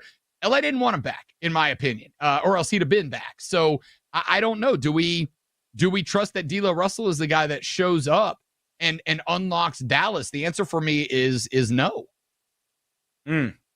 He did not make, or I guess I should say the Mavericks did not make our list. And I will mention the poll to you right now. We will get the results of said poll coming up in about 40 minutes in Gambling Night in America. And the poll question, of course, the real ones know. What team has made the biggest positive impact on their roster through the first 24 plus hours of free agency? Your 4 options, and you're more than welcome to give us a write-in vote if you'd like. And if you want to put the Mavericks in there with D'Angelo Russell, you're more than welcome to make that case. The 4 options: Bucks, Hawks, Nuggets, Rockets. I'll tell you right now who I voted for, because it kind of bleeds into my next point. I think it's the Nuggets. And I know the Rockets are all the buzz right now. They made a ton of moves, hundreds of millions of dollars of moves, mostly in one position, which I think is the reason why I'm a little bit bearish on the moves that they made, because I don't know how the hell they're going to play all these guys at center. But the reason why I chose the Nuggets is because they got younger and saved a lot of money while doing so, while not sacrificing production or athleticism, right? They made the trade for Cam Johnson. They shipped MPJ out of town. I think MPJ, he was a very well-liked player in that locker room from what I understand, and he was a well-liked player on their championship team, but dealing with a lot of injuries. He's $17 million more expensive than Cam Johnson, and I'll be honest, when I watch Cam Johnson with the Nets, that dude can fill it up. So I like how Denver got younger, how they fleshed out their roster a little bit, maybe opened up an opportunity for them to make another move, and they continue to move further away from that dreaded second apron. So while Houston certainly made some splashes, the Hawks, Milwaukee for sure, I think Denver sneakily got better. They also added Tim Hardaway Jr. today on a very cheap one-year deal. I agree with you. I ran the stat comps earlier, and granted, you're talking about 2 guys in different teams in different parts of the country, but Cam had better numbers in every number except for rebounds, where MPJ had 1 more, but he had 9 more points per game. He had 3 more assists per game, 1 fewer board, but better free throw percentage, better shooting percentage from the field, better shooting percentage for 3. It's an upgrade as a player. Forget the age, forget the number. It's an upgrade of the player that they need in that spot. As we pointed out, MPJ kind of faded in the playoffs this year, and I think a lot of people are out. Once you get to that spot and you kind of fade and you lose that faith from your team, your coach, your organization, whatever, like it's hard to get back. So I like that. I'm going to throw one more in there. And again, I cover this team, so I know it's going to sound kind of homery, but I really would like your thoughts on it. I think Charlotte. I like the draft. Concanippa wasn't the pick that I would have made. I'd have gone and gotten Ace Bailey, but for the role you need next to LaMelo, which is an ace outside shooter who can catch and shoot immediately, that's a good pickup. You put his teammate Sion James, a slasher, on the other side. You get a 7'2" Ryan Kalkbrenner to play in the middle, and then you've made a couple other moves via trade. I really love what the Charlotte Hornets have done. If those guys all gel under Charles Lee's culture, I think the Hornets are an interesting team to watch next year. We'll get James Jackson's thoughts next. NBA beat writer for The Athletic. Is Charlotte a sneaky team in the East? We'll find out next here on You Better You Bet. We'll be right back with You Better You Bet, presented by BetMGM, the sportsbook born in Vegas.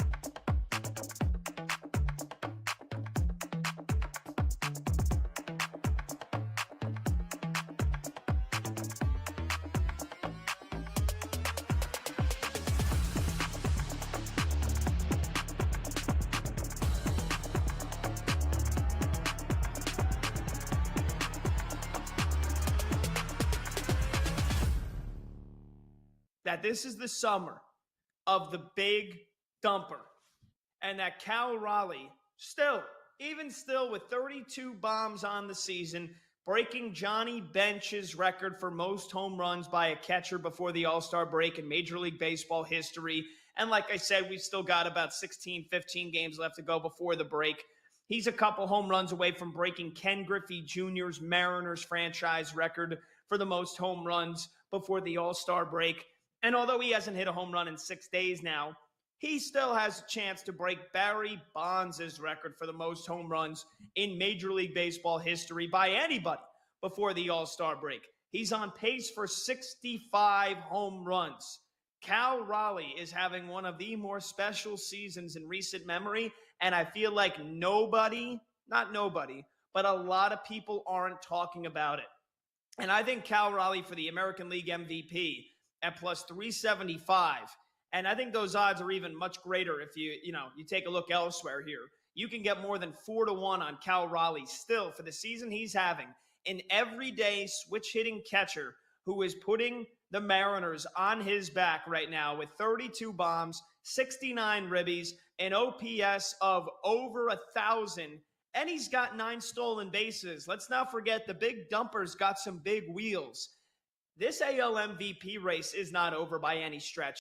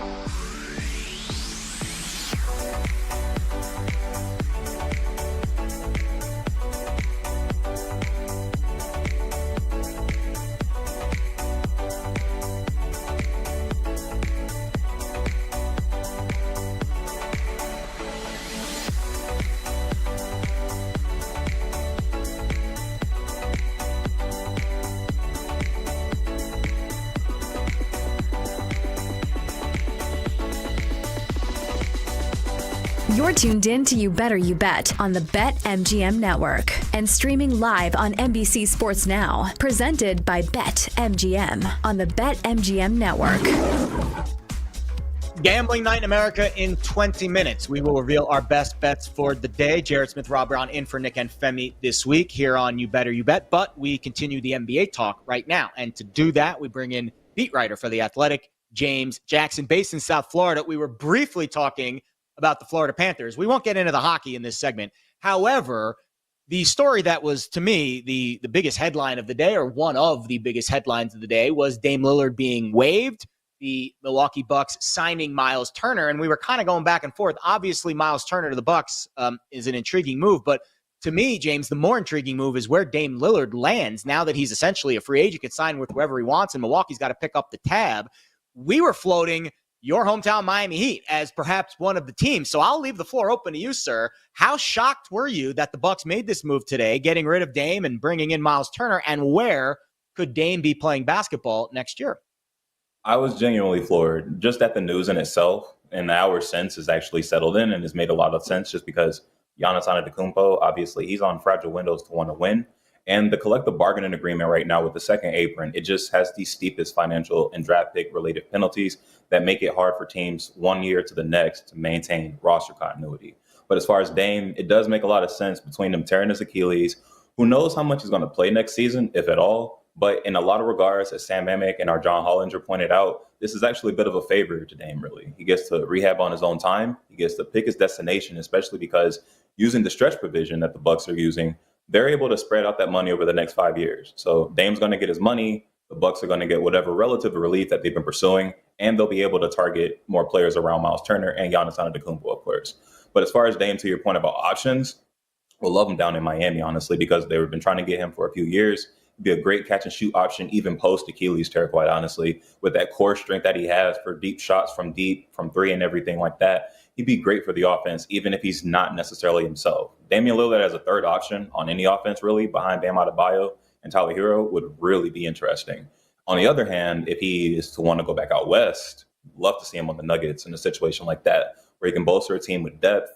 He can play for the minimum, honestly. So money's not going to be the necessary need in that regard, not to pocket watch him, but he can go to a situation that's going to cater to his ambition to win a championship. So those would be the two teams that I'd honestly look forward to him trying to check out. I like those. All right, let's throw the fun conspiracy theory that's been going around, even if it's just me that's floating it.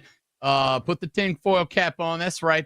LeBron resigns 1 year option, but LeBron doesn't really say anything publicly. The Lakers don't say anything publicly. The only one who does is Rich Paul, and he says, we did this because it's a 1 year deal, and we don't know if LeBron's going to want to keep going past that. I didn't read that as retire. I read that as if he's unhappy, he'll get his butt up out of L.A. to try to go chase it one more. And number two, he said, kind of expects that they will build a contender around L.A., and L.A. has done nada since then. They signed effectively a sixth man to come in there and fill out the rotation. They lose Dorian Finney-Smith. What do you make of that situation? Do you think this is a last ride for L.A. and LeBron? Could he go back to Cleveland? Could he end up somewhere else? Or am I just going looking for drama like the queen that I am? No, you're not looking for drama. I think the truth is a little bit in the middle, quite honestly. They're at an inevitable impasse, quite frankly. On one hand, they have Luka Doncic, who they just got gift wrapped a few months ago, of course, and he's 27 years old. LeBron is going to be 41. And even though he remains undeniably one of the best players in the league, again, to talk about those cap constraints, financial penalties, it's hard to build a future with roster continuity, period. But especially when you have someone who's at this point of their career, who's doing everything that he wants to be able to win a championship, while also still, understandably, rightfully not taking a pay cut. He exercised that almost $53 million option earlier this week, and rightfully so. But that's really going to be the thing that's going to probably make it difficult to trade him. There are not really a lot of teams that can really muster up enough assets and resources to help the Lakers be strong, and for that team to stay strong enough for LeBron to not really leave be in the same situation that he's trying to leave, or at least alluding to wanting to leave. It wouldn't surprise me if he ends up staying, of course. As Sam Amick said earlier this week, it does look as though that there's a chance that it'll be his last season with the Lakers. But all in all, it's not as if that there's a litany of moves that the Lakers can make. They're still looking for bigs. They might want to sign DeAndre Ayton. They could be interested in that, but they were aiming for Brooke Lopez. They were aiming for Clint Capella. They struck out on those. And quite honestly, as we saw with them in the playoffs this past postseason, the thing is, with any team, size matters, depth matters. And especially when you're talking about a player like LeBron's caliber and at his age, you want something that can be able to stagger him throughout the regular season and leave him in peak form by the playoffs. But again, money, age, resources is a tight window. Really interesting stuff. James Jackson from The Athletic joining us now. Fascinated to hear your thoughts on the Houston Rockets, who in the past week, so bear with me here, James, they signed Steven Adams, Jabari Smith Jr., Clint Capella, Dorian Finney-Smith, Jeff Green. They also traded for Kevin Durant, and they also have Alfred Şengün. Now, on paper, this is a fantastic roster. But who's going to play center? Because the last I checked on the depth chart, Clint Capella is the third-string center. So how is Ime Udoka going to put all these pieces together? Or is Houston stockpiling assets to go out and make a big move? Like, I don't know, trade for Giannis. To be honest, I dig. I like that you putting your cap on. But to the point of them playing center, quite honestly, I really like that Ime Udoka has a lot of resources at his hands to be able to get creative with lineups. I think Jabari Smith Jr. is the thing that's going to make it where they can be as versatile as possible. They got a lot of different wings. They can play small ball 5 with Jabari at the 5, Kevin Durant at the 4, Tari Eason, Cam Whitmore, Dorian Finney-Smith, as you just alluded to. And then, of course, they got Şengün, who was just an all-star this past season. But depending on the pace that you want to play, depending on the team that you're going up against on a given night, depending on if you're having injuries and the like, they have everything that they need to attack the boards, space the floor a little bit. They got some playmakers still with Fred VanVleet, of course. But I am really interested in how they're going to be able to maintain that continuity and give everyone minutes. Remember, they still drafted Reed Shepherd 3rd overall last season, and he's still trying to break into the rotation. Amin Thompson is honestly destined to be an all-star soon, if not next season, depending on the minutes that he gets.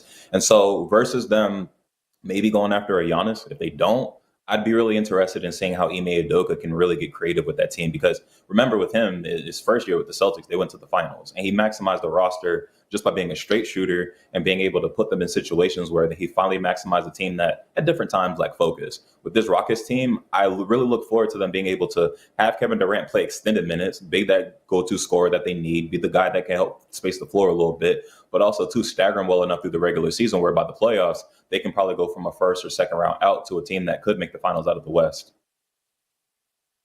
We have been talking about the East for the last couple of days, and I think it's an interesting year. And a lot of it has to do with the injuries. Dame being gone for Milwaukee, Tyrese missing the season for Indiana, Tatum missing it for Boston. Like, it feels to me like this is an opportunity for some of those teams that have been working on it, getting there, to maybe plant the flag and say, yo, when Boston comes back, we're already going to be here. When Tyrese comes back and Indiana's back, we're already going to be here. And there's a couple of teams we like. I really like the direction Orlando's going in around Paolo. I really like the direction Detroit's going in around Cade. I really like the direction the Hawks are going in around Trey and adding Porzingis. And maybe this is just me being biased. I'm throwing the cap in the ring. I really like the roster, if it works, that the Charlotte Hornets are putting together right now. Talk to me about maybe some of the teams you think over the last couple of days in the East that have maybe taken a step towards being in that spot. So that win Indiana, win Boston, ? Milwaukee starting to make their way back. They got some teams waiting for them. Orlando, to the point that you made, I really like what they've done this offseason, quite frankly. They've gotten creative with Desmond Bane coming in as a credible third scorer. Paolo, when he comes back at full health, honestly. Last season, he had that quad injury, obviously, but he's still one of the best in developing scorers across the entire league. So I've really been liking what Orlando's doing, knowing that they also, too, quite honestly, have a top 5 defense, no matter if it is that they can't shoot, depending on a given night. Detroit as well, they had that surprising lead. They almost tripled, more than actually tripled their win total from the prior season. And that, honestly, them building around Cade Cunningham, them having Asher Thompson, them having Jalen Duran, them having Ron Holland III, they have a lot of young pieces that are really interesting. And quite honestly, because Boston, because the Cavs, they won 60 games, of course, but they still had an early second round exit. The Knicks, they're still figuring out who their coach is supposed to be. Indiana, the Pacers are going to be missing Tyrese Halliburton, of course. All in all, that does leave a really big spot for people to be able to jettison up. And you never even know. To your point about the Hawks, with Trae Young, they did make that conference finals run a couple of years ago. They could absolutely do that again because Trae Young last season did everything well except, funny enough, shoot. And so if that's the one thing that he's able to do, and that he can regress back to the mean and be his normal self in a lot of regards, and the team is doing everything else that it needs, whether it's with defense, putting him in a position with Dyson Daniels, and also too with Nickeil Alexander-Walker there as well, that's really going to be interesting. And to your point about the Hornets, it only surprises me because we're all obviously waiting on the Hornets to be able to make that deep run. But I really like Brandon Miller. He's really talented. Like what they did with getting Conk Nipple, Liam McNeely as well in the draft. They have a lot of young wings. And so if they're able to get like credible center help and be able to attack the glass and be able to be aggressive in transition and get that youth to run out, I like Charles Lee a lot as a coach. And so I'd really look forward to seeing what the Hornets can do and make a push. And one more team, actually, I give you, interestingly enough, just to see how it pans out. The Toronto Raptors. They have a lot of young wings on that team. Emmanuel Quickly was hurt last season. It'll be interesting to see how Brandon Ingram bounces back. Can he get into all-star form? They have an already established all-star with Scotty Barnes as well. Jakob Poeltl is there as well. Though there are a litany of teams that can actually make that push, but that's all because of the gaps that are able to be bridged with all the contenders that are a little bit of no man's land for now. Yeah, and they just signed Poeltl today, 4 years, 104 mil. First real big move for the new GM, Bobby Webster. I guess let's talk on the front office coaching side. You know, not only Masai Ujiri, departing Toronto. I thought that was an intriguing move. But the Knicks, I mean, it's July 1st, James. Summer League starts next week. You're going to be here in Vegas covering it. And the New York Knicks still do not have a head coach. Of those two moves, Ujiri and the Knicks coaching situation, like which one surprised you more? The Knicks situation, honestly, with Masai, it was rumored for a while that he was not long for the job just because they have new ownership that took over in recent time, and he was there for over a decade. And so even though they won that championship in 2019, things like they erode over time. But as far as the Knicks, I was surprised that they fired Tom Thibodeau in the first place. Quite frankly, they made their first conference finals run in about a quarter century. And Tibbs is a dude that knows how to maximize rosters, no matter who he has. Like, he ended the Timberwolves' 13-year playoff drought, was it, a few years ago before it is that he took over this job. And so in that situation, to me, if you fire him, you got to know how you're going to replace him. And they clearly haven't. Now, granted, I do like Mike Brown. I like James Borrego, if that's who it is that they bring him in, because to talk about your Hornets, he maximized them for a couple of years and took them on a couple of playoff runs. So they are interviewing pieces and candidates that are able to maximize that team. But it's really surprising that they haven't had a coach yet. I'll admit that.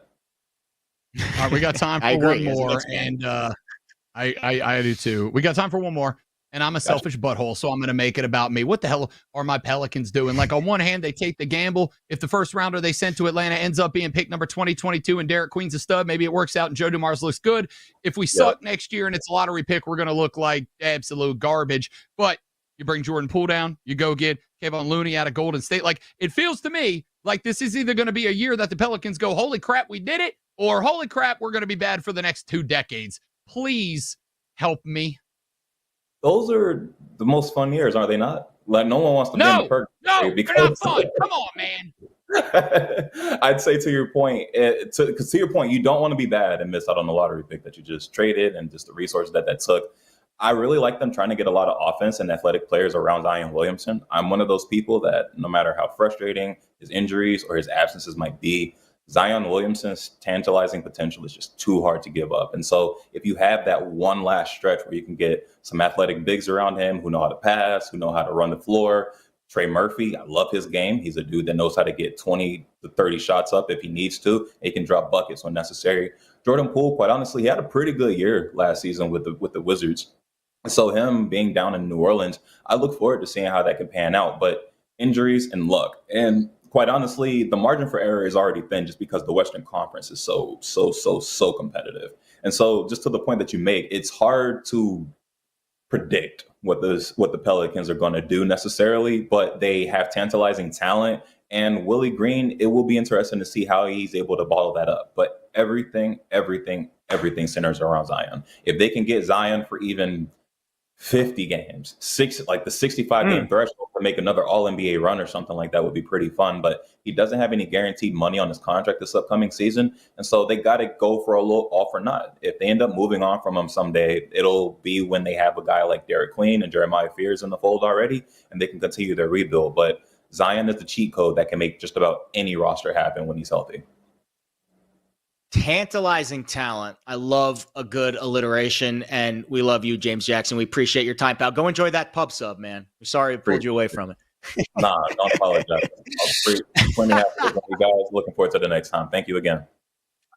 I appreciate it. Lots of great talk in the NBA today. Obviously, free agency, it's a frenzy. It takes center stage every year. And we appreciate James Jackson's time. Does a great job covering the league for The Athletic. Yeah, the Pelicans. I mean, Dumar's, smoking that funky sauce down there in New Orleans. It's going to be interesting to see if it plays out, Rob. I'll have my popcorn ready next year down there in New Orleans. And maybe, who knows? They make a run. I will eat my words because right now I think that trade was a little bit bananas. But I'm wrong about a lot of things, so who knows? Maybe I'm wrong about this. All right, coming up next, Gambling Night in America. We will reveal the results of our poll as well. That is next here as the NBC Sports Now Power Hour concludes on You Better You Bet.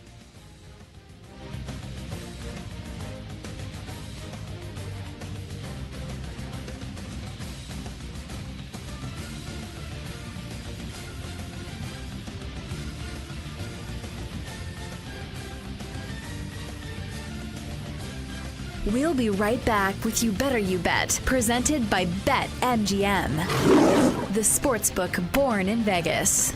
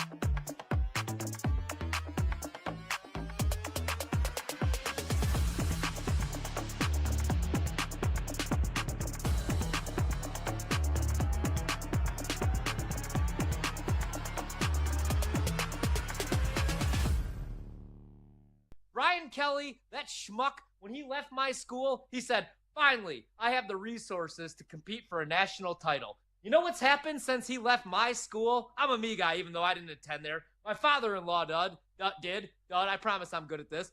I've just been up since 11 a.m. But he did go there. So I get to claim Notre Dame now, damn it. I married into the family. Rudy, my grandfather coached him at Joliet Catholic, damn it.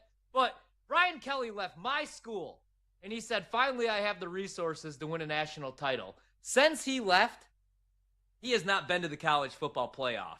And he's been gifted some great quarterbacks, right? Jaden Daniels, does that ring a bell? Meanwhile, Marcus Freeman, who took over for Brian Kelly, he's been to the Natty. He lost, but they showed fight against Ohio State. And damn it, we'll always have that first drive where Riley Leonard threw the team on his back. He had a chunk of his helmet missing. He was throwing up on the sidelines. But we had a lead, and we had a lead, damn it, against Jeremiah Smith and that Ohio State team. Brian Kelly, I'm with you. I think he's a schmuck. But if he doesn't win 9 games, Rob, I think he's out.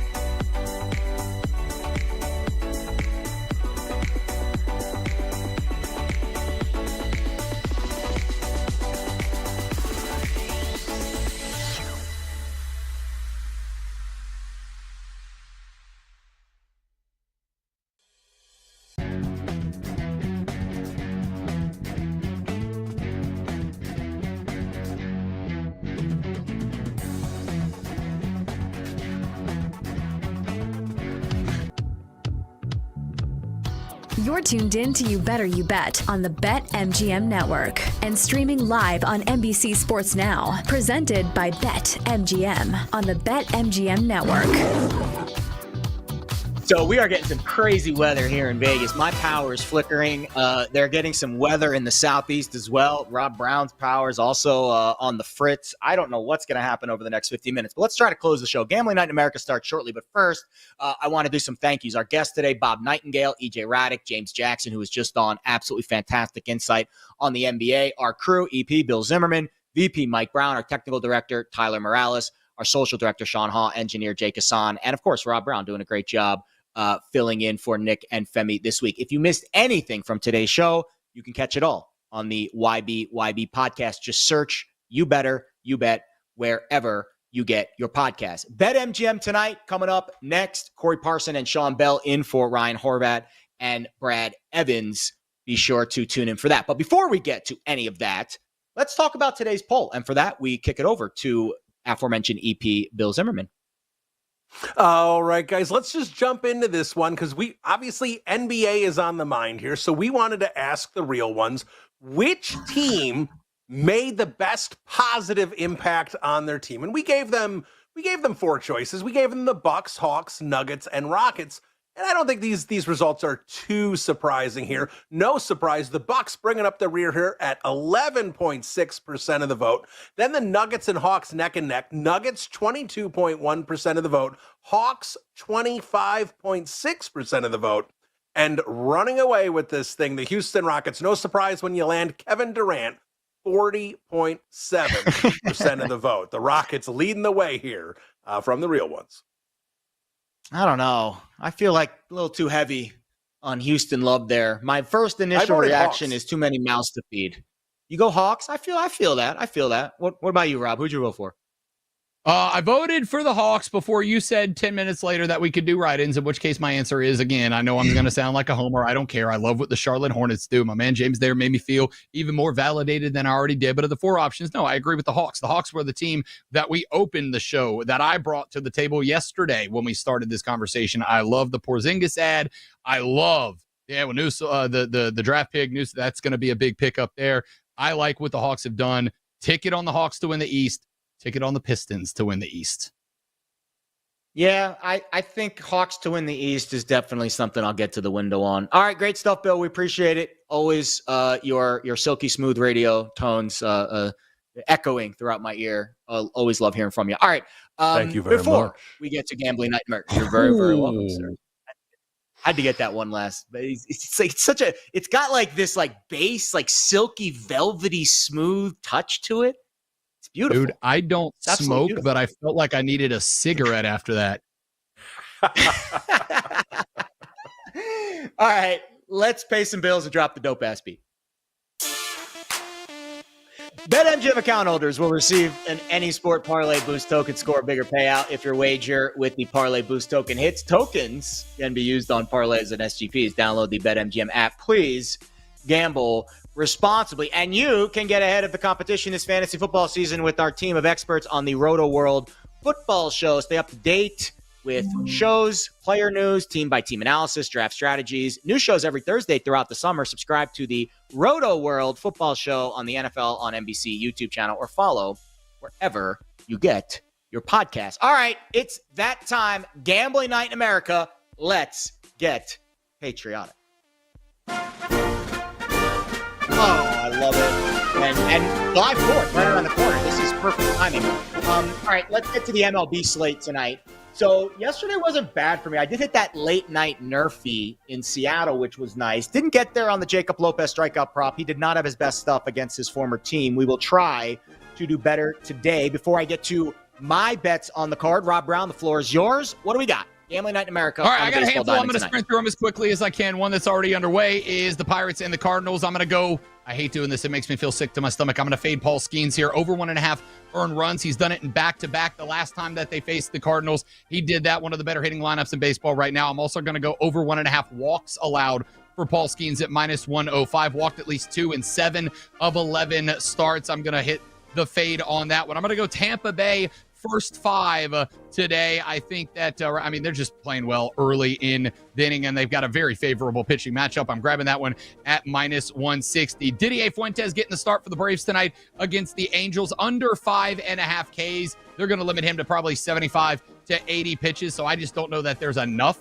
to get there. On top of that, the Angels, shockingly, not a terrible baseball team, hitting the ball well, and Truist is this year playing as a hitter-friendly park. So I'm going to go Didier Fuentes under 5.5 Ks before he gets run. Give me the Cubs on the money line, minus 1.5 at plus 125. The Guardians 7-15 in the last 22 with a terrible WOBA. They are 29th and 28th in the 2 major metrics against left-handed pitchers, and they are up against Matt Boyd with a 2.65 ERA tonight. So I like the Cubs on the money line in that one, and I'm going to take, because I'll do this in any game in Colorado, any runs scored in the first inning between the Astros and the Rockies at minus 130. I would take that bet every time that it is minus 140 or better at Colorado. So give me a Yerfie in the Houston. I hate to step on your toes. I hate to tape your thing. I don't mean to be a gimmick infringer here, but I'm going to steal the Yerfie bet on this one, and then I'll wrap it up with the Giants plus 115 on the money line today, because my preseason Cy Young pick of Zach Gallen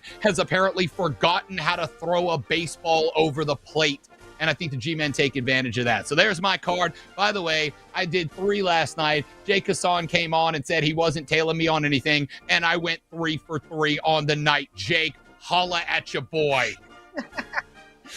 All right, Rob. Jake, go ahead. Give me your baseball picks for the night. Rob, I'll holler at you anytime, buddy. You know I love you. But I'm actually with you on a couple of things. I'm with you on the Cardinals. I will fade Paul Skeens against the Cardinals because for whatever reason, they just have his number. He's 1-4 against them in his career. It's very, very bizarre. But that's baseball, baby. I also like the Cubs on the run line. The Guardians are terrible against left-handed pitching, and Matthew Boyd is apparently just the best left-handed pitcher we've ever seen in our lives this year. I don't know. Again, that's baseball, baby. Elsewhere, I refuse to live in a world where the Atlanta Braves are out to minus 210 against anybody. Anybody. I refuse to live in that world. Angels on the money line, and I will go over 9 in Giants and Diamondbacks. Hayden Birdsong's definitely a guy of all time, and Zach Gallen's bad. All right, I have one play of a game that is in progress. You can still bet it right now, though, because it's 0-0 in the first inning. I took the Twins on the first 5. I get Joe Ryan, and you don't. You have to deal with Edward Cabrera with the Marlins. I laid 45 cents earlier in the day. I think it was out to like 60 cents.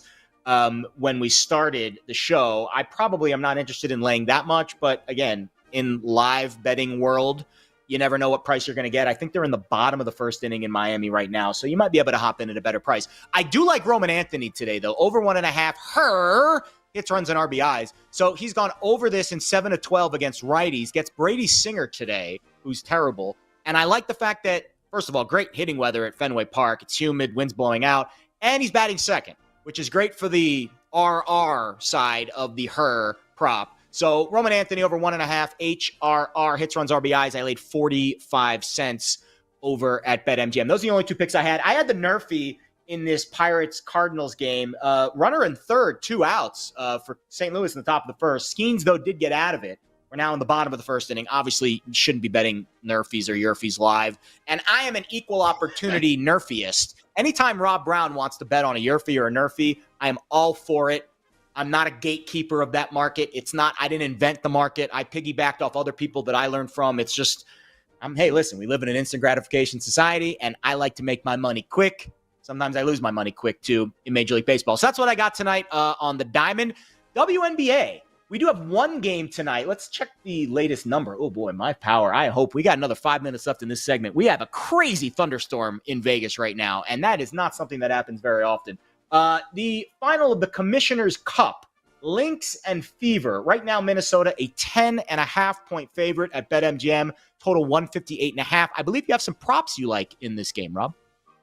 I do. I got a couple of props that I like in this game. I'm going to start with Courtney Williams over 12.5 points scored at minus 113. Plays her best ball when she is in the spotlight. She will be in the spotlight tonight. I really like her. Aaliyah Boston over 15.5 points. No Caitlin Clark.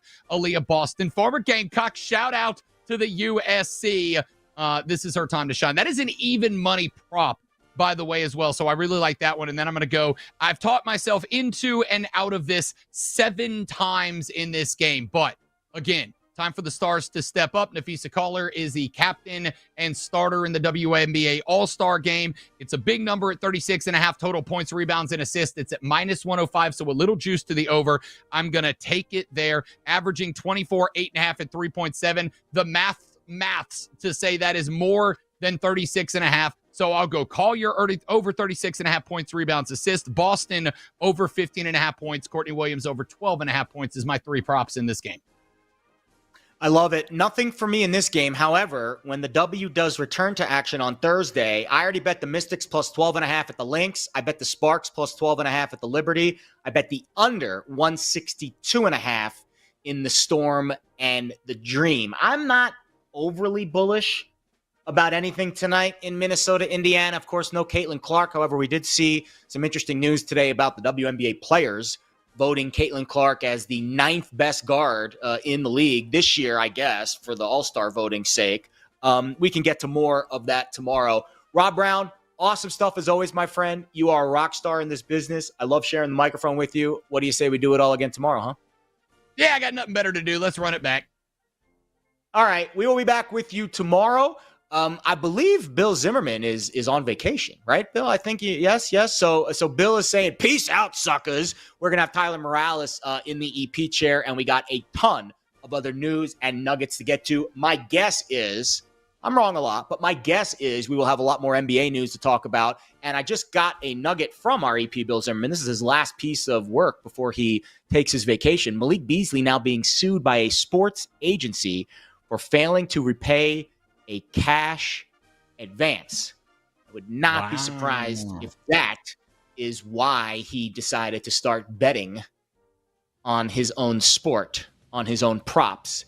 You don't want to be caught with your hand in the cookie jar, Malik, and I have a feeling there are going to be a lot more layers to this story that we probably uncover, most likely not tomorrow, but maybe down the line for future shows. All right, I'm Jared Smith. That's Rob Brown. This is You Better You Bet here on the BetMGM Network. We appreciate your time as always. We will see you tomorrow.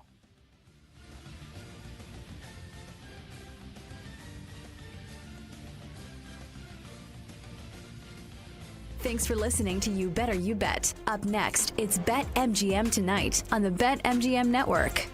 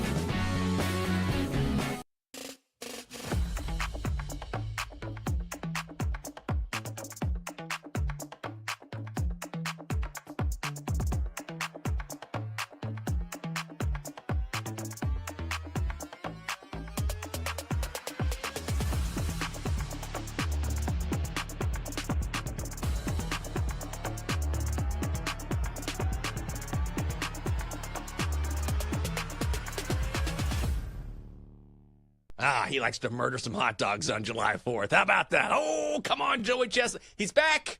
He's back. Last year, there was a big, I don't want to say controversy because at the end of the day, it's still a hot dog eating contest. But he did not appear at the Nathan's hot dog eating competition on Independence Day because they were unhappy that he had a different sponsor. Well, now that has all worked out. Joey Chestnut is back. So he has won this event a record 16 times. the greatest competitive eater of all time. When you think of competitive eating on July the 4th, when you think of these athletes stuffing their gullets with these hot dogs, with these glizzies, and the buns are dipped in the water, is this something that you think is exciting and fun to watch once a year, or does it gross you out? It does gross me out, but I'll still turn it on. And it just hit me that we finally have a comparison for Caitlin Clark when it comes to viewership. Because doesn't it feel like if Joey Chestnut is not in the mix, people ain't gonna watch? I didn't watch it last year. So this is great for competitive eating. It's great for the sport. And I'm glad that he's back. I don't know if he's going to be, at his full championship level, but I'll still probably be betting on him. So I do think that it is a great thing that Joey Chestnut is back. And I think that ratings will go up since he is back as well. This event is disgusting. This event makes me want to vomit when I'm watching it, especially at the end. And it's like, oh, he's got 62. And he's like, oh, that's me. Good. I'm glad we got that on video. Me eating a hot dog and the bun after it. And guess what? I love it. I love it every year. I'm glad it's only once a year. Like, I'm not someone who follows the competitive eating circuit. But I'll tell you something. There's just something about watching Joey Jaws devour the competition. I want to see him do the most American thing on Independence Day, and that is bring home the mustard belt for the 17th time. Thank God he is back.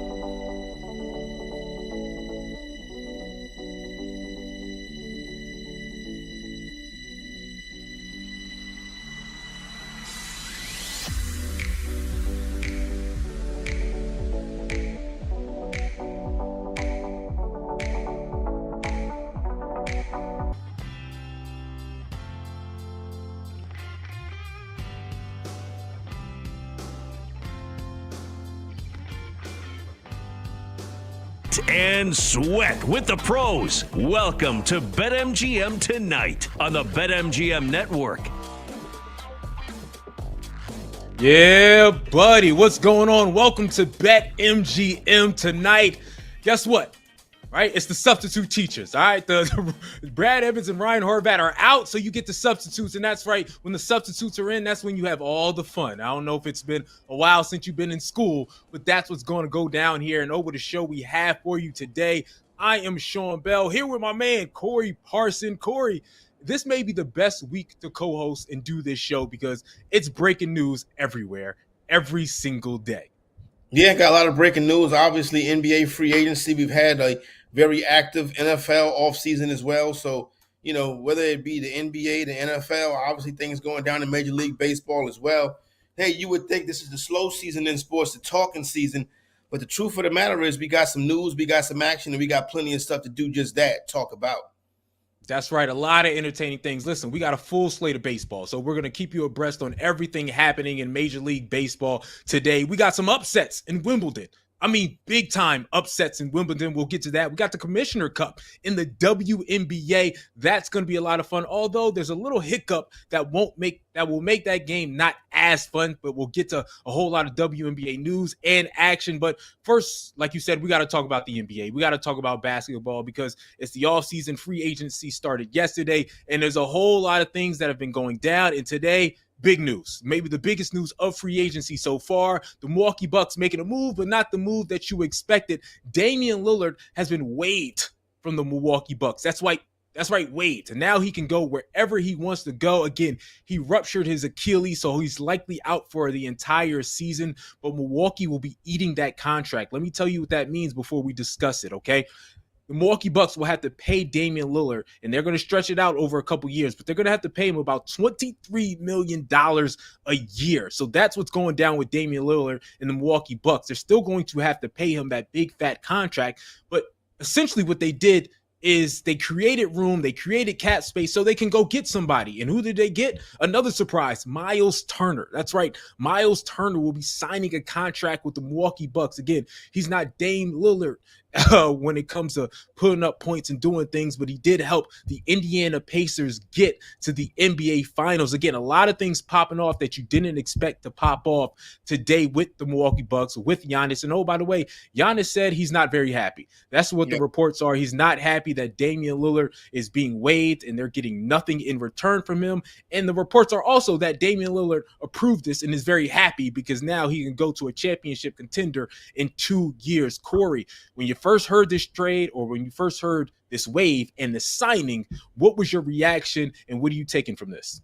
Yeah, I was pretty surprised. I'll be 100% honest with you. I thought Miles Turner was going to go ahead and re-up with the Indiana Pacers and try to run it back again next season, but I guess he saw the writing on the wall with the injury to Tyrese Halliburton. Then you look at the situation with Damian Lillard. I was shocked. My reaction was WOW, wow, when somebody sent me the message that Damian Lillard had been waived by the Milwaukee Bucks.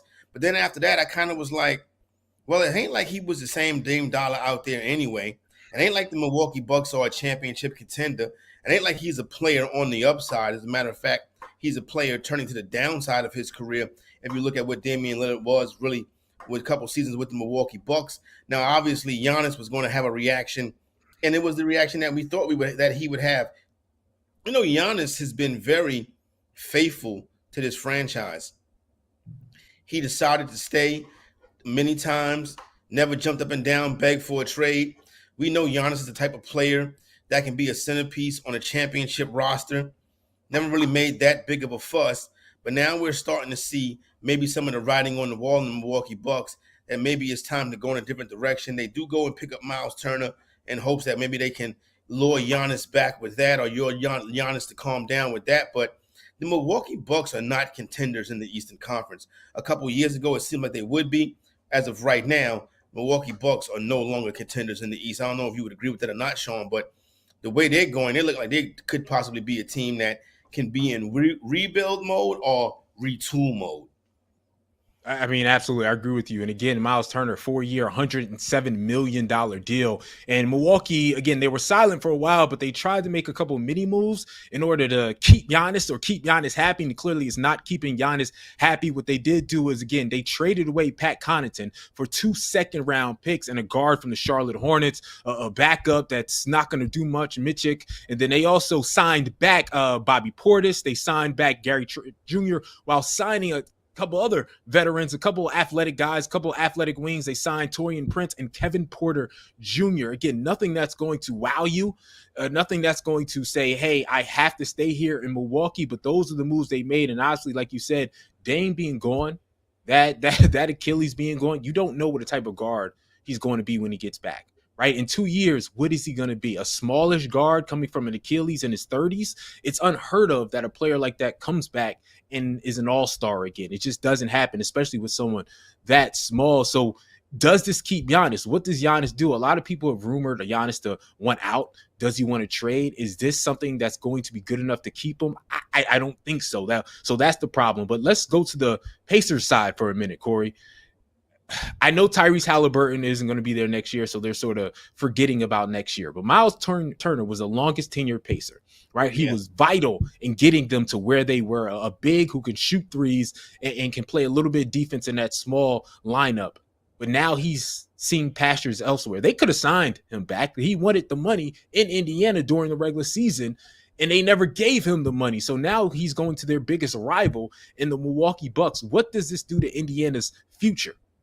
Yeah, Indiana's future is not as bright as it looked a couple of weeks ago. How about that? Injury to Halliburton. Now you don't have Miles Turner. You look at that starting lineup and some of the pieces on that bench, some of that depth that they had. Now you're putting those players in different roles. Now those players are not just, guys that are pieces that can come off the bench and give you positive minutes. Now you got to rely on some of these players, and that makes things very difficult. Totally different dynamic. I think we're going to really, just over the course of one offseason or one playoffs and offseason, see a switch of the balance in the Eastern Conference. We heard what Buddy said last night about the Cleveland Cavaliers basically being soft. The New York Knicks situation, look at what's going on with them. They don't have a head coach right now. What a disaster that's turning back out to be. Now you look at a team like the Boston Celtics, no Jason Tatum, still rumors about maybe Jaylen Brown is going to be moved. The Milwaukee Bucks, another team that was powerhouses in the East for a number of years. Now look at their situation. Well, who else can we look at in the East? Teams that's been around and been in those battles. And all of those Philadelphia 76ers, how are they going to come back? How are they going to bounce back? We could see a youth movement in the Eastern Conference next year with teams like the Orlando Magic, the Detroit Pistons. So these moves are really shaking up the Eastern Conference. So the Indiana Pacers, who look like a team that could be, in the thick of things, 2 straight trips to the conference finals, 1 trip to the NBA finals, a young superstar like Tyrese Halliburton, good head coach and Rick Carlisle, nice pieces like guys like Miles Turner, as you so aptly mentioned, helped them get there. But now it's like you look around and there's tumbleweeds blowing through the locker room just that quick. Yeah, and again, clearly Indiana saying to themselves, all right, dude, the next year is done, and maybe the year after that is done. We got to get younger. And Miles Turner was the older guy of the bunch. Yeah. If you're Giannis, do you ask for a trade now? Like, again, I know he's Mr. Loyal. He's not one of those type of guys to jump ship. But again, at this point, prime of his career, 30 years old.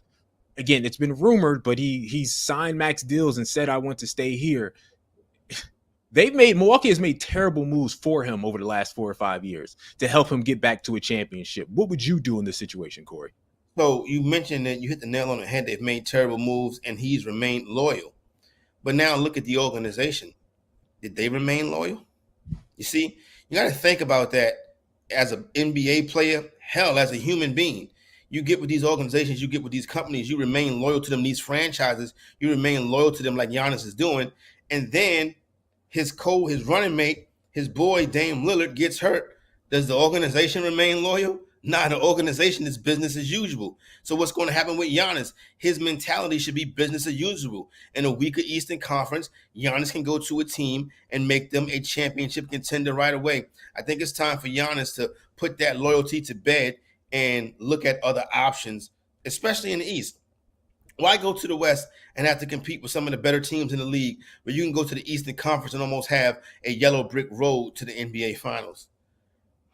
Listen, I'm with you. All that loyalty is out the window, in my opinion. The players, the ownership's not loyal to players, so why should players be loyal to ownership? So I'm with you. So let's talk about some of the other moves, because again, a bunch of moves were made today. I'm in Philadelphia, so the Sixers lose Gershon Yabusele. If y'all asking who that is, that's the guy from France that dunked on LeBron James when they played France, and he was a pretty good role player. So the Knicks found him a pretty good backup center for a $12 million deal. That's something that recently happened. Oh, by the way, SGA, we talked about him yesterday. Again, regardless of what I think of the Thunder, he's a superstar, and he just signed a max deal, $285 million. This is one of the best years that you can possibly have in the history of life.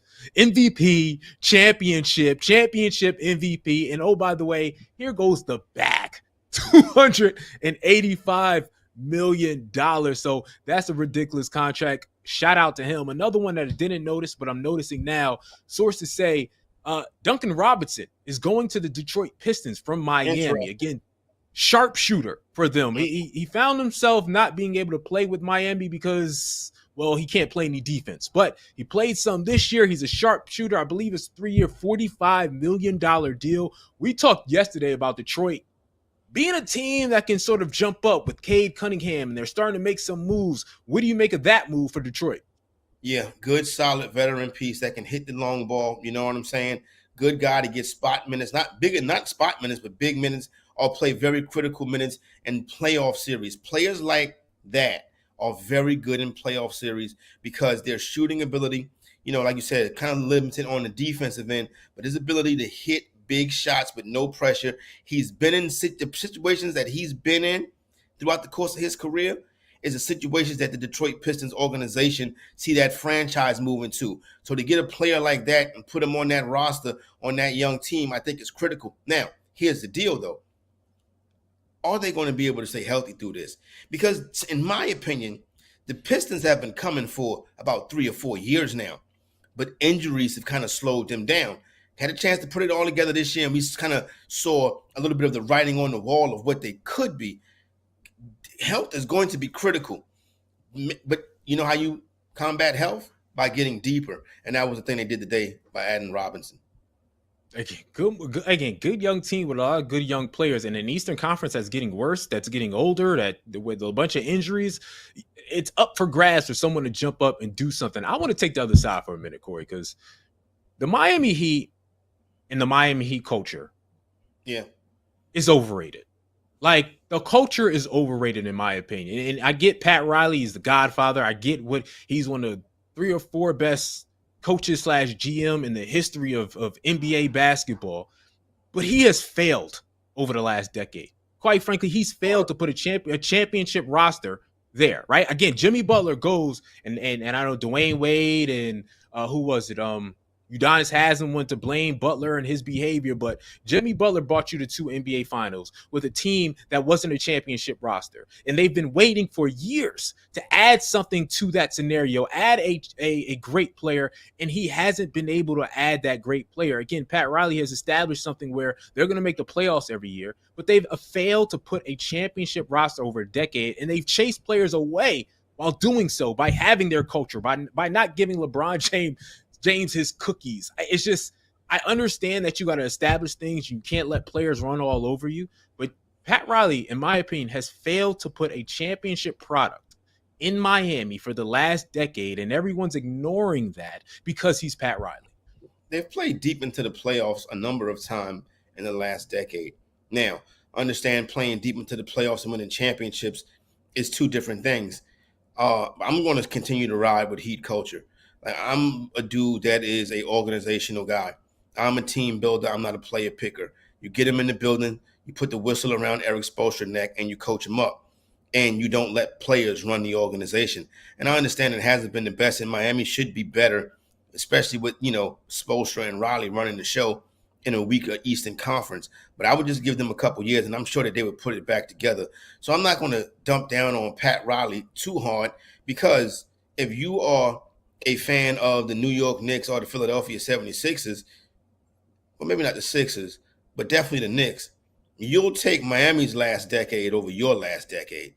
I think most of the teams in the NBA, besides maybe the Golden State Warriors and a couple others, would take Miami's last decade over their last decade.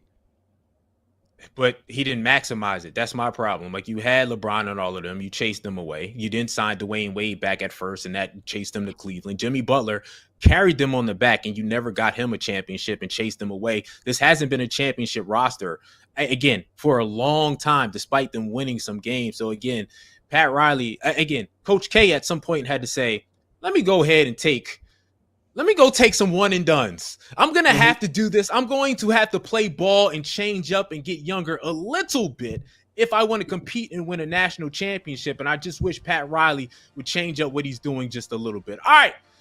We got a lot more to come, all right? So we're going to come up and we're going to talk more basketball. I'll update you on baseball. We got a whole bunch of WNBA to talk, but we got a special guest, Jonathan Peterlin. All right, he's coming on from Cleveland, Ohio, 923 The Fan. He's going to hop on with us and talk NBA, talk Cleveland, and talk everything under the sun. That's BetMGM tonight. Don't go anywhere. You're listening to BetMGM tonight on the BetMGM Network.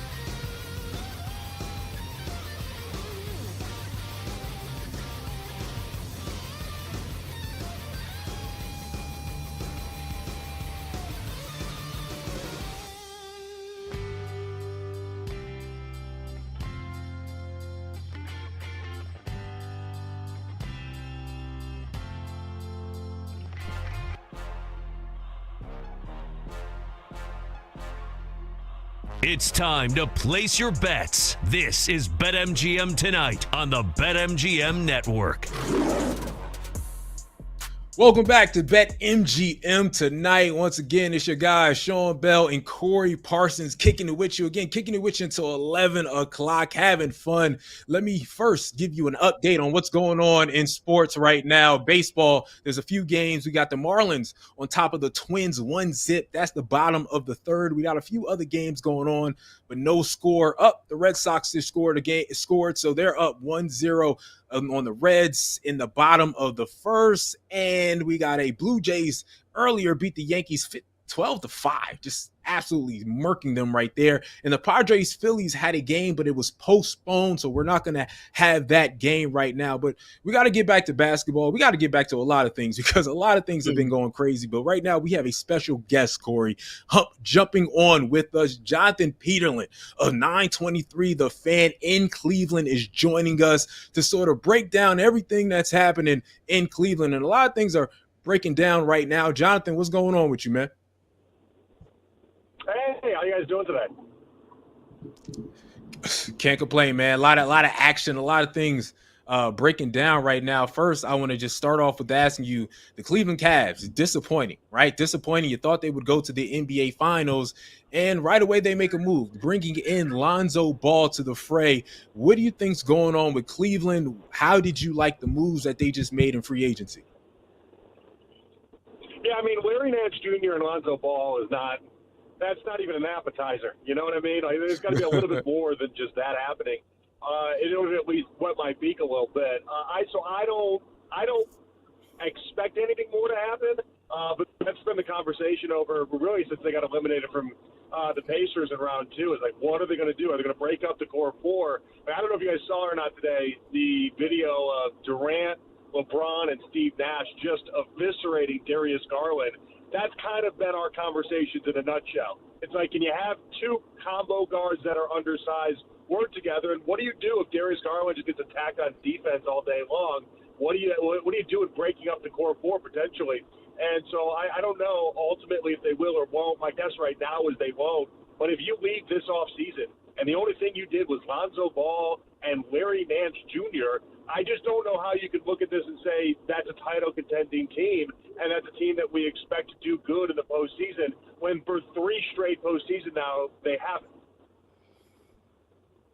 You know, I'm curious right now, if you look at Eastern Conference odds for the 25-26 season, the Cleveland Cavaliers have the shortest odds to win the Eastern Conference. That's a sucker's bet, is what I like to call that. Now, you know, odds being short regardless, I think we kind of know the truth about what's going on. But does the organization know the truth? How is it inside the building right now? How disappointing, was that series versus the Indiana Pacers? And where's the franchise at on the inside right now? Yeah, I mean, it was devastating. How could it not be, right? You win 64 games. You think that getting the 1 seed matters and all the regular season basketball was going to translate to the postseason. The bet that they made was twofold. One, the idea that it was more Bickerstaff than it was anything else the previous year, and that also they had injuries, and that was really the only problem that was holding them back. And then this postseason taught you a couple things. Although I like Atkinson a ton, I don't know that Atkinson is the 100% answer, and I don't think a lot of the problems really should have been put at the feet of Bickerstaff. And the other being some of the same injury problems you had, like with Darius Garland 2 years ago, popped up again this year. So it's devastating. They have great 82-game players, but you need 16-game players in this league, as you guys know. And right now they don't have enough of them. So, yeah, I would say devastating is probably the big key point, to the point where I actually think a lot of national people are underselling just how awful everything that was that transpired. Now, does that mean they just wave the white flag and give up? Of course not. That's why I want to see them make some moves. But Kobe Altman constructed this team. He likes this team, even if everyone can see that it really isn't designed in some sort of majestic way. And listen, I'm in Philadelphia, Jonathan, so I know something about regular season wins and doing nothing in the postseason with the Philadelphia 76ers. So let me ask you, like here we're talking about even though they won't do it, blowing up the entire team. When you're looking at this team, I'm asking you what you would want to do with this team. Are you saying that they need to blow this thing up and really go superstar chasing, or do you think some tweaks will get this team over the top? So I wouldn't use the term blow it up because that would make it sound like I'm getting rid of just about everybody. I would say I wouldn't move Donovan. I wouldn't move Mobley. Anybody else I'm having a conversation with. So the problem with this conversation, though, is that there's nobody you're going to get in return for Darius Garland that's going to be better than what Darius Garland is. Like, basically what the market is right now. You want to go star hunting. Listen, the Giannis conversation, the Durant conversation that we had for a little bit, that probably involved more than just Darius Garland. You want to throw LeBron in the mix, we can have that conversation as well. But most trades involving Darius Garland and let's even say Jared Allen aren't giving you the best player back in that return. I just think the puzzle pieces don't fit. I just think it's constructed poorly. I think two undersized combo guards, and then between Allen and Mobley, the Twin Towers, I just don't think that's a good enough basketball team in order to try to win and win big the way that they want to. And so I think the way the game is set up, I think they need more help in the wings. I think they do need more help in other areas. I think you need Mobley to take another step forward as well. So there's a lot of ways that you can do this. But, yes, to answer your question, in a long way, I would trade Darius Garland. I'd find a partner, but you have to accept the fact that you're not going to get the best in return. And I think that's hard for Kobe Altman to swallow and accept. Interesting. You talk about, trying to turn the page and trying to figure out what it is and trying to put it together. I'm going to transition to your football team in Cleveland and what they can do. I look at the Browns and I don't see a terrible team. I see the worst free agent signing in the history of professional sports in Deshaun Watson. I think it's fair to call that signing that. I think that's 100% fair to say that. Yeah. And I think when you look at the rest of the team, I think it's some pieces there. I think they can compete, but I just think quarterback thing looms large and you're in a tough division. What do you feel about the Cleveland Browns? Where are they at coming into the season? How far away are they from being a potential playoff team in a very tough AFC? Well, I do like that if you look at the roster, and that's what I can tell you're doing, and at least, you pay attention to football, obviously, but, if you look at the roster the way you have, you're like, there are some players here.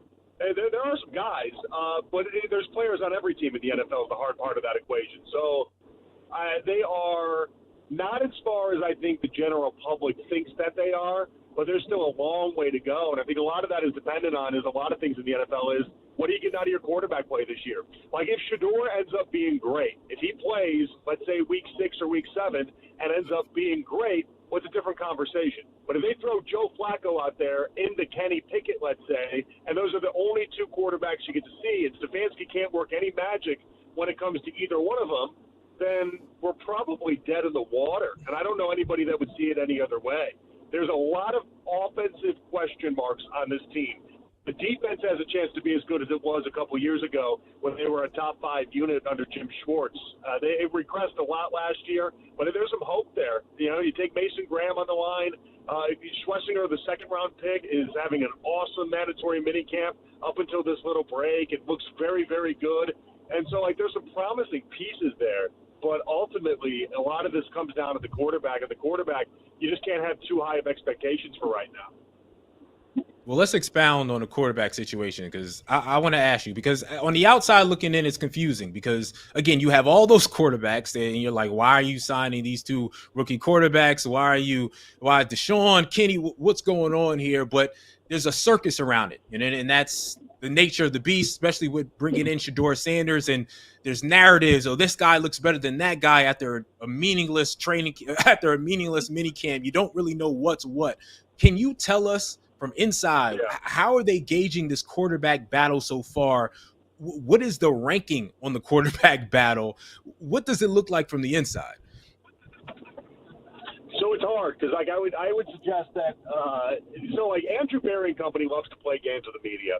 So anytime you get anything out of Cleveland from their mouths, Berry or Stefanski, just ignore it. They play a lot of games. They'll tell you one thing and do something completely different. That's just who they are. I can tell you what I think personally is happening right now, and that's I think Flacco will end up being the starter week 1, and then whichever rookie wins out, whether that's Gabriel or Shador, they're going to end up being the second quarterback out of the gate, week 6 or week 7.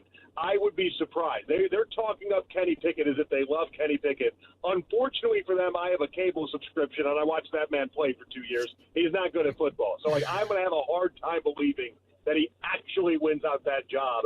So, the ranking that I would have it, I'd look at it in like 2 different tiers. I would go veterans first, who's winning between Flacco and Kenny Pickett, and I give Flacco that nod. And then the second one is who gets to come in after that really hard first 6 weeks of the season, and that's either Shador or Dylan Gabriel.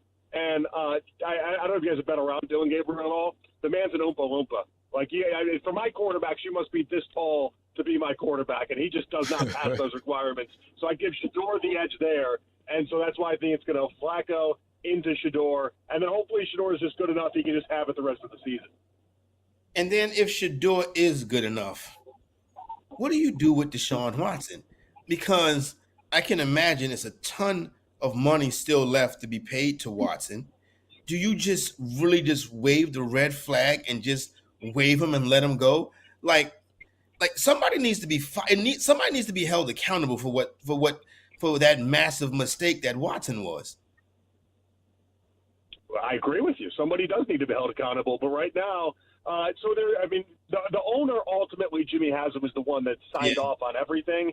Leading up to that, though, it was Andrew Berry and Kevin Stefanski that brought that to his feet and said, this is what we should do. If it was up to me, I would have fired those guys based off of that alone, but they didn't do that. They're running it back with these guys. Haslam likes the 2 of them for right now. And so we're moving forward with it. I agree with you. They should have been held accountable and responsible for it. We in the media here have been trying to get that done for a while, but ultimately Haslam's the owner. He makes the final call, so it is what it is. Now, they won't just release him outright because that doesn't really do anything for him right now. They have to pay him. By earliest calculations, I would guess it's going to be March of 2027 that he actually gets off and away from the team. So you still got a little bit more time in that regard.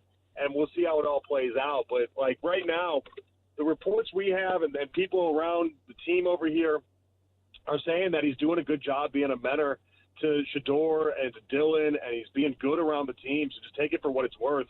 But they're not accounting for Deshaun in the slightest bit, as they shouldn't. It almost feels like you say, go away. Deshaun being your mentor it sounds like a scary thing to me. Okay. I'm because we only got 2 minutes left. I just want to ask you about the Guardians real quick. As a baseball guy, 92 wins last season. This season, 2 games under 500. Again, I haven't been able to have laser focus on the Guardians. What's their issue? Mm-hmm. Offense. Can't hit to save their life. One of the worst offenses I've ever seen. And I know that's not putting it lightly, but it's just the truth. They're just so bad. They've scored 1 inning. They've had a run in the past 36 innings of baseball. And this has been going on. I know I just mentioned a 4-game stat, but it feels like I've been watching this for the whole month of June. They went 9-16 in total. But you look up and down this lineup. I dare you to pull up tonight's lineup against the Cubs. It's just an atrocious lineup top to bottom. J-Ram's a bright spot. Kwan's a bright spot. Outside of that, there's just not much really to write home about. Now, they have some guys in the minors. They do. They have some bats that they can bring up. They're not doing it right now, and that's where my frustration lies. Were you guys, real quick, were you guys expecting this to be this season? Were you expecting them to go right back to the playoffs? I feel like the expectations were to go back to the playoffs. Well, playoffs were there. You go to the ALCS last year, you have to expect that. But they got rid of Jimenez, they got rid of Naylor, and they just departed a couple of different players. All the projections did not have the Guardians being anything more than a 500 team. I ignored those projections. A lot of people here ignored those projections because they always tend to pull something out in the Antonetti Chernoff era. But, yeah, we should have heard some of the warnings a little bit clearer, I guess. Oh, ouch. All right, Jonathan, man. I appreciate you jumping on the program and kicking with us, man. Have a great night and an even better tomorrow. Thanks, guys. Appreciate you. Thank you. Once again, that was Jonathan Peterlin, 92.3 The Fan in Cleveland, joining us. We appreciate that as always. All right, coming up, Corey, we got some Commissioner Cup, we got some WNBA, and we got some Caitlin Clark. Or do we have some Caitlin Clark? But we definitely got some Caitlin Clark drama because there's always drama in the WNBA, always drama around Caitlin Clark because that's coming up with the WNBA All-Star team. There's some controversy there. So we're going to talk about what went down with the controversy, what's going down with Caitlin Clark, and we'll preview the Commissioner Cup final with the Indiana Fever taking on the Minnesota Lynx. That's going to be a great game because, again, Napheesa Collier is that woman, and she is bound to be the MVP of this league. So that's coming up on BetMGM tonight. Once again, it's Sean Bell, Corey Parsons taking you all the way to 11 o'clock with your best bets, with your best fun, and all the things going down over the next 2 days.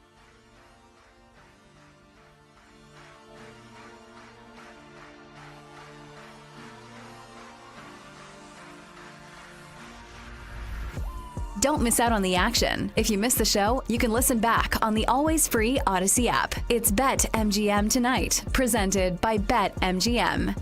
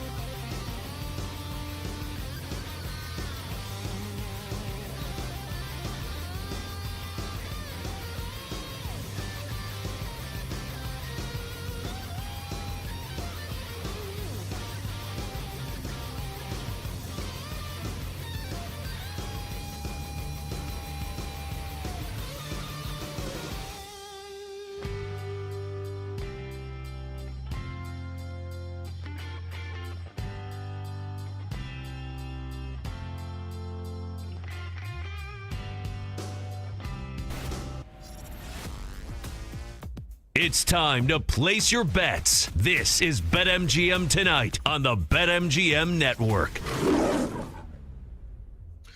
Welcome back to the BetMGM Tonight on the BetMGM Network. Sean Bell, Corey Parsons subbing in, and we're having a lot of fun. All right, a lot of things going down, a lot of free agency, but right now we got to talk to WNBA. The Commissioner Cup Final is going down at 8 o'clock, so let's preview that game real quick. We got the Indiana Fever facing Minnesota, and the news here, Corey, is once again, Caitlin Clark will not play. I mean, that changed a lot of betting right there. Caitlin Clark will not play in this game, still out with a groin injury.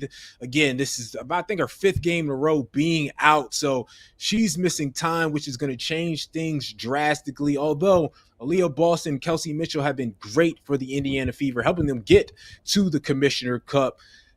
What's your take on this game? What's your take, first of all, on these in-season tournaments? I don't know if I've ever heard your take on that. The NBA has it. The WNBA has it. Does it mean anything to you to win this game? I like it. As a guy who hit a plus 700 bet on the Indiana Pacers a couple seasons ago to come out of their group when nobody saw it coming. I like it because I think it's a chance to kind of see some up-and-coming teams. It adds a little bit of fun to the regular season. Same thing goes right here with the Commissioner Cup and the WNBA. But in the W, you kind of get to see more of what's going to happen in the postseason. If I'm not mistaken, last year's Commissioner Cup was the Liberty versus the Lynx, and that was also the finals. Now, I don't know if the Lynx have a chip on their shoulder, because that was very controversial how that game ended. You could very well say the Minnesota Lynx should be the WNBA champions. And, all of this, I'm a guy that's from New York City. I've always lived in big cities until recently. And all of this big markets, get the calls, and the big markets is who the leagues are rooting for.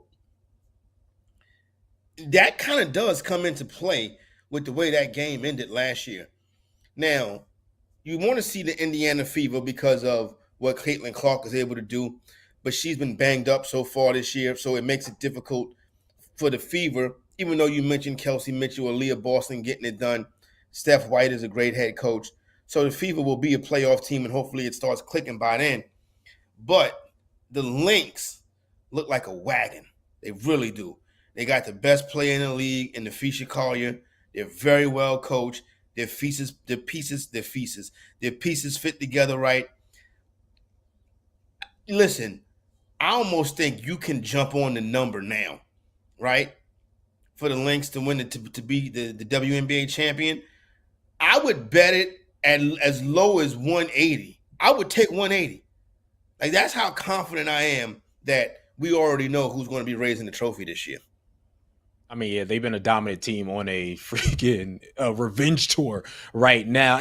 To me, I've grown to like the mid-season tournaments just because in the NBA, players choose to play harder in that championship game. They choose to play harder because it's on TV. It's more televised. They get a little money out of it, so let's play a little bit harder. And so I like it in the NBA. I'm fine with it in the WNBA, but in the WNBA, they're playing hard every game.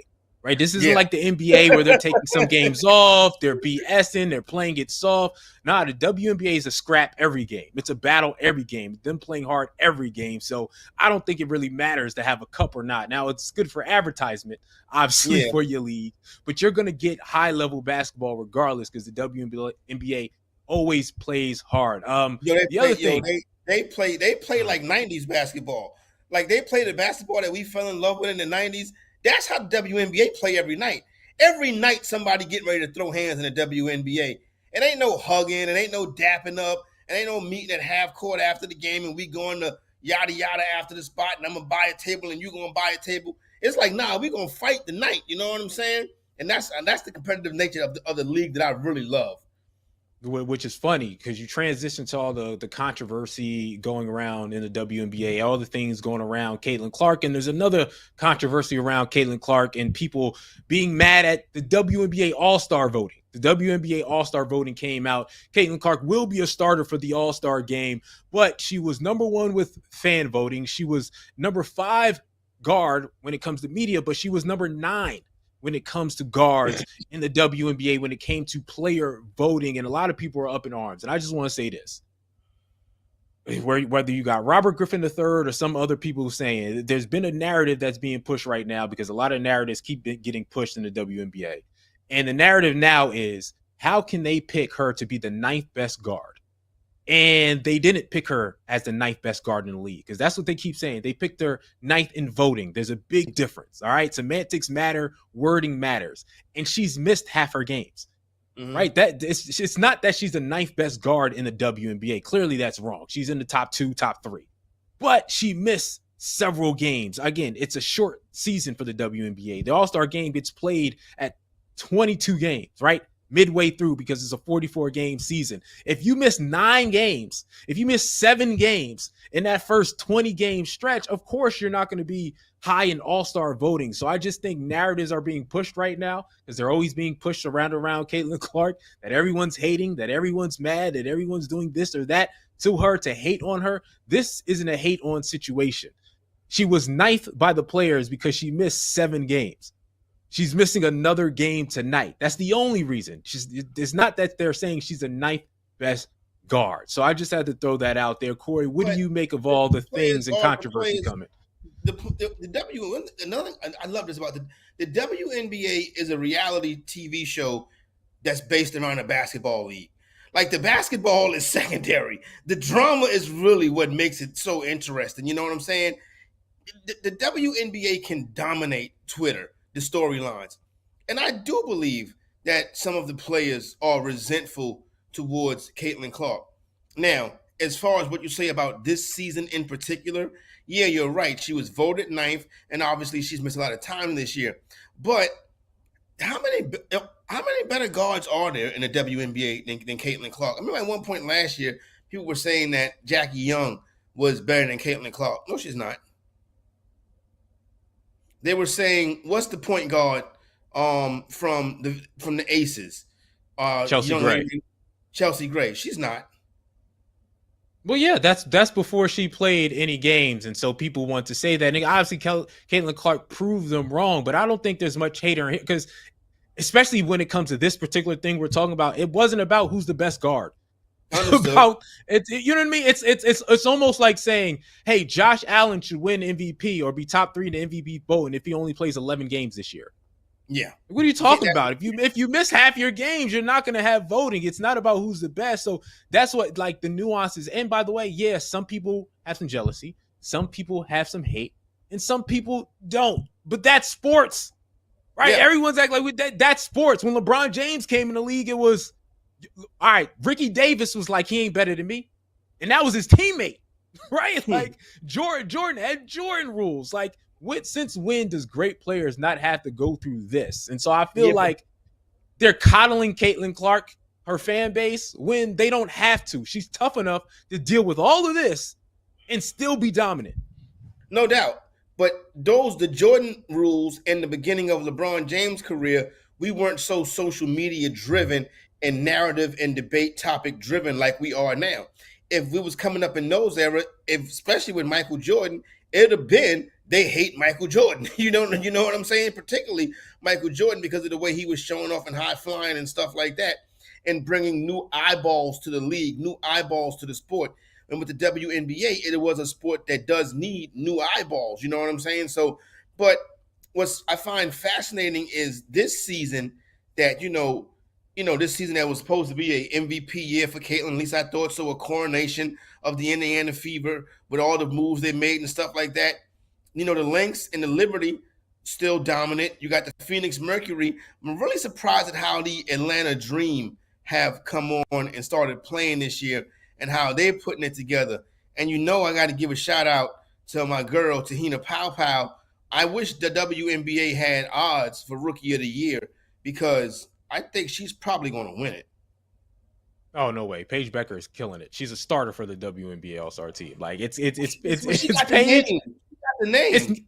She got the numbers. She got the most 20-point games that a rookie can have. She's averaging 6 assists. She's averaging 18 and 6. Like Paige Becker and playing good defense. She's her. Again, the odds minus 1408 for Paige to win it. She's just out of this world right now. I know Pow Pow is your girl, but it's not close.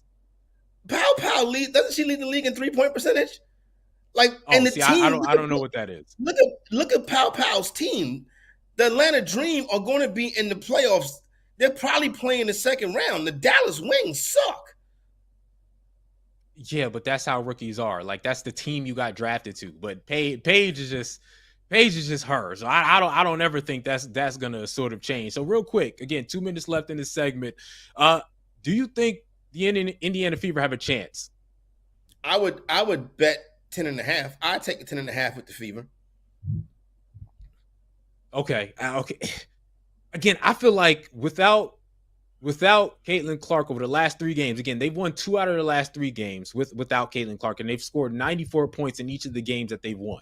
So they've been able to figure some things out and score. Aaliyah Boston, who's also going to be an all-star, has balled out in those victories and balled out in those wins. And Kelsey Mitchell looks really good too. This looks like domination. Look at the numbers. 10.5 is the spread in this game. I would bet that Cleveland covers the spread. Yep. Again, I know Paige is there, but I bet they get this into a single-digit situation. They may still lose solidly by 7 or 8 points, but I think Indiana Fever with Kelsey Mitchell and Aaliyah Boston could give a little bit more of a run and a little bit more of it, maybe a little bit more of a threat than people think. They're not going to get punched in the face. They're not going to get rolled over on this one. I take that 10.5 right there. Yeah, I'm totally I'm totally with you on that. All right, listen, coming up again, we got great guests coming up on this show, just tremendous guests coming on. Major League Baseball, again, a full slate of games today, so that's going to be fun. I'll give you an update on where all those games are. We got a couple postponed games, we got a couple rain delays, and we got a special guest coming in. Once again, Adam Trigger will be joining us from Professional Sports Handicapper Wager Talk. He's going to come in and talk to us about everything going down in Major League Baseball. Hopefully he got some home runs that I can bet on in this upcoming next hour, and that's what I want to see. That's coming up on BetMGM tonight. Don't miss out on the action. If you missed the show, you can listen back on the always free Odyssey app. It's BetMGM Tonight, presented by BetMGM.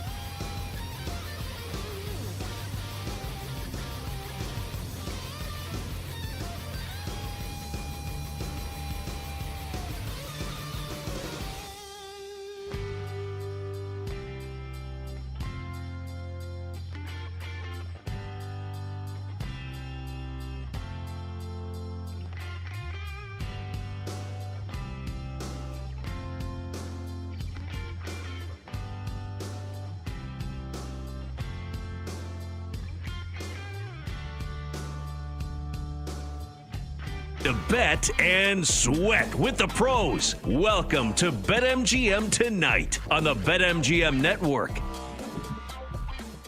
What's up, everybody? Once again, Sean Bell, Corey Parsons taking over BetMGM Tonight. Starting off the 8 o'clock hour, let's update you on some of the games in Major League Baseball. We got 3 postponements, okay? Padres, Phillies, Tigers, Nationals, Brewers, Mets, all postponed. Heavy rain out in the East Coast. Earlier game, Blue Jays took out the Yankees 12-5. Vlad Guerrero Jr. 0 for 5 in that game. Aaron Judge, even though he lost, 2 for 2, 3 walks. Ridiculous. Sorry, he's Barry Bonds-like right now, but without the steroids. It's crazy. Let's look at the games that are going on right now. Marlins are beating the Twins 1-0. End of the 6th. Going to the bottom of the 5th, it's 0-0 with the Cardinals and the Pirates. We jump to the Athletics and the Rays. That game is tied at 2, top of the 4th.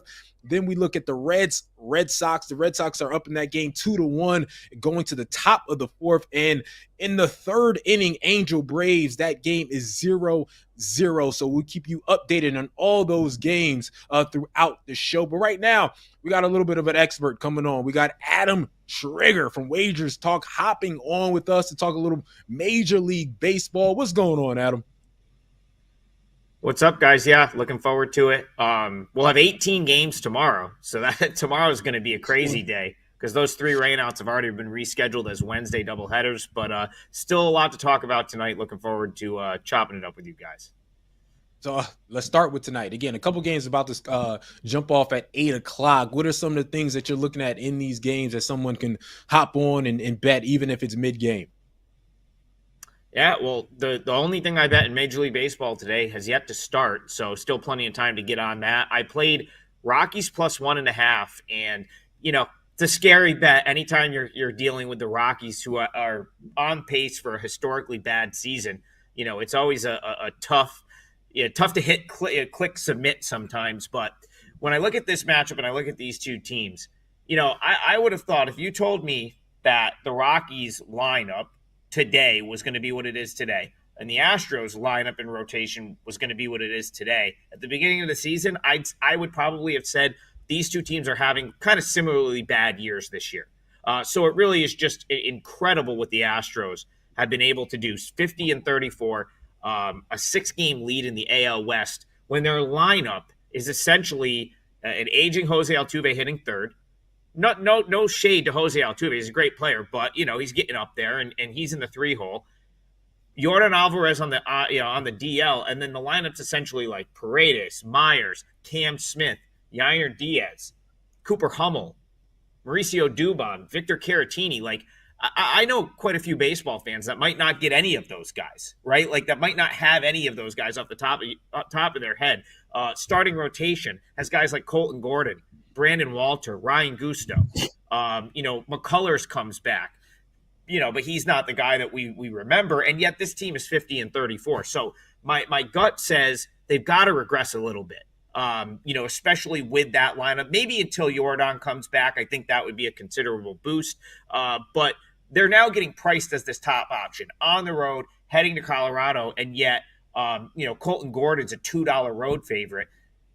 That's where I got to kind of jump in and maybe go the other way. Chase Dollander is going to throw for Colorado here. I think these pitchers are at least equal. Dollander, former first-round pick, 9th overall pick. He's a guy that they kind of threw in the fire, so his numbers are bad, but he's starting to figure out how to pitch a little bit. Last 3 starts have been pretty good. He's pitched into the 6th inning in all 3, and, it's been okay. What I'm hoping for here is Colton Gordon. He throws about 33% sweeper. And that's a pitch that tends to not translate as well in the altitude. I went back to last year. He made 1 start against Albuquerque. A lot of these guys were down in Albuquerque, and they had similar altitude. And he got hit up. I believe he gave up 5 runs. So I'm hoping that he's not his sharpest tonight at the altitude. I took the plus 1.5 because the Rockies find ways to lose games. If I'm in it, I at least get the 1.5, and that was minus 110, so I thought it was a good bet. Adam, let me ask you this. I'm going to ask you about your process. When you decide that you are going to handicap baseball on a night-to-night basis, because a lot of people, are starting to get into it now. They want to find something on TV. They want to find something to look at. They want to get some action in. What is your process like? Are you looking at pitchers first? Are you looking at ballparks? What are you looking at, and how do you come up with your plays on any given night? No, it's a great question. And everyone's process is a little bit different. So it's always a really good talking point for a show like this. For me, I don't handicap NBA. I don't handicap NHL. For me, it's college basketball and it's Major League Baseball, a little bit of NFL. So once baseball season hits, I'm fully immersed in baseball. I watch a ton of AAA. I've yet to find anyone out there that's betting AAA more than me. So I think that gives me an edge because I'm really tuned in to these guys before they get to the big league level. And then for me, the process, I start with two different projections from two different sources as a baseline, just to get a number, a starting point. And then for me, it's really, stuff I've picked up along the way. I find myself most involved with guys that don't have a huge sample size at the big league level. The reason for that, I think my AAA numbers, which I make myself and I make all my own AAA projections, are typically better than what the books have on these guys when they get to the big league level. So when I see a guy like Brandon Walter, who I've watched a ton of during his time at Sugarland, and now his sample at the big league level is smaller, that's where I think I have an edge on the books. So I just like my numbers and my valuation of Dollander and Walter better than the books, and that's why I've got a bet there. Got it. Well, let me get your evaluation on the Mets. I'm about to be selfish because I'm a Mets guy, right? So despite being in Philadelphia, I'm a Mets guy because I'm from North Jersey. The Mets, 11-1 to win the entire thing, to win the World Series, but they are maybe the worst Junes that you could possibly have, maybe the worst last 3 weeks that you can possibly have. And so this could be the down point for them. So a good place to pick them up on a bet, or they could be completely fading away into the mist. So what's your take on the Mets? What would you bet on them? Is it better off to just say, I'm going to stay away from that, they're fading? Or do you think this could be a good point to get them because they're at the worst point of the season? Yeah, man. Listen, I live about 30 minutes outside of Syracuse, so I'm a regular down at NBT Bank Stadium. And there's some familiar faces that just showed back up down here. AAA Syracuse, Francisco Alvarez, Luis Angel Acuna. The Mets really trying to do whatever they can to shake it up and get something going.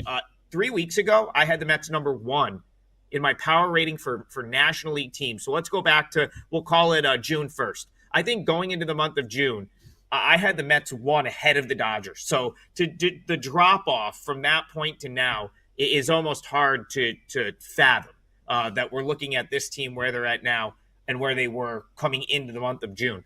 That being said, there's still so much talent on that team. There's still a ton of pitching in the organization. They've got guys like Nolan McLean at AAA. The top pitching prospect right now in all of minor league baseball is Jonah Tong. He's down at Binghamton. I don't know if he's ready for the big leagues, but the reality is they could really shake it up and do some things in that regard. And then you just got to think, this team won for 2.5 months, 3 months straight. So my gut tells me they're going to figure it out. And come August and September, it's just going to be the Mets that everyone expected the Mets to be. They're going to be right in the mix for the division, and they're going to be a team that probably factors into the pennant race. Interesting. Speaking of the pennant race, when you look at BetMGM odds, respectively, for the American League and the National League, you have, the names you expect to have at the top: the Yanks, the Tigers, the Stros in the American League, the Dodgers, the Phillies. Still, for some odd reason, the aforementioned Mets are in that category as well. Is there any teams in each the American League and the National League that you think are flying under the radar and could surprise and be, a team that not only makes the postseason, but puts some fear into one of the big dogs? Yeah, let's start in the American League because I think the American League is more open for something like this to happen. It's not that there isn't an under the radar team in the NL somewhere, but the big boys in the NL are very, very good. Whereas the American League, you've got the Yankees, you've got the Tigers. I'm not a full-on believer in the Astros just yet. So, I'm going to go a little bit down the rung here a little bit. I'm going to say the Seattle Mariners are the team that I would target as a sleeper in the American League. Reason why? They have the pitching, but they haven't even really needed the pitching, and they haven't got the full sort of bump from the pitching yet, right? Because Logan Gilbert spent some time on the IL. George Kirby came into the year injured. Bryce Miller has been hurt. So, this Seattle team, which if you go back past years, right, last 4 years, 85 to 90 wins for the Mariners, and they've done it mostly with pitching. This year, a lot of those same guys are still there, but they haven't really been the reason the Mariners are winning games. The Mariners can hit this year, and specifically, they can hit home runs. Now, they play in a ballpark in T-Mobile Park that's very hard to hit the ball out of, but they actually profile well as a road team because they go on the road and they have an easier time hitting home runs than they do at their home ballpark. It means they're winning games on the road, and they actually have a record on the road that I believe is like 20-19, 21-19. It's been right around 500 this year. So way I look at it is this. You can get the Mariners playing 500 ball on the road. Typically, they're decent at home because it's not the easiest trip for a team to go up to Seattle. Let's say the pitching comes along for some of these guys, like Logan Gilbert's a legitimate ace. When George Kirby's on, if he can figure out the command, he's really good. And then you've got a loaded farm system with guys that are all ready to play at the big league level. They're so healthy that they've got 4 or 5 guys that are really deserving of a spot in a big league team down at Tacoma that they just don't have room for. So I wouldn't be surprised if they traded someone like Harry Ford, a catching prospect, because why do you need a catcher in your farm system when you got Cal Raleigh? Go move him to a different team, get another stud player, and that team becomes that much more valuable. So I think BetMGM's saying like 12, 13 to 1 on the Mariners to win the AL. If that team's right going into the postseason and you've got to face Logan Gilbert and you've got to face George Kirby at his best, that's a really tough out right there. I like the Mariners. I like that you gave us a long shot because I'm about to ask you for another long shot because it seems like when the MVP race of the AL and NL, it's over. Ohtani, Judge, that's how it feels at the halfway point through the season. For sure. Get anybody, because at one point you could have said Freddie Freeman early in the season. At one point Lindor was up there and doing great things, but both of those guys have sort of fell off and their counterparts have sort of taken off. Is there any long shot, anybody else that can take it from Ohtani or Aaron Judge? I truly don't believe it's possible unless there's an injury. Like the only way that's happening, in my opinion, is if one of those two guys gets hurt. So, I mean, it's just not a market that I think there's much value. And you look at the NL MVP. Soto would need to have a monster second half. He'd probably need, Ohtani to get hurt. Like, I suppose Pete Crow again, the only way Ohtani's not winning the NL MVP is if it gets hurt and he's out for the rest of the season. You go over to, the American League, like it's Judges to lose. And again, not only do you need most likely a pretty big injury, like Cal Raleigh is appealing, but can Cal Raleigh keep this up all year? Like that would be a question for me.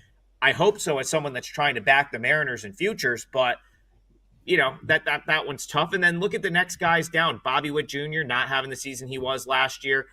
It's not going to be, Jose Ramirez most likely. So that's just a market I'd probably try to avoid. I will throw out one more long shot in the National League.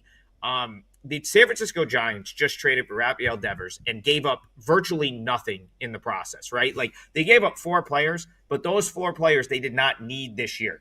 They gave up Kyle Harrison. They have 4 more Kyle Harrisons down in AAA.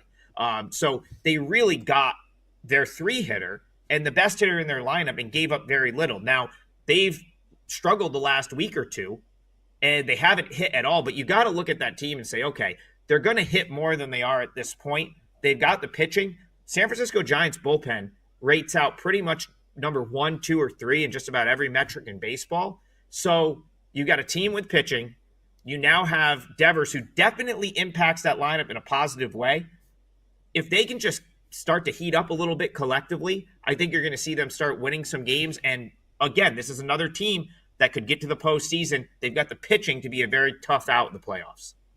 Okay, real quick. We only got a minute left, probably 30 seconds left. Zach Wheeler, Paul Skeens. Is there a chance Zach Wheeler? Because I feel like in Philadelphia, we feel like he's gotten screwed a couple times from the Cy Young Award. Is there a shot?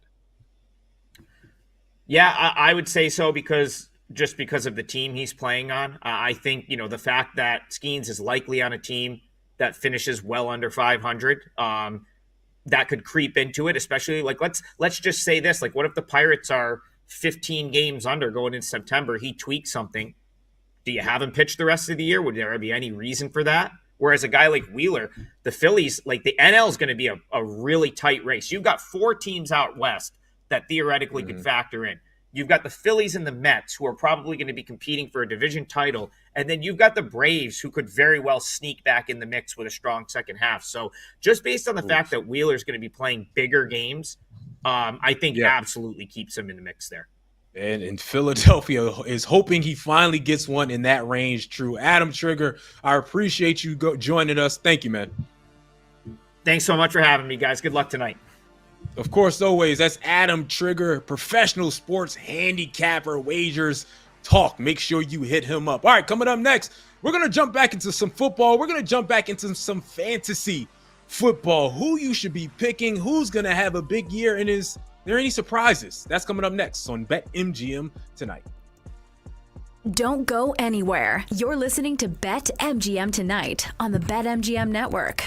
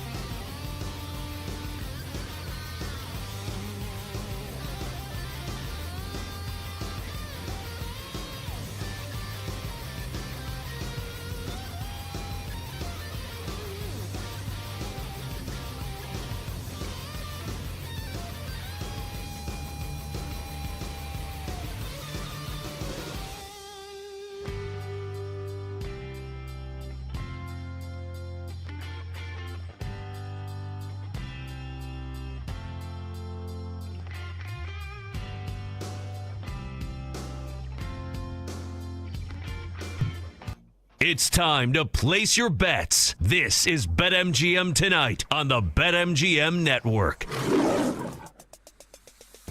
What's up, everybody? Sean Bell, Corey Parsons still here, kicking it with you on BetMGM Tonight.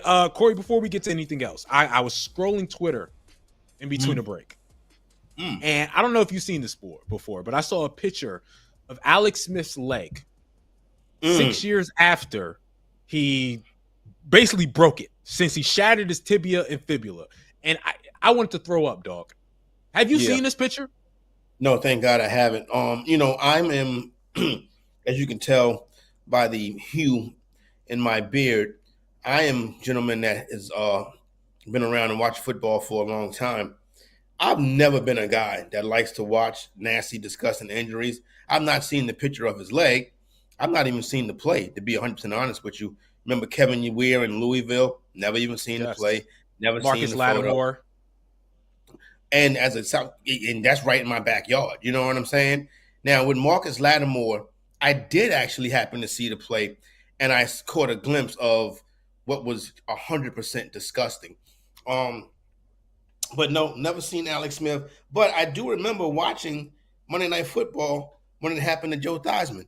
Like, I'm that guy. Like, I was a very young Corey Parsons when that happened. But yeah, I remember. And with Alex Smith injury, just about the same yard marker, right? Boy, probably. And I'm like you, I don't watch it. So if I don't see it live, I'm not going to see it. I'm not going to see a replay. But again, Twitter, you can't help it. If you're scrolling, you see a picture. And boy, when I would never in my life, they talk about these football players and the things they risk. Never in my life am I risking that type of stuff for the name of football. I'm going to tell y'all that right now. So Marcus Lattimore was last year at the SEC championship game. Marcus Lattimore was inducted into the SEC Hall of Fame. So that was cool to see. As he should. He would have been a beast. He would have been a beast if he ever – you talk about fantasy football, his production would have been off the charts because he was a fantastic running back. But unfortunately, that injury stole what could have been a great career. Unbelievable. And even a guy like Paul George, you see him, I saw on TV him break his leg. Gordon Hayward break his leg on national television. So yeah, I'm sorry. Twitter just had me spook for a moment. With that said, again, fantasy is around the corner. All right. It's here. People are already thinking about it, as Corey talked about yesterday, who to draft, what's the positioning is. Everybody's trying to win that dough. Everyone's trying to win that money. So I'm going to throw it to you, Corey. What fantasy are we talking about today? We'll hop into the quarterback position a little bit today. Obviously, yesterday we went through some of the top guys in ADP. You're not really going to find any quarterbacks in there. The best fantasy managers, you tend to wait on your quarterback because the production in between QB1 and QB10 may just be a few points or percentage points, to be honest with you, whereas running back and wide receiver, you'll have bigger gaps in those roles right there. Unless a quarterback truly has a special season, most quarterbacks, you can wait on them and find your value that way. And rightfully so, no one quarterback going off the board in early drafts this year, probably in around that third round range right now, is quarterback for the Buffalo Bills, Josh Allen. And this is the kind of quarterback that I like to have on my fantasy team. A quarterback that can do it all, right? I want the quarterback that is basically the guy who runs the show for the team, whether he's running the football or passing the football. And Allen has been just that. I want a kind of quarterback that can be an MVP candidate, and Allen has been just that. So Josh Allen right now going off the board as the first quarterback selected in most drafts. I mean, you can't be mad at that. Again, and whenever the problem I have with betting Josh Allen is anytime you get into the red zone, anytime you get into goal line situations, if you think that running back's getting the rock, no, it's probably going to be Josh Allen getting the rock to run it in and get the touchdown. Jalen Hurts had the tush push, but Josh Allen had his own running plays to get in the end zone. And so that sort of screwed me of a lot of money last year, betting on the running backs of the Buffalo Bills, because it was always Josh Allen that was going to take it in. And like you said, fantasy-wise, okay, you got a quarterback that can get you 30 through the air and get you 10-plus on the ground, and that's going to equal a great fantasy season. So, again, I understand the MVP being in the number one slot. Yeah, accounted for 40 touchdowns last year between throwing the football and running the football, accounting for 40 touchdowns. So that's a big number right there. Josh Allen is a guy that can do it all by himself. And in the bigger games, you really see what he is able to do. Second quarterback going off the board is Lamar Jackson. And it's not really much else that you can say about what Lamar Jackson is.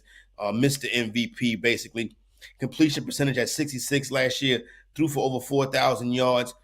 41 passing touchdowns. Now, Jackson runs for a lot of yards. He'll have 800 to 900, maybe even push 1,000 yards rushing in a season, but Lamar Jackson doesn't get rushing touchdowns. Baltimore does not use Jackson like Jalen Hurts gets used. They don't use Jackson as the way Josh Allen gets used. So Lamar Jackson is not a goal line runner. That's really the only thing that hurts his fantasy. If Lamar Jackson scores a rushing touchdown, he's hitting a home run, he's breaking a big one, or he's carrying it from 5 yards out around the edge. But they do not use Lamar Jackson a la a tush-push type scenario. But Lamar Jackson can throw 41 touchdown passes. So I really don't have no problem with his touchdown production either. But you just do wish that they used him more as a goal line back. Yeah, when you got Derrick Henry for what? You know what I mean? Like it's a lot of people are saying they wish they protect Jalen Hurts like that. But again, Jalen Hurts with the tush push, he's not getting hit a lot with the tush push. But Derrick Henry, goal line to go, future Hall of Famer, the best running back in the past decade. Give him the rock and let him go. So it hurts. It may hurt Lamar fantasy wise, but it's good for the Baltimore Ravens as a team. So again, it's all chalk so far. I understand why Josh and Lamar is the top two picks. Interesting you mentioned Derrick Henry in the Hall of Fame. He is definitely 100% a Hall of Famer. And thinking about, well, I don't want to get too deep off into that tangent, but there is some running backs coming up in the next couple years that could be Hall of Famers. QB3 going off the board right now is Joe Burrow. Now, Joe Burrow, unlike Jackson and Allen, with Joe Burrow, you're not going to get that rushing upside. You know, ran for 200 yards last year, had 2 rushing touchdowns. Joe Burrow's rushing touchdowns are an accident. But like we talked about yesterday, Cincinnati Bengals are a 7-on-7 team. So what you're going to get is you're going to get a lot of attempts. Joe Burrow threw the ball 652 times last year. I repeat, he threw 652 passes, and he completed 70% of them. That's insane. Threw for over 4,900 yards, at 7.5 yards a pop, 43 touchdown passes. Joe Burrow is in a position, if he had the right pieces around him, to be an MVP, to be a fantasy QB1. But when you throwing the ball 652 times, the team is not going to win a lot of games. It's great for your fantasy team. If you're throwing 652 and completing 70% of that, that's insane. Joe Burrow probably should be on some of your fantasy teams this year if you expect to be tipping the commissioner at the end. Hey, we talking about fantasy here. Who cares if they can win? It's better for them to lose. It's better for their defense to be bad. It's better that they don't pay Trey Hendrickson and they don't pay their Shamar Stewart, their rookie defensive edge. It's better they don't pay them because the worse the defense is, that means the more the Bengals are going to have to score, the more they're going to have to play catch up, the more Joe Burrow is going to throw for big numbers to Jamar Chase and T. Higgins. So I expect, again, the defense looks like it's going to suck again, because they don't want to pay their edges and they didn't add anything big to the defense. So I expect the same thing out of a healthy Joe Burrow. Hey, I got to sling the rock that many times. So I expect a season of 5,000 yards, 40 touchdowns, and maybe 9 interceptions. That's the type of season I expect from Joe Burrow, and that's why he's got to be one of the guys that are at the top of your list. Forget even running backs. He can trump some running backs if we're really talking, because of how many yards he's going to throw for and how many records he may break with a terrible defense. This is set up perfectly to draft Joe Burrow. Yeah, no doubt about it. I can't disagree with that right there. Joe Burrow as QB1 is not something that I would sneeze at. If you took Joe Burrow as your first quarterback off the board in, say, that 3rd to 4th round range, that is fine. That's fantastic. You won't have no problem with me with that one right there. In leagues where you get 6 points per touchdown pass, I might take him in the 2nd round. I think that's how dominant that Joe Burrow can be, especially as we mentioned with that style of play. Next quarterback going off the board, QB4. Great Marty Schottenheimer said it. If you get the second-year quarterback to play as good as he did in the first year, consider that improvement. And that's going to be Washington Commanders quarterback Jaden Daniels. Now, he threw almost 200 less passes than Joe Burrow, but completed 69%. 3,500 yards last year, 25 touchdown passes against 9 interceptions. Where his dynamic ability comes in is rushing.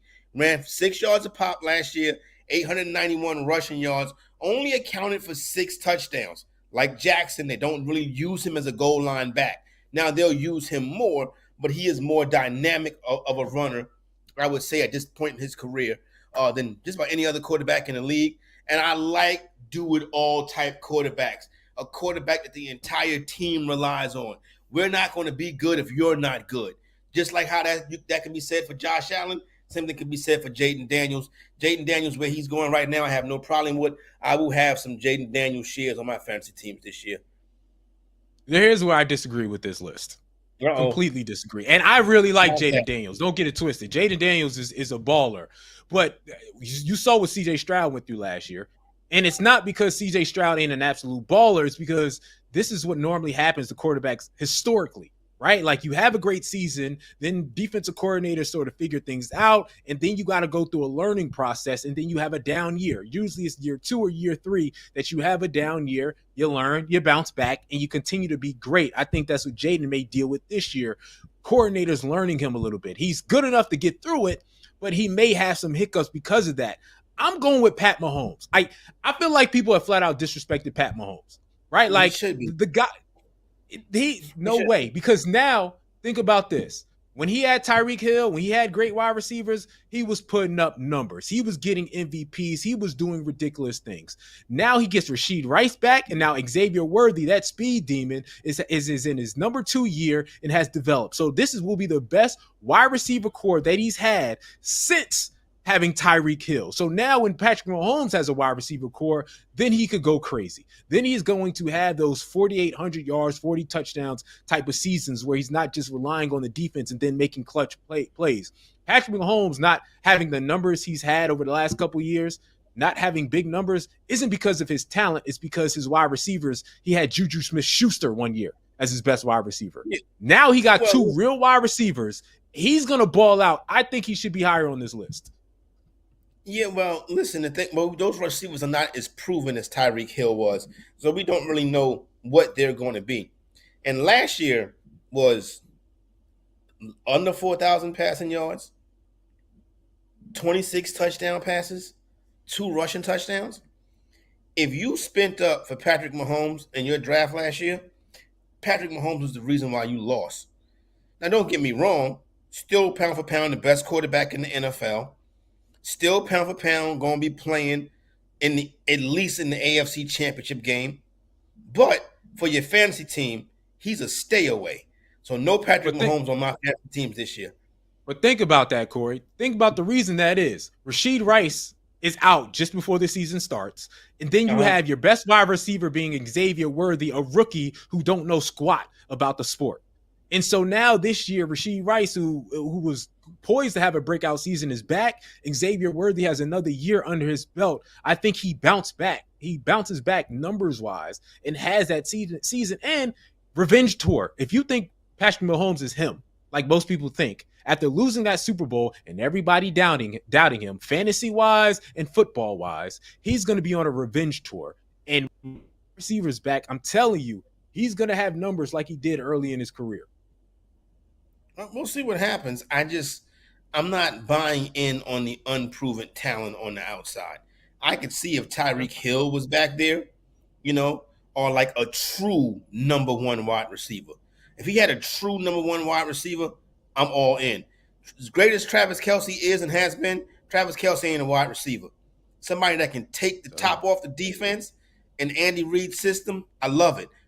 And we know Rice can do it, but I want to see him do it. But listen, that's what fantasy football is about, predicting what's going to happen in the future. So, yes, you very well could be right, but to me, there's safer options right now.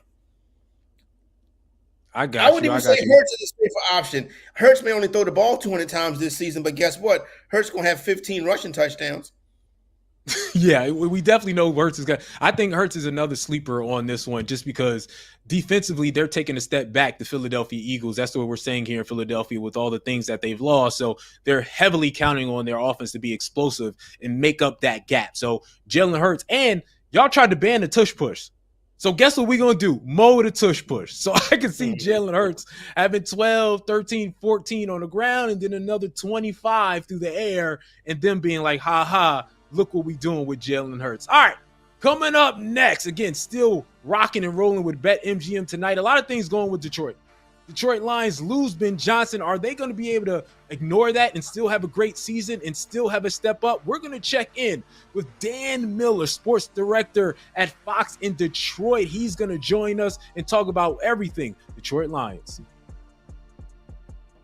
Don't go anywhere. You're listening to BetMGM tonight on the BetMGM network.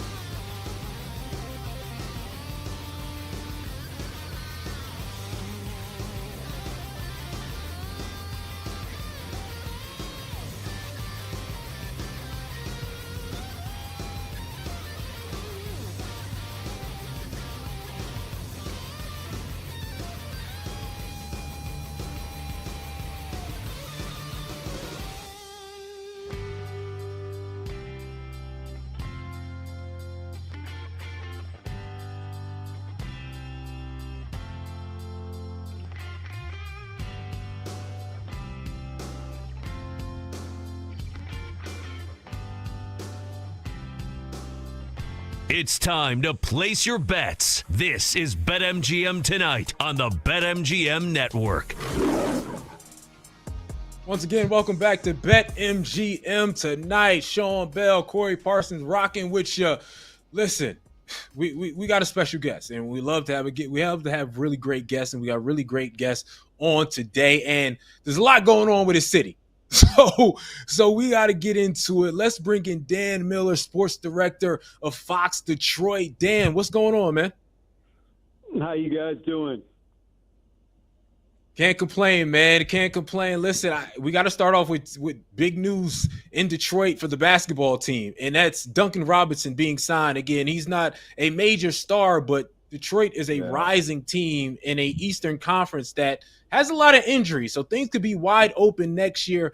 Talk about the enthusiasm about Detroit's future and the signing of Duncan Robinson and what that could potentially be. You know, there's a lot of layers to that. I think, number one, the Malik Beasley situation really knocked them back. I think from everything we've heard, we're talking about a 3-year deal for Beasley, and then all of a sudden that's off the table because he's got a very uncertain future at this point as he deals with whatever legal situation he has. So you go from thinking you're going to have one of the best three-point shooters in the league back on your roster, back for another couple years, to, okay, got to scramble now, and how are you going to do this? You lose Schroeder, that's a tough one.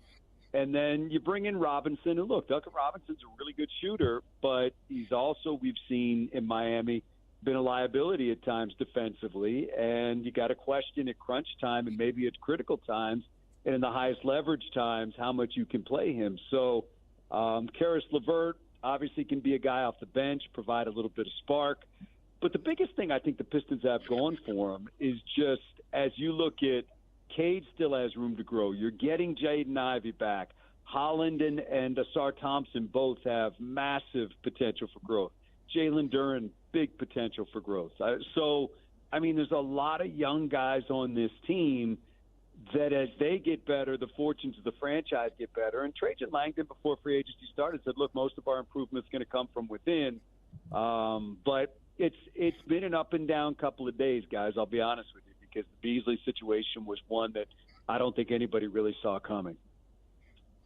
You know, for the past couple of years, maybe 3 or 4 years, there's been some smart NBA people that said, hey, wait a minute now, the Pistons are coming. The Pistons are coming. What happened this year for the actual breakthrough to happen? Was it just something as simple as all the pieces aligning together? Or was it just, Cade Cunningham was healthy and this is what you get?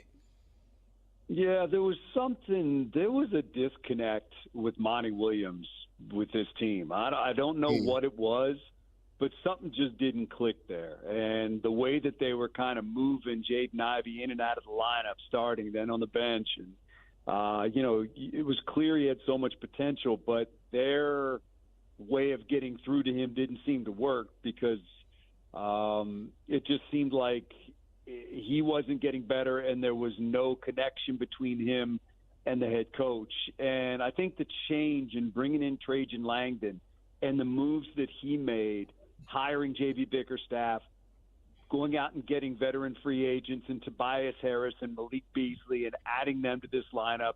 And then you mentioned it. Look, Cade staying healthy and elevating himself into, I think, a top 15 player in this league with the potential to be a top 10 player in this league if he's not there already.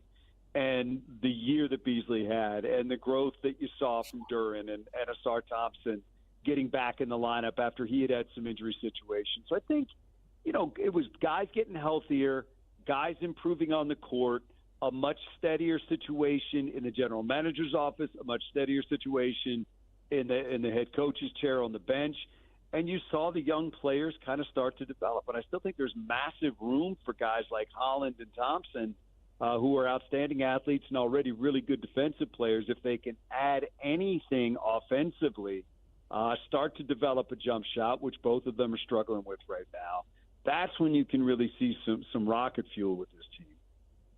And by the way, Isaiah Stewart might beat you up, so they got protection also over there in Detroit. Plays a role, man, and that's it's actually a good point because when he went out in that Knicks series, that changed things significantly. If he stays healthy, that series might have looked different. I mean, they had the lead in the fourth quarter in the majority of those games anyway and just couldn't figure it out. But losing Isaiah Stewart was a big part of that. So, yeah, these are better days than we've had for a long time here in Detroit, and you just have to hope that they can keep kind of trending up. So with that said, let me ask you real quick before we transition to football. I'm in Philadelphia. So like you're getting back a WNBA team. Can you just talk real quick about, again, the Detroit Shock, where it was a team that won championships. They led the league in attendance. Just talk about the excitement real quick of getting the WNBA team back.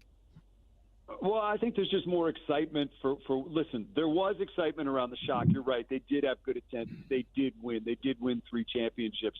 But there came a point where the Pistons owner passed away. His wife took over and began selling off assets. 08, 09 were brutal years here in the auto industry. And there was some real uncertainty around these parts for a lot of people, and that impacted the ability to put money into that franchise. And that's ultimately, things that added up to it, them moving on and not being here anymore. So I think at a time, and look, we're talking about 2029, so it's still some years off, but I think at a time where, players like Caitlin Clark and young players coming out of college have really kind of gotten people excited about women's basketball. It's nice to see that coming back. We love sports in Detroit. We love options. We love entertainment. And this is just going to give people some more of that to enjoy and some things to do when the Pistons and Wings are done in the spring and the WNBA kind of takes over. Let me ask you about your football teams. It seems as if in a lot of circles, people are thinking that, all right, well, Ben Johnson is gone. The Detroit Lions offense is not going to look the same. Players like Jahmyr Gibbs, players like Amon-Ra St. Brown may not have the same juice and the electricity they've had in past seasons because Ben Johnson is now coaching in the division as the head coach of the Chicago Bears and not calling plays on the Lions sideline. Look, I think Ben's a really good football coach. But luckily for the Lions, when he left, he didn't take all those guys that you just mentioned. And he didn't take Penei Sewell or J-Mo or Jared Goff or any of these players. So they've still got the firepower here. They've still got the players here. Now, look, you lost Frank Ragnow. That's significant. You got to figure that thing out. John Morton steps into some big shoes, and he'd be the first one to tell you that as offensive coordinator. But the good thing for him is he was here in 2022 when they designed this offense. He was here in 2022 when they installed this offense. He has a relationship with Jared Goff. So you've taken some of the unknowns off the table, but you'd be foolish to say that there's not some questions out there about how they will adapt with a new guy calling the plays. What's his rhythm with Jared Goff? Are they on the same page? And those things you won't know until the season starts. So I'll say this, there's still a ton of playmakers on this team and the makings of a good offensive line, even if they have some work to do losing one of the best centers in the league. So all fair questions, but I think there's also some answers there if things break right for the Lions, that they've still got explosive players that can make big plays and guys that have been part of one of the best offenses in the league for the past several seasons. So let me ask you this, jumping off of that question, right? Because it's a weird feeling I feel like I have for the Detroit Lions, because the natural progression is, okay, you're the sort of surprise team. Then the next year, after being the surprise team, you sort of break through and become one of the dominant teams. And then the third year after that, you're supposed to be the championship team. And it feels like with Ben Johnson leaving, maybe expectations of now I should be a perennial dominant team and I should go and win a Super Bowl may have changed a little bit. What are sort of the expectations now for the Detroit Lions coming into this season?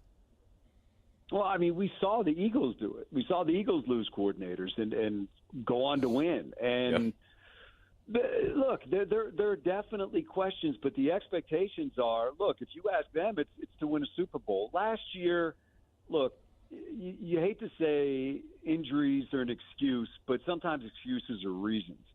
And they were running out of players last year. I mean, guys, there was a point week 12 or whatever it was against Buffalo, where there was not one member of the original two deep on their defensive line that was playing once Aleem McNeil went down. They were bringing in guys on Tuesday that were playing on Sunday. That doesn't happen in this league. I mean, not when you have four of them playing on your defense at one time.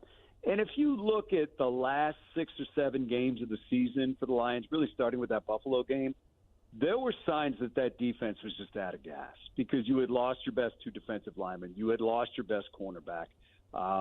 You had lost for a time Alex Anzalone at linebacker, and he came back late in the season. But if you look at the last 6 or 7 games, they were giving up 30 points a game. And it was just tough to see how they were going to keep up that pace. They won 15 games. I think that was an unbelievable job by that coaching staff to hold that thing together with that defense and the injuries that they suffered. Over 20 guys on injured reserve throughout the season. It was unlike anything I'd ever seen. So, by being healthy, by getting Aiden Hutchinson back, you're hoping that you can get back some of that swagger that you had early in the season. They've been an elite team against the run for the past couple of years and should be good against the run again this year. And that's really where it starts defensively. So, I think it's fair when you lose 2 coordinators to say, man, you got to show me. And I think that's really the question that we all have is how do they adapt? But like I said, when you do have the pieces of the team and you're getting some back in addition to that won 15 games last year and got to the NFC Championship the year before that, you can also see a pathway to where they can get back to being really good again this year. Hey, listen, I like it because Detroit being good, you could tell that energy. When they are good, when they have a real team like they haven't had in a long time, the energy is different around the entire league. Dan, I appreciate you joining us, man. I appreciate you having me on. Thank you very much. Thank you. That is Dan Miller, sports director for Fox Detroit. Make sure you check him out. Also play-by-play for Lions Radio. Coming up next, we're going to talk about those Lions. We're going to talk about the NFC North. We're going to look at all the teams in the North and sort of say where we think they're going to end up and some of the over and unders for those teams. So keep it locked here on BetMGM tonight. Don't miss out on the action. If you missed the show, you can listen back on the always free Odyssey app. It's BetMGM Tonight, presented by BetMGM.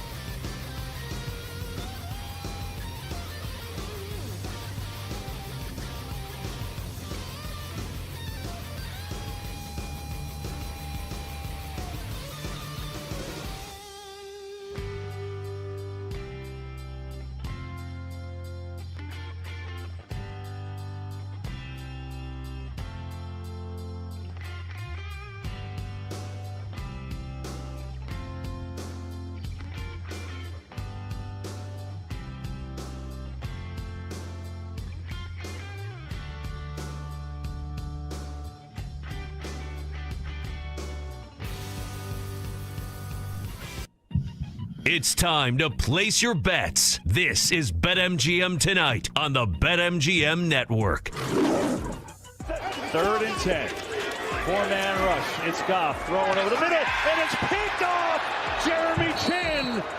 And Washington will be going to the NFC Championship for the first time in 33 years.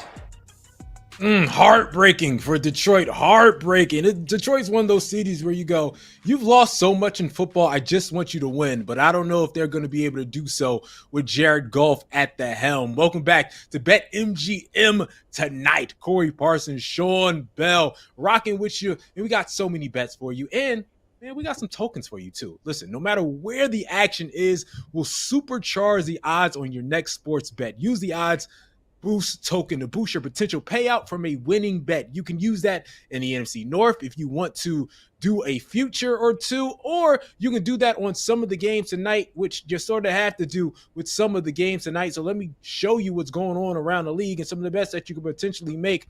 Right now, the Pirates are leading the Cardinals 1-0 in the bottom of the 8th. The Athletics are up on the Rays 3-2 in the bottom of the 7th. There's a rain delay out in Boston. That game is 2-1. Red Sox are leading the Reds. The Angels and Braves have yet to score. That game is in the bottom of the 6th. At the end of the 3rd, the Rangers are up on the Orioles 3-0, and the Cubs are up 3-2 on the Guardians going to the bottom of the 4th. One more, let me tell you, it's the Rockies over the Astros 1-0 in Colorado. But the way I would use that bet is actually with the Indiana Fever game. That's right. The Indiana Fever are beating the Minnesota Lynx 32-27. I told y'all at the beginning of the program, 10.5, nah. The Indiana Fever are going to be able to cover that. But if you think they can win flat out, plus 150.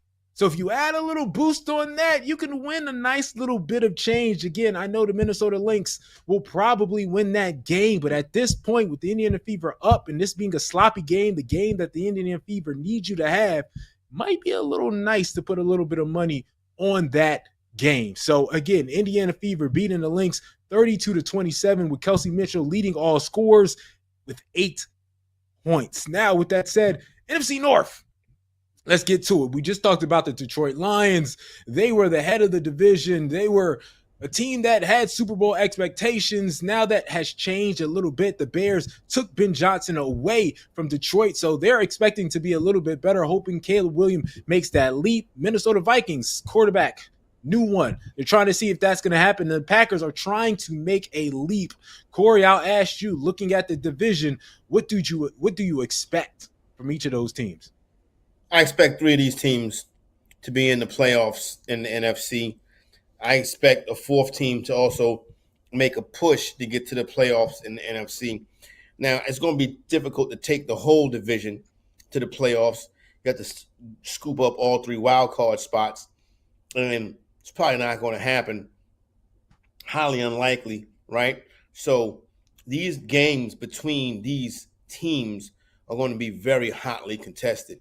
So anytime you see a Lions Packers or a Vikings Packers or a Bears Lions, these games are going to have implications.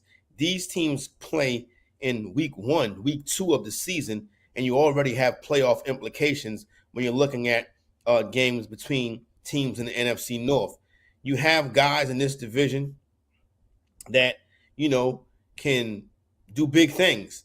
The Detroit Lions, they can win a championship. Jordan Love is a kind of quarterback that can lead his team deep into the playoffs and be an MVP candidate. Kevin O'Connell, nobody coaches the quarterback really in the NFL right now better than Kevin O'Connell. And he's got a good young one in J.J. McCarthy. And then everybody who thinks that Ben Johnson is this big offensive guru that's going to be able to turn the Chicago Bears around and get Caleb Williams right.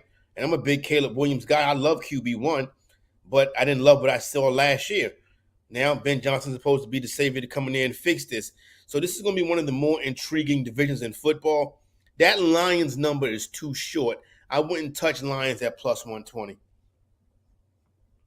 Yeah, when I look at that division, I like the Green Bay Packers, man. I think the Green Bay Packers are sort of just this consistent force every year, right? Like, again, Detroit, Minnesota, they may have highs that have gone higher than the Green Bay Packers, but the Green Bay Packers have just sort of been a stabilized team, and Jordan Love has been solid every year and growing and getting better. And so he hasn't had the wide receiver targets that he's needed to have, right? Like, he hasn't had the big play wide receivers. He had a bunch of young guns like Christian Watson who sort of need to step up. But one thing you know they're going to do, they're going to run the rock. They're going to have a balanced offense, and they're going to play pretty good defense. So I think the Packers take another step up while the other teams step back a little bit. Again, I know you're saying the Detroit Lions and Ben Johnson, and I want you to expand on that in a second, how he may be a little bit overrated, but you lose both of your coordinators? Well, that's tough. It's because you got to adjust for the first half of the season of how they want to call plays and how they want to individualize certain things. So that's tough to deal with. And then the Minnesota Vikings, again, J.J. McCarthy, no matter what you think of him, he's basically a rookie. Like, this is his first year. And so he has to learn. There's a lot of learning. Chicago Bears dealing with a new offensive coordinator. There's just a lot of learning in the NFC North. New things they need to figure out. Green Bay has no learning.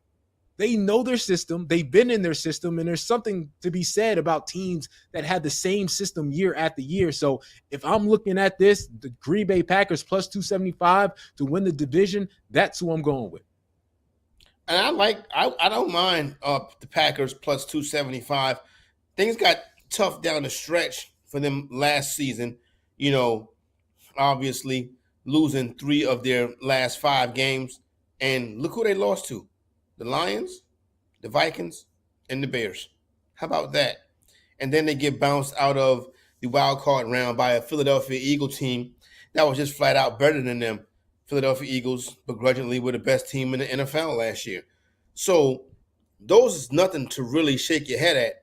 But if you're the Green Bay Packers, you have to beat the Detroit Lions. You have to beat the Minnesota Vikings. You have to beat the Chicago Bears. And you need your quarterback healthy to do so. When you look at the pieces on the outside, I don't really think you need WR1s to win the championship, right? We saw Seattle. We've seen, many teams win without true WR1s. Yes, it's something good to have, but a healthy Love, right, is a more important thing to have. And beating the teams in your division. That's what they got to do. But to me, the bet is Vikings plus 400. To me, that's the bet right there. I wish I can get him at plus 450, or I wish people keep talking down J.J. McCarthy and get it to 5-1 or 6-1. I don't believe in him at all. I believe in Kevin O'Connell. Everybody that team has put under center under Kevin O'Connell coming in and get the job done. He knows how to coach the quarterback, whether it's Cousins, whether it's Donald, or whatever the case may be. They come in there and they get it done. Now, do they turn into a pumpkin in the postseason? Late in the season, did he turn into a pumpkin? He sure did. But throughout the course of the season, he was playing just as good as the quarterback position as anybody. And you got a nice young, and when you get a young, it's hard to teach an old dog new tricks, right? You might be able to introduce him to something. But when you get a young player, a young painting board, a young Picasso, somebody who hasn't been in this situation before, getting his first coaching from a guy who coaches the quarterback like Kevin O'Connell, I think it's going to be magic. I like the Minnesota Vikings to win the division. See, I don't understand the J.J. McCarthy love, because production-wise, J.J. McCarthy has never produced like a big-time quarterback. In Michigan, he won a national championship. Hey, but your whole career, right? Again, you get to Michigan. Again, as a Penn State guy, I had to pay attention to them a lot, and they beat us a lot. But at the same time, it was because Jim Harbaugh ran the ball 40 times. It was because, hey, we're going to get 200 yards on the ground. Anytime they had to count on J.J. McCarthy to be the offense and to be consistent, he was never that. So I feel like it's one of those situations where people fall in love and go, oh, he's a big guy with a big arm, so he's got to be great. Right, so they draft him in the first round, and then they're going to give him the future of this team, the keys to this team. But I've never seen the film. At least I'm sure in high school he was amazing, but I've never seen the film in college. He was always in the Big Ten, a guy that we said, no, make him beat us. No, we got to figure out how to shut down the run game and make J.J. McCarthy throw the ball. That was how you beat Michigan. And now all of a sudden it's J.J. McCarthy is the truth, a first-round top 10 pick? I don't see it. I don't get it. Please explain to me. It's the guy on the sideline. That's who it is. It's the head coach who is notorious for coaching the quarterback. You know Kevin O'Connell has won the NFL Coach of the Year award, right? You do know that. You do know that he is taking quarterbacks that people thought were washed up or nothing and had great productive seasons. He knows how to coach the position. When you can bring the best out of guys like Cousins and some of these other quarterbacks he's had over the years, why can't you bring the best out of a fresh young quarterback out of college? Look what Cliff Kingsbury did with Jaden Daniels. Well, you can say, okay, well, Jaden Daniels' talent. I get it. McCarthy's a talented guy too, but you take that talent and you put it with an expert level coacher of the position. That's what I like about it. And then the roster around the team is good. Jim Harbaugh was an expert level, and he couldn't get J.J. McCarthy to be great. He was a former quarterback. He was a former. He coached a different style of football. Right, but still, he had, again, when he was in the NFL, had Colin Kaepernick. He had go to the Super Bowl. He had Alex Smith looking the best he's ever looked. He had Andrew Luck. He coached him, so he knew how to coach quarterbacks too. I just don't see it from J.J. McCarthy. Again, I no disrespect to Kevin O'Connell, right? But sometimes, in my opinion, if the talent ain't there, you can't do much. But again, he knows way more about football. Let's switch to the Chicago Bears. Let's upset some people in our chat. Mike Montgomery being one of those. The Chicago Bears, they get Ben Johnson. You don't believe in Ben Johnson. Tell me why you don't believe in the Bears and Ben Johnson. No, it's not that I don't believe in Ben Johnson. I need to see him become Kevin O'Connell, right? I need to see him become Kevin O'Connell. See, here's the thing. When you are the football team's head coach, it's not your job to draw up X's and O's and be in the offensive meeting room writing out plays and we're going to do this on 3rd and 8 and we're going to do this on 2nd and 7. And you know what I'm saying? And you sitting up here on the chalkboard and you got an X here and you're going to bring this man over here. Can you coach the football team? Can you say to the defensive coordinator, hey, this is what I need? Can you go to the special teams assistant and say, hey, this is what I need? Can you coach the 53-man roster? I don't care what you can do on the whiteboard. Can you coach the football team? See, if the Cincinnati Bengals had Bill Parcells on the sideline, Joe Burrow would have a Super Bowl ring. That's what happens when you hire coordinators, right? And I understand some coordinators turn into be great head coaches. But when your claim to fame is you're this offensive guru, let's pipe down. I need to see it first. That's all I'm saying. Let me see it first. Let's not crown the Chicago Bears because Ben Johnson is there and he know how to get a first down on 3rd and 17. You shouldn't be in 3rd and 17. I got you, but I don't think you know how bad the Chicago Bears offensive minds were before him. That's the real. It's an improvement immediately. And Ben Johnson, head coach involves a lot of other things, but he was able to get that offense in Detroit looking like it did. It was him who picked out the players. It was him who made that thing work and their offense be great. But the Bears, they would do things. First of all, the Bears had one of the worst offensive lines in football. Like, it was on par with the New York Giants. And they would be like, okay, Caleb Williams, drop back for 5 seconds. Hold the ball. Like, what are you doing? If your offensive line sucks, run some screens, get the ball out of his hand quickly, and draw something up to create offense for your team. If you know your offensive line is bad, I just think Ben Johnson can do some of those basic things that people weren't doing for him before, but doing for that team beforehand. So I don't think the Bears are going to be the best team in this division. I don't think they're going to be the second best team in this division. But I do think you're finally going to get a Bear team where you go, okay, that's how Caleb Williams is supposed to look. Oh, y'all got some good wideouts. Oh, y'all got a really good tight end. Oh, you got some running backs. All of a sudden, it's going to be this team can score a little bit. They can be efficient, and they could be a team that can battle. And as opposed to being 6-11, they can be 9-8. They can be one of those teams 10-7 like they should have been last year.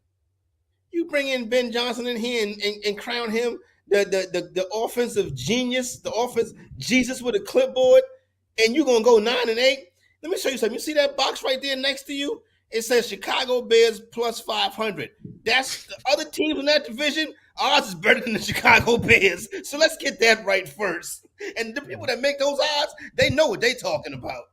Yeah, but the Bears will surprise you. That's all I'm saying. Hey, you think it's going to be, every team's going to come in here and it's going to be 6-0. It's going to be easy money against the Chicago Bears. I guarantee the Chicago Bears snag some teams, and they will be one of the best teams in the division in a couple years. That's just what I think. All right, coming up next, we're going to have some more funds. Again, I'm going to update you on all the scores in baseball and in the WNBA, and I'm going to play a fun game of fiction and nonfiction. There's some storytelling right now in the Twitter world, and we need to hash it out. All right, that's coming up next on BetMGM tonight.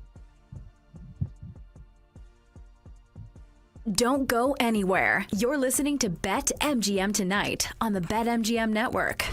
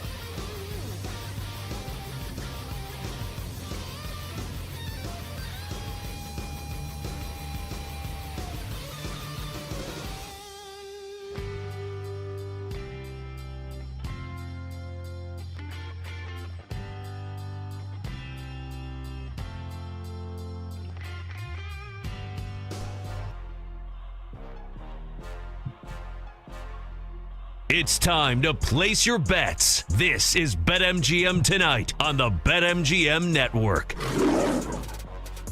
Welcome back to BetMGM Tonight. Once again, Sean Bell, Corey Parsons rocking with you until 11 o'clock. Let's update you on some of those scores. Final in Miami, the Marlins beat the Twins 2-0.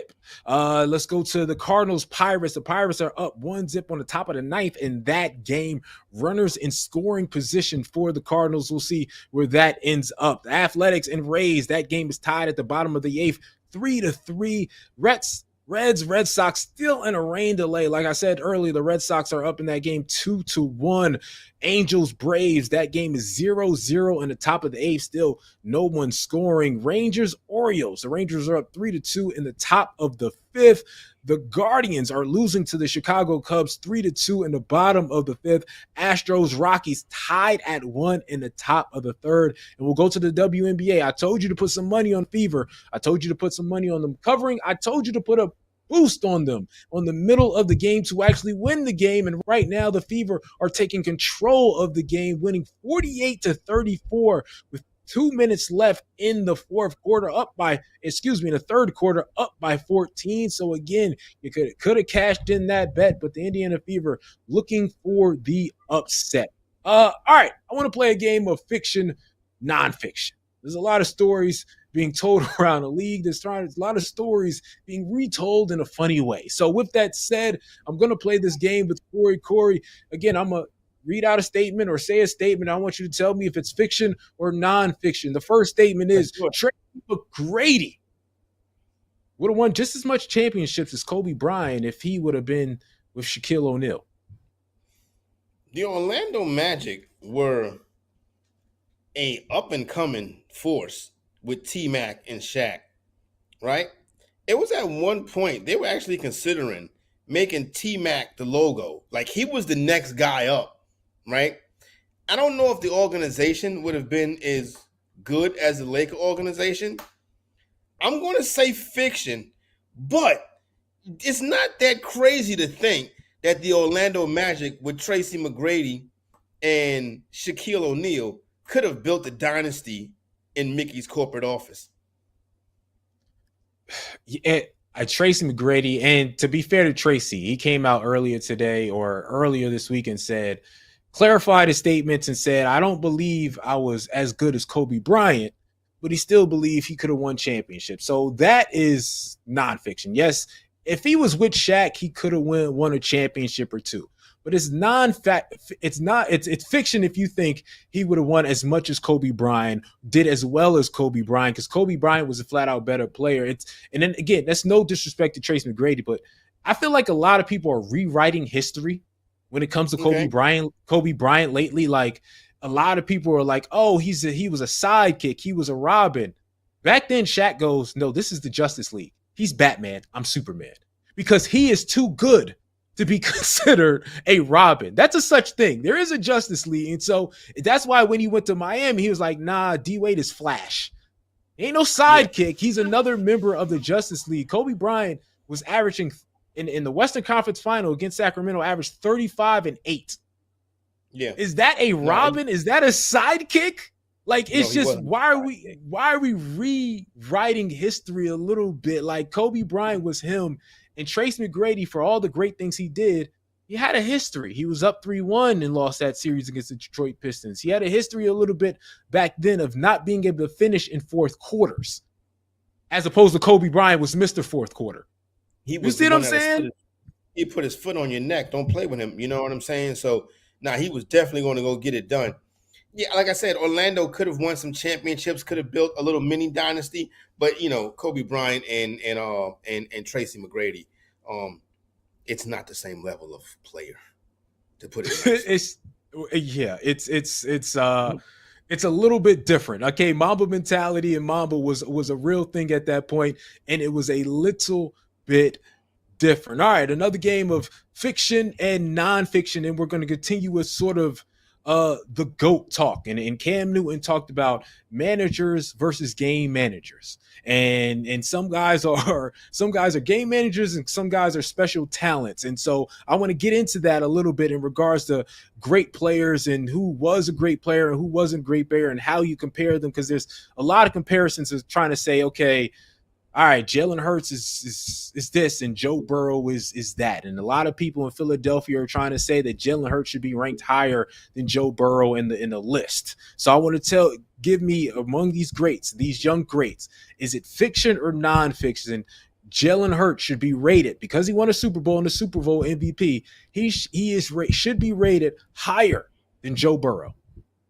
No, Joe Burrow coach is an idiot. Joe Burrow is a better player than Jalen Hurts, though. That makes all the difference right there. Every time I get a chance to take a shot at Zach Taylor, I'm going right for it. You know what I'm saying? Jalen Hurts, it fits his team well. He does what needs to be done for his team, and he also makes big plays when they ask him to. Joe Burrow is carrying the Cincinnati Bengals organization. He's a better player than Jalen Hurts. Yeah, I'm with you. Again, that statement that Jalen Hurts is a better player than Joe Burrow, I think that's fiction also. The Bengals. Yeah, is it Joe Burrow's fault he got drafted by the Bengals? Like you said, the Bungles, they stink. They're terrible. They're an awful team, right? And so they're an awful organization. And so Joe Burrow has to deal with a lot, but Joe Burrow is, again, since college, since high school, since whatever, he's been him. So again, I'm in Philadelphia. I got Philadelphia helmets behind me. They're going to be mad at me, but I'm with you on that. Everybody in Philadelphia feel like Jalen should be ahead. I'm going Joe Burrow in this case. Let's do another fiction versus non-fiction. Let's go to the baseball. Let's go to the diamond. And I'm going to throw out something. I'm going to throw out something that may get me yelled at, that may get me into a lot of trouble. But I'm going to say this. Aaron Judge, and what he's doing right now is just as good as Barry Bonds. Fiction or nonfiction? I mean, we're really talking top of the food chart, right? When you're talking Barry Bonds. This is almost like Major League Baseball's version of blaspheming Michael Jordan. This guy Aaron Judge is getting it done, right? But in the biggest moments, a little un poquito. So I'm gonna go fiction. I'm gonna go nonfiction, dog. And again, there's people gonna kill me about this. I feel like Aaron Judge isn't getting his just due. His average is 358 right now. He has 30 home runs, 67 RBIs, and his on-base percentage is, I believe, 458. Like that is Barry Bonds numbers, but that's without the steroids, buddy boy. Right? Like he's doing. Barry Bonds has never popped a dirty test. Yeah, Barry but you know Bonds never had a dirty test. You do know that, right? Well, but we know the truth. Well, we don't need to do that. We know the truth about Barry Bonds. Again, I love Barry Bonds. Was one of my 3 favorite players growing up, but we know the truth. But what Aaron Judge has done over the last 2, especially the last 2 seasons, again, last year on average was 322, on base percentage 458, right? Like in the home runs, 58 home runs, 144 RBIs last year. A healthy Aaron Judge, and he's had issues throughout his career of being healthy, but a healthy Aaron Judge to me is Barry Bonds-esque. And if you remember, you talked about his playoff.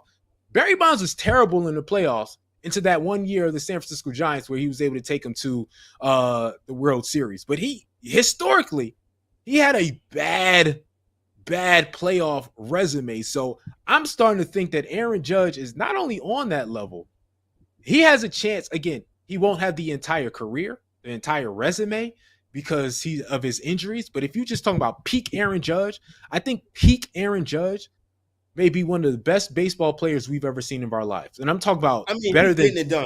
I'm a New York Yankee fan, you know what I'm saying? And he's getting it done. I just don't want to go crazy and jump out the window and be a prisoner of the moment.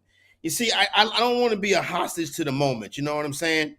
Like I said, I was on the show a couple of weeks ago, and I was like, you know what? You should parlay Judge and Ohtani the home run every day. You'll make it's crazy to tell. You'll probably come out in the green.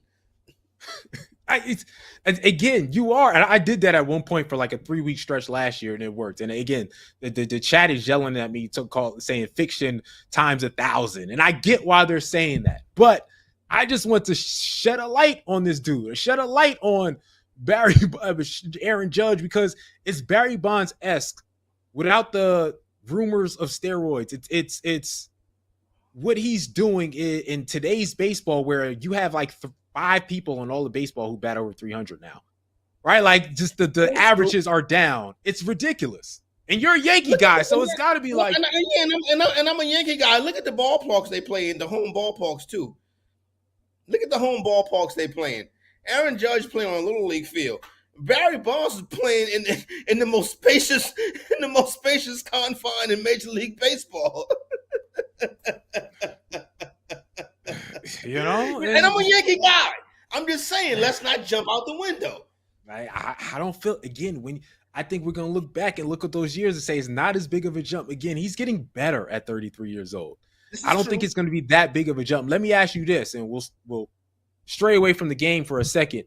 Aaron Judge versus Shohei Ohtani. I also had this argument not too long ago about who you would rather have. Who would you rather have as of right now, Ohtani or Aaron Judge? At the plate? Just in general. You're not allowed to say where. You're just in general. It's a free agency draft and you're grabbing one. I'll take Ohtani because he can pitch too. I'm gonna take the play I can put on the mound. If I can throw you out there and pitch you every Sunday and you strike out 8 people, yeah, I'm gonna take you too. You know, I'm gonna take them. You know what I'm saying? Now, if we limit it to just the bat, it makes it a little bit more difficult. I'll probably still go Ohtani. Ohtani's legit. I wasn't a big Ohtani guy at first. I thought he was a fraud. You know what I'm saying? But now I've been watching Ohtani and I'm like, this dude right here is a flat out baller. I see. I'm gonna say Judge, and the caveat is I don't think Ohtani pitching wise is gonna last. I just don't think if he doesn't last. I think Aaron Judge is by far a better hitter. Now, obviously, Ohtani got all the stolen bases, but if he can't pitch, if he's going to give you 1 inning, 2 innings, and then his arm falls off and he's going to have all types of problems, I think Aaron Judge is that guy for the rest. Again, Ohtani's just getting older. So I had a lot of people tell me Ohtani, like peak Ohtani is the best player we've ever seen. And I've argued that a little bit, but we only saw a peak Ohtani for what? 2 years? We might be seeing it now. He's still got plenty of racetrack left to go, bro. All right. Again, that's if you think hitting wise, sure. But I feel like that pitching stuff is over. Unless he says I'm going to be a bullpen guy and be a closer, I think that pitching stuff is over with his arm. So again, this is me showing, and I'm a Met fan. You a Yankee fan. But I'm here to show love to Aaron Judge today on how good he freaking is. I'm never showing love to any Met. All right. Never. My last question, my last nonfiction is outside of sports. I'm going to surprise you with this one because I thought it would be funny. I'm going to just be honest with you. Fiction or nonfiction? This is what I see on my timeline. I always see stupid things on my timeline. It's okay to go get fake abs. Drizzy Drake is all on my timeline with a picture, and he has fake abs right now. And then I saw a picture of Big Sean, the rapper, also with fake abs. And Twitter is Twitter, so now people are arguing whether or not it's okay to go get fake abs. You are OG, so I feel like I am, so I feel like I know where you're going. But just say something real quick. No, you keep it 100. You know what I'm saying? You get the abs the right way. You get in the gym, you do the push-ups, you work to get the abs. You going out there and buying the abs, like what you getting the BBL Drizzy, you know what I'm saying? Like, we're not doing all of that. You want abs? Go get on the floor and give me 50. You know what I'm saying? All of this going and enhancing your abs, looking in the mirror, licking your lips. Nah, I don't get down like that. I'm OG, like you said, son. What are we doing? That's why I'm like, I'm not a young dude. So I'm like, what is y'all Gen Zers talking about? There's no way. And it looks ridiculous because we could tell you ain't done one push-up or one curl in your life. So now you look crazy. I'll say this, and we only got 60 seconds. The only thing that I would ever think about is calves. If I had terrible calves and I lived on a beach, I might do calves. Is that crazy, BBL Corey? I might get a BBL for calves. BBL for your calves. I might get a BBL for my calves. Just what the I may be a better athlete with a BBL for my calves. You know what I mean? It's a Brazilian calf lift. Yeah, Brazilian calf lift. But again, I had to make fun of Drake real quick on this show because I couldn't understand what I just saw. So I had to do that. All right, coming up on BetMGM tonight, we're going to quit playing around and get back to the scoreboard, get back to all-star voting, and get back to everything going down on the night when it comes to sports. That's coming up on BetMGM tonight. Don't go anywhere. You're listening to BetMGM tonight on the BetMGM network.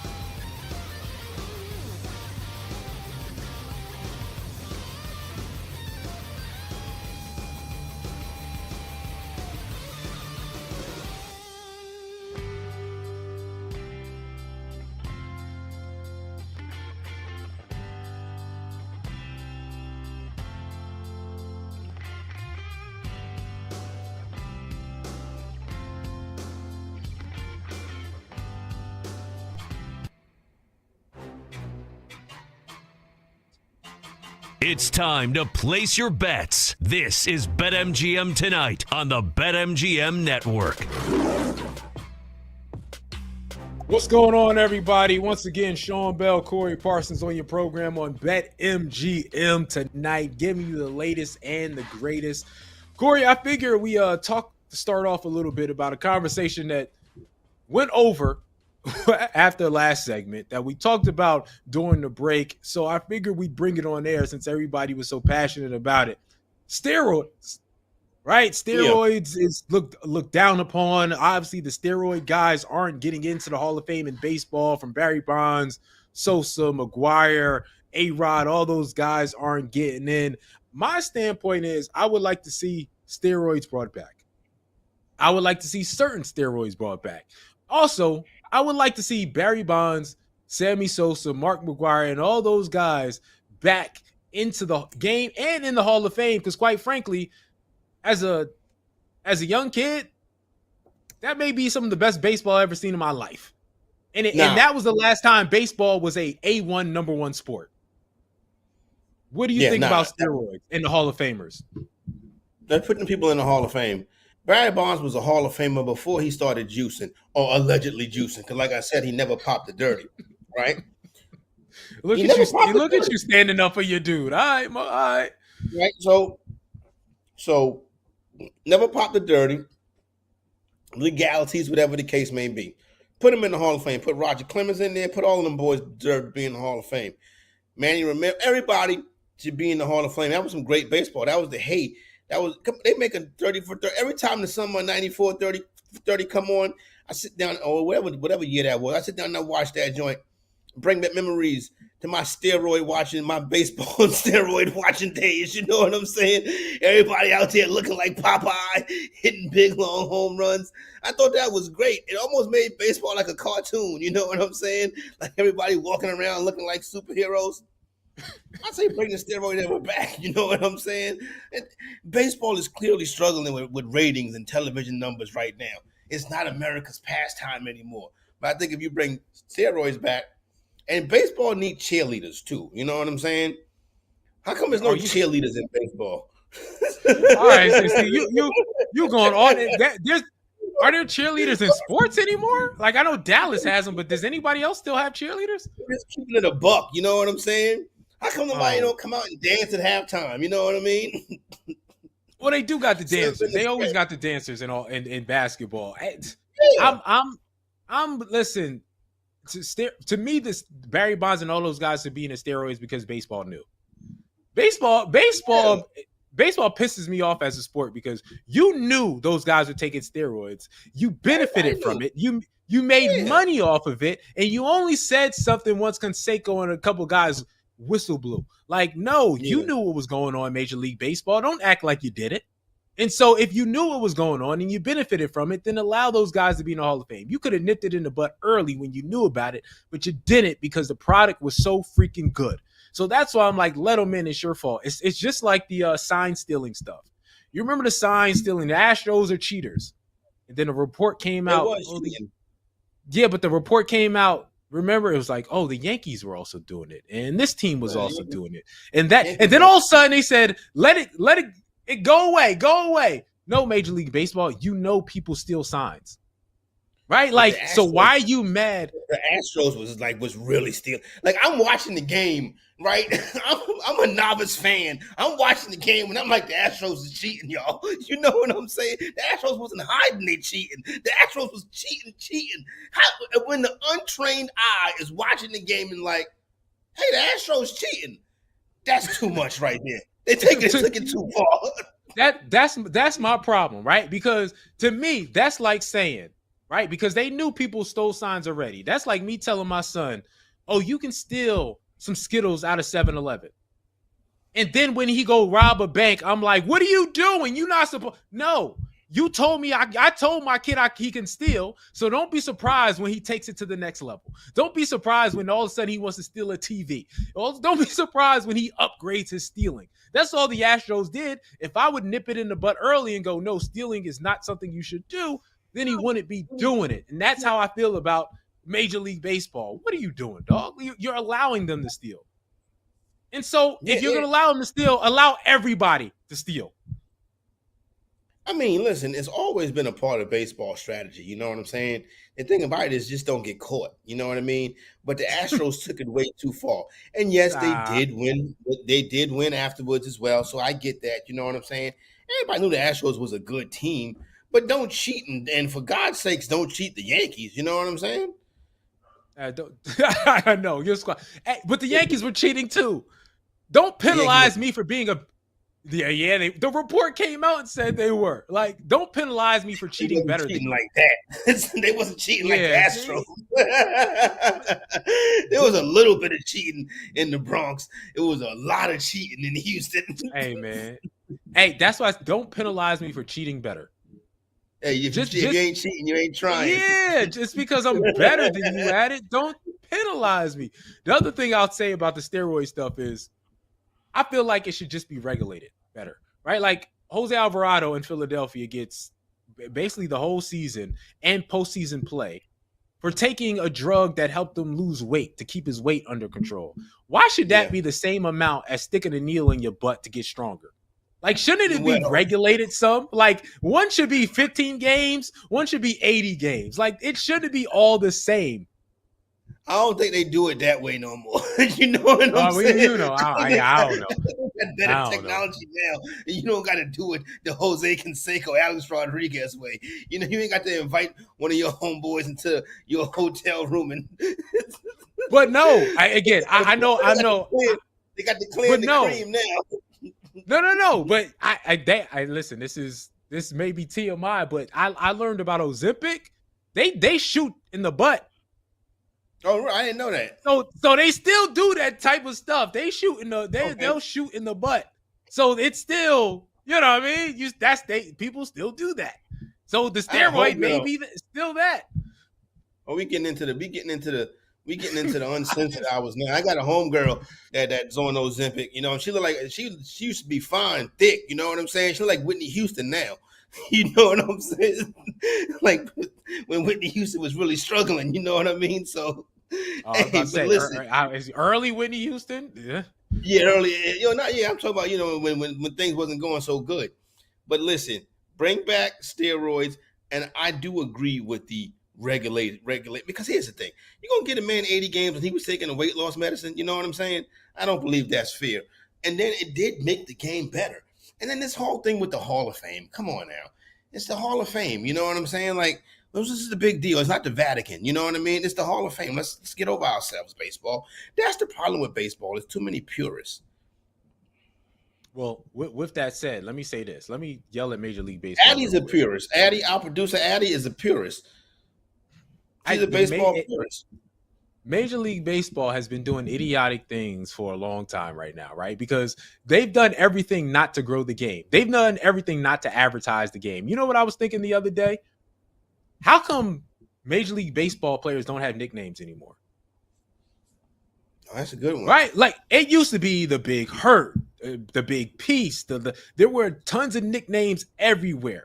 Right now, there's no nicknames. Shohei has a nickname a little bit, but nobody has, like, they don't advertise their players. You don't see players on The Simpsons or on the late night shows. They don't have nicknames. What is baseball doing in not advertising their sport properly? Like, I can't think of one good nickname now. Well, the game is Latin now, and the nicknames all be Latin. So that's what it is. So you'll have like L whatever or. You know, so the nicknames is in Latin now, right? The nickname is in Spanish, so we don't know what the nickname. So you ain't even a Spanish-speaking dude, you may not know what the nickname is. If you're not from Santo Domingo, you may not be up on the latest baseball nicknames. The nicknames are still out there, but they're just in Spanish now. Now, I don't know about that. Again, at least not one that's big and that's thick that everyone knows. Polar Bear Pete, that's a pretty decent one. Big Dumper. Who's the Big Dumper? What? I never even Who's heard that? Before. Addie just said that in the chat. Who is the cow? No, I've never heard anyone call him the Big Dumper. That is gross. That ain't. I don't think that's a nickname. I don't think that's a nickname he wants. Our producer Addie Bates. That's one of those nicknames that you got to reject. I'm sorry. the big dumper. Ugh. I'm trying to think of anybody else, but nobody else really has a big nickname like that sticks. Nobody else got a big dumper. I'm about to say I wasn't checking for it. You know what I'm saying? not while watching the baseball game. Maybe at the concession stand. Yeah, the big dumper. A polar bear Pete is pretty good. Like Aaron Judge, your guy. Why doesn't he have like a logo and a real nickname? I know Judge is all you need, but he should be the Yankee that has a clothing line and a big the gavel or something. He got the All Rise. All Rise is kind of his thing. It's not a nickname, but everybody know All Rise. You know what I'm saying? Okay. All Rise. That's his thing. That's his thing. All Rise. It's something that hasn't really stuck, but I guess we'll allow that. Did Mike Trout have one?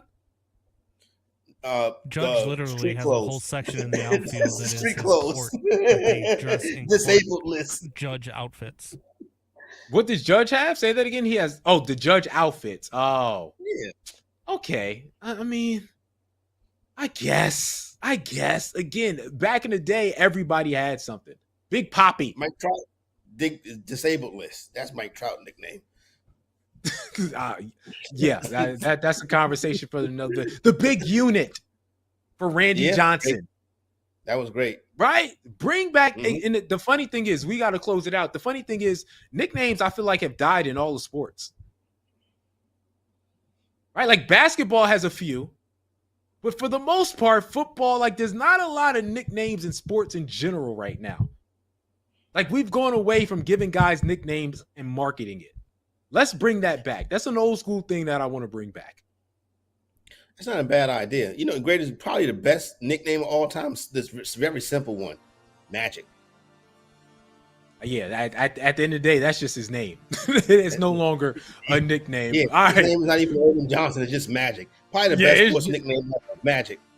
It's just Magic. All right, when we come back, maybe we'll talk more nicknames, but we got to go to the NBA and we got to talk about the futures. With all the movement, with everything going on with Milwaukee and everybody else, who's your favorites? We're going to get into NBA futures coming up next on BetMGM Tonight. Don't go anywhere. You're listening to BetMGM Tonight on the BetMGM Network.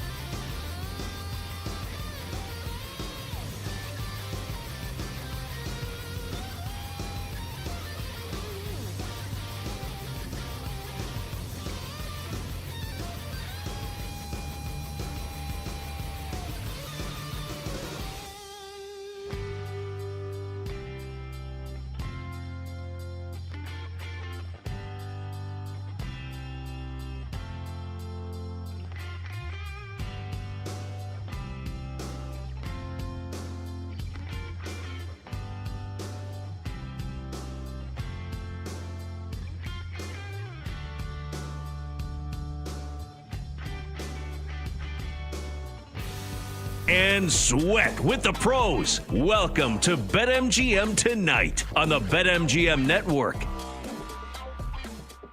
What's going on, y'all? Sean Bell, Corey Parsons, kicking it with you on MGM, BetMGM Tonight. 3 hours down, 1 more hour to go, so let me update you on all the scores. Let's get to it. Extra innings, Athletic and the Rays, they're in extra innings. The Athletics currently up 4-3. That is the bottom of the 10th. Angel Braves, that was 0-0 for a long time, but the Angels put up a lot of runs real quick. They're in the top of the 9th, and the Angels are up 4-0 to the Orioles and the Rangers. The Rangers are up 7-2 in the bottom of the 6th. The Cubs are beating the Guardians 4-2 in the bottom of the 7th. Then we move over to the Astros and the Rockies in the bottom of the 4th. The Astros are winning that game 6-2. The Royals are beating the Mariners 1-0. That game basically just started. It's top of the 2nd. Giants beating the Diamondbacks also in the top of the 2nd, 1-0. Couple games have already finished. The Blue Jays beat the Yankees 12-5. The Marlins beat the Twins 2-0. The Pirates beat the Cardinals 1-0. And there were 4 postponed games. Padres, Phillies, Tigers, Nationals, Red Sox were suspended, so hopefully that game resumes. I don't think it's going to resume until tomorrow. And the Brewers and the Mets was a game that was postponed. Again, a lot of these teams will be playing double headers tomorrow, so we'll tell you about that right now. I told you to bet it. I told you to bet it during the game. I told you to bet it when the show started. The Indiana Fever on the cusp of winning the Commissioner Cup without Caitlin Clark. The Indiana Fever up 71-59 in that game with 40 seconds left. Terrible shooting by both teams, but again, the Fever getting it done. Aaliyah Boston has 12 and 11. Kelsey Mitchell has 12, so they're getting it done. Natasha Howard for the Fever has 16. A good overall performance, while Nafisa Collier just hasn't been able to get it done. Terrible shooting performance by her. She has 12 points, 9 rebounds. She went 6 for 18 in this game. So let's get back to the NBA, Corey. We talked about futures. And again, for those who were under a rock and didn't really know, guess what? The Milwaukee Bucks are making moves today. Shocking moves. Damian Lillard has been waived. He is gone from the Milwaukee Bucks. They are waiving him. He gets to go to whatever team he wants, but still gets his money. They're going to stretch that contract out, basically pay him $23 million a year over about a 5-6 year time span. So with that, they were able to pick up a free agent. That free agent was Miles Turner. That's right. After going to the NBA Finals, Indiana let him walk out the door. He's going to the Milwaukee Bucks to try to help them out. Before we, again, get into some NBA futures, I'm going to let you rehash that a little bit, Corey. What was your take, again, when you heard about the news, and what do you think about those teams and their futures? Yeah, and the news was wild, and basically it shows that the Milwaukee Bucks, in my opinion, are basically throwing in the towel. You see the Eastern Conference starting the weekend right now with injuries to Tatum and Halliburton and all the things that are going on. The Knicks don't got no coach, and the 76ers best player can only play 20 games a season. So this is the time to strike in the Eastern Conference, and the Milwaukee Bucks are basically saying we're going to let Dame go. We know we're going to hear from Giannis. Yeah, we'll go bring in Miles Turner. Maybe that will appease him, but that's not going to get it done. This is a bad situation that's going worse in Milwaukee. It all started to unravel like as soon as they won the championship, and now I think we've kind of seen the end of what we knew of the Milwaukee Bucks.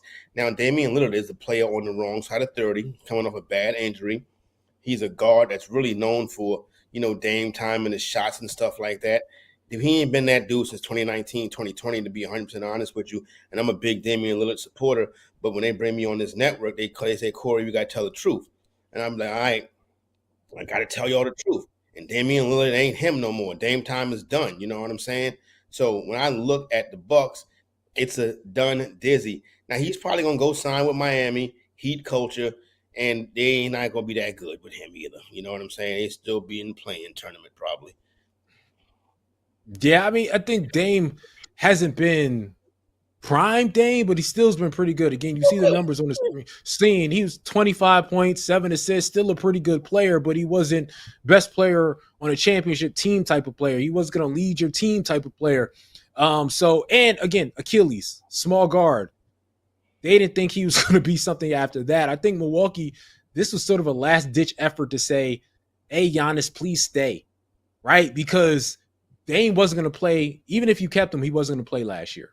And they didn't want to waste the season. So they said, what can we do? What can we do? What can we do? So they were able to create space to bring in Miles Turner and sort of make a small effort with a couple other small moves. But again, not a move that moves the meter, not a move that even has them as a top 5 or 6 team or even top 8 team I'm seeing with the chances betting-wise to win the NBA Finals. So it doesn't move the meter. Indiana punting on next year, basically saying, guess what?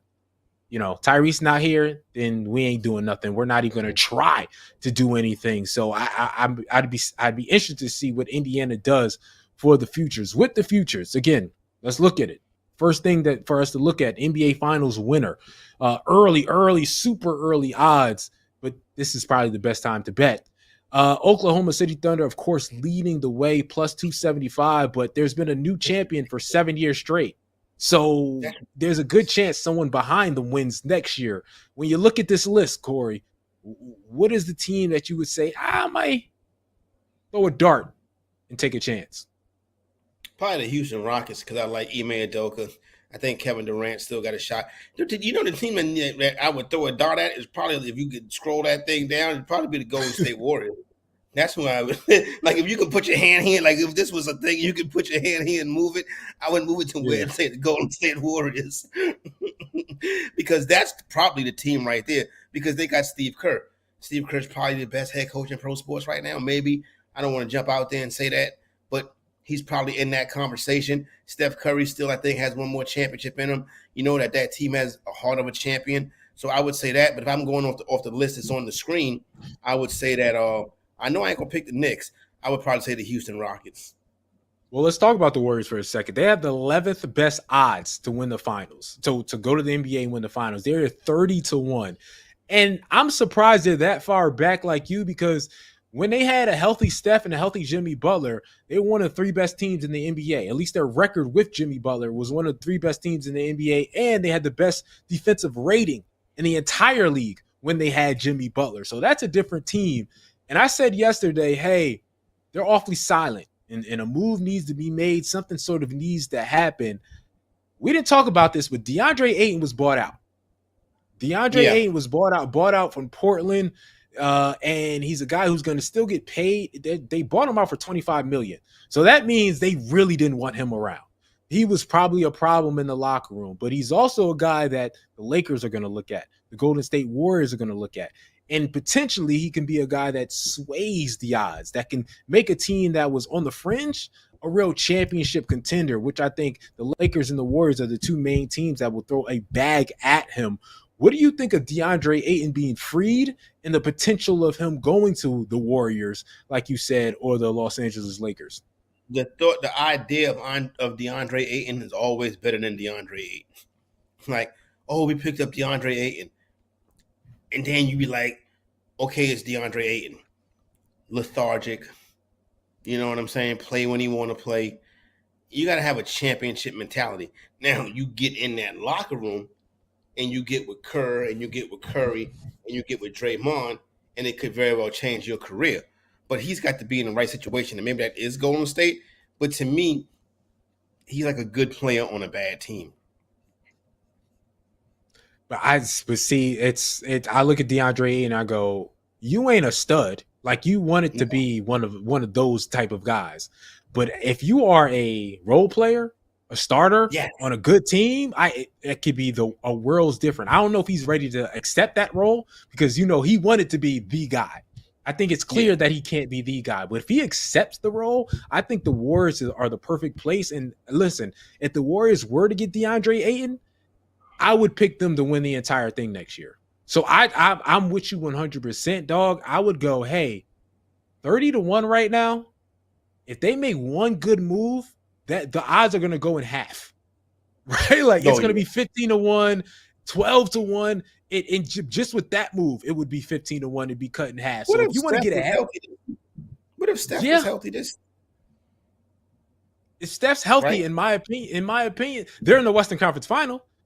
Right? Like, they were beating the Minnesota Timberwolves, right? Like, with Steph Curry. They won game 1 with Steph Curry. So, yes, they're in the Western Conference, and they probably would have been a tougher but a tough competition for the Thunder. So, I'm with you. I'm going with the Warriors. Let's go with some futures in regards to the MVP. Again, Shea is coming off an MVP season, but can he win back-to-back? Lately, it's been back-to-back winners. Giannis back-to-back, Jokic back-to-back. Right now, Jokic is the favorite, plus 220. Shea, plus 280. Luka, plus 700, 7-1. Giannis, 10-1. Then you got Victor Wembanyama at 13-1. What are the MVP odds looking like for you? Where's Ja Morant? That's what it looks like to me. It looked like Ja Morant. Don't do your face like that. Don't do your face like that. Don't do your face like that.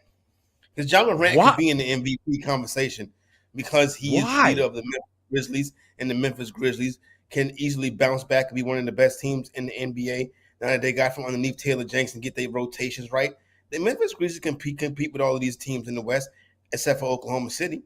They can compete with Houston. They can compete with Denver. Memphis is good. Memphis is a good young team. They kind of got away from their thing a little bit. Memphis was the 2 seed in the West going into the playoffs a couple years ago. Let's not forget about that. So yes, and Ja Morant is still Himothy. You know what I mean? Let's not take it too far. Don't do your face like that when I bring up Ja Morant, son. Nah, dog. When they did that, they got rid of their best playoff performer. Their best playoff performer was Desmond Bane this year. So he's gone. He went over and gets a bag. They had Dylan Brooks as the tough guy when they were a good team on top. So now you got Jaren Jackson, who shout out to him. He just got a big contract extension, and Ja Morant. And it's no disrespect on Ja. Ja's a good player, but I don't see him reaching the heights of guys who are going to give you 30, 10, and 7, right? Like guys who are going to give you 28, 14, and 11. If that's what you need MVP for, but that's not an act like Ja was not giving people buckets, making highlight plays, leading a young franchise every night until everybody started hating on him. You know what I'm saying? Now he did that to himself. They was hating on him, son. You don't really know some of the real stories behind it. They was hating on him. He made a couple of mistakes. You know what I'm saying? But big mistakes. He made a couple of mistakes, but people really be into suspension porn, and it was too much what they did to Ja. That's neither here nor there, and he got to start staying healthy too. But I'm going to keep betting Luka until Luka win it, because Luka Doncic is probably the best player in the NBA. Listen, I feel you, but fighting teenagers and doing all those type of things, Ja brought that on to himself, in my opinion. But again, I'm not even front on Ja's ability. He's dope. I just think there's tiers to this thing. The tier is Nikola Jokic, Giannis Antetokounmpo, Luka Doncic, and Shea has entered that, and I think Victor Wembanyama would enter that. If I had to pick a dark horse, right, like not because MVP is always funny. They always just sort of get sick of you. You know what I mean? Like the MVP is like, I'm sick of giving to Jokic. I'm sick of giving it to Giannis, right? Like, who do I give it to next? Victor Wembanyama is the guy next for me. I think if he comes back and has a healthy season, he's out there training with the monks, if you see the pictures. And De'Aaron Fox has a healthy season. And shout out to Pop. He won't be coaching, but he will be in that organization guiding. I think all of a sudden they turn into a 55-win team. And then you got to start talking about Victor, who defensively brings something that nobody else in the entire league could bring. So if I'm not going with the main guys, I think Victor Wembanyama, because some people thought he was going to make that jump last year, and he wasn't able to. This year, again, at 13-1, I think he can make that jump. What do you think about Vic? Yeah, I think Vic is a good look right there too as well. I can't knock the hustle on that one right there with Wembanyama. When you look at him and you watch his game, sometimes I say to myself, he's going to be an MVP at some point in his career. He has that kind of talent, that kind of game, and he's in an organization where he can flourish. You know what I'm saying? Like, he don't play for one of these stupid organizations like the Cincinnati Bengals. Like, he played for the San Antonio Spurs, which is almost like the Pittsburgh Steelers of the NBA. You know what I mean? So I would feel very good about Wembanyama. Good landing spot, MVP type talent. he's going to have one year. And at 13-1, it might be this year. I would take a crack at that. Yeah, and again, defensive player of the year too. Right? Like he almost won in his rookie year. So if healthy, he can win it this year once again. So I just think he's the next transcendent talent. Like Jokic and Giannis, who do amazing thing. I think Victor is going to be the next talent. We're like, oh, this guy's averaging 30, 10, and 7 blocks, and it's something ridiculous. All right, with that said, when we come back, we got to get to a great guest. We got to get to a guy who can break down all things Cleveland. Jonathan Peterlin will come on of 92.3 The Fan in Cleveland to break down what's going on with the Cavs and to break down what's going on with the quarterback situation with the Cleveland Browns. That's coming up next on BetMGM Tonight. Don't miss out on the action. If you missed the show, you can listen back on the always free Odyssey app. It's BetMGM Tonight, presented by BetMGM.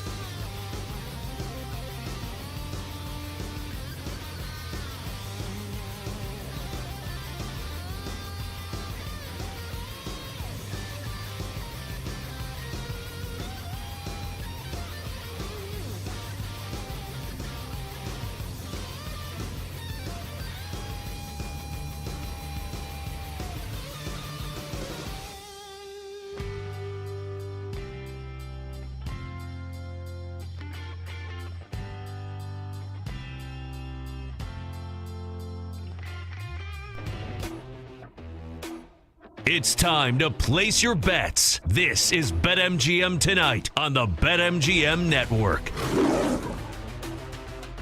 Welcome back to BetMGM Tonight. Once again, it's your guys, Sean Bell and Corey Parsons, kicking it with you until 11 o'clock, having fun. Let me first give you an update on what's going on in sports right now. Baseball, there's a few games. We got the Marlins on top of the Twins, 1-0. That's the bottom of the third. We got a few other games going on, but no score. The Red Sox just scored, so they're up 1-0 on the Reds in the bottom of the first. And we got a Blue Jays earlier beat the Yankees 12-5, just absolutely murking them right there. And the Padres-Phillies had a game, but it was postponed, so we're not going to have that game right now. But we got to get back to basketball. We got to get back to a lot of things because a lot of things have been going crazy. But right now we have a special guest, Corey, jumping on with us. Jonathan Peterlin of 923 The Fan in Cleveland is joining us to sort of break down everything that's happening in Cleveland. And a lot of things are breaking down right now. Jonathan, what's going on with you, man? Hey, how you guys doing today? Can't complain, man. A lot of action, a lot of things breaking down right now. First, I want to just start off with asking you, the Cleveland Cavs, disappointing, right? Disappointing. You thought they would go to the NBA Finals, and right away they make a move, bringing in Lonzo Ball to the fray. What do you think's going on with Cleveland? How did you like the moves that they just made in free agency? Yeah, I mean, Larry Nance Jr. and Lonzo Ball that's not even an appetizer. You know what I mean? Like, there's got to be a little bit more than just that happening. It would at least wet my beak a little bit. I don't expect anything more to happen. But that's been the conversation over really since they got eliminated from the Pacers in round 2. Is like, what are they going to do? Are they going to break up the core four? I don't know if you guys saw or not today the video of Durant, LeBron, and Steve Nash just eviscerating Darius Garland. That's kind of been our conversations in a nutshell. It's like, can you have two combo guards that are undersized work together? And what do you do if Darius Garland just gets attacked on defense all day long? What do you do in breaking up the core four potentially? And so I don't know ultimately if they will or won't. My guess right now is they won't. But if you leave this offseason and the only thing you did was Lonzo Ball and Larry Nance Jr., I just don't know how you could look at this and say that's a title contending team and that's a team that we expect to do good in the postseason when for 3 straight postseason now they haven't. You know, I'm curious right now, if you look at Eastern Conference odds for the 25-26 season, the Cleveland Cavaliers have the shortest odds to win the Eastern Conference. That's a sucker's bet, is what I like to call that. Now, you know, odds being short regardless, I think we kind of know the truth about what's going on. But does the organization know the truth? How is it inside the building right now? How disappointing, was that series versus the Indiana Pacers? And where's the franchise at on the inside right now? Yeah, I mean, it was devastating. How could it not be, right? You win 64 games. You think that getting the 1 seed matters and all the regular season basketball was going to translate to the postseason. The bet that they made was twofold. One, the idea that it was more Bickerstaff than it was anything else the previous year, and that also they had injuries, and that was really the only problem that was holding them back. And then this postseason taught you a couple things. Although I like Atkinson a ton, I don't know that Atkinson is the 100% answer, and I don't think a lot of the problems really should have been put at the feet of Bickerstaff. And the other being some of the same injury problems you had, like with Darius Garland 2 years ago, popped up again this year. So it's devastating. They have great 82-game players, but you need 16-game players in this league, as you guys know. And right now they don't have enough of them. So, yeah, I would say devastating is probably the big key point, to the point where I actually think a lot of national people are underselling just how awful everything that was that transpired. Now, does that mean they just wave the white flag and give up? Of course not. That's why I want to see them make some moves. But Kobe Altman constructed this team. He likes this team, even if everyone can see that it really isn't designed in some sort of majestic way. And listen, I'm in Philadelphia, Jonathan, so I know something about regular season wins and doing nothing in the postseason with the Philadelphia 76ers. So let me ask you, like, here we're talking about even though they won't do it, blowing up the entire team. When you're looking at this team, I'm gonna ask you what you would want to do with this team. Are you saying that they need to blow this thing up and really go superstar chasing, or do you think some tweaks will get this team over the top? So I wouldn't use the term blow it up because that would make it sound like I'm getting rid of just about everybody. I would say I wouldn't move Donovan. I wouldn't move Mobley. Anybody else I'm having a conversation with. So the problem with this conversation, though, is that there's nobody you're going to get in return for Darius Garland that's going to be better than what Darius Garland is. Like, basically what the market is right now. You want to go star hunting. Listen, the Giannis conversation, the Durant conversation that we had for a little bit, that probably involved more than just Darius Garland. You want to throw LeBron in the mix, we can have that conversation as well. But most trades involving Darius Garland and let's even say Jared Allen aren't giving you the best player back in that return. I just think the puzzle pieces don't fit. I just think it's constructed poorly. I think two undersized combo guards, and then between Allen and Mobley, the Twin Towers, I just don't think that's a good enough basketball team in order to try to win and win big the way that they want to. And so I think the way the game is set up, I think they need more help in the wings. I think they do need more help in other areas. I think you need Mobley to take another step forward as well. So there's a lot of ways that you can do this. But, yes, to answer your question, in a long way, I would trade Darius Garland. I'd find a partner, but you have to accept the fact that you're not going to get the best in return. And I think that's hard for Kobe Altman to swallow and accept. Interesting. You talk about, trying to turn the page and trying to figure out what it is and trying to put it together. I'm going to transition to your football team in Cleveland and what they can do. I look at the Browns and I don't see a terrible team. I see the worst free agent signing in the history of professional sports in Deshaun Watson. I think it's fair to call that signing that. I think that's 100% fair to say that. Yeah. And I think when you look at the rest of the team, I think it's some pieces there. I think they can compete, but I just think the quarterback thing looms large and you're in a tough division. What do you feel about the Cleveland Browns? Where are they at coming into the season? How far away are they from being a potential playoff team in a very tough AFC? Well, I do like that if you look at the roster, and that's what I can tell you're doing, and at least, you pay attention to football, obviously, but, if you look at the roster the way you have, you're like, there are some players here. There are some guys, but there's players on every team in the NFL is the hard part of that equation. So they are not as far as I think the general public thinks that they are, but there's still a long way to go. And I think a lot of that is dependent on a lot of things in the NFL is, what are you getting out of your quarterback play this year? Like, if Shedeur ends up being great, if he plays, let's say, week 6 or week 7 and ends up being great, what's a different conversation? But if they throw Joe Flacco out there into Kenny Pickett, let's say, and those are the only two quarterbacks you get to see, and Stefanski can't work any magic when it comes to either one of them, then we're probably dead in the water. And I don't know anybody that would see it any other way. There's a lot of offensive question marks on this team. The defense has a chance to be as good as it was a couple years ago when they were a top 5 unit under Jim Schwartz. They regressed a lot last year, but there's some hope there. You take Mason Graham on the line. Schlesinger, the second-round pick, is having an awesome mandatory minicamp up until this little break. It looks very, very good. And so, there's some promising pieces there. But ultimately, a lot of this comes down to the quarterback. And the quarterback, you just can't have too high of expectations for right now. Well, let's expound on the quarterback situation because I want to ask you, because on the outside looking in, it's confusing because, again, you have all those quarterbacks and you're like, why are you signing these two rookie quarterbacks? Why Deshaun, Kenny, what's going on here? But there's a circus around it, and that's the nature of the beast, especially with bringing in Shedeur Sanders. And there's narratives, this guy looks better than that guy after a meaningless minicamp. You don't really know what's what. Can you tell us from inside, how are they gauging this quarterback battle so far? What is the ranking on the quarterback battle? What does it look like from the inside? So it's hard because I would suggest that Andrew Berry and company loves to play games with the media.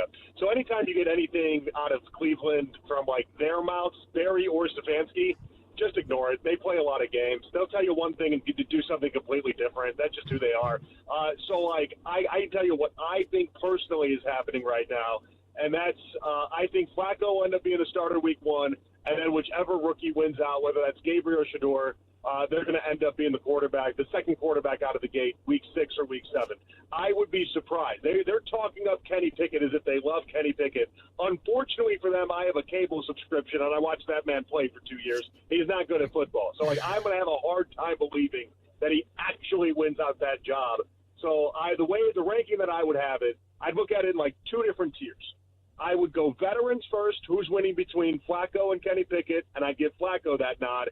And then the second one is who gets to come in after that really hard first 6 weeks of the season, and that's either Shador or Dylan Gabriel. And I don't know if you guys have been around Dylan Gabriel at all. The man's an Oompa Loompa. For my quarterback, she must be this tall to be my quarterback, and he just does not pass those requirements. So I give Shador the edge there, and so that's why I think it's going to Flacco into Shador, and then hopefully Shador is just good enough he can just have it the rest of the season. And then if Shador is good enough, what do you do with Deshaun Watson? Because I can imagine it's a ton of money still left to be paid to Watson. Do you just really just wave the red flag and just wave him and let him go? Like somebody needs to be somebody needs to be held accountable for that massive mistake that Watson was.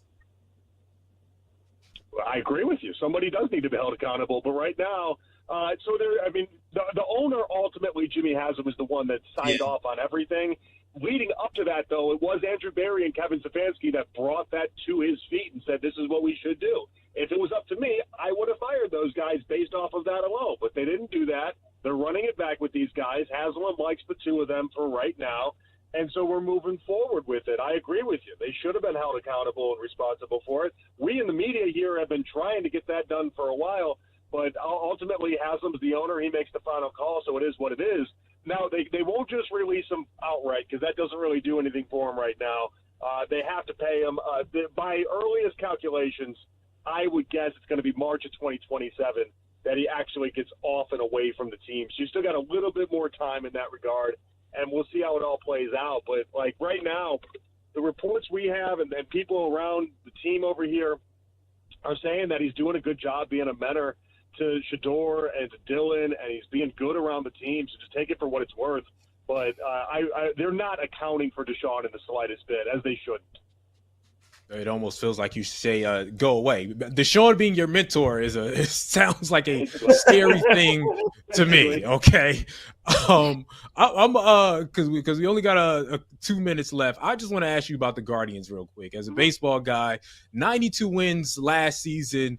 This season, 2 games under 500. Again, I haven't been able to have laser focused on the Guardians. What's their issue? Mm-hmm. Offense. Can't hit to save their life. One of the worst offenses I've ever seen. And I know that's not putting it lightly, but it's just the truth. They're just so bad. They've scored 1 inning. They've had a run in the past 36 innings of baseball. And this has been going on. I know I just mentioned a 4-game stat, but it feels like I've been watching this for the whole month of June. They went 9-16 in total. But you look up and down this lineup. I dare you to pull up tonight's lineup against the Cubs. It's just an atrocious lineup top to bottom. J-Ram's a bright spot.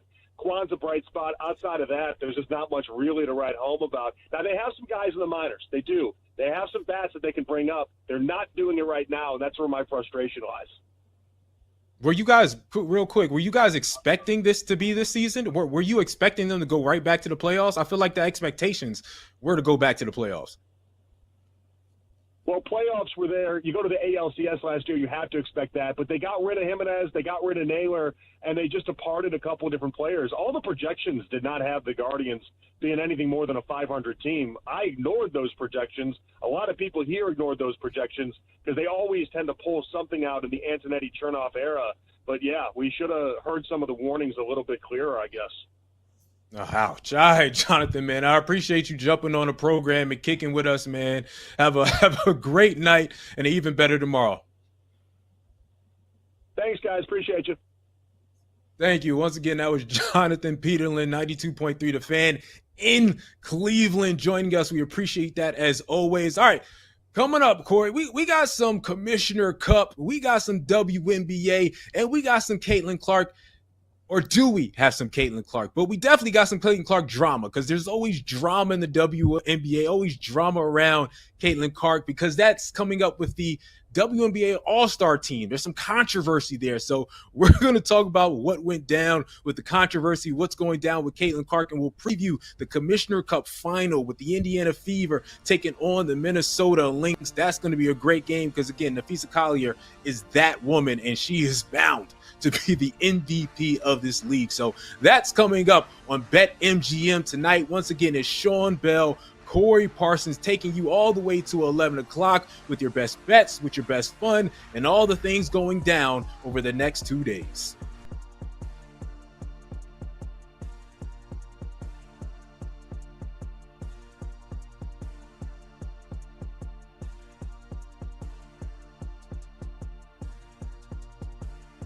Don't miss out on the action. If you miss the show, you can listen back on the always free Odyssey app. It's BetMGM tonight, presented by BetMGM.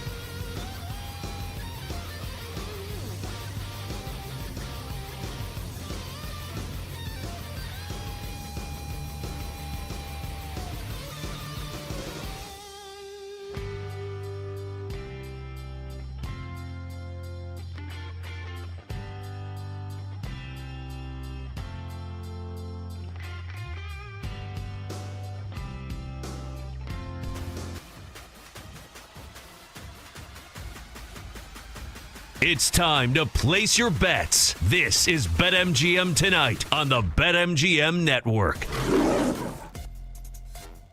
Once again, it's Sean Bell and Corey Parson on BetMGM Tonight, about to wrap up the show in great dramatic fashion. There were a couple dramatic endings in baseball. Let me catch you up with some of those dramatic endings. We got the Cubs, Guardians, not that dramatic. The Cubs beat the Guardians 5-2. You got the Angels and the Braves. The Angels win that game 4-0 after it being 0-0 for 7 innings. The Athletics, here's the dramatics, beats the Rays 4-3 in the 10th, so they get a dub. Again, two bad teams, Athletics being better on this night. The Pirates beat the Cardinals 1-0 in that game. You got the Marlins beating the Twins 2-0. Again, earlier in the day, you had the Blue Jays beating the Yankees 12-5. And games in progress right now. The Dodgers already up on the White Sox. Again, the White Sox, one of the worst teams in baseball. Dodgers already up in the second 4-0. You got the Diamondbacks up on the Giants 4-2. You got in the fourth. Royals also in the fourth with the Mariners. They're up 3-1. You got the Rockies losing to the Astros 6-4 in the top of the seventh. And you got the Rangers putting up a big number, putting up a football number on the Orioles 10-2. So that's what's going on in Major League Baseball. Some of those games about to wrap up over the next couple of minutes. And then in the WNBA, the Commissioner Cup.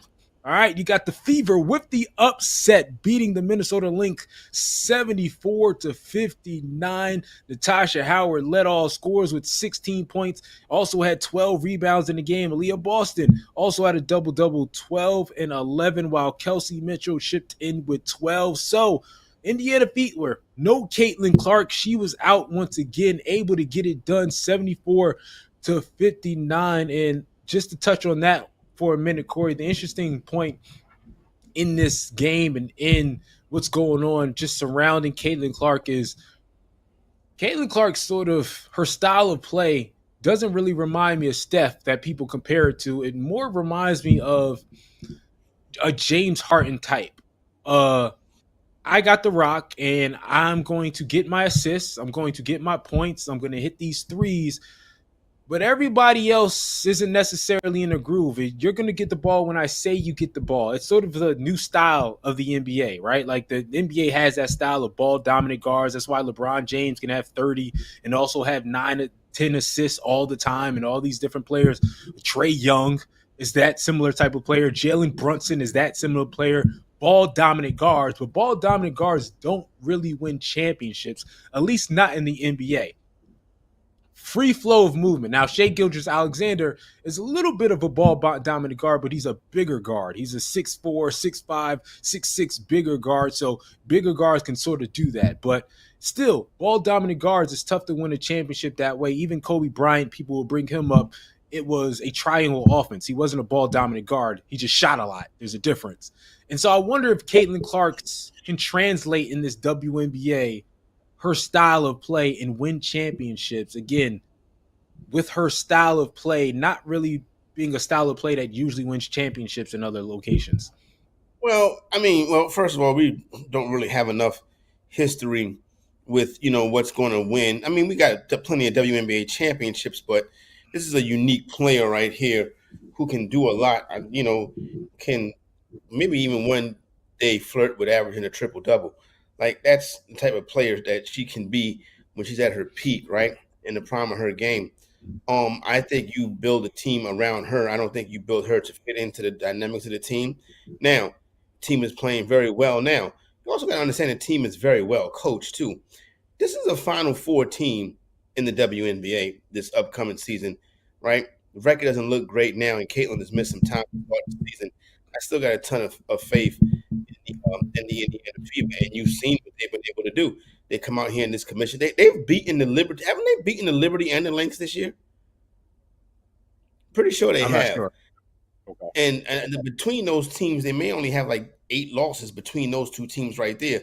And I believe they've beaten the Liberty and the Lynx this year in this actually Commissioner's Cup format right here too as well. So I think she's going to be a champion in this league. The team they have around her is good, is playing well. obviously Natasha Howard always gives Nafisha Collier hard times. You know what I'm saying? That should have been a money line bet too, and that money line was probably north of plus 350 or something like that. We could have really had a nice weekend, clean up real good for the fourth. You know what I'm saying? Shoot all kind of fireworks off, but that's neither here nor there. Shout out to the Indiana Fever. They're going to be in the postseason and they're going to compete. Listen, they haven't beat the Link, by the way, but they have beaten the Liberty. It's not that. Oh, well, they beat the Lynx tonight. You're right. you're right about they beat this. So they beat both teams. Caitlin Clark-led team hasn't beaten the Lynx, but I just don't. It's not about her talent. I just think ball dominant guards in the NBA, WNBA don't normally win. I think the Indiana Fever, because you see it. Caitlin, Aaliyah Boston, some of these other players, Kelsey Mitchell, play better when she's not in the lineup. I just wish they had a Steph Curry-like offense. If they put a Steph Curry-like offense with freedom of flow, Caitlin Clark could still get all her shots, still elevate her three-point. I just think freedom of offense is a better form of offense to win championships in any league.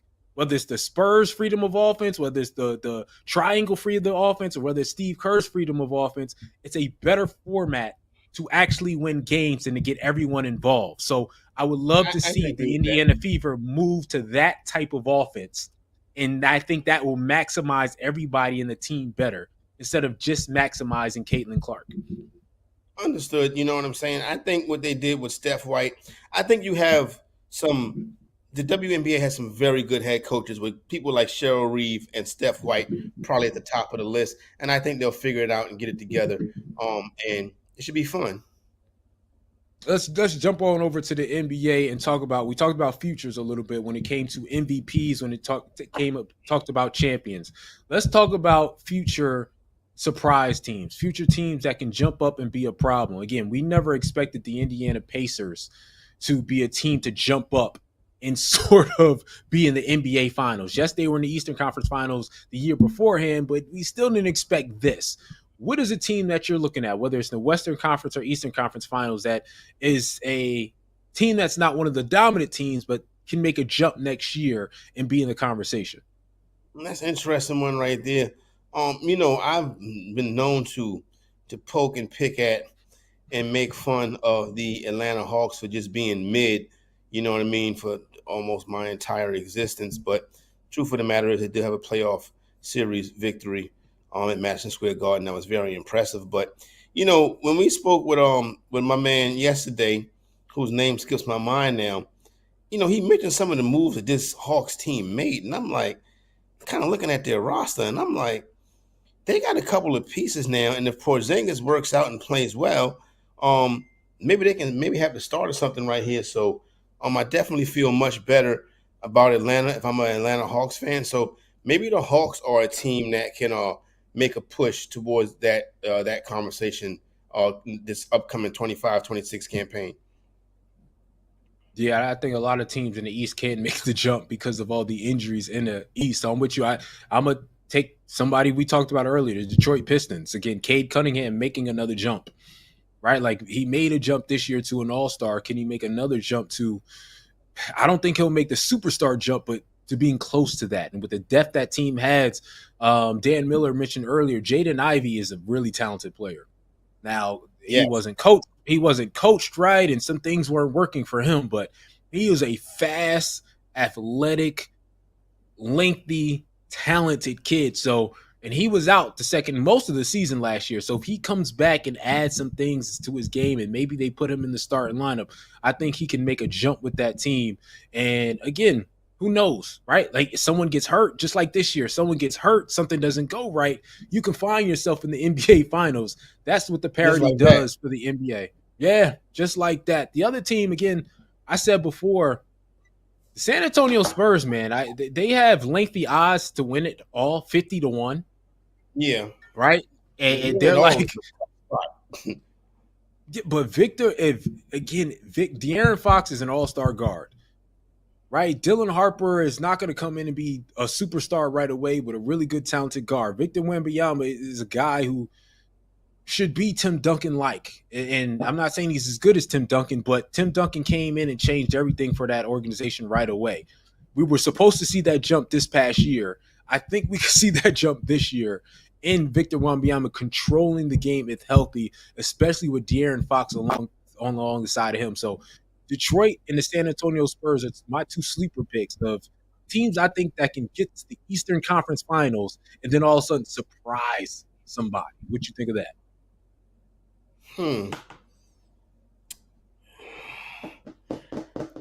All the way to the finals, though? Well, I said to the Eastern Conference Finals and surprise somebody because injuries has decided everything. So they can get to the Eastern Conference Finals and then an injury or two, a surprise could happen. That's what I can see. How about this? How about if Boston is still like super duper nice next year? Nah, I feel like Boston is punted. I feel like they ain't even try to be nice next year. That's true too. Like they're gonna be good. They're gonna be good enough to be the 4th, 5th seed, but after trading away Kristaps and Drew, I'm like, y'all ain't really trying to like win. I never was a big Kristaps Porzingis guy, to be 100% honest with you. Maybe I'm just a hater because of his time with the Knicks. See, everybody talking about with Orlando. To me, I'm like, calm down a little bit. Like I seen Desmond Bane play. Like I'm a big, I rock with the Memphis Grizzlies in my Western Conference team. Let's not act like Desmond Bane is, you know what I'm saying? Let's not act like he's Larry Bird, you know what I mean? Like, let's calm down a little bit. Jaden Ivey, Detroit Pistons. Yeah, I feel you. But Paolo is the truth. But Orlando is a point guard away, a guard away. They got Franz Wagner, Paolo Banchero, Desmond Bane. If they get a guard somewhere, somehow, I wish they would have got Lonzo Ball. But again, Lonzo went to Cleveland. But if they get a guard, 15 games. And he's healthy. He's back healthy now. Like they fixed it. So he came back and was able to finish the season. So who knows what happened? If it take you 3 years to fix it, it's going to break again. Hey, I'm wishing the best for the young man. All right, I'm wishing the best. All right. That is a wrap for Sean Bell and Corey Parsons. We'll be back on your program tomorrow, probably with more breaking news, because that's all that's happening in the world of the NBA and football. So y'all enjoy. Y'all have fun. Salute. That's a wrap. Come back for more Wagertainment on BetMGM tonight, Monday to Friday, 7 to 11 p.m. Eastern on the BetMGM network.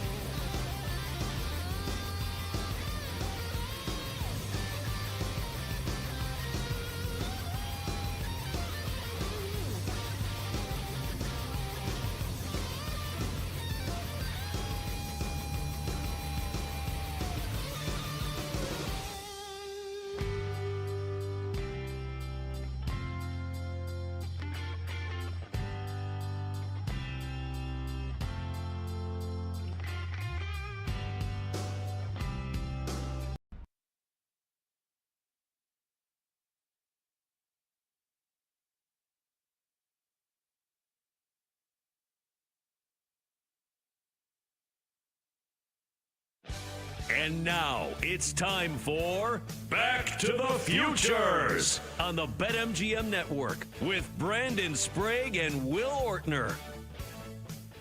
Hey, welcome in. Back to the Futures is back again. Brandon Sprague out here in Portland, Oregon. My great co-host, as always, Will Ortner, the pride of Hockinson High, the 62nd greatest offensive line prospect in Hockinson High School history. Look it up, Google, fact check it.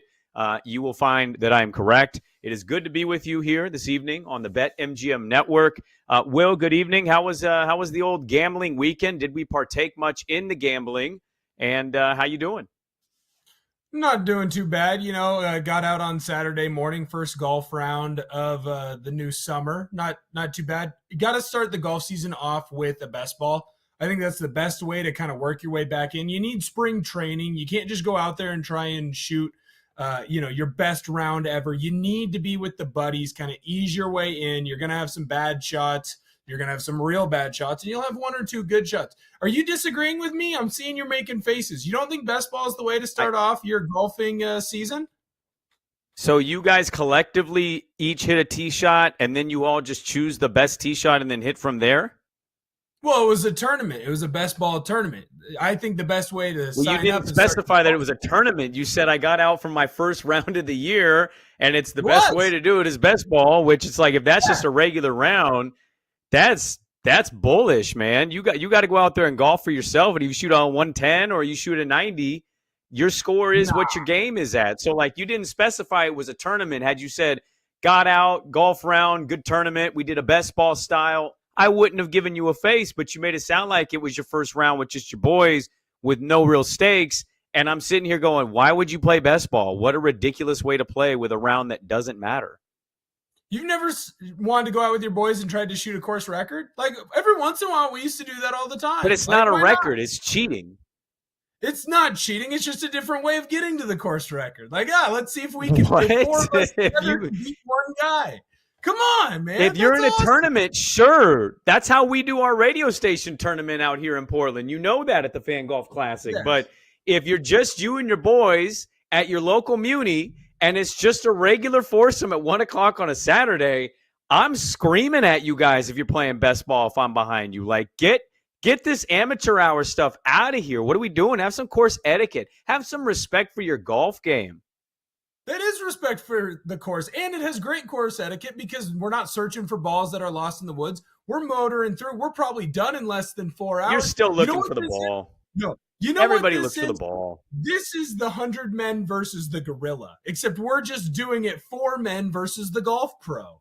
That's all that it is. It's just, your Tiger Woods or whatever your course record champion is versus us 4. And that's a fun way to get going. It's a nice way to ease into your season. If you're doing it in August, that's different. Probably don't do that then. But if you're doing it at the beginning of like May, end of April, when the golf season just starts, I think that's perfectly fine. Okay, but the problem is you said it was a tournament, but you didn't start it as a tournament. Then it's a tournament, and now you're arguing as if it wasn't a tournament because you know how ridiculous it is if it's not a tournament. So were you in an actual tournament, or are you just saying you played around with your boys and played best ball? Which is it? I was in an actual tournament raising money for my alma mater, the Hockinson Hawks. Go Hawks. Okay. Then I'll tell you, as a bad golfer who loves to golf, yeah, play best ball. But if it's just you at Tri-Mountain on a Saturday at noon and you play best ball, shame. Absolute Game of Thrones, shame on you. Be better than that. I think we're just going to have to agree to disagree. I think sometimes it's okay to go and do a little bit of spring training. Sometimes you need to go to the par 3 course and get warmed up for the year. Kenny asking the important questions. You were 71st last week. How did he move up? Unfortunately, 9 kids died since this last show. So he went up to 62nd because 9 of them perished. So there you go. Sorry, Kenny. That's what happened. We don't have to name names. Let's not talk about this publicly anymore, Will. We don't want to make people feel bad, okay? It's Mother's Day, for God's sakes. We have a lot to get to on the program tonight. Let's start the NBA playoffs as we await the start of Game 4 between Cleveland and Indiana. Indiana stealing 2 on the road. Cleveland coming back with another great Donovan Mitchell Game 3 performance. Legendary, some say, in Cleveland. Tyrese Halliburton was having a good run, and then he went out there and had maybe the worst game of his entire career in Game 3, and the Pacers really just stunk it up. So we'll wait, and we'll keep you updated as Game 4 is just minutes away from tipping off. Let's start with the other game that happened today. Let's start with the big one. At least we thought it was a big one. Maybe it was a big one. It sure didn't feel like it when we watched it. Two teams shooting 24% from three. We had the lowest scoring first quarter in NBA playoff history. The Nuggets had an 8. Yes, you heard that correctly. They had 8 total points after the first quarter, and somehow these teams got to the back end of the 90s and the front end of the or back into the 80s, front end of the 90s. 92-87 was the final somehow after like a 16-8 first quarter, 17-8, whatever it was. Just atrocious basketball. But it ended up being a close game and coming down to the wire. And the Thunder, even up the series, they are tied 2-2 as they go back to Denver. Takeaways. Let's start. What were your takeaways from that pivotal Game 4?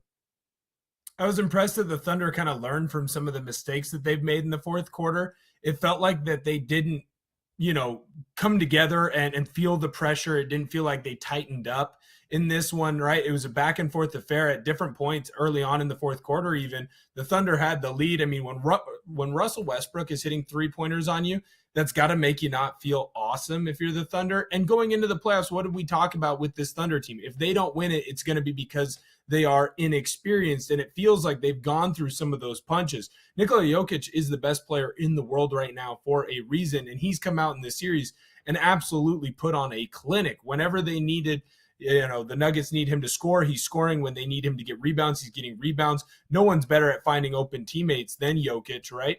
So it felt like the Thunder kind of looked at, hey, we lost Game 1, we lost Game 3. Why? Late fourth quarter collapses. How do we find a way to make those adjustments and win this ball game? I felt like Caruso's defense was otherworldly. He was all over Murray. He was all over Braun whenever he got it on the top of the three-point lines trying to start the offense. It felt like, the Nuggets weren't able, if it didn't get to Jokic, they weren't able to get a clean look.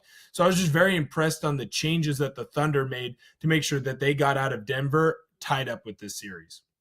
Yeah, what's interesting is like SGA was seen smiling at the end of Game 3. He played just an awful game. I know it's SGA. I know he's going to be the MVP. I really wish Jalen Williams would have got the look at the end of the ball game. SGA just didn't have it going at all. They go to overtime. They lose. Aaron Gordon was amazing in that game. He kind of vowed that he was never going to be that bad. I actually didn't think he was much better, except when it mattered, and that was the fourth quarter. OKC outscored Denver 29-18. In the fourth quarter. He talked in the postgame like what was the difference? It was their defense. Their defense came out today. Now, look, I say this understanding how ridiculous the box score looks versus what reality is. Jokic has had a struggle here now for 3 games. Now, he still finishes with 27-13, which is like we all grew up seeing centers get that stat line and be like, oh, what a monster. And it's a good stat line. But he's not shooting very efficiently. His percentages are dipped. He's 5 points per game less in his last 3. And I don't know whether this is a combination of OKC throwing 2 to 3 at him every other and getting him to throw out. It's interesting. I was talking to a friend of mine, and we both love basketball. And, I grew up with Shaq and Duncan and Dream and, all these bigs, back to the basket, traditional bigs. They get that ball on the low block. And sometimes they initially throw 2 and they'll throw it back out. And then sometimes they get that second defender off. They'll throw it right back in and then the big will operate. Denver's not doing that. I find that very interesting. Jokic should be getting more looks, better looks. He outweighs Chet Holmgren by 380 pounds probably. When he gets rid of it the first time, Denver doesn't go back to him. And I find that odd because that seems like a recipe that should work. And they went away, and you know what? He was awful. They were collectively awful. It was finally the bad Russell Westbrook game. Christian Brown wasn't really efficient for them. Watson couldn't do much of anything. Porter had a big Game 3, couldn't do much in Game 4. And, Jamal Murray was inefficient as well. So it's a combination of stuff, and I don't know how to exactly pinpoint the Jokic stuff other than to say maybe it's the combo of great team defense, swarming, mixed with this dude's 7'1", 300 pounds. It's just natural for these guys to wear down, especially playing the style that he plays. Yeah, I think the other thing too with the Thunder is the amount of bodies that they have. I mean, you go through the stat line and it's like SGA has 25 points, but then it's like you get a little bit from Hartenstein, right? He's got 8 points, 14 boards. You go to Chet, he's got 8 points, he's got 13 boards. Wiggins had a big 3, right? When it seemed like Denver was coming back in at the end of that fourth quarter. You're going through Jalen Williams, the smaller one. While he's not having his typical, what people were hoping he would step up to and being that second scoring option, it still feels like when he needs to get a bucket, he has the opportunities to go get him. Alex Caruso gets a steal late in the game that leads to a foul, right? That gets Denver in the bonus early. So it just feels like, too, the Thunder, well, maybe it's not one player truly asserting themselves up above everyone else. It's that depth that we always talk about with this team of everyone is doing a little bit more of their part. Now, I understand that, hey, this could all flip back on its head in game 5 if Jokic goes off, or you have another big Aaron Gordon game where it just seems like whenever their back's against the wall, he makes a big crucial play late to help push them to victory. But I wonder too if not just the bodies that are being thrown at Jokic is wearing down Jokic, but it's the bodies that are being thrown at the Nuggets as a whole. Because right now, I mean, you've got half of a Michael Porter Jr. and then everybody else. Yeah, Russ is back from his injury, but he's not at 100%. Murray's had moments where he looks like he's healthy again. He has moments where he looks like he's not. I just wonder if the depth of the Thunder is just going to overwhelm this Nuggets team, and that's going to be the difference in who wins the series and who doesn't. Yeah, I mean, I've looked at this series a million different ways, and everybody can come to similar or if not slightly different conclusions. And I'm like, OKC probably should have won game 1, choked it away. Aaron Gordon 3. All right, they blow him out in game 2. And SGA just was like all-time bad. That's one of the worst games I've seen him play this season. I'd say one of the worst games I've seen him play the last 2 years. In game 3, blown opportunity to lose. This one, it felt like they were trending towards that loss. And then in the fourth quarter, the updated series odds are Thunder minus 620, Nuggets plus 460. I just want to add before I ask you where you lean, because this is a no-brainer decision for me. I thought everything that those role guys did that you named off, their numbers won't jump out. It was when they did it, at the moment they did it, right? So, like, Jalen Williams did not have a great game by Jalen Williams standards. I thought he made a lot of plays, though, without scoring and even necessarily getting the technical assist. I thought Cason Wallace and Joe, and they come out there, they're not afraid to shoot a 3. They let it fly. You mentioned Caruso and his help side defense and ripping Murray a couple times. I thought it was kind of the collective throughout that ended up wearing out. Chet also at the end of the first quarter was like, kind of a short rest. It feels like a back-to-back for them because they had a late overtime game 2 days ago. Then they turn and burn and they get the early game on Sunday. And it's like it physically looks like everybody was kind of going through it. And the Thunder are younger. They're deeper, as you mentioned. Now, the series odds are Thunder minus 620 again and the Nuggets plus 460 at BetMGM. I personally think this is going 7 games. I know what I would do if I was to have to lay a bet now. What would you do?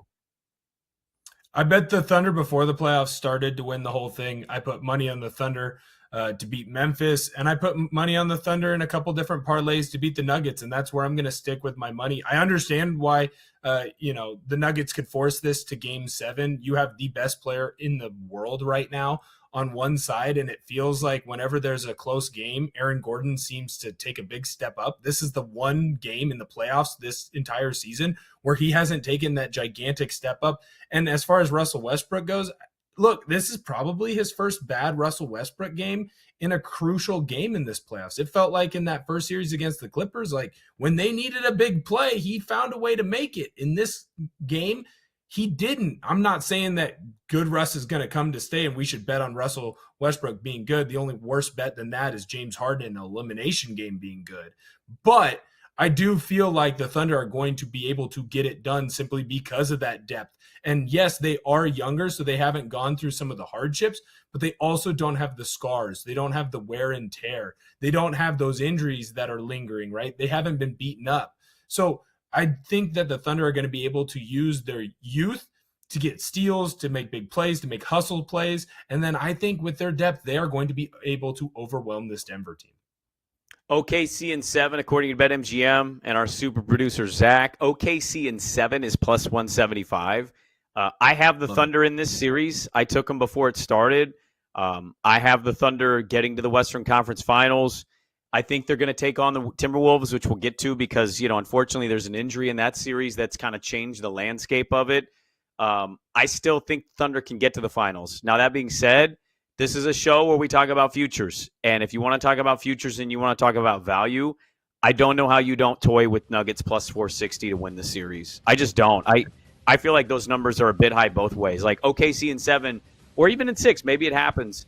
They're so playoff and championship tested. And I think OKC in a lot of moments in this series are still looking like that young team that are figuring this out. And so if the other team has the best player in the world and then other veterans that know how to get it done, I think plus 460 is insane value. We got a lot to get to here, Will. Give you an update on this Indiana-Cleveland game as it's already had a timeout for one team. And we'll get some NFL stuff today and some of the other playoff conversations to be had. It is a loaded show. Back to the Future's back with more on the BetMGM Network.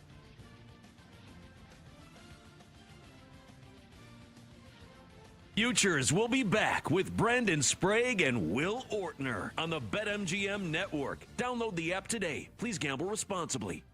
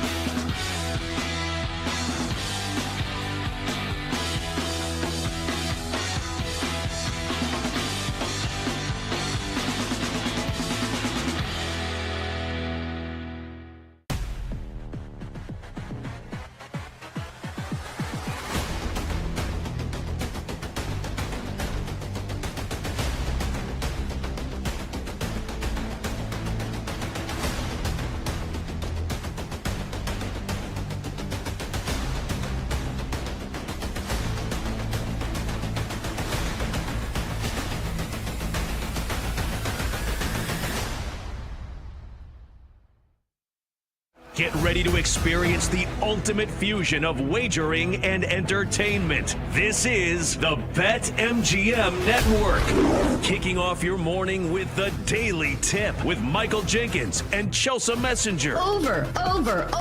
It's a very simple way to look at it. It's the best way to look at it. Followed by the newly branded Bet Sweats with Joe O and Sammy P. When I stop talking, that's when you jump in usually. He said, ring that bell! He said, ring that bell! Then it's You Better You Bet, hosted by Nick Costos and Femi Abebefe. Great teams and great players get a whistle. It's happened forever. It will continue to happen. Capped off every night with the electric Brad Evans and Ryan Horvat on BetMGM tonight. Oh, that's a sexy phrase. Quote Dr. Dre, creep with me and walk with me on this one. Welcome to a new era of Wagertainment. This is the BetMGM Network. Please gamble responsibly.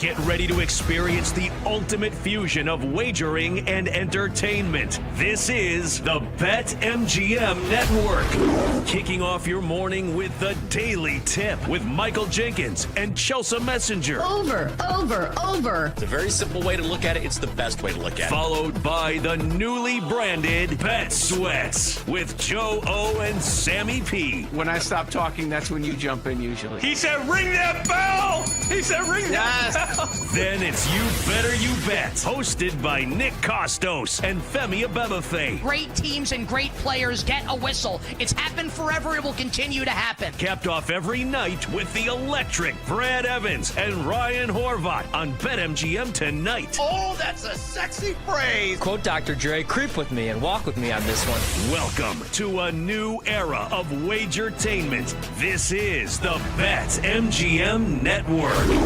Please gamble responsibly.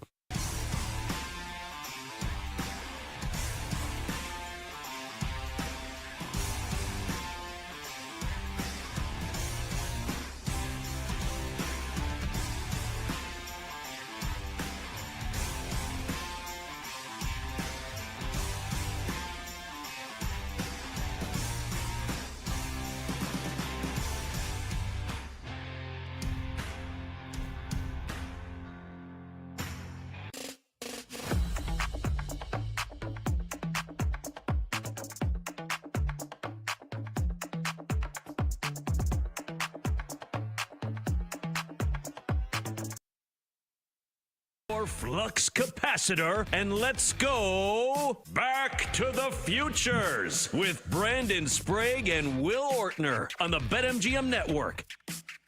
Hey, welcome back in.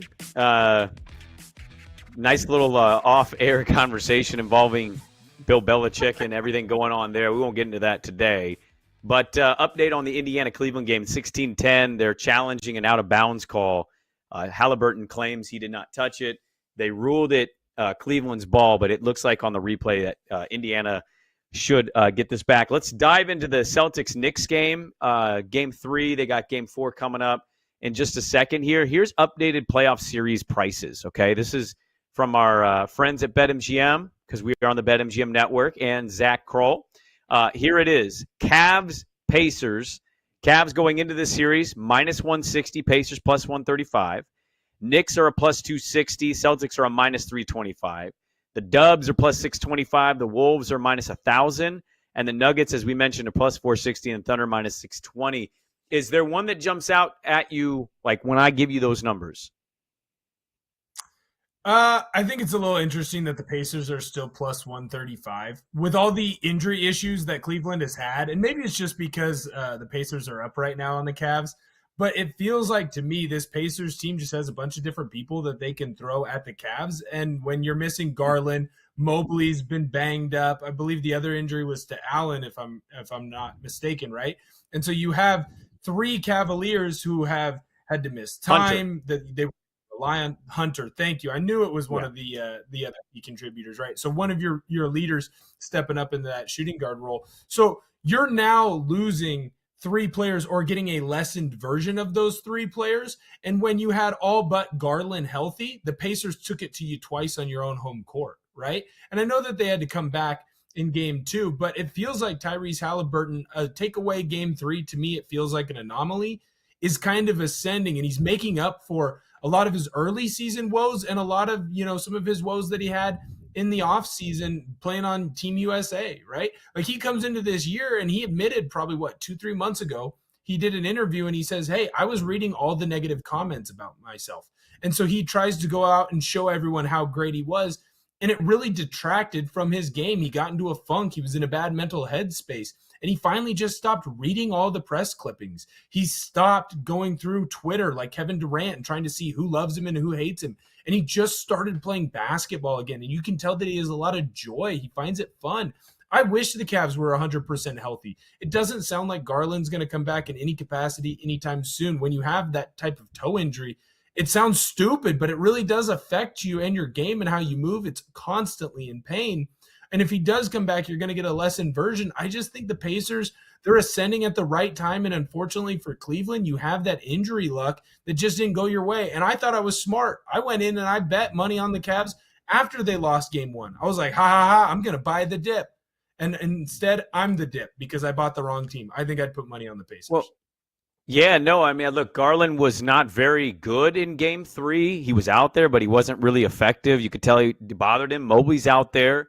They're playing tonight, but they're only down 6 as we start early. The funny thing about the dip is like it didn't dip. they lost game 1 and they were still favorites. Like, it didn't change all that much, and now it's just changing. I'll just say this before we get to Knicks Celtics. Like, it's pretty disrespectful, I think, to have the Warriors at plus 625. Now, should the Wolves win that series? Yeah, I won't argue that. I picked them to win the series in 5. But the Curry injury and seeing what they did yesterday and seeing what they did in game 1 despite losing Curry after just 13 minutes, like, if anything, the Curry injury is telling me if they had Curry, they probably win this series. I don't think Minnesota's been overly impressive. And Edwards had a great second half yesterday. Will he do it again? I don't know. So I think Timberwolves win it, but if you're going to go for value, the Warriors are really disrespected at plus 625. I also think the Nuggets are too. I have the Thunder and the Wolves, and I'm telling you as a better of both those teams, that is value worth jumping at, worth putting a unit on. If I was to actually lay a bet, because I don't want to fade myself yet, the Pacers, I'm with you at plus 135. Like, I go there.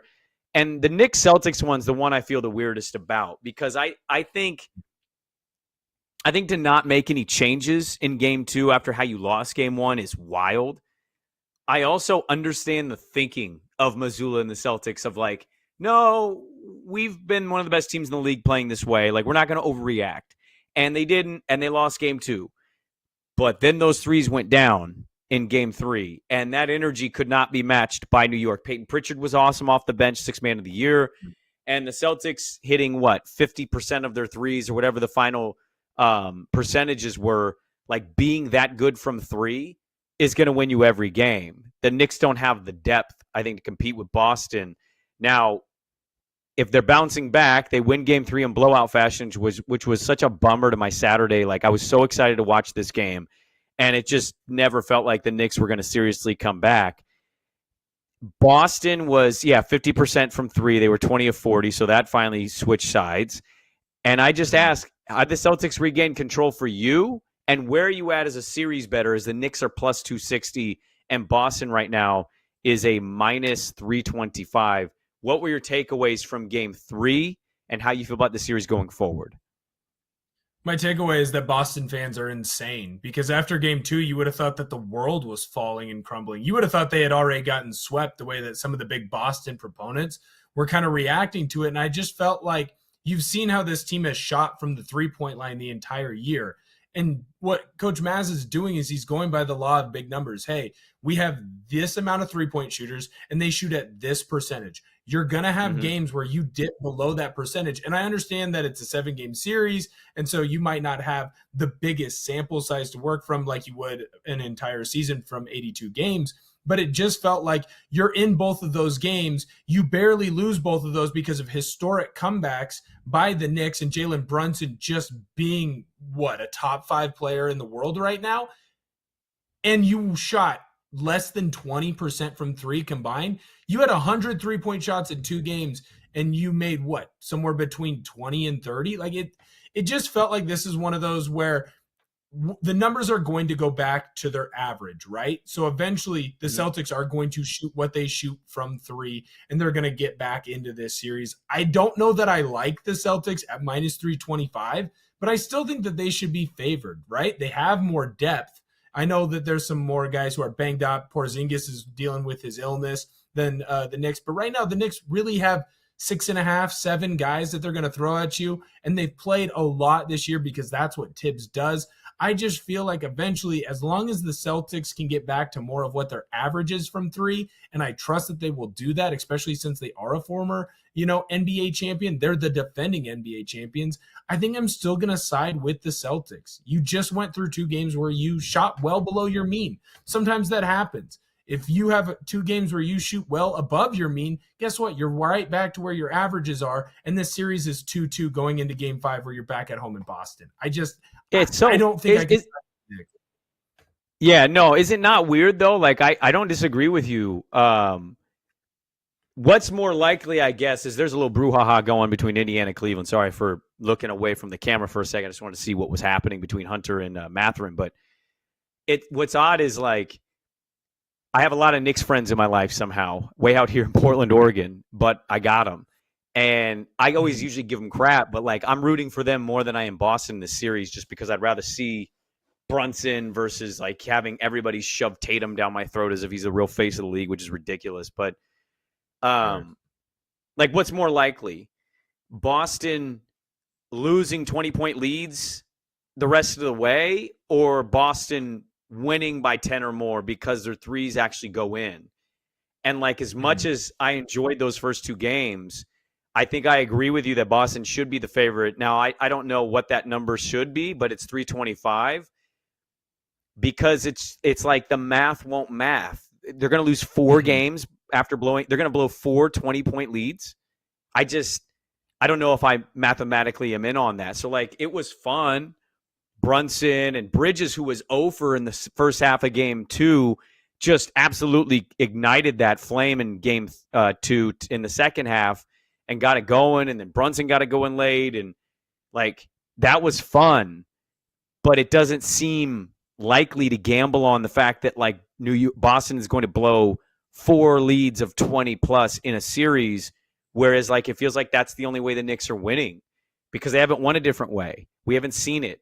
If it gets in the final 5 minutes and it's within 5 and it's clutch time, you're going to like having Jalen Brunson for sure, but the depth of Boston and just what surrounds the Brown and Tatum combo is just like, it's hard to get by that. So to your point, they should be favored. I don't know if I'd want to bet them because that's not insane value. I'm betting $325 to win 100.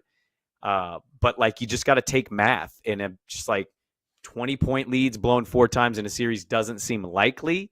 Now we'll see what game 4 ends up being, but Boston being the favorite shouldn't be a surprise, but it does make sense for sure. I also think too that, like you talked about the way that they win, right? Like Knicks had to come back from 20 points down twice. How often does that really happen? Look at the 3-point, percentage from Boston shooting in that series. They shot 2 of their worst statistical games from 3 all year. Are you banking that they do it 2 more times in this 7-game series? Are you really banking on them doing that? Are you banking on the Knicks saying, we're going to come back in the fourth quarter where we're down by 20 and just go off? It's clear that the Knicks have some clear matchups that they're exploiting right now. OG Anunoby is doing fantastic work on the defensive end against Tatum. For whatever reason, Tatum really seems to struggle against OG. So there's a hat tip there, right? Jalen Brunson, he has been one of it. Well, he was the clutchest player this year in the NBA. And you can see why, because he's finding different ways. Some games he's doing it from the 3-point line. Some games he's doing it with intelligence, getting to the foul line, right? Sometimes he's doing it by finding the open man and they're making shots. Mikal Bridges has been great in crunch time defense. That steal that he had to end game 2 on Tatum, I don't know many players that can make that play, and he put himself in the right position there. But to continue to bank on the Knicks finding a way, thinking that the Knicks have found the secret recipe, the winning formula to beat this Boston team again and again and again, I just don't think that I've found it. Like right now, your recipe is what? We're just going to bank in the second half that they don't make any 3-pointers, and then in the fourth quarter they get tight, and Tatum and Brown take ill-advised shots the entire time? I just don't see that being a winning formula for the rest of this series. It doesn't make sense in my head. Maybe it happens. It just doesn't make sense in my head. So I'm a little confused. So Zach's going to have to help me out here. DeAndre Hunter and Ben Mathurin got into a little bit of something. Mathurin doesn't like punch him, but he bumps into Hunter. Hunter walks up to him, just 2-hand chest pushes him to the ground. Mathurin sells it a little bit. They then have to come together and separate. The ref reviews something, and all I have seen is that Mathurin got ejected. Now, look, I'm not a fan of these players getting ejected, especially for that. Mm-hmm. But I'm confused why Mathurin's ejected and Hunter didn't get any. Hunter just shot free throws. I'm very confused what the official call here was, because you can say that Mathurin's in the wrong, but Hunter straight up went up to him and just shoved him to the ground. I'm just very confused by what the official call was here. So Zach's going to look it up as we do little play-by-play. Let's talk about the other game. Golden State, Minnesota. Now, I had Minnesota in this series. I had Minnesota in 5. That could still technically happen, but I don't know how likely it is because Golden State had opportunities in game 3. Ant Edwards was awesome. He went absolutely insane in the second half, and his 30-plus burger carries the T-Wolves to a series lead. Now, there's still no Steph Curry. I don't think we're going to see Steph. I think if we do, I'm not convinced he's going to be Steph. So if anything, he's a distraction that Minnesota will quickly figure out is a distraction. But where are you at on Minnesota? They're a minus 1,000 to win this series now. And Golden State's a plus 625. What did you think of game 3? And are you expecting Minnesota to win this in 5? What do you expect for game 4? Monetarily, I'd like this game to get to game 6 just because I have this series going over 5.5. But I also bet that before Steph Curry got hurt. And not to be, the fat, out of shape sportscaster who's going to tell you how long an injury is going to make an elite athlete sit out of a series. It's going to be a lot longer than we think. And even if he does come back, like I had a grade 1 strain of my hamstring, right? It bothers me to this day, and I did it when I was 20 years old. And I understand that, I'm not Steph Curry, and Steph Curry isn't me. What's Steph Curry known glad you best understand for? that. Right. Well, I'm a little bit taller, so You know what I take that figured shit out? off. I'm not Steph Curry. And a shocking development. Guess what? We're a little different. But he's known for his ability to run around the court and use his speed and his quickness to get open looks. He's not going to have that ability with the hamstring, right? And so he's going to turn into more of that distraction, like you said, or a spot-up shooter.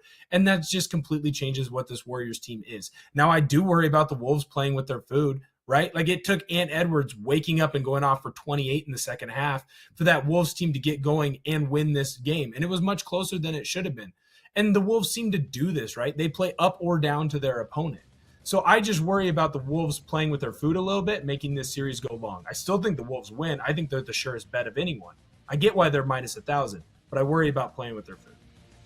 I want to carry something over on that series, and then we got some NFL to talk about, give you a score update as well. Our last segment of the show, Back to the Futures, Will Orton and Brandon Sprague. We're back with more on the BetMGM Network.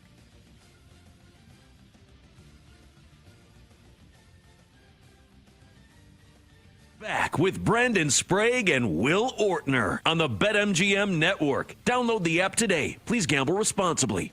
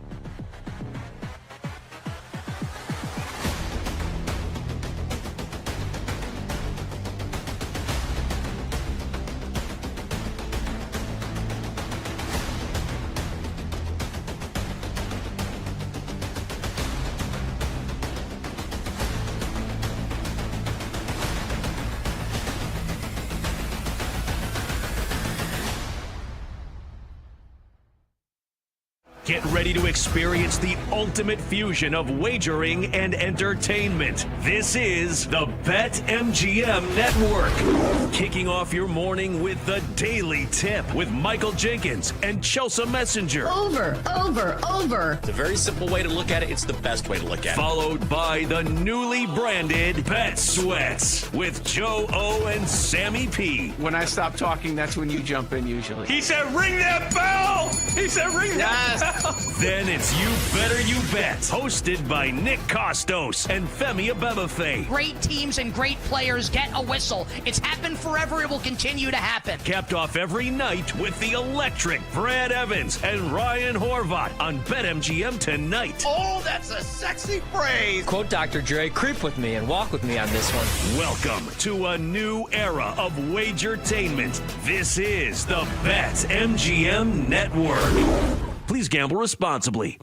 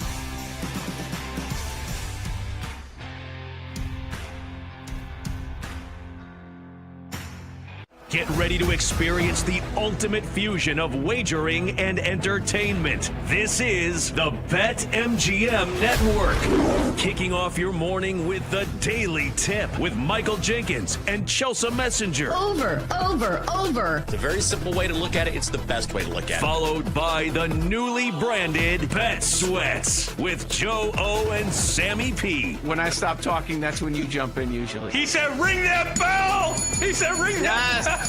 Then it's You Better You Bet, hosted by Nick Costos and Femi Abebefe. Great teams and great players get a whistle. It's happened forever. It will continue to happen. Capped off every night with the electric Brad Evans and Ryan Horvat on BetMGM tonight. Oh, that's a sexy phrase. Quote Dr. Dre, creep with me and walk with me on this one. Welcome to a new era of Wagertainment. This is the BetMGM Network. Please gamble responsibly.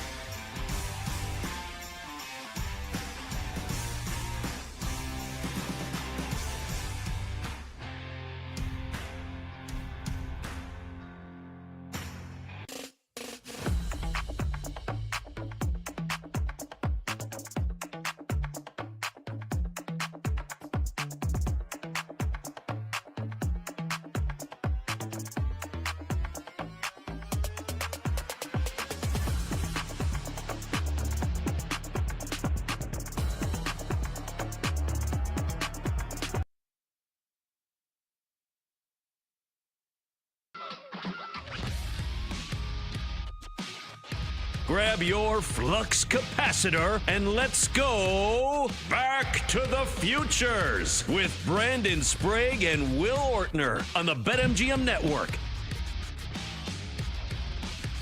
Welcome back in. Step into your batter's box with BetMGM. Snag the odds boost token and don't miss your chance at a bigger payout on your MLB bet this season. We'll get to some football stuff here. The NBA draft lottery is tomorrow. Will Ortner, the 74th best player from the offensive line out of Hopkinton High School. My number. It's a big day for us tomorrow here locally. The Trailblazers did not tank properly in the Cooper Flagg draft. They valued Alex Sarr more than they valued Cooper Flagg. It's one of the most mind-numbingly stupid things I think I've seen in a long time. Will the basketball gods shine upon thee, or will they stay right at 10 or fall to 11? So it's a big day. So we'll talk about that a little bit here. Just to follow up on the Timberwolves, I don't have a lot on it, but I agree with almost everything you said. I think what I did this playoffs, because I've been wrong a lot, is I didn't give enough teams or stars enough credit on championship moxie. And so, I still lean Timberwolves get this done in 5, but if you tell me they lose in Golden State and the Warriors tie it up, I also just wouldn't be shocked because I've watched Minnesota in the series and they've been really weird and odd. And Jokic, I did this too. I haven't given enough stars, and I've leaned a lot on the younger teams taking that step, whereas sometimes the league tells us they need to take 2 to 3 years before they take that step. So I've given these star players a little bit of LeBron treatment of, yeah, you're 22, you can get it, when most of the league history says that's not normal. And I've overlooked, I guess, championship moxie, right? Aaron Gordon's been big. Murray's had mostly some good moments. Jokic, even though he's slumping a little bit, has had good games. And Jimmy Butler has done finals runs before. So I think part of the problem is, for me, I'm taking into what I saw in the regular season, and I'm applying that and saying the Thunder were the best team I saw all year, and it wasn't close. They'll win that series in 5. And then Jokic and Gordon do Jokic and Gordon things, and role guys step up, and Thunder are still kind of learning their way through the playoffs. So I tend to think the Timberwolves will get this done in 5. I would hope for them to get this done in 5 because of my bet. But I'm not going to overlook Golden State and the idea that they could tie the series, send it back to Minnesota, and maybe your bet cashes. Or maybe Steph Curry miraculously comes back with that hamstring. So, that's just kind of my only follow-up I have on Minnesota is maybe they're, to your point, playing with the food a little bit, but also to credit to Golden State, their culture, Steve Kerr. They've been here a million times, so they're not rattled by this moment. Let's get to some NFL news and notes here. I don't know how big this is. I think it was noteworthy and newsworthy, but he's been such a weird player. Derek Carr announced his retirement after 11 seasons, and he's going to save the Saints a lot of cap money, and he's going to basically keep his signing bonus, but he's going to save the Saints on their cap. The Saints quarterback room now is Spencer Rattler, Jake Haener, and Tyler Shuck. Ben Solak of ESPN.com basically wrote that it's probably going to be Tyler Shuck who is going to get the start, the second-round pick of the Saints. We saw him play out here in Oregon. I watched that dude play all 15 years in college, and I'm just going to tell you, never once did I walk away from a Tyler Shuck game going, oh, man, it's too bad. They got to play Tyler Shuck. They're in trouble. Not once. You could tell me he had good games. I'll believe you. He never once wowed me in any way, shape, or form. So if he's going to be a great NFL quarterback, it will kind of more prove the point of nobody knows that position and nobody can quantify how you can tell anybody's going to be good at that position. Well, it's the ultimate, how do you fit with the system that's going to be built around you? And the reason that the Saints went with Shuck, I think everyone in that organization knew what was about to happen. Like they knew that Carr was going to retire, or like it had come out before the draft that he had his injury issue, and there were conversations about what he'd do with his career going forward. Let's say he doesn't retire on Saturday. He wasn't going to be in the league next year because he wasn't going to play this year because he wasn't going to pass his physical. His shoulder, from everything that I've read about it, is just completely gone to garbage. It's trash. It's shredded meat. It's string cheese in there. And look, sometimes when you have those types of issues with your shoulder, torn labrums, AC joint tears, AC joint sprains, it just goes to garbage. When it's on your throwing shoulder too, he was going to be done and he was out of the league. So they were already looking for their next QB. After watching last year, Spencer Rattler, like he's not that guy. Hopefully, he ends up having a backup career where he's hanging around like Chase Daniels. But he's not a starter. I don't know that Tyler Shuck is a starter. But you know what? I would have said probably the same thing for different reasons about Josh Allen, right? The conversation when he came out of Wyoming was, hey, man, that guy makes a ton of great plays. He also makes a ton of horrible plays. His decision-making is poor, but he can make all the throws, and he's as athletic as all get out. Shuck might not be as athletic as Josh Allen, but he can make all the throws. He's a big, tall quarterback. He's got a strong arm. Yeah, he's not as accurate. He's right? 24. He's missed like 2 seasons with season-ending injuries. I mean, I get what your Josh Allen point, but like Josh Allen didn't have this. 3. Yeah, thank you. You're proving my point. Like, I hear what you're saying in some ways. Like, there are anomalies to this of a guys like Josh Allen, but I mean, I just he's older and the injury history is already existing. I'm just baffled. And if he's good, I'll come out here on the show and be like, yo, can't believe it. Couldn't have been more wrong. I'm baffled by the idea that that's a second-round pick. I really am. I understand that quarterback was going to be a virgincy and all that, but like Tyler Shuck wowed you so much that you gave a second-round pick to Tyler Shuck. I can't believe it. I'm still shocked by it. And also in the same vein, I don't know if I could have cared less about a quarterback retiring or announcing retirement than Derek Carr, who I don't think has been good for 4 years. I mean, I've watched him play, and nothing about it's been impressive. And middle of the road Derek Carr, who had a nice, lengthy career, made a lot of money for him and his family, but never once you were like, oh, man, Carr could win the Super Bowl. I don't know if you ever had that moment. So, I don't know. Right. I think it's all weird. And I think with Shuck, too, is this is going to make or break how long Moore stays there with the Saints. Like, if he's able to turn Shuck into a serviceable, yes, 100%. Because you're going to give him sucks next year. Let's run through this real quick. If Shuck sucks next year, which I would argue he did in college, and they are in prime position for 1 or 2 pick because they're not good. They don't have a quarterback. Rattler, I don't know about Rattler, and I sure as hell don't know about Haener. Okay? You think they fire Kellen Moore and don't draft a quarterback at 1 or 2? Because I think they could just as easily say, all right, second-round pick was a bit high on that. That did not work. We're in the second pick of the draft.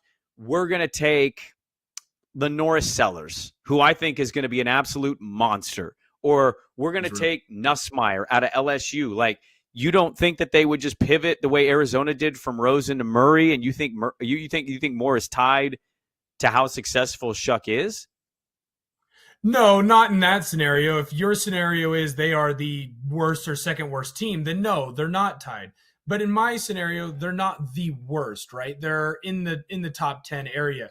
And I think that Kellen Moore is going to design an offense, and he's shown that he has the ability to do this, where there's going to be moments and flashes of Tyler Shuck. Remember, they're also in cap hell, right? So they have to get younger. This helped them a lot, actually, this car announcement. It did, 100%. But they still have a bunch of guys like Cam Jordan on the defensive side, Alvin Kamara on the offensive side that have clearly taken a step back. And so they're going to have to move on from those guys. Now, if the Saints look at this in that front office and they say, hey, there's a little bit of signs of growth from Tyler Shuck. We want to keep Kellen Moore around with Tyler Shuck and continue to try and grow our team around him. Then, yes, I do think he's going to be tied to him, much like Brian Daboll was for the most part with Daniel Jones. Like, the only reason that Daboll isn't completely tied to Daniel Jones is because he was so horrific in the last 2 years after the 1 year when Daboll got brought in. Because remember, Daboll was brought in to make Daniel Jones become a star or at least a serviceable starting quarterback, and he did for a year. But last year, Daboll doesn't get fired. They're able to get rid of Daniel Jones, but if it doesn't work this year, Brian Daboll will be fired. If they go 0-4 to start the year, Daboll will be fired. And I think that Kellen Moore could have this same thing if Shuck shows growth. Like, remember, this is the same league that drafted Christian Hackenberg. Christian Hackenberg was horrible in college, way worse than Tyler Shuck. But he was a big kid with a strong arm, and NFL teams loved him. That's what Tyler Shuck is. And if he shows any signs of being halfway decent, and this Saints team isn't, a bottom 5 team, I think they will stay with Shuck. I don't think they'll draft a QB. And then it will completely depend on Kellen Moore and his time in his career with the Saints on how Tyler Shuck goes. He was brought in as a QB whisperer, and he went out and he said, Tyler Shuck is the QB that I want. So unless it is a Josh Rosen historically bad pick, and you get to be a 1 or 2 pick next year, he will be tied to Tyler Shuck. Very cool.